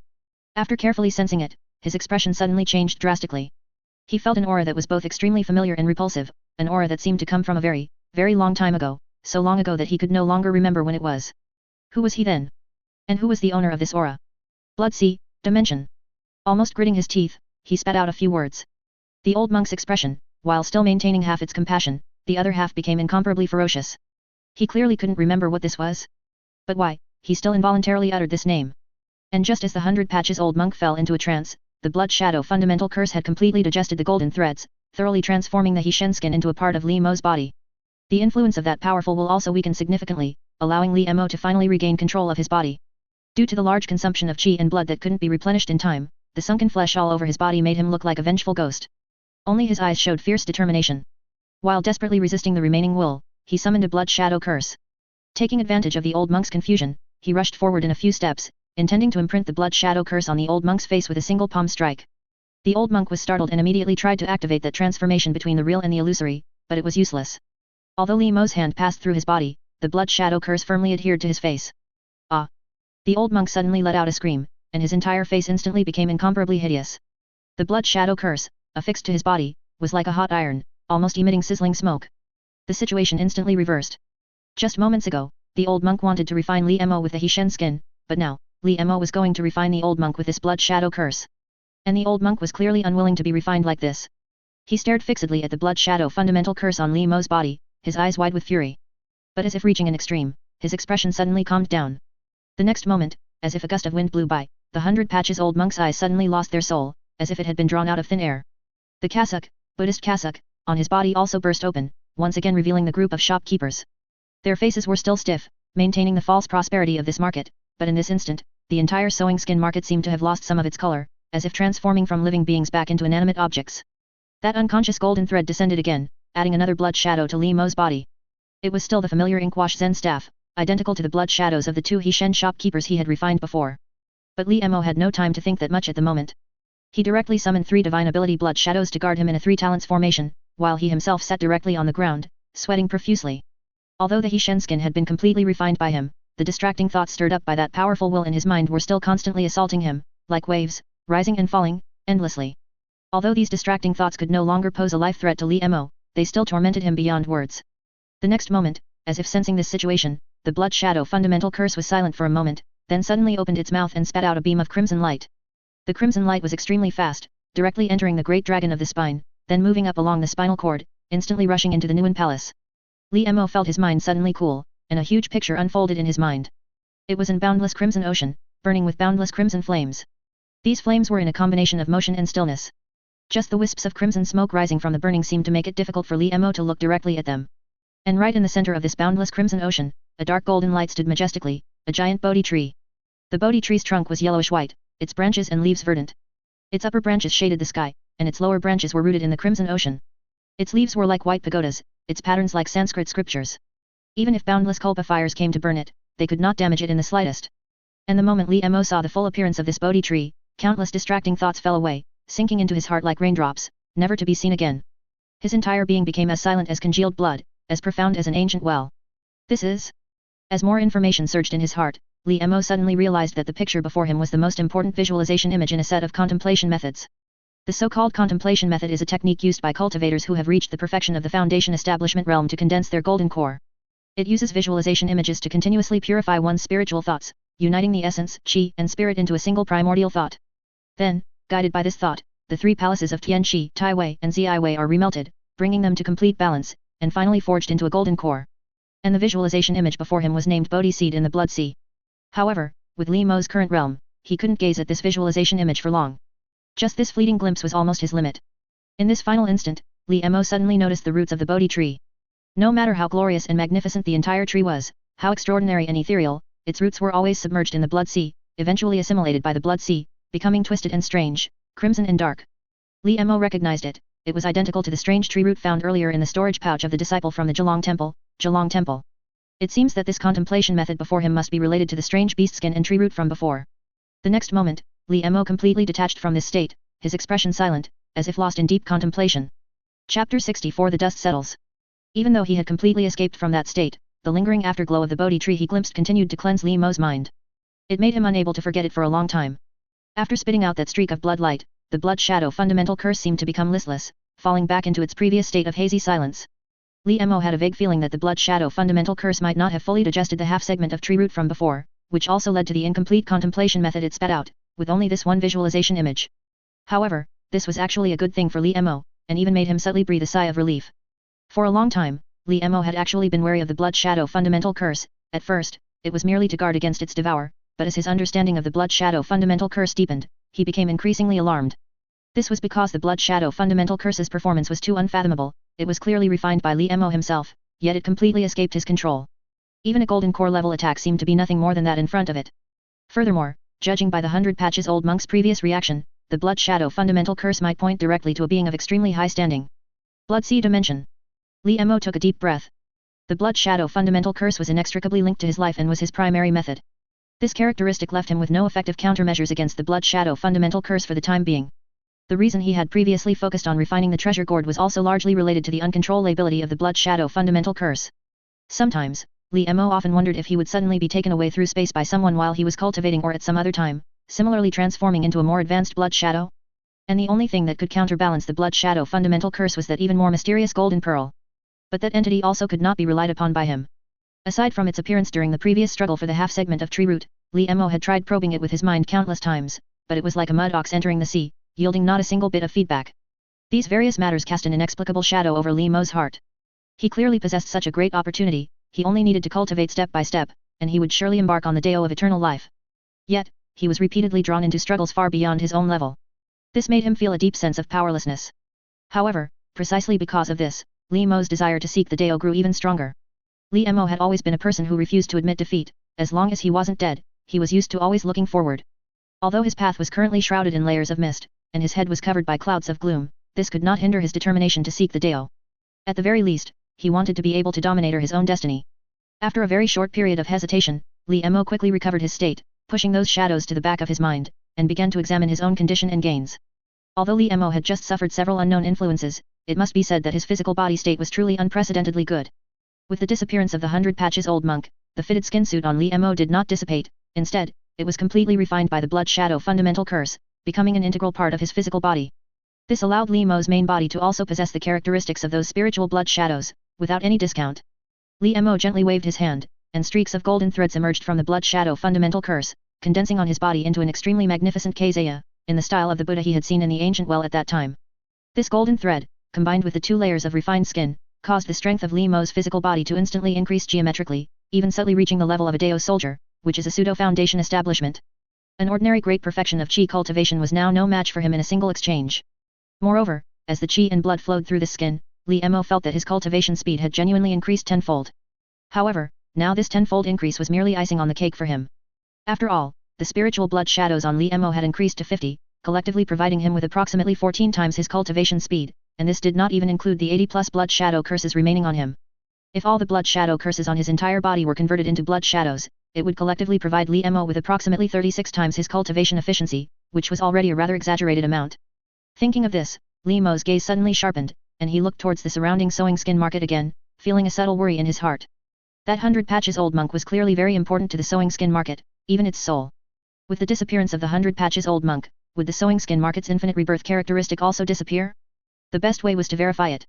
However, due to the recent incident with the 100 patches old monk, Li Mo was somewhat overly cautious and his probing was very careful. First, he grabbed a shopkeeper from a shop on the outermost edge of the sewing skin market, refining him while constantly communicating with his transboundary divine ability. As soon as there was any unusual movement, he would immediately flee. Fortunately, until that blood shadow was successfully converted, everything was calm, and no further accidents occurred. And that golden thread had not changed at all, it still hung down as always, being melted and converted by him. In fact, Li Mo had previously always thought that this golden thread extended from the ancient well in the sewing skin market, but even though he was already within the sewing skin market, the end of this golden thread was still in the distant, unreachable sky. However, fortunately, this had no impact on Li Mo. He breathed a slight sigh of relief, but did not fully relax his guard. He would rather spend more time, grabbing and converting those shopkeepers one by one, than to have another accident. It was a pity that the skins, blood, and bones in the demon cave were accumulated over 100 years and would not be reborn with the sewing skin market. Otherwise, if they could be supplied infinitely, Li Mo's already inflated combat power would continue to expand geometrically. To be honest, Li Mo himself was now a bit unsure of how strong he truly was. Perhaps, he could even be called unrivaled among his peers? But whenever Li Mo thought like this, the 100 patches old monk from before would suddenly appear in his mind, and he would instantly shiver, no longer daring to be complacent, but instead secretly warning himself. A gentleman is cautious when alone. He was still so far from his goal, seeking the Dao was always a journey, there were always people beyond people, and heavens beyond heavens, always a mountain higher than the last. He, still had a long way to go.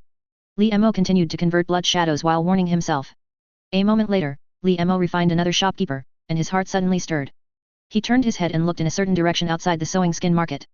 Yu Dongsheng and Yu Kairong's grandfather and granddaughter seemed to have waited outside the sewing skin market for a long time, but had not waited for Li Mo to come out, and finally left first just now.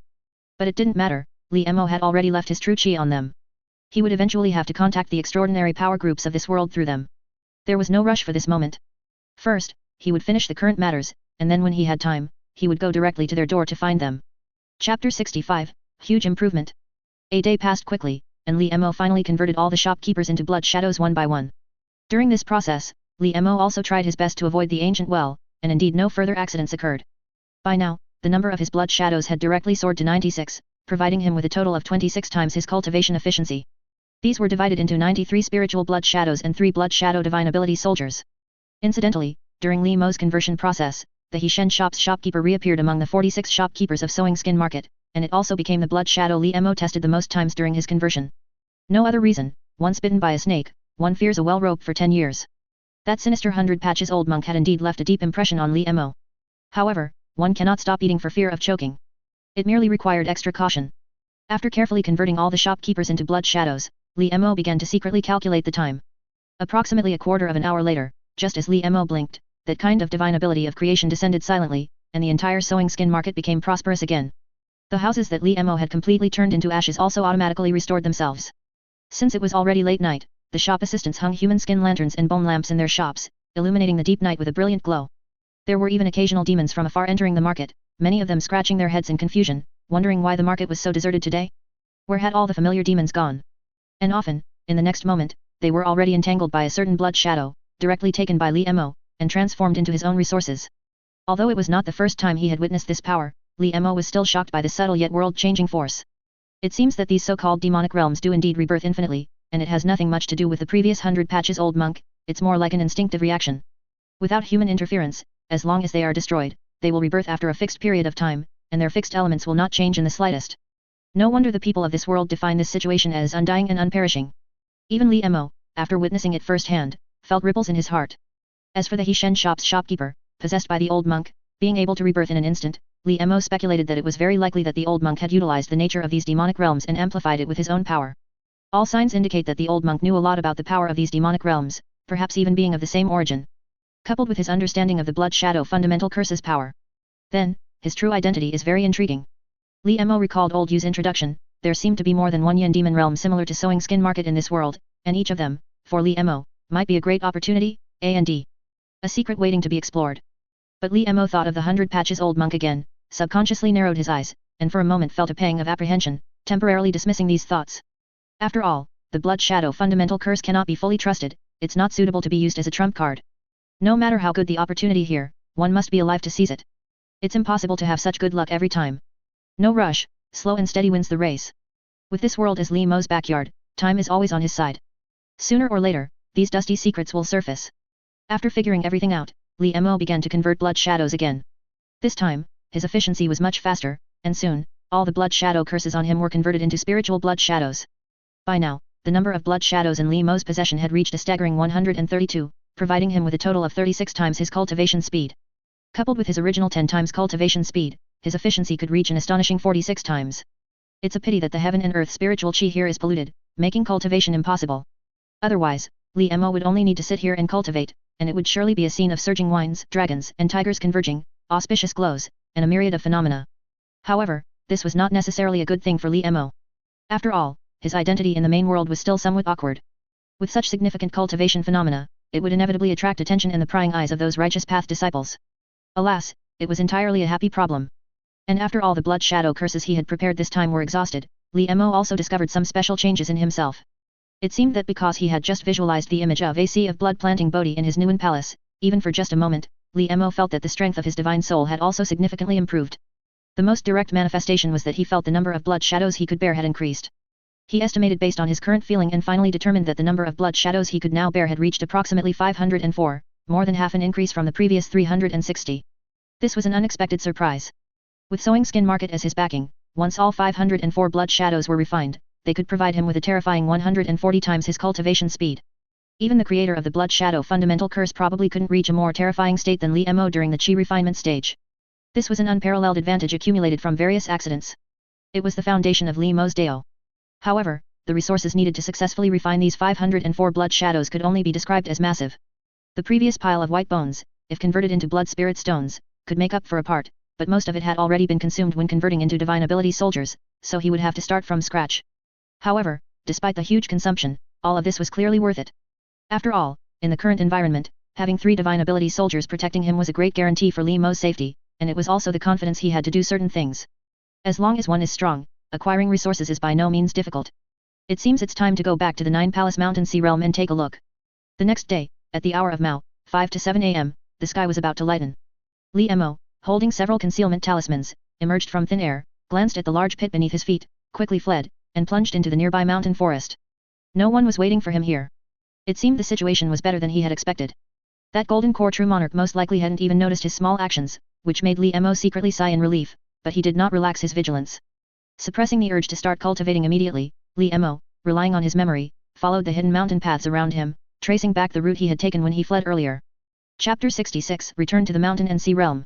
After traveling approximately 4 to 500 li, Li Mo finally returned to the place where he was ambushed by the Zilong Temple disciples that day. He hid in the nearby mountain forest, secretly observing the sky. At this moment, more than 20 purple-robed Zilong Temple disciples were searching the area, flying on their swords. They were divided into groups of 5, each holding a token engraved with a type of dog beast. The disciples, one by one, formed hand seals, channeled chi, and chanted a true incantation. Disciples summon the mountain searchers, transforming into earth-shattering divine dog soldiers. Heed my command, white dog transforms into white dragon, black dog transforms into black dragon, yellow dog transforms into yellow dragon, spotted dog transforms into spotted dragon, divine dog transforms into divine dragon. Go forth to 100,000 mountains, traverse left and right, search from the front mountain to the back mountain, through the 5 camps and 4 outposts, seeking the devil head. As urgent as the law. Under the spell and true incantation, the 5 specially refined treasure charms emitted divine light, piercing through heaven and earth, continuously sweeping in all directions. Every place swept by the light was thoroughly examined, leaving no hiding place. Li Mo had encountered several sweeps of divine light on his way here, but he had swiftly and accurately calculated the timing, evading them by hiding in another world. This was Zilong Temple's unique technique, the 5 Dragon Mountain Search Great Charm, combined with specially refined magical artifacts, which was terrifying in terms of detection. It seemed that this place was indeed a fixed stronghold for Zilong Temple. There should be more than one such stronghold, as Li Mo and his companions had chosen a completely random route at the time, yet they still stumbled into the encirclement of righteous path disciples. Li Mo guessed that the number of righteous path sects participating might be substantial, and it was highly probable that they had coordinated to specifically apprehend demonic path individuals at these crucial points where chi pulse connected. Li Mo continued to observe his surroundings. In addition to the disciples constantly patrolling the sky, several large spirit gathering formations were set up on the surrounding mountain peaks, where many disciples were meditating and recuperating, ready to rotate at any time. Roughly estimating, there were still over 100 Zilong Temple disciples stationed here. Each of them was well trained. Once traces of demonic path villains were discovered, they would quickly form a large formation to collectively confront the enemy. Just as Li Mo and his companions encountered that day, dozens to hundreds of people would converge all their magical power into a massive bolt of lightning, piercing through heaven and earth. Ordinary demonic path disciples would die upon contact. Even if an ordinary foundation establishment cultivator came, they could still contend with the great formation and wait for reinforcements to arrive. Li Mo's eyes narrowed, and after a moment of calculation, he made a decision. It seemed it was time to collect some interest from Zilong Temple. However, this was not his primary purpose for coming to investigate. He was currently alone and helpless, completely in the dark about how the outside world's situation had developed. Naturally, he needed to find some kind people to gather information first. Of course, if these kind people insisted on gifting him some resources, he would have no choice but to accept them graciously. However, although Li Mo had made up his mind, he did not act in haste. Instead, he remained hidden in the mountain forest, observing in secret. Whenever a divine light for searching the mountain shone, he immediately escaped into the strange world. It took him 2 days to completely understand the behavior patterns of this group of Zilong Temple disciples. First, he confirmed that there were no foundation establishment stage disciples among this group of Zilong Temple disciples. This further convinced Li Mo that the current stronghold was just an insignificant part of the inescapable net set by the righteous path. With Li Mo's current strength, dealing with these Qi refining stage disciples would normally be effortless. However, he did not let down his guard, as the great formation they formed was extremely intricate and should not be underestimated. Furthermore, there was always the possibility of golden core stage powerhouses arriving as reinforcements, which also needed to be guarded against. Li Mo roughly estimated that from the time they first encountered the Zilong Temple disciples until the arrival of the golden core stage powerhouses reinforcement, it was no more than a quarter of an hour. To be safe, Li Mo had to compress the time it took to completely defeat this group of Zilong Temple disciples to within half a quarter of an hour, which required him to plan carefully. Half a day later, at the Zilong Temple stronghold, Zhao Hanfei had just finished a shift rotation and returned to the Great Formation to rest, but he felt somewhat restless today. This made him feel a subtle unease. It didn't make sense. Their stronghold was in a remote location, and most of the time, it was peaceful. Even if devil heads passed by, they were mostly cultivators from small schools or loose cultivators, who were easily defeated by them. He truly hoped it could stay this way until the war ended. Zhao Hanfei sighed, and his thoughts unconsciously returned to the scene from more than 2 months ago. That was also a calm day. The searching disciples unexpectedly discovered an unbelievably luxurious magical ship in the sky, from which emanated a very strong aura of devil heads. They quickly organized a defense, forming the all-heaven summoning thunder great formation to clear the incoming enemies. But in front of that luxurious magical ship, their always proud great formation had no effect at all. They could only surround it without attacking, quickly sending messages to request support. And the other party obviously noticed this point, and in an instant, 6 devil heads flew out from the magical ship. Zhao Hanfei felt that he would probably never forget that day. In the battle on that day, he was in the southwest direction, very close to where the magical ship broke through. At first, he thought these devil heads were simply struggling in vain. After all, the timing, geographical advantage, and human harmony were all on their side. Under the roar of divine thunder, how could these devil heads have a path to escape? But very quickly, he realized he was wrong. That saber strike descended. It was a completely ordinary saber strike, yet it revealed thunder in silence. He personally saw an entire row of his fellow sect members around him cut in half by a single saber strike, with cuts so smooth there wasn't even the slightest unevenness. Among them were faces he knew well. At that moment, he only felt dizzy, his hands and feet cold. He couldn't even remember how he had survived, only an boundless fear enveloped him. Afterward, he specifically looked up information about the man who wielded the saber. He only knew that the other party was a redisciple of a golden core true monarch, and that saber strike he unleashed was his own creation. That was the first time he felt the immense gap between an ordinary cultivator like himself and a true genius. This gap was so huge it was despair-inducing. After that day, almost every time he rested, he would suddenly feel a pang of fear, often hallucinating that saber strike coming at him again, tormenting him beyond endurance. Ancestral Master, bless us, let this war pass peacefully. Zhao Hanfei prayed devoutly in his heart. He did not know why this war had started, nor could he escape from it. He simply followed the school's arrangements day after day, shouting slogans of justice like a puppet on strings. If possible, he would actually prefer to stay in his herb garden, tending to those medicinal herbs, which always made him feel at ease. It was just a pity that he probably would never be able to return to his herb garden. The sky turned dark. Chapter 67, Assault. It is said, where evil chi rises, it shakes the universe, where black mist and gloom darken the earth, where rivers and seas churn, fish and crabs fear, where mountains and forests break trees, tigers and wolves flee. In that instant, a cold wind howled, strange mist billowed, instantly enveloping this heaven and earth. The disciples of Zilong Temple only felt their vision go black, followed by a tremendous shock. The several major array nodes where they were located were all impacted in an instant, and 3 important nodes directly collapsed, tearing a gap in the entire grand array. Countless evil winds surged in, almost causing them to lose their bearings. This was not surprising, after all, their stronghold possessed the 5-dragon search mountain great incantation token issued by the sect, which allowed them to observe heaven and earth, giving them a clear view within a radius of 500 li. How could they have anticipated that someone could stealthily approach them? And what they even less expected was that the person who came was merely a chi refinement stage demonic cultivator, and he had approached them through a cross-realm divine ability that even immortals might not master. This sounded too absurd. The probability of it happening should be infinitely close to 0, it was a complete dimensionality reduction strike. But unfortunately, reality does not follow logic.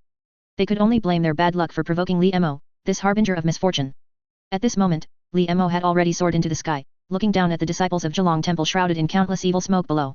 The treasure gourd beside him was still continuously spewing forth, as if inexhaustible. And as he formed hand seals and urged it on, hundreds of blood shadows, enveloped in evil smoke, poured into the grand array. Each of them gnashed their teeth, eager for blood, raising their butcher's knives against this group of Zhelong Temple disciples who still didn't know what was happening. In just an instant, more than 10 disciples with weaker cultivation were directly ambushed and killed, their heads split open, blood splattering, brains splattered everywhere, a scene of utter chaos. However, Li Mo himself did not personally act, he merely stood high in the sky, overseeing and planning everything. His gaze was as calm as autumn water, without the joy of impending revenge nor the sorrow of life about to depart, just his usual calm indifference. Perhaps it was due to experiencing several life and death situations, or perhaps the lingering after effects of contemplating the sea of blood Bodhi in sewing skin market, that Li Mo's hard nature had grown significantly. He used to feel angry at Xue Xiu's arrogance and hypocrisy, but now, he could slowly view problems from outside his own perspective. Xue Xiu and he, in the final analysis, were the same kind of people. The pot shouldn't call the kettle black, there was no need to constantly portray himself as a victim. For someone seeking the Dao, such a mindset was far too cheap. Eagles fly, rabbits run, days are long, jackals do not feel guilty for preying on sheep. If he killed others today, others would kill him tomorrow. This was a perfectly normal occurrence, a story that played out daily in this 9-palace mountain sea realm, nothing unusual. No matter which side he was on, Li Mo could now accept it calmly. Li Mo's attack was too swift and too sudden. The disciples of Zhelong Temple, caught off guard, lost more than a third of their numbers in the very first moment. But this also meant that those who survived, more or less, possessed extraordinary qualities. The first to react was still that long-bearded disciple, who had led the group that besieged the heavenly demon sect last time. He was the leader of this batch of Zhelong Temple disciples. Everyone, enemy attack. Listen to my command, first activate the Vajra incantation, change the formation arrangement. The long-bearded disciple held a sound-amplifying talisman, calmly issuing commands, constantly directing the various disciples to form up. He then continued, listen to my command, prepare to ascend. 3 talents transform into Jia wood, quickly summon heavenly lightning to clear the evil. Ah! Pft! The long-bearded disciple hadn't even finished speaking when he suddenly let out a cry of agony, feeling a sharp pain in his chest. He looked down. At some point, a bone spur, as pale as charcoal grey, had pierced him from his back, completely impaling him and mercilessly tearing apart half of his lung. He twisted his head with almost all his might, while simultaneously exerting force with his hands, desperately trying to break the bone spur. But the next moment, the bone spur that had pierced his body suddenly branched out like an iron tree blossoming, instantly splitting into dozens of bone needles. Those bone needles then split again, and within a few breaths, they had completely shredded his entire body. Only at this moment did the long-bearded disciple finally clearly see the person who had attacked him. It was a tall armored warrior clad in heavy white bone armor inlaid with gold threads. Its hollow eye sockets were pitch black, dark, and cold, as if it could see through the netherworld, reflecting people's fear. It was a white bone Rakshasa. No. I cannot die. If I die, the fellow senior brothers and disciples present will surely be leaderless, and their lives will be difficult to preserve. The long-bearded disciple, using immense willpower, suddenly formed a lightning hand seal and fiercely struck his own body, wanting to use the power of the lightning to destroy the bone spurs densely covering him. But those bone spurs were as hard as tempered profound iron, and no matter how hard he tried, he couldn't budge them. Damn it! I still need to find a way to call for help. The long-bearded disciple suddenly flicked his sleeve, and within a breath, a paper crane transformed into a streak of light, shooting straight towards the outer heavens. Its speed was extremely fast, almost imperceptible to the naked eye. But unfortunately, this area of heaven and earth had long been sealed off by the endlessly gushing evil chi from the treasure gourd. The paper crane couldn't break through, and its spiritual essence was continuously eroded by the evil wind. In just an instant, it completely lost its effectiveness and slowly fell. There's no other way. The long-bearded disciple felt despair. He felt his life force rapidly draining away, and the bone spurs that had penetrated his body were still constantly changing shape, almost pulverizing him into a meat paste. Damn it, I'll risk it all. As if having made some decision, the long-bearded disciple suddenly twisted his body, risking having all his internal organs torn apart, and took out 2 items from his storage pouch. His shredded lung heaved like a broken bellows, leaving him no luxury to even hesitate with a deep breath, or even to take a glance. He swallowed them directly, as if he had practiced it 1,000 times. The next moment, a mysterious and profound aura suddenly rippled out. High in the sky, Li Mo had noticed this immediately. He observed with extreme care, instantly realizing what it was. It was actually a spiritual lead and a spiritual Mercury. He's mad. He's actually preparing to foundation establishment on the spot? Harmonizing lead and Mercury, capturing Qin, and filling Li, which of these isn't an extremely precise task? Even with full concentration normally, mistakes are inevitable. One must surely cultivate one's essence, chi, and spirit to their peak, and completely comprehend the properties of lead and Mercury, before attempting foundation establishment. What he was doing now was tantamount to seeking his own death. The next moment, Li Mo frowned, and his expression suddenly changed. Under his gaze, the long-bearded disciple's aura actually stabilized rapidly, then began to climb at a visible speed. With this immense power, he actually severed most of the bone spurs that the white bone Rakshasa had plunged into his body, leaving only the hardest main trunk unyielding. Fire burned in the opponent's eyes, light shone. The moment he broke free from his restraints, he suddenly looked up and shouted loudly. Fellow disciples! Those alive, continue to form the array. Chapter 68 Huge Harvest. Li Mo had, in the end, underestimated the opponent's talent, thinking that the Blood Shadow Dao soldier, with its pseudo-foundation establishment stage body and a sneak attack using a divine ability, shouldn't have too many problems. Looking solely at the grade of his lead and mercury items, they were, at best, medium grade and below. It only showed that this long-bearded disciple was also ambitious, similarly waiting for an opportunity to achieve foundation establishment with a higher grade wondrous item. He had endured countless torments for this, painstakingly waiting for the opportunity, simulating the process of forging the heavenly market mansion day after day, almost forming an instinct. And it was precisely this accumulation that forged his brilliance in that single moment. He saw the Qin and Li trigrams converge above his dance Hong A cup ointment, then suddenly cried out. At that moment, he didn't know whether it was relief or sorrow. Relief that he still had a chance to fight, sorrow that his efforts might come to nothing. But none of that mattered anymore.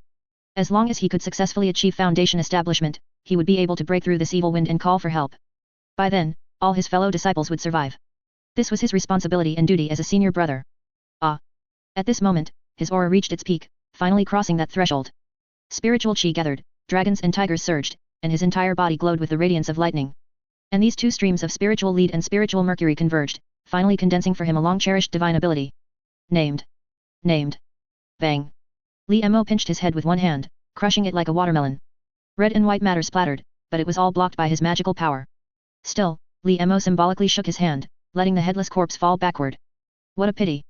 Li Mo shook his head. He had originally instructed the white bone Rakshasa to merely control the opponent, not to take his life. After all, as the leading disciple, the information he knew should naturally be the most extensive, which would be convenient for soul searching. However, he hadn't expected the opponent's personality to be so unyielding, capable of such resolute resistance even in such a desperate situation. He had no choice but to intervene personally and eliminate all unfavorable factors. Li Mo's physical body cultivation was already unparalleled among his peers. Having been repeatedly molded by the Blood Shadow fundamental curse and the radiant flame golden lotus, coupled with the blessing of this body-fitting skin, his current physical body cultivation had reached an extremely terrifying level. Even if a true foundation establishment cultivator were to come, if they didn't use divine abilities, they might not necessarily gain an advantage over Li Mo in a physical confrontation. Let alone a pseudo-foundation establishment cultivator who hadn't completely achieved breakthrough. It can only be said that from the very beginning, he had no chance of resisting at all. Without the long-bearded disciples' command, these Zheolong Temple disciples completely became a headless mob. In this evil smoke, they could barely distinguish directions, let alone deal with the elusive blood shadows. Ultimately, one by one they were defeated and cut down. The three divine ability Dao soldiers, on the other hand, roamed the entire field. Whenever they saw a tense situation, they immediately joined the battle. With their pseudo-foundation establishment stage strength, they completely crushed the opposition and ended the fights. These Zheolong Temple disciples, who were at most at chi refining great perfection, couldn't even make a ripple. In no more than half an hour, Li Mo meticulously calculated the time, completely annihilating this group of Zheolong Temple disciples at the fastest possible speed. Only the three strongest disciples were left behind, enveloped directly by a large leather pouch formed by the incarnation of Pimaluo King, ready to be taken away for soul searching. He didn't even have time to check the remaining spoils of war, merely instructing hundreds of blood shadows to collect everything in a rush, then immediately fled several thousand miles to the west. Then he chose a large mountain, lingered there for a moment, and sent all the acquired spoils into the strange world. This was to prevent any item from having a tracking chi signature on it. After doing this, he turned and fled several thousand miles to the east, re-entered the strange world once, carefully checked his own aura, confirmed there were no omissions, then returned again, flying several thousand miles to the southeast.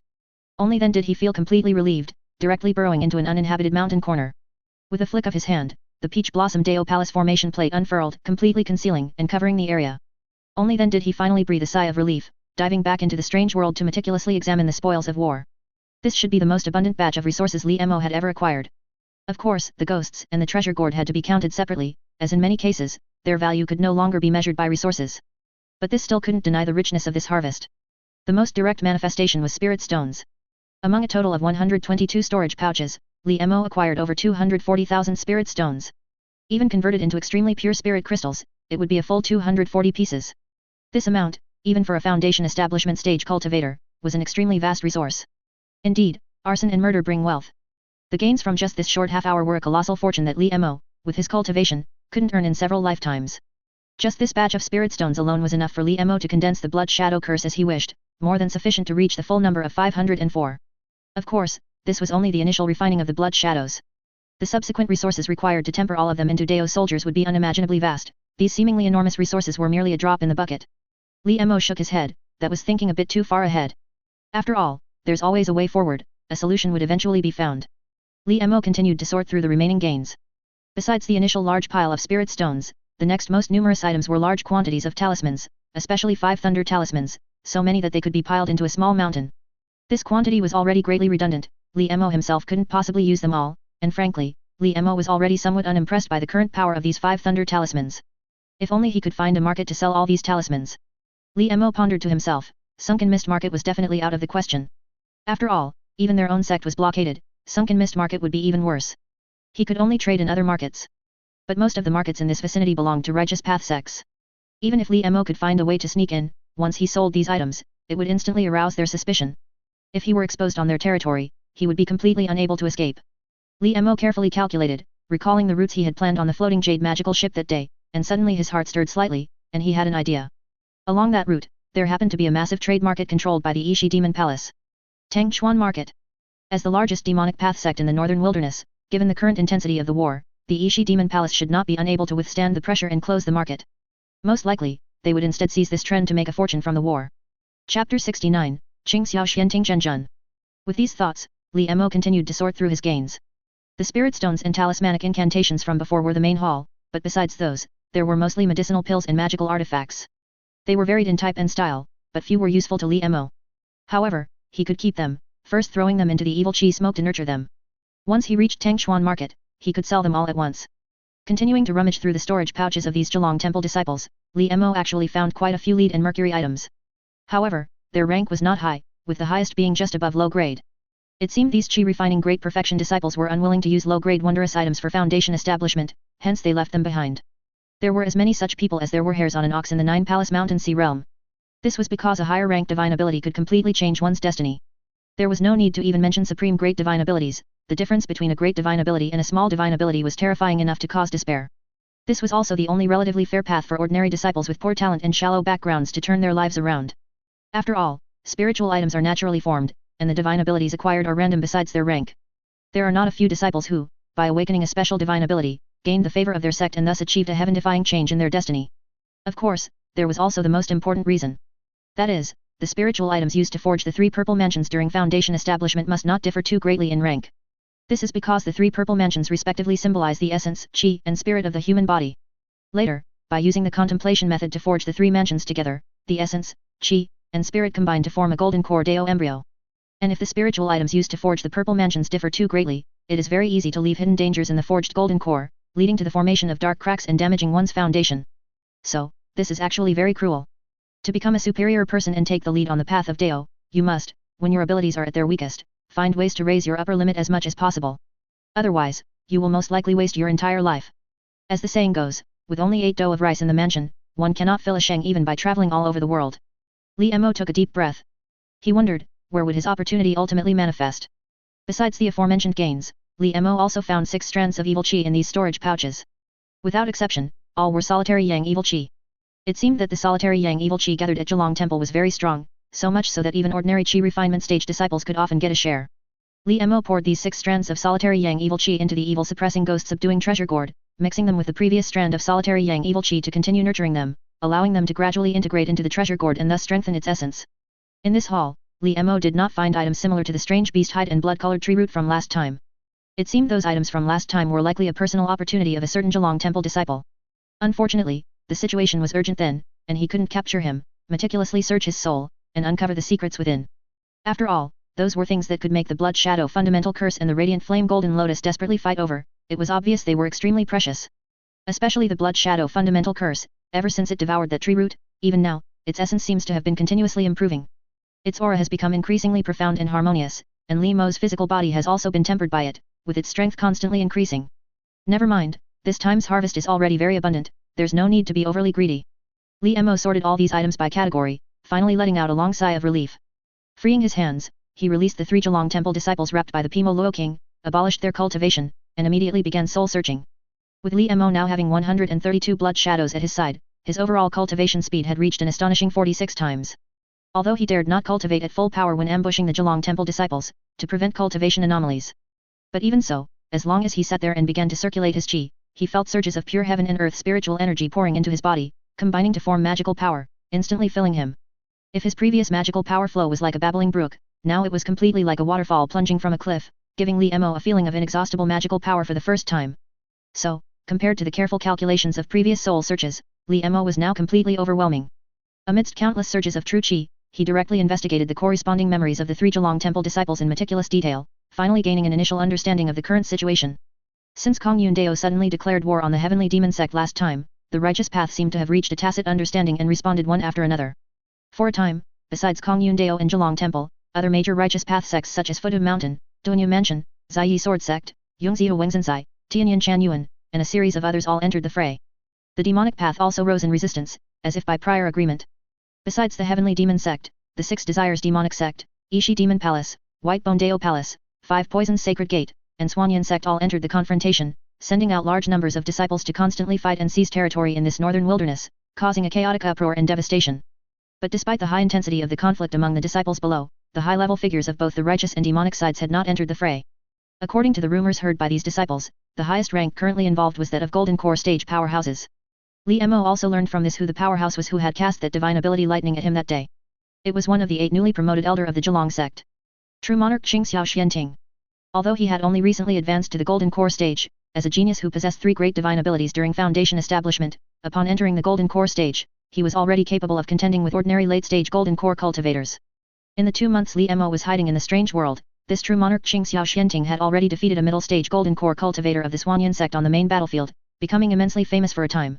His current mission was to guard the territory covered by Zhalong Temple. Once any stronghold requested aid or reported an anomaly, he would quickly rush to support, ensuring that the mortals within their sphere of influence were not affected. And the Zhalong Temple stronghold Li Mo had just destroyed was indeed just one of these small strongholds. If it were a more important stronghold, there would certainly be Foundation establishment disciples guarding it. To defeat such a stronghold before a Golden Core stage cultivator arrived, at least with Li Mo's current strength, he could not do it. Unfortunately, the 3 Zhalong Temple disciples captured were, after all, just ordinary qi refining disciples. They only knew some general information, and were completely ignorant of more detailed specifics, such as the precise locations of strongholds. Besides some guesses about a few familiar places, other locations remained hidden in the shadows. This was not good news for Li Mo. At the very least, he would need to be extra careful during his journey ahead. Chapter 70, Alien Country. After combining the information he had gathered, Li Mo secretly deliberated and finally decided to stick to his original plan and still head to Tangchuan Market. Although the righteous and demonic factions were currently at war, the intensity was controllable. Li Mo had the divine ability of cross-realm travel, so as long as he acted carefully, the war's threat to him should not be as great as he imagined. Of course, he now had abundant resources and could choose to return to the eerie world to lie low for a few more years, completely avoiding the peak of this righteous demonic war. But Li Mo hesitated for a moment and ultimately abandoned this idea. If Li Mo wanted to advance to the Foundation establishment rank, then high-rank Foundation establishment spiritual items were an inevitable hurdle he couldn't bypass. And often, during such turbulent times, opportunities were most abundant and erupted like a geyser. Avoiding them was certainly safe, but it also greatly reduced his chances of encountering opportunities. Therefore, with the crisis under control, Li Mo could choose to act within his capabilities and actively seek some opportunities in this war. After all, as the saying goes, people only row a boat to the shore. When have you ever seen a shore row to a boat? If you don't actively seek, how can you expect pie to fall from the sky? Li Mo exhaled a long breath of turbid qi, his mind fully made up. Half a month later, Li Mo flew through the mountain forest, leaving no trace. When he passed a spiritual qi node where wind gathered qi, he paused, looked up at the sky. The night was hazy, the stars dim. By his reckoning, it was already the 3rd watch of the night. The saying goes, ghosts at the 3rd watch, thieves at the 4th watch. The 3rd watch was when yin qi was most abundant in a day, and also the time when demon cultivators like Li Mo had the highest cultivation efficiency. It wouldn't hurt to rest here for a while. With a wave of Li Mo's hand, the Peach Blossom Dao Palace formation plate flew out, instantly enveloping the nearby spiritual qi node and shielding this small patch of heaven and earth. Li Mo sat cross-legged within it, beginning to regulate his breathing and nurture his spirit. In fact, with Li Mo's current speed of Dharma power recovery, he could fully sustain continuous full-speed movement, endlessly and inexhaustibly. But he still made it a habit to stop and rest for a while every so often, mainly to prevent his spirit from being constantly tense, allowing it some breathing room. And as Li Mo began to cultivate at this moment, hundreds of blood shadows surged out together. Boundless spiritual qi was thus drawn to them, forming a giant vortex above their heads, continuously being converted into Dharma power. Fortunately, the Peach Blossom formation plate shielded them, making the flow of spiritual qi not too obvious. Coupled with Li Mo's strategy of hitting and running along the way, he didn't attract any attention. Currently, Li Mo actually no longer needed to cultivate himself. Even when traveling on a daily basis, he would deposit all his blood shadows into the Imperial Fiend suppressing ghost treasure gourd, continuously absorbing spiritual chi and converting it into Dharma power along the way. The efficiency was much faster than his own cultivation. Moreover, as he continuously condensed the blood shadow curse, in the past half-month, he had again converted 70 blood shadows from the sowing skin market, bringing his total number of blood shadows to 202, which could collectively boost Li Mo's cultivation speed by 56 times. This Dharma power was completely redundant for the current Li Mo, so he controlled these blood shadows within the Imperial Fiend suppressing ghost treasure gourd, continuously refining the treasure gourd with the condensed blood demon Dharma power. Under such a large amount of uninterrupted Dharma power nourishment, the quality of the treasure gourd also improved at a visible rate, with the treasure light condensing on it becoming increasingly vibrant. Even the essence of the fierce winds roaring within it had significantly improved. In just this half-month, its power had increased by almost 10%. It was imaginable what level of power this treasure gourd could reach if it were refined over years and months. With his spirit replenished, Li Mo put away the formation plate, observed the stars to determine his direction, and continued to fly along the mountain path. Stopping and going, another month passed in a flash. By this point, he had finally left the territory covered by Zhalong Temple. However, probably because the news of Li Mo silently wiping out an outpost had completely spread, the frequency of searches by Zhalong Temple disciples noticeably increased along this stretch of road. The number of disciples wielding the 5 dragons search mountain great curse also increased, observing the heavens and surveying the earth day and night without interruption. But this was not a problem for Li Mo. It merely meant a few more trips back and forth into the eerie world. It was only tough for some demon cultivators who were originally confident in their stealth abilities, as they were all caught during this period, turning to ashes under the overwhelming thunder. But this no longer concerned Li Mo. At this moment, he had entered the sphere of influence of Futu Mountain, which was an alien country Nier country. So-called aliens are people different from ordinary humans. They often have significant differences in appearance, customs, and habits compared to the common people living in the Nine Palace Mountain Sea realm. For example, in Nier country, the Nier people living there are born with a pair of extremely large ears that can hang down to their waists or even ankles. They even have to hold their ears when walking to prevent them from dragging on the ground. And it's worth mentioning that the Nier people's ears are extremely flexible and have many uses. For instance, when sleeping, one ear can serve as a mattress and the other as a blanket. When it rains, they can wrap their whole body to use as a raincoat, and they can also be used as a cradle for newborns. Their earlobes are also extremely elastic and can wrap around small pebbles to launch them at will, far more effective than ordinary slingshots. This also makes almost every Nier person a master hunter. However, apart from this, the Nier people do not differ much from ordinary human race in terms of appearance or intelligence. But even so, their distinctive appearance inevitably led to criticism and even exclusion. Fortunately, in this Azure Woods wilderness, with mountains blocking the way and endless natural barriers, most of the people living there were small, sparsely populated settlements, which gave the Nier people a place to breathe. Otherwise, it is said that in Kunlun Yujing Prefecture, the very center of the continent, large-scale massacres of aliens once occurred. Those who carried out these actions believed that these aliens not only differed from the human race in appearance but also in bloodline. Allowing aliens to continue breeding among the human race would have a huge impact on the purity of the human race bloodline, and therefore, they had to be killed. Of course, these topics were still debated within the activist groups, but after much back and forth, no final conclusion was reached. However, it was an undeniable fact that the vast majority of aliens were in an awkward position. Especially some aliens with special abilities were even subjected to slavery, such as the Baimin country located at the very center of Futu Mountain's sphere of influence, where aliens with completely white bodies lived. Their innate talent allowed them to tame and command wild beasts such as tigers, leopards, bears, foxes, and rhinos, and they could use an innate chi to cultivate mutated species among these beasts. Among these, the most famous was the Chenghuang. Chapter 71 Ghost Tiger. The Chenghuang is an exotic species from the Great Wilderness, shaped like a fox, with a single or double horn on its back, and the size of a horse. It naturally possesses a divine ability called soaring to great heights. This divine ability connects the Chenghuang with the first person to ride it, extending their lifespan. A foundation establishment stage Chenghuang can extend life by 100 years, a golden core stage Chenghuang by 500 years, and a nascent soul stage Chenghuang by 2000 years. As for beyond that, it is unknown. After all, the growth of an exotic species like the Chenghuang from the Great Wilderness is extremely difficult. Every step of its growth requires a massive amount of opportunity and luck, and is certainly not something an ordinary cultivator can afford to raise. But it is precisely because of this special ability that the Baimin clan was noticed by Futu Mountain, and directly kept within the most central area of its influence, strictly guarded, almost impenetrable. After all, the attributes of these extraordinary Baimin people are too compatible with Futu Mountain. Futu Mountain, also known as Myriad Spirits Futu Mountain, takes its name from the meaning of floating, transcendence, and mastery, gaining the blessing of myriad spirits. Its disciples are most skilled at controlling Yao beasts, often winning by sheer numbers and valuing bloodline. Even the divine abilities born among its disciples are mostly related to Yao beasts. After all, Purple Mansion divine abilities are manifestations of a person's essence, chi, and spirit, and are closely related to their innate talent, mental disposition, and life experiences. Therefore, in the Nine Palace Mountain Sea realm, to judge a person, observing their divine ability is often a more reliable method than physiognomy. As Li Mo was thinking this, he continued on his way. Suddenly, he felt that the flow of qi around him was not quite right.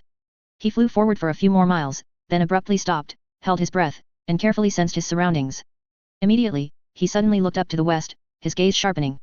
In the west, a fishy wind suddenly rose, stinking wind suddenly rose, and a thick, dark fog enveloped the entire world, making it dim and obscure. The next moment, from within the stinking wind, a large, black-spotted insect rolled out.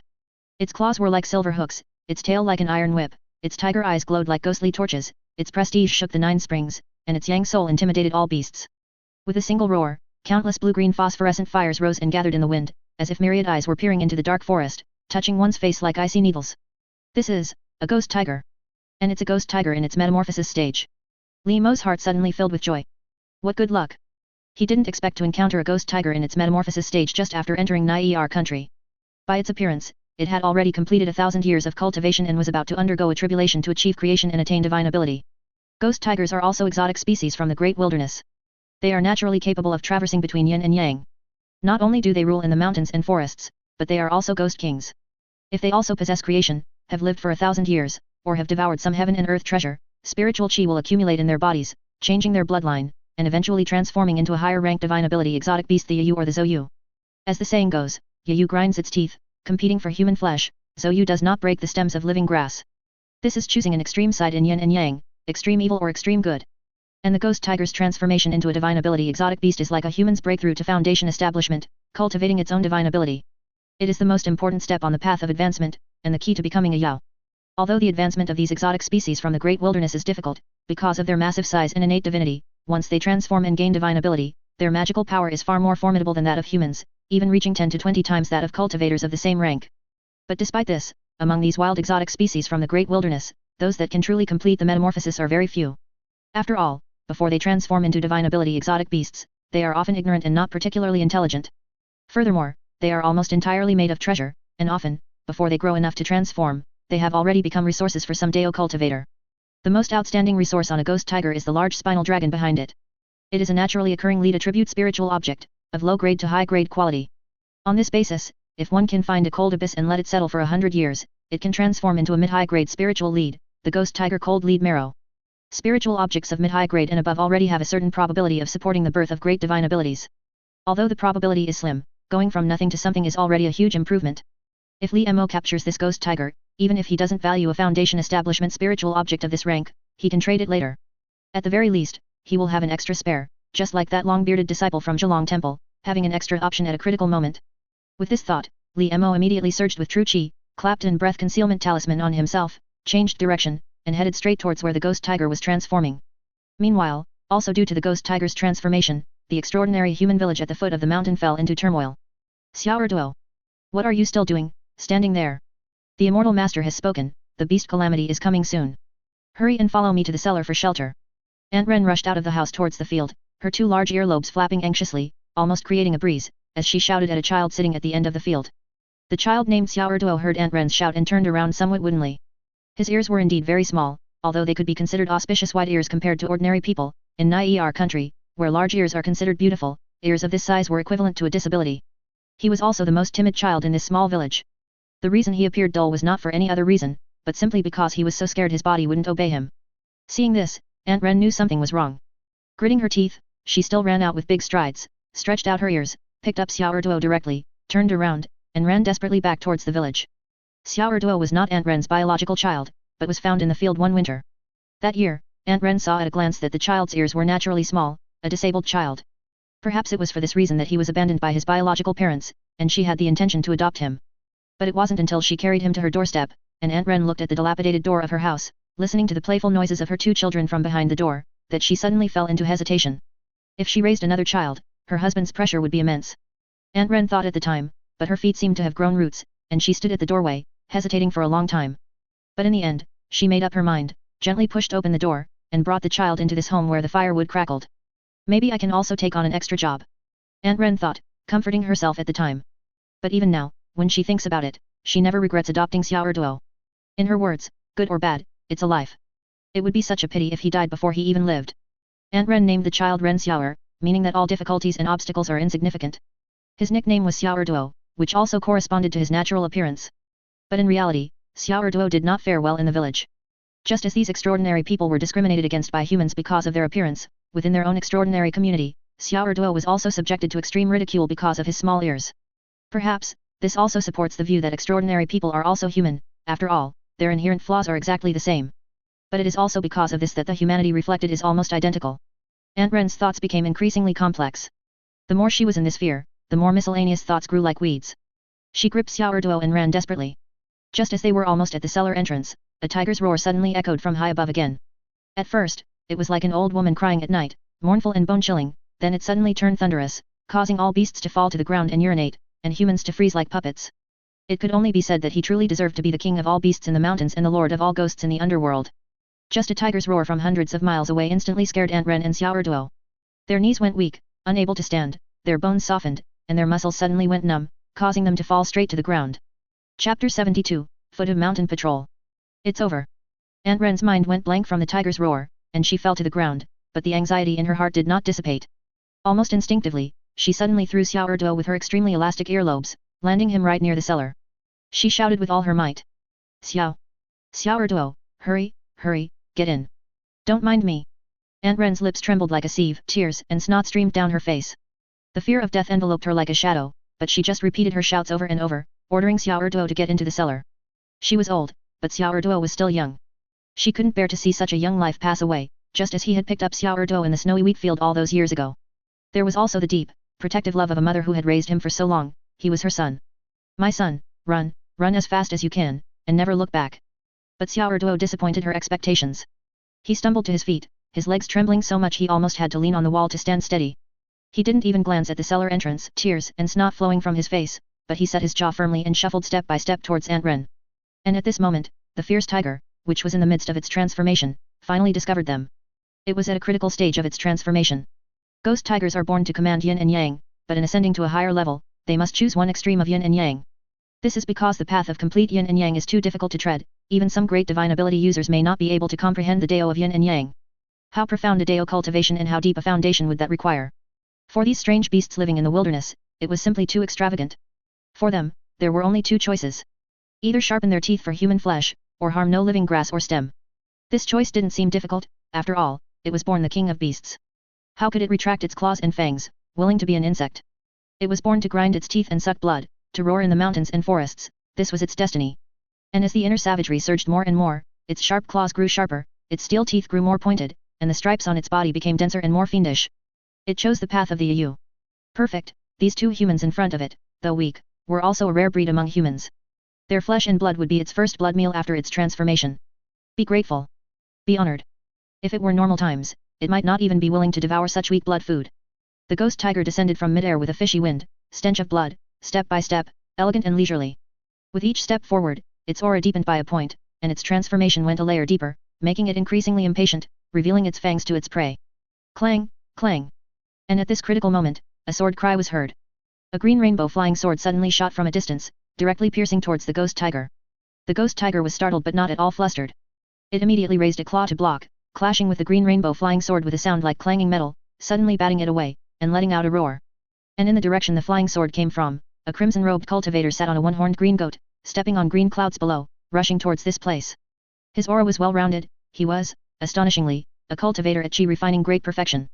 That was close. The crimson-robed cultivator saw that the two people below were unharmed and suddenly breathed a sigh of relief. As the mountain patrol envoy assigned by Foot of Mountain, he had a responsibility to protect the people under his jurisdiction, especially the aliens. Their population was not thriving, their households not prosperous, and the number of aliens the sect allowed to be lost each year was extremely limited. If too many were lost during his mission, the sect would certainly hold him accountable. And once held accountable, having rewards withheld was a minor matter. If it affected his evaluation, that would be a true undeserved disaster. Fortunately, he had rushed here just in time. Only then did he turn his attention to the tiger beast in front of him, his expression suddenly freezing. He instantly recognized this strange beast of the great wilderness, and his breathing suddenly became rapid. Opportunity, truly a great opportunity. Since cultivating to refining great perfection, he had already idled for over 10 years, yet he was unwilling to use ordinary lead and mercury substances for foundation establishment. In fact, it wasn't that he hadn't obtained low-grade spiritual lead and spiritual mercury, but he was still unwilling. Even if there was only a glimmer of hope, even a glimmer of a chance to obtain a great divine ability, it would be enough. For this extremely slim chance, he had waited a full 10 years. Indeed, heaven does not fail those who have a heart. He thought that this ghost tiger was heaven's reward to him. As long as he subdued this ghost tiger today, extracted its spinal dragon, and threw it into the sect's sword-tempering cold pond to settle for 100 years, he would be able to obtain a high-grade spiritual lead. For him, this was an entirely heaven-defying opportunity to change his fate. This was not empty talk. He cultivated to Qi refining great perfection at 44, idled for 10 years, and was only 54 this year. After a Qi refining cultivator undergoes blood exchange in the middle stage of Qi refining, without illness or disaster, their lifespan should be 160 years. Everything was just right, completely in time. As for needing a spiritual mercury to combine with it, he was confident that with all his current savings, plus the 100 years of nourishing the spiritual lead, he should be able to gather enough resources to exchange for an intermediate grade spiritual mercury from the sect's treasure vault.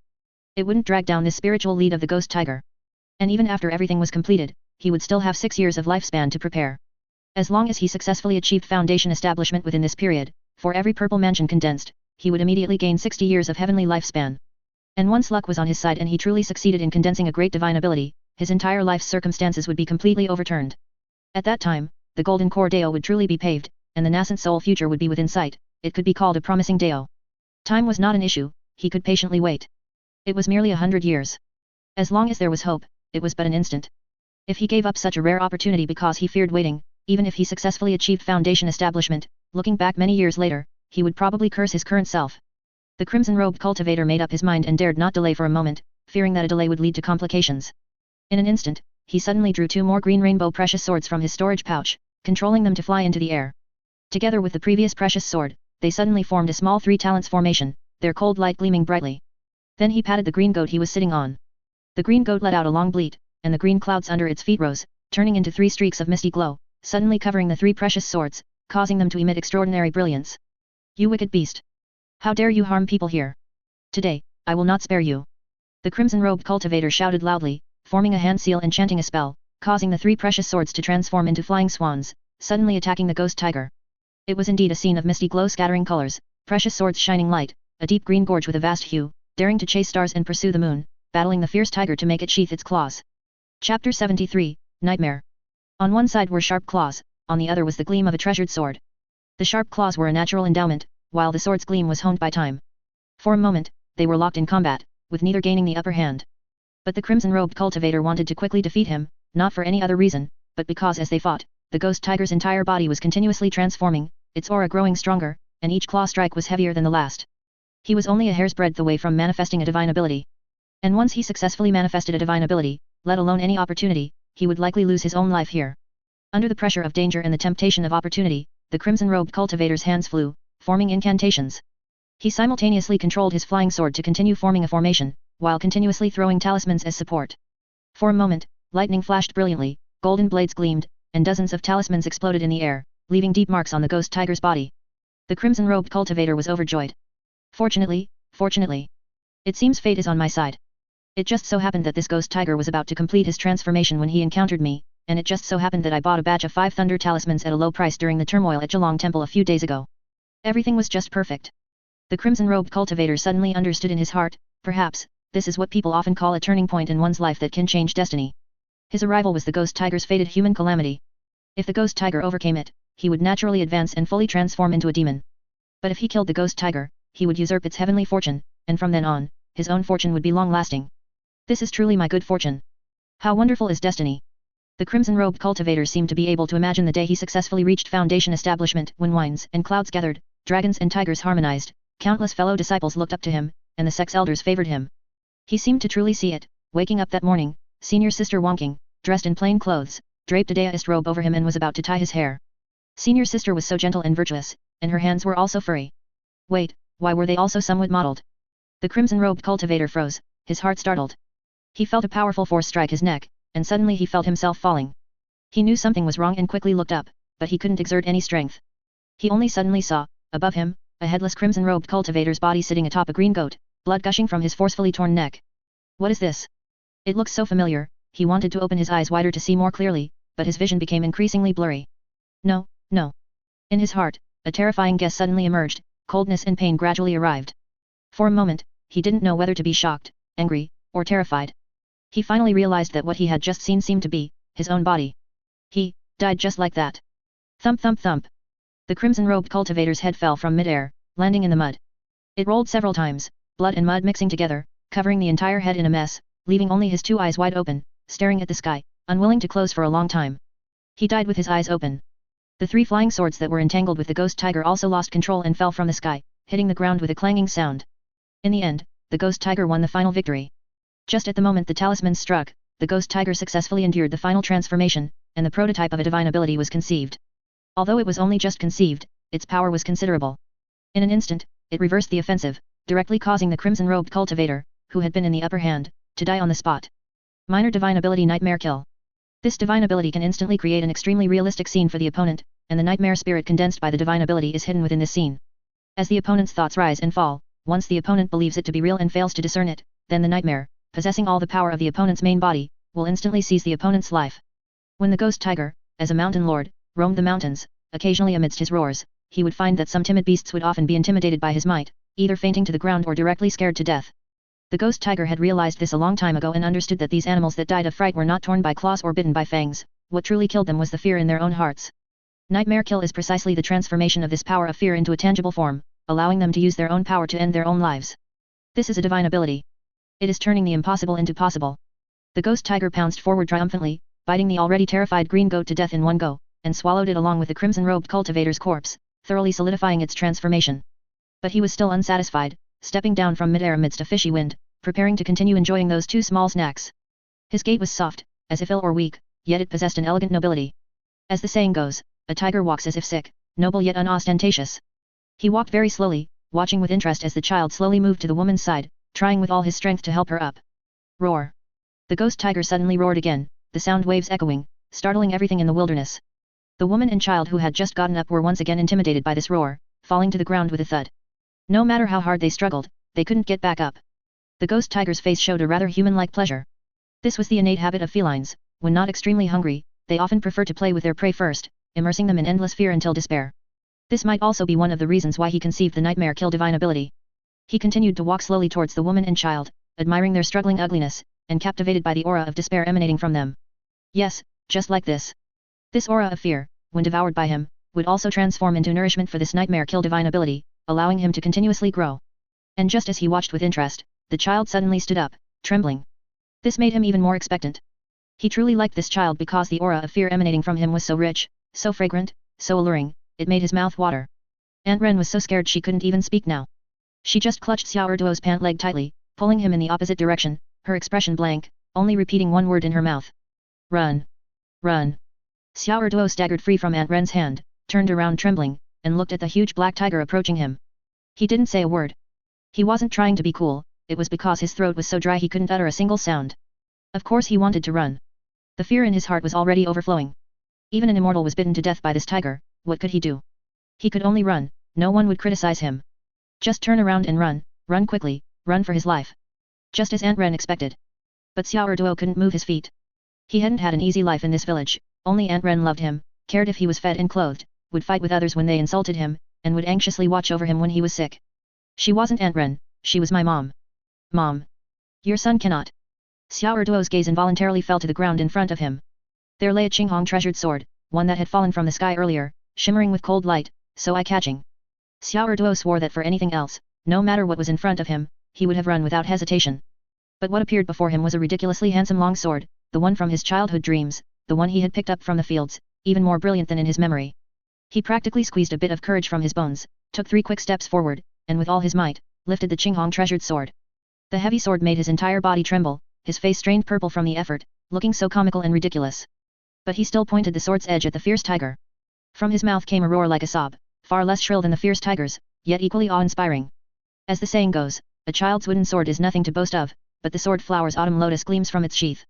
A cold, horizontal blade bravely repels the tiger, to repay the kindness of upbringing, deciding life and death. Chapter 74, Subduing a Tiger with One Hand. On the other side, the ghost tiger also seemed surprised that this human, as weak as an insect, dared to raise a sword in front of him.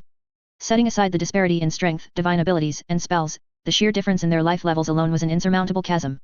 Ordinary sheep can't even stand upright in front of a fierce tiger, this is a completely physiological reaction, uncontrollable. What's more, now the tiger was a demonic tiger, and the sheep was a lamb. What kind of courage allowed him to step forward without hesitation, shielding his mother?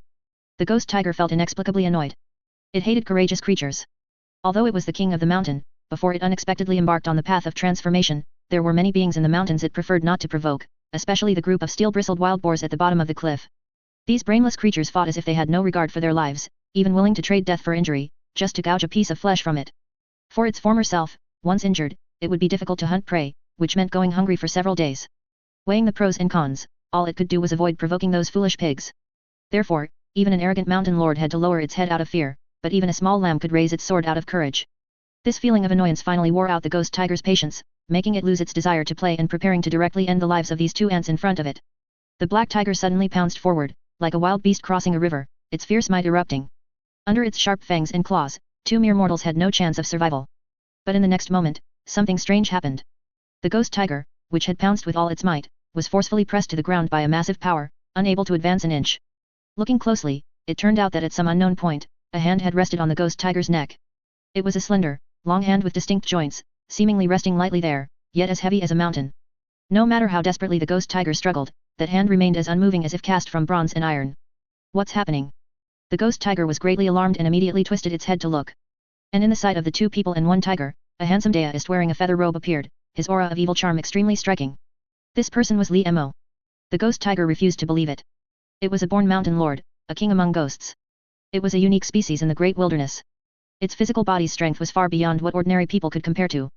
This strange deist, judging by his aura, was at most a late-stage chi refining cultivator. How could he contend with it in strength? For a moment, it almost used all its strength, digging its four claws into the ground and desperately shrugging its shoulders, trying to lift that hand. But its efforts were clearly in vain. No matter how hard it tried, how much it struggled, all it achieved was the deist's hand tightening slightly, so tight that it could barely breathe. You forced my hand. The ghost tiger grew increasingly terrified. It realized it couldn't see through the strange deist at all, so it hardened its heart, desperately overdrawing its magic power. In an instant, Nightmare Kill was activated again, suddenly pulling Li Mo into a dream. Tall buildings stood in rows, vehicles roared, and the summer in the city was always so busy. Li Mo came to his senses, only to find himself in a suit and tie, sitting in an elegant, high-class coffee shop, unconsciously staring out the window in a daze. What are you thinking about? A gentle female voice came from beside him. Li Mo turned his head at the sound, meeting a bright and beautiful face. She was wearing a simple and elegant small dress, giving him a sweet and innocent smile, her canine teeth so familiar. Li Mo didn't speak, just looked at her quietly, then suddenly smiled faintly, the coldness and detachment in his smile so evident. The girl, however, seemed not to notice at all. She suddenly seemed to notice something else, leaning in intimately, complaining playfully, Li Mo. Look at you, why are you still so careless? Your tie is tied backward again. As the girl spoke, she reached out her hand directly, saying she would help Li Mo retie his tie. Li Mo noticed that the girl's hand was furry, covered in tiger-like stripes. But he showed no reaction at all, merely observing everything with cold eyes. The next moment, a massive force suddenly came from his neck. The girl, who had just been so charming and playful, now suddenly had a face full of resentment, gritting her teeth and fiercely strangling his neck with her hand. But because that face was so bright and beautiful, even with such a ferocious expression, it still made people unable to look away. It worked. The ghost tiger rejoiced in its heart. In its perception, Nightmare Kill had made contact with Li Mo at that moment, and Li Mo had not shown any resistance. This could only mean that the other party was completely immersed in the dream.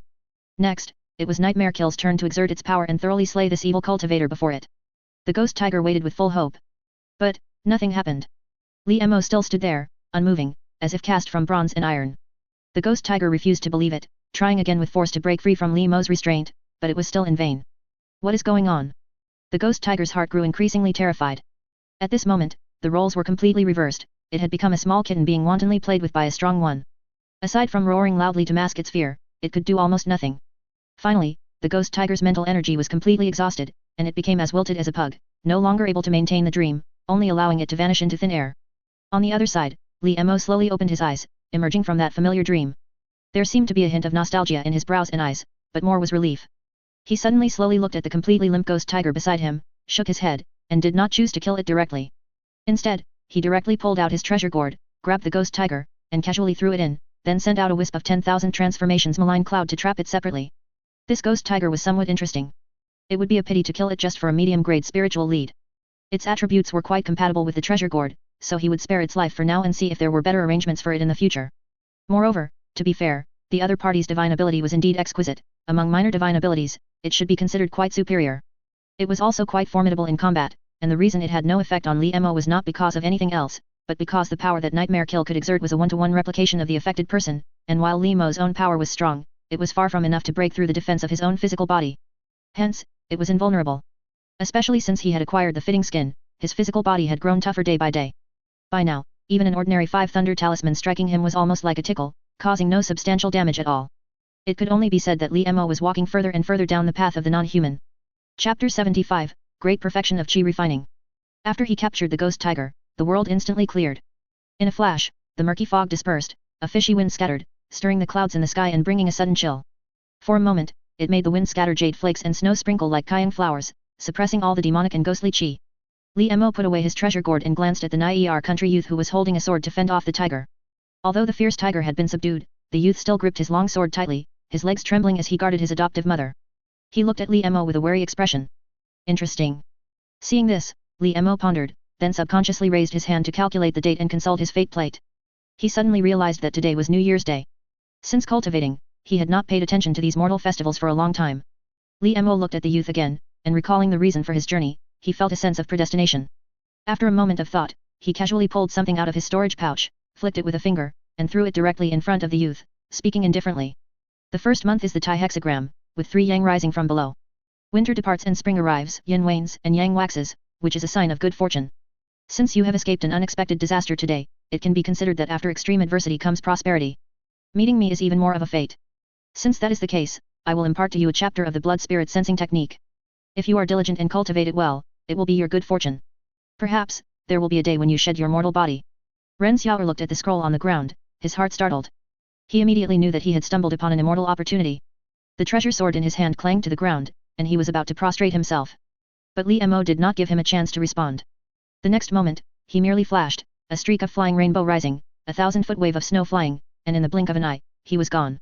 Only the youth remained, kowtowing 3 times with loud thuds. Afterwards, he picked up the cultivation technique, the light in his eyes brighter than ever before. A moment later, Li Mo continued to fly through the mountain forest, rushing towards Tangchuan Market. The reason he imparted the cultivation technique to the youth was not due to a sudden whim, but because the youth's actions had inexplicably touched Li Mo. Although the youth was as weak as an ant, he possessed the courage to draw his sword and fight when facing a fierce demonic tiger, which was extremely rare and commendable. During this period, Li Mo himself had been repeatedly drawn into conflicts far exceeding his rank, unable to avoid them and powerless to control his fate. Coupled with his personality, which had always been to consider defeat before victory, accustomed to thinking of the worst-case scenario in everything, an unavoidable shadow had fallen over his heart when problems exceeded his capabilities. Although he tried his best to resolve it, a flurry of distracting thoughts inevitably arose, difficult to suppress. But now he understood. While prudence and foresight were not bad things, one should not lose the ambition for brave and diligent progress because of them. On this long road of seeking the Dao, even the most adverse events were not impossible, but as long as he was alive, he would never stop his pursuit. No matter what the future held, Li Mo believed he would always have the courage to continue. As the saying goes, myriad thoughts cannot disturb one's heart, and Vajra cannot seize one's ambition. Belief is king. As Li Mo thought this, a sudden enlightenment came to him. He felt his cultivation had reached perfection, and the last layer of restriction instantly vanished. He instantly understood. It was time. The moment to reach Qi refining great perfection was at hand. It was a natural progression. He didn't even need to specifically find a place to break through. The already overflowing magical power directly broke through the limitations of the dragon and tiger, pouring down directly from the inverted great cauldron, like a magpie bridge forming, like the Milky Way falling. The magical power, after 9 cycles, directly merged into the primal dragon and returned to his danshan. This was precisely the return of the elixir. At this point, the grand cycle was completely complete, and his magical power was perfectly integrated. Li Mo's cultivation had officially reached the peak of the Qi refining stage. He only needed the lead and mercury substances to be in place, and he could immediately begin forging the heavenly market mansion, directly ascending to the foundation establishment realm. Foundation establishment, foundation establishment. Li Mo was finally qualified to begin considering this problem, and the first priority, of course, was the issue of lead and mercury. In this 9-palace mountain sea realm, every cultivator who wanted to achieve foundation establishment could not bypass the 2 substances of lead and mercury, and Li Mo, of course, had long anticipated this. Lead and mercury spiritual items can generally be divided into 4 grades: low grade, medium grade, high grade, and peerless grade. Each grade is further divided into high, medium, and low levels, totaling 12 ranks. The difference in grade between the lead and mercury spiritual items used for foundation establishment cannot exceed 1 level, otherwise, it is very easy to cause an imbalance of yin and yang, which can lead to flaws in the purple mansion. In Li Mo's estimation, the lead and mercury rare items he would use for foundation establishment must be at least high medium grade, because only a heavenly market mansion forged with spiritual items of high medium grade or above could possibly bear a supreme divine ability. Although this possibility was so faint it was almost non-existent, it still attracted countless people, and Li Mo was one of them. But the biggest problem was that most of the lead and mercury spiritual items at the high medium grade level and above in this Azure Woods wilderness were already monopolized by the major sects. For example, the high grade can lead Kunlun Muto essence, which could only be conceived once every 1,000 years under the forged jade mansion's sect gate. Or the high medium grade Li Mercury 6 desires true fire iron, which could only be forged after 300 years of sedimentation from the lava waterfall within the sphere of influence of the 6 desires demonic palace. Even the heavenly demon sect occupied a stable source of high grade Li Mercury earth demon gold marrow. But that had always been the exclusive product of a very small number of elders' children and disciples, completely unrelated to ordinary disciples like them. As for the higher rank peerless grade lead and Mercury, those were already beyond human influence. Many possessed unpredictable and irreplicable qualities. To use lead and Mercury of this rank for foundation establishment was, as the saying goes, unless one is born with it, it is extremely difficult to find even after searching everywhere. For example, a very famous pair of lead and Mercury combinations, peerless high grade can lead 7 kill star river meteorite, and peerless high grade Li Mercury Ying Huo flowing fire bright sand. Both fell from the outer heavens, formed by the power of the stars, their traces mysterious and indistinguishable. Without truly great luck, it would be impossible to gather both. And the owner of this pair of lead and Mercury was precisely the peerless genius who ranked first on the Azure Woods Dragon Tiger list, the current senior brother of Yongziu Asking Heart Study Si Willow. These two peerless medium grade lead and Mercury brought him that supreme divine ability, named Dipper Handle Zhou Seal. This divine ability could summon the power of the stars of the Zhou to bless himself and seal his enemies. As long as the stars in the sky did not perish, his magical power, spirit, life, and everything else would be inexhaustible. In battles against those of the same rank, he was invincible from the very beginning. Facts have precisely confirmed this point. Since his emergence, he had never considered his peers as opponents, often fighting across ranks without a single defeat. Countless demonic sect prodigies had fallen before him, which established his unshakable position. It is only a pity that his growth path is completely irreplicable, just like the naturally divine beings of ancient times, as if the meaning of his birth was to suppress an entire generation. Chapter 76, Hot Spring House. If he merely wanted to give examples, Li Mo could list many, as he had once delved into researching them. However, truly viable solutions were few and far between, and there wasn't a single one that could guarantee success. This was also one of the reasons Li Mo wanted to travel to the Redwater Tianwu Sea. The resources there were more abundant, and as long as he could produce enough spirit stones, even rare high-grade lead mercury or high-grade gangsha could be directly purchased from the market. Unlike the current northern barons, where most resources were monopolized by the righteous path and demonic Dao, the only way to rise was to climb the sect hierarchy. Unfortunately, if not for Xue Xiu and the potential conspiracy hidden behind the Blood Shadow fundamental curse, Li Mo could have entirely taken the sect path. Through combat power far exceeding his peers, he would constantly complete missions to advance, accumulate a large amount of merit and resources, make a name for himself in the school, and ultimately gain the school's favor and investment. This was a completely smooth path. But no matter what, things had already happened, and complaining was meaningless. Now, the only thing he could do was first go to Tangshuan Market to sell resources and, while there, inquire about a way to get to the Redwater Tianwu Sea. Traveling day and night, the stars changed, and the sky turned white several times again, until finally, winter passed and spring returned, and 3 months had flown by in a blink. Since leaving Nai'er country, Li Mo had successively traversed more than a dozen countries where humans and stranger coexisted, such as Yangguo, Wyman Kingdom, Days Kingdom, and Baobing Kingdom, finally arriving at Haika country, where Tangshuan Market was located. These dozen or so countries, involving the sphere of influence of several righteous path sects, without exception, all dispatched a large number of disciples to search, vowing to exterminate demonic Dao disciples. But Li Mo had another world to rely on, coupled with his extremely careful actions, constantly shifting his route, occasionally even going in the opposite direction, rushing thousands of miles to specifically attack a certain stronghold, in order to confuse information and mislead those searching righteous path disciples. During this process, at least 200 to 300 righteous path disciples died at Li Mo's hands, covering several major righteous path schools. In addition to seizing a large amount of spoils, his soul searching of them gave Li Mo a further understanding of the current situation. As the major sects on both sides entered the fray, this war evolved from initial minor skirmishes to gradually intensifying, with more schools being affected and drawn into the conflict. And in the past few days, seemingly because they had truly flared up, both the righteous path and demonic Dao had, by unspoken agreement, introduced a wartime contribution point system. Under this system, by hunting and killing disciples of opposing sects, one could earn contributions based on the cultivation of the person killed, and exchange them for rewards from the school, with the rewards being quite generous. In addition, both the righteous path and demonic Dao also launched prodigy hunting lists, and those on the lists were, without exception, well-known prodigies active in the northern barons in recent years. The rewards for killing these famous prodigies were even more incredibly generous, so much so that even with Li Mo's current wealth, he coveted them greatly.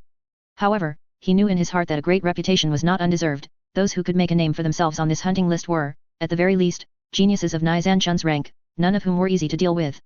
However, looking at all this information, a general trend could be seen. Both the righteous path and demonic Dao were, by unspoken agreement, encouraging disciples to fight each other. With the higher UPS not directly involved, this trend, in Li Mo's eyes, always felt a bit out of place. What was the point of lower-level disciples constantly attacking and seizing territory? If an advanced cultivator from the other side came, they could snatch it back in minutes. In a world where individual power could change the very heavens, the role that war could play was far less intimidating than it seemed. Furthermore, this war had occurred both abruptly and strangely, making Li Mo feel that its significance should be far from as simple as it appeared on the surface. Forget it, why think so much? Li Mo shook his head. Without crucial information, even if he racked his brains, he couldn't come up with a correct answer. It was more important to attend to business first. As Li Mo continued his journey in Haika country, what appeared before him was an extremely awe-inspiring market. This market was located among the mountains and was exceptionally vast. Even when viewed from the peak of a high mountain, it was difficult to clearly see its outline for a while. Roughly estimated, its size was at least more than 10 times that of Sunken Mist Market. But what was most astonishing was that a market of such immense area was actually encircled by 2 giant snakes, one black and one white. The 2 giant snakes intertwined, head to tail, forming a circle like a taiji bagua, tightly enclosing the entire market in the middle, far more solid than a wall of bronze and iron. This was precisely the second largest market in the entire Azure Woods wilderness and the one with the largest transaction volume. Tangchuan Market. Unlike other demonic Dao markets, Tangchuan Market was not affiliated under the name of loose cultivators, but was indeed directly governed under the name of Yishi Demon Palace. In fact, this description is not entirely accurate. It should be said that this entire Tangchuan Market is actually the main body of Yishi Demon Palace. The biggest reason for this, in fact, lies in the name of this market. The reason it is called Tangchuan Market, Hot Spring Market, is, as the name suggests, because it has hot springs, and not just any hot springs, but Dongyi Spring, one of the 9 great hot springs under heaven. It is said that in ancient times, 10 true suns, all formed from the true sun fire, were scattered across the sky by Zurong. Although they illuminated all things, their excessiveness led to dry land and suffering for living beings. Then, a great power, with supreme divine ability, forged a bow and arrows, drew the bow, and shot down 9 suns to the earth, leaving only one true sun, which is the sun of today. There are 9 hot springs in the world, all formed from the falling of the suns. They are Zhiyang Spring, Xianglang Spring, Banshan Spring, Zhuagu Spring, Huangshan Spring, Zioan Spring, Guangfen Spring, Xiantang Spring, and Dongyi Spring. And among them, Dongyi Spring is precisely located here, right before his eyes. In fact, this entire Tangchuan market was built around Dongyi Spring. It is said that in ancient times, to contend for the ownership of Dongyi Spring, Yishi Demon Palace and Qixia Sword School once engaged in a protracted war, with countless casualties on both sides. The ultimate outcome of this war was the Yishi Demon Palace's complete retreat into Tangchuan Market, while its former strongholds were divided among Qixia Sword School and other major righteous path schools. Willing to abandon all its strongholds to fiercely guard this Dongyi Spring, the immense value contained in this hot spring is naturally immeasurable. As the legendary evolution of the true sun fire, Dongyi Spring possesses quite a number of effects. It is said that a cultivator, by simply soaking in it, can automatically cleanse the impurities from their spirit and physical body, continuously tempering their physical body, and this effect becomes more pronounced the closer one gets to the center of the hot spring. In addition, Dongyi Spring produces an extremely wide variety of specialties, the most famous of which is the warm water spirit crab that Steward Zhao once mentioned to Li Mo, said to be the most delicious in the entire northern barrens, though he didn't know if it was true or not.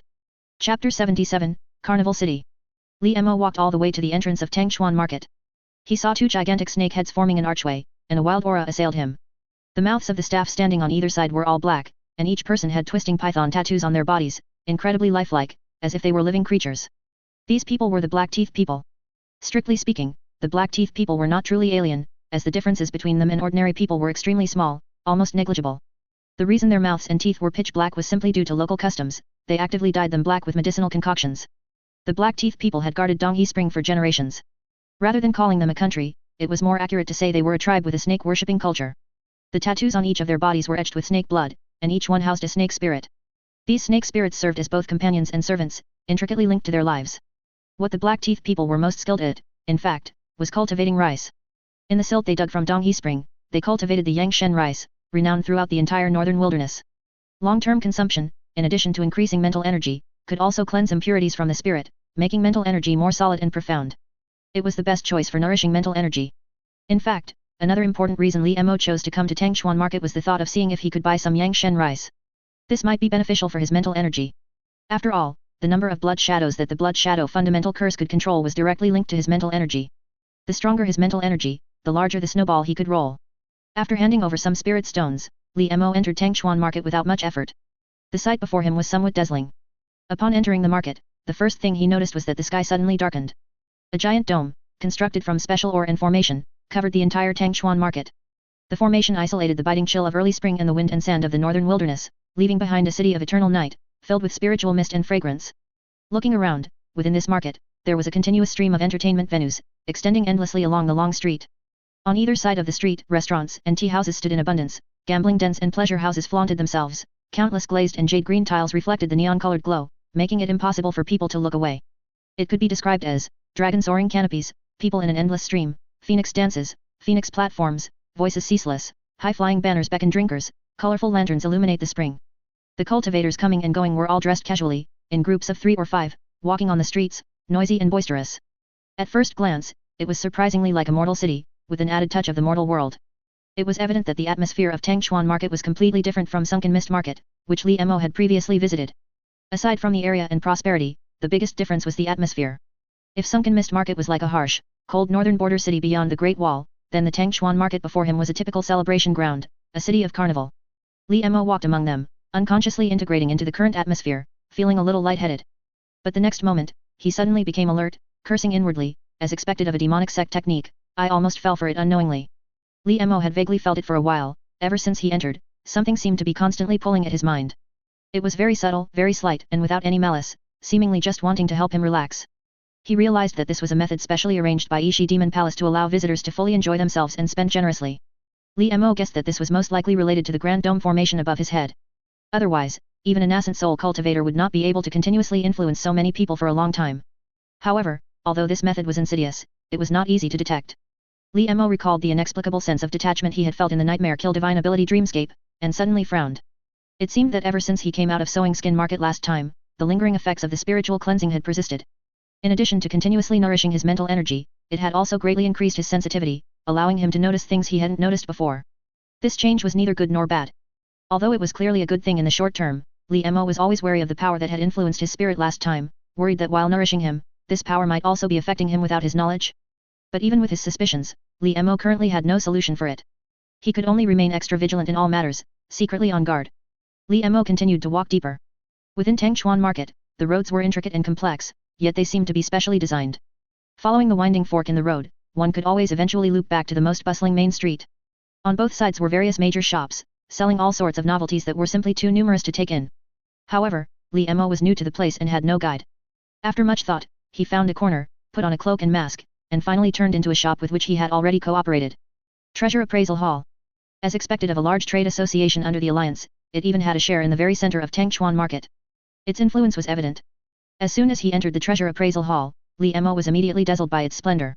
He prided himself on having seen much of the world and had strong resistance to such so-called riches.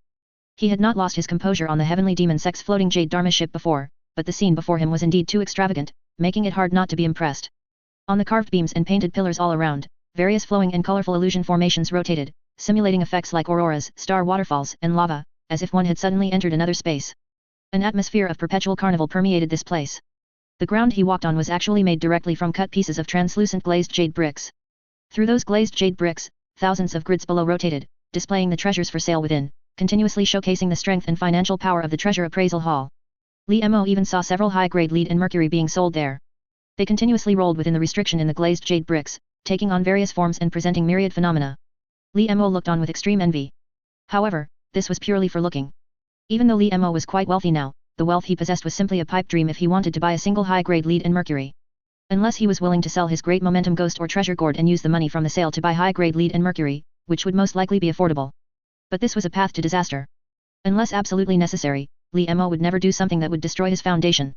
As Li Mo was secretly pondering, a young attendant appeared at just the right moment, quickly stepped forward, bowed, and said, "May I know what fellow deist needs?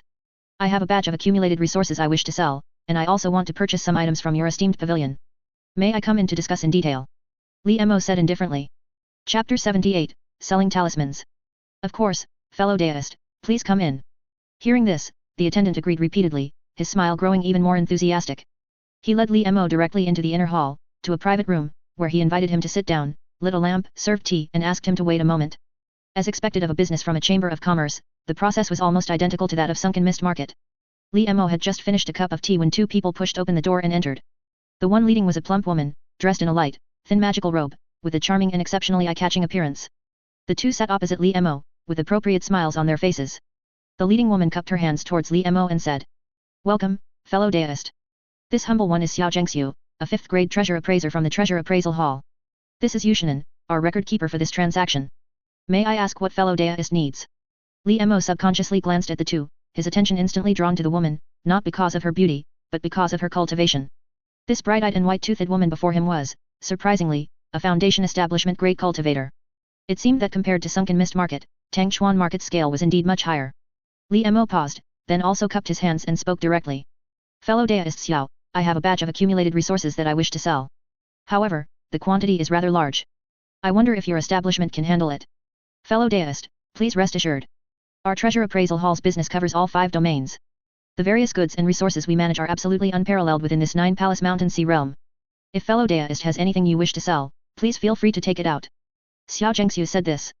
Although she didn't show any unusual expression on the surface, she still silently scoffed in her heart.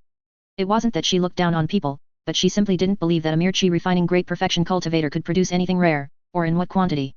She had seen too many people like this, digging up some scrap metal from who knows where, and then acting all secretive, as if someone was going to rob them. Little did they know, what good things hadn't she seen. Such an attitude was merely laughable. On the other side, Li Mo was unaware of the other party's thoughts. Of course, even if he knew, he wouldn't care. He raised his hand, and a stack of talismans, imbued with flowing light, appeared on the table in front of him. Li Mo extended his hand and pushed the stack of talismans directly over. Zhalong Temple's 5 Thunder Talisman.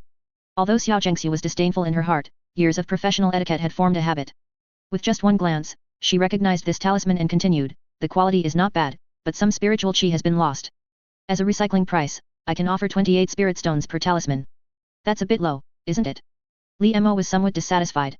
He shook his head and said, Zhalong Temple's 5 Thunder Talisman, even among many high-grade talismans, is among the most powerful, enough to pose a threat to chi refining great perfection cultivators. If sold outside, one talisman would cost at least 50 spirit stones. Fellow deist is cutting the price in half directly, your approach is a bit too unsightly. Xiao Zhengxiu was somewhat choked by these words. She took a deep breath, forcibly suppressed her anger, and then said, Fellow deist, your words are mistaken. This is, after all, a recycling price. Even if we procure directly from Zhalong Temple, we receive a discount due to bulk transactions, making it impossible to give a price of 50. Not to mention, the spiritual chi in the talismans you possess has diminished. 28 spirit stones is already a fairly reasonable price. No matter what, this price is indeed low. Li Mo shook his head and continued, the 5 Thunder Talisman is a hard currency, and Zhalong Temple's goods are of the highest quality. However, Zhalong Temple's output is limited. How much can flow into your hands each year? Even if some spiritual chi is lost, it doesn't affect its power. If you acquire this batch of goods, you can easily resell them without worrying about sales. It's a pure profit business. At the very least, it should be sold for 35 spirit stones per talisman. 35 spirit stones is impossible. Xiao Zhengxiu shook her head, decisively refusing, and continued, if there's a market, it's through our own channels. Go ask other places and see if they can offer that price. We can offer a maximum of 30 spirit stones. 32 spirit stones. If it's lower than this price, I might as well set up a stall on the street and sell them directly for 40 spirit stones each. They would definitely sell. Selling them to you now is simply to save some time and avoid some trouble. Li Mo shook his head and said, this is my final bottom line. If you agree, we'll make the deal. If you find it unsuitable, then so be it, I'll simply look elsewhere. Xiao Zhengxiu was silent for a moment, secretly calculating in her heart. They would indeed make a profit from this order, it was just a matter of how much. Moreover, as the war between the righteous path and demonic path intensified, more of Zhalong Temple's output was flowing to other righteous path sects, such as Foot of Mountain, and the share they received was becoming scarcer, which was indeed a bit tight. She wondered how much stock this person had to be so confident. If they didn't acquire this batch of goods here, it would inevitably flow to other nearby shops. Whether they had it or not was a small matter, whether others had it was a big matter. This batch of goods could be taken. All right, as fellow deist wishes. 32 spirit stones per talisman. May I ask how much stock fellow deist has? Xiao Zhengxiu nodded, finally relenting. Seeing this, Li Mo didn't waste words. He directly took out the storage pouch he had prepared in advance and began pouring them out. He had over 150 storage pouches belonging to Zhalong Temple disciples, and as one of their primary methods, almost every disciple had a considerable reserve of 5 Thunder Talismans. Even Li Mo himself wasn't entirely sure how many 5 Thunder Talismans he had plundered. And it wasn't just 5 Thunder Talismans. Apart from talismans for daily use such as void talismans, concealment talismans, breath-holding talismans, water creation talismans, and so on, all the remaining offensive talismans that were useless to Li Mo were taken out and piled onto the table. The sheer quantity was astonishing. Xiao Zhengxiu initially didn't pay much attention, but as more and more talismans piled up on the table, her expression gradually became serious. And as Li Mo continued to pull out various medicinal pills, magical artifacts, and a series of other items, her expression completely broke. Goodness, just how many people had he killed? Xiao Zhengxiu's face was somewhat strange, and she couldn't help but murmur in her heart. After all, Tangchuan Market was a market on the demonic path side, and there were many cultivators who came to dispose of ill-gotten gains. But to see someone like the person before her take out such a massive quantity at once, Xiao Zhengxiu had truly never seen anything like it in her life. After all, the righteous path was still powerful now. Ordinary demonic cultivators, let alone ambushing and killing righteous path disciples, even had to worry about being targeted during their daily travels. To be so audacious, what was the background of this person before her? Chapter 79, I don't hear you. As Xiao Zhengxiu thought this, her heart suddenly stirred, recalling a piece of news she had heard a few days ago. The person who revealed the news said that recently, in the surrounding dozen or so countries, a very arrogant demonic path cultivator had appeared, daring to forcefully assault and kill disciples of righteous path sects during such a sensitive period. Not only that, this audacious demonic path cultivator had also consecutively destroyed several outposts of righteous path sects, with his activities spanning a very wide area, and the number of righteous path disciples who died by his hand could be said to be in the hundreds. Moreover, it was understood that his methods were extremely cruel, anyone who had seen him never survived, so very little news got out. If it weren't for too many disciples disappearing, which eventually caught the attention of a great divine ability user from a righteous path school who used a special divine ability to deduce, they might not even have known of his existence until now. But even knowing of his existence, they were helpless, as the traces he left were too few. Even with divine ability deductions, they ultimately didn't get much information. They only roughly knew that his cultivation had a high probability of not having reached the foundation establishment stage, that he was skilled in controlling strong winds, possessed a method to fight many foes at once, and had great skill in stealth. It is said that Zhelang Temple once dispatched an entire team of foundation establishment stage cultivators, carrying treasure artifact ranked 5 Dragon Mountain searching great curse tokens, to search the areas covered by his route more than 10 times, yet still found no trace of him. Ultimately, the righteous path sects had no other option and could only reluctantly place him on the kill list, alongside many demonic path prodigies. Although his ranking was relatively low, being able to enter the kill list with a cultivation below the foundation establishment stage already proved its worth. By the way, the kill lists for both the righteous and demonic paths are published by an organization called the Wind Media Hall, and after receiving this information, the Wind Media Hall thoughtfully gave this rising star of the demonic path a code name. His killing intent is monstrous, leaving no survivors. He hides in the wind, coming and going freely. 100 bones are blown out like lamps without a trace, making people as silent as cicadas, yet you do not hear. Codename Unheard Lord. No wonder. Xiao Zhengxiu's mind exploded with a boom, instantly connecting all these clues, and ultimately linking them all to the black-clad man before her. No wonder this person in front of her was so secretive and cautious. After all, anyone who is heavily wanted by the righteous path sects would certainly feel pressure. Xiao Zhengxiu was now even more certain that the person before her was, in all likelihood, the demonic path newcomer who had committed heinous crimes along the way, the Unheard Lord. Thinking of his notorious achievements, and then recalling her own attitude just now, Xiao Zhengxiu felt a little nervous for a moment. Although her cultivation was at the foundation establishment stage, she knew her own limitations. She was just an ordinary person who didn't dare to risk her life and ultimately used the most common low-grade lead Mercury Foundation establishment, placing her at the very bottom of the contempt chain among many foundation establishment stage cultivators. The divine ability she condensed was also among the weakest of the minor divine abilities, named Listening to Orchids in an Empty Valley, which merely allowed her to eavesdrop on news within 1,000 li through flowers and plants, without any offensive power whatsoever. With her strength, even if she was indeed stronger than an ordinary Qi perfection cultivator, it was only marginally so. Against an existence capable of making it onto the kill list, she was absolutely no match for him. And just as Xiao Zhengxiu was making these connections, Li Mo, who was beside her, frowned and suddenly asked, "Fellow deist Xiao, is there still a problem? Why are you hesitating to count?" "Ah. Oh, I apologize. No, fellow deist, I will count them now, right away." Xiao Zhengxiu, caught off guard by Li Mo's sudden words, instantly became flustered and quickly put on a somewhat forced smile, beginning to rapidly count the various items on the table. And although Li Mo felt that her attitude seemed to have suddenly changed, finding it a bit strange. However, he was currently unaware of the news that he had made it onto the kill list, nor did he suspect too much, merely waiting quietly for her to count. Because there were too many items and too many types, Xiao Zhengxiu thought for a moment and called in 2 additional appraisers from the shop to help count these items. Among them, the number of various talismans alone was close to 10,000, and of these, 5 thunder talismans accounted for almost half. Adding in the various medicinal pills and magical artifacts, many of which were fine products from major righteous path sects, the value of each had to be negotiated and compromised upon. Ultimately, after a full half-day of counting, the total value of all these items combined had already surpassed the 1,000,000 spirit stone mark. And among these, the largest portion surprisingly wasn't the talismans, but rather the various magical artifacts confiscated from the righteous path disciples. Although these magical artifacts were not numerous, each one was a meticulously refined superior product by these great sect disciples, averaging over 2,000 spirit stones per item. Moreover, these magical artifacts were usually kept by Li Mo in the treasure gourd's baleful smoke for nourishment. Now that they were taken out, not only did their rank not decrease due to the owner's death, but their quality subtly showed a tendency to increase, requiring no repair and being completely ready for direct sale. This also greatly increased the value of these magical artifacts and, at the same time, gave Li Mo a clearer understanding of the treasure gourd's function of nourishing magic treasures. Perhaps, in the future, he could specifically find some magic treasures with compatible attributes and keep them in the treasure gourd for nourishment. It might produce unexpected changes. However, what kind of magic treasures would be compatible with the treasure gourd's attributes? Li Mo had no clue at the moment. Fellow deist, this batch of resources has been thoroughly counted, with the odd bits rounded up, totaling 1,116,000 spirit stones, which converts to 1,160 spirit crystals, or 116 divine pills. Which method of payment would fellow deists like to choose?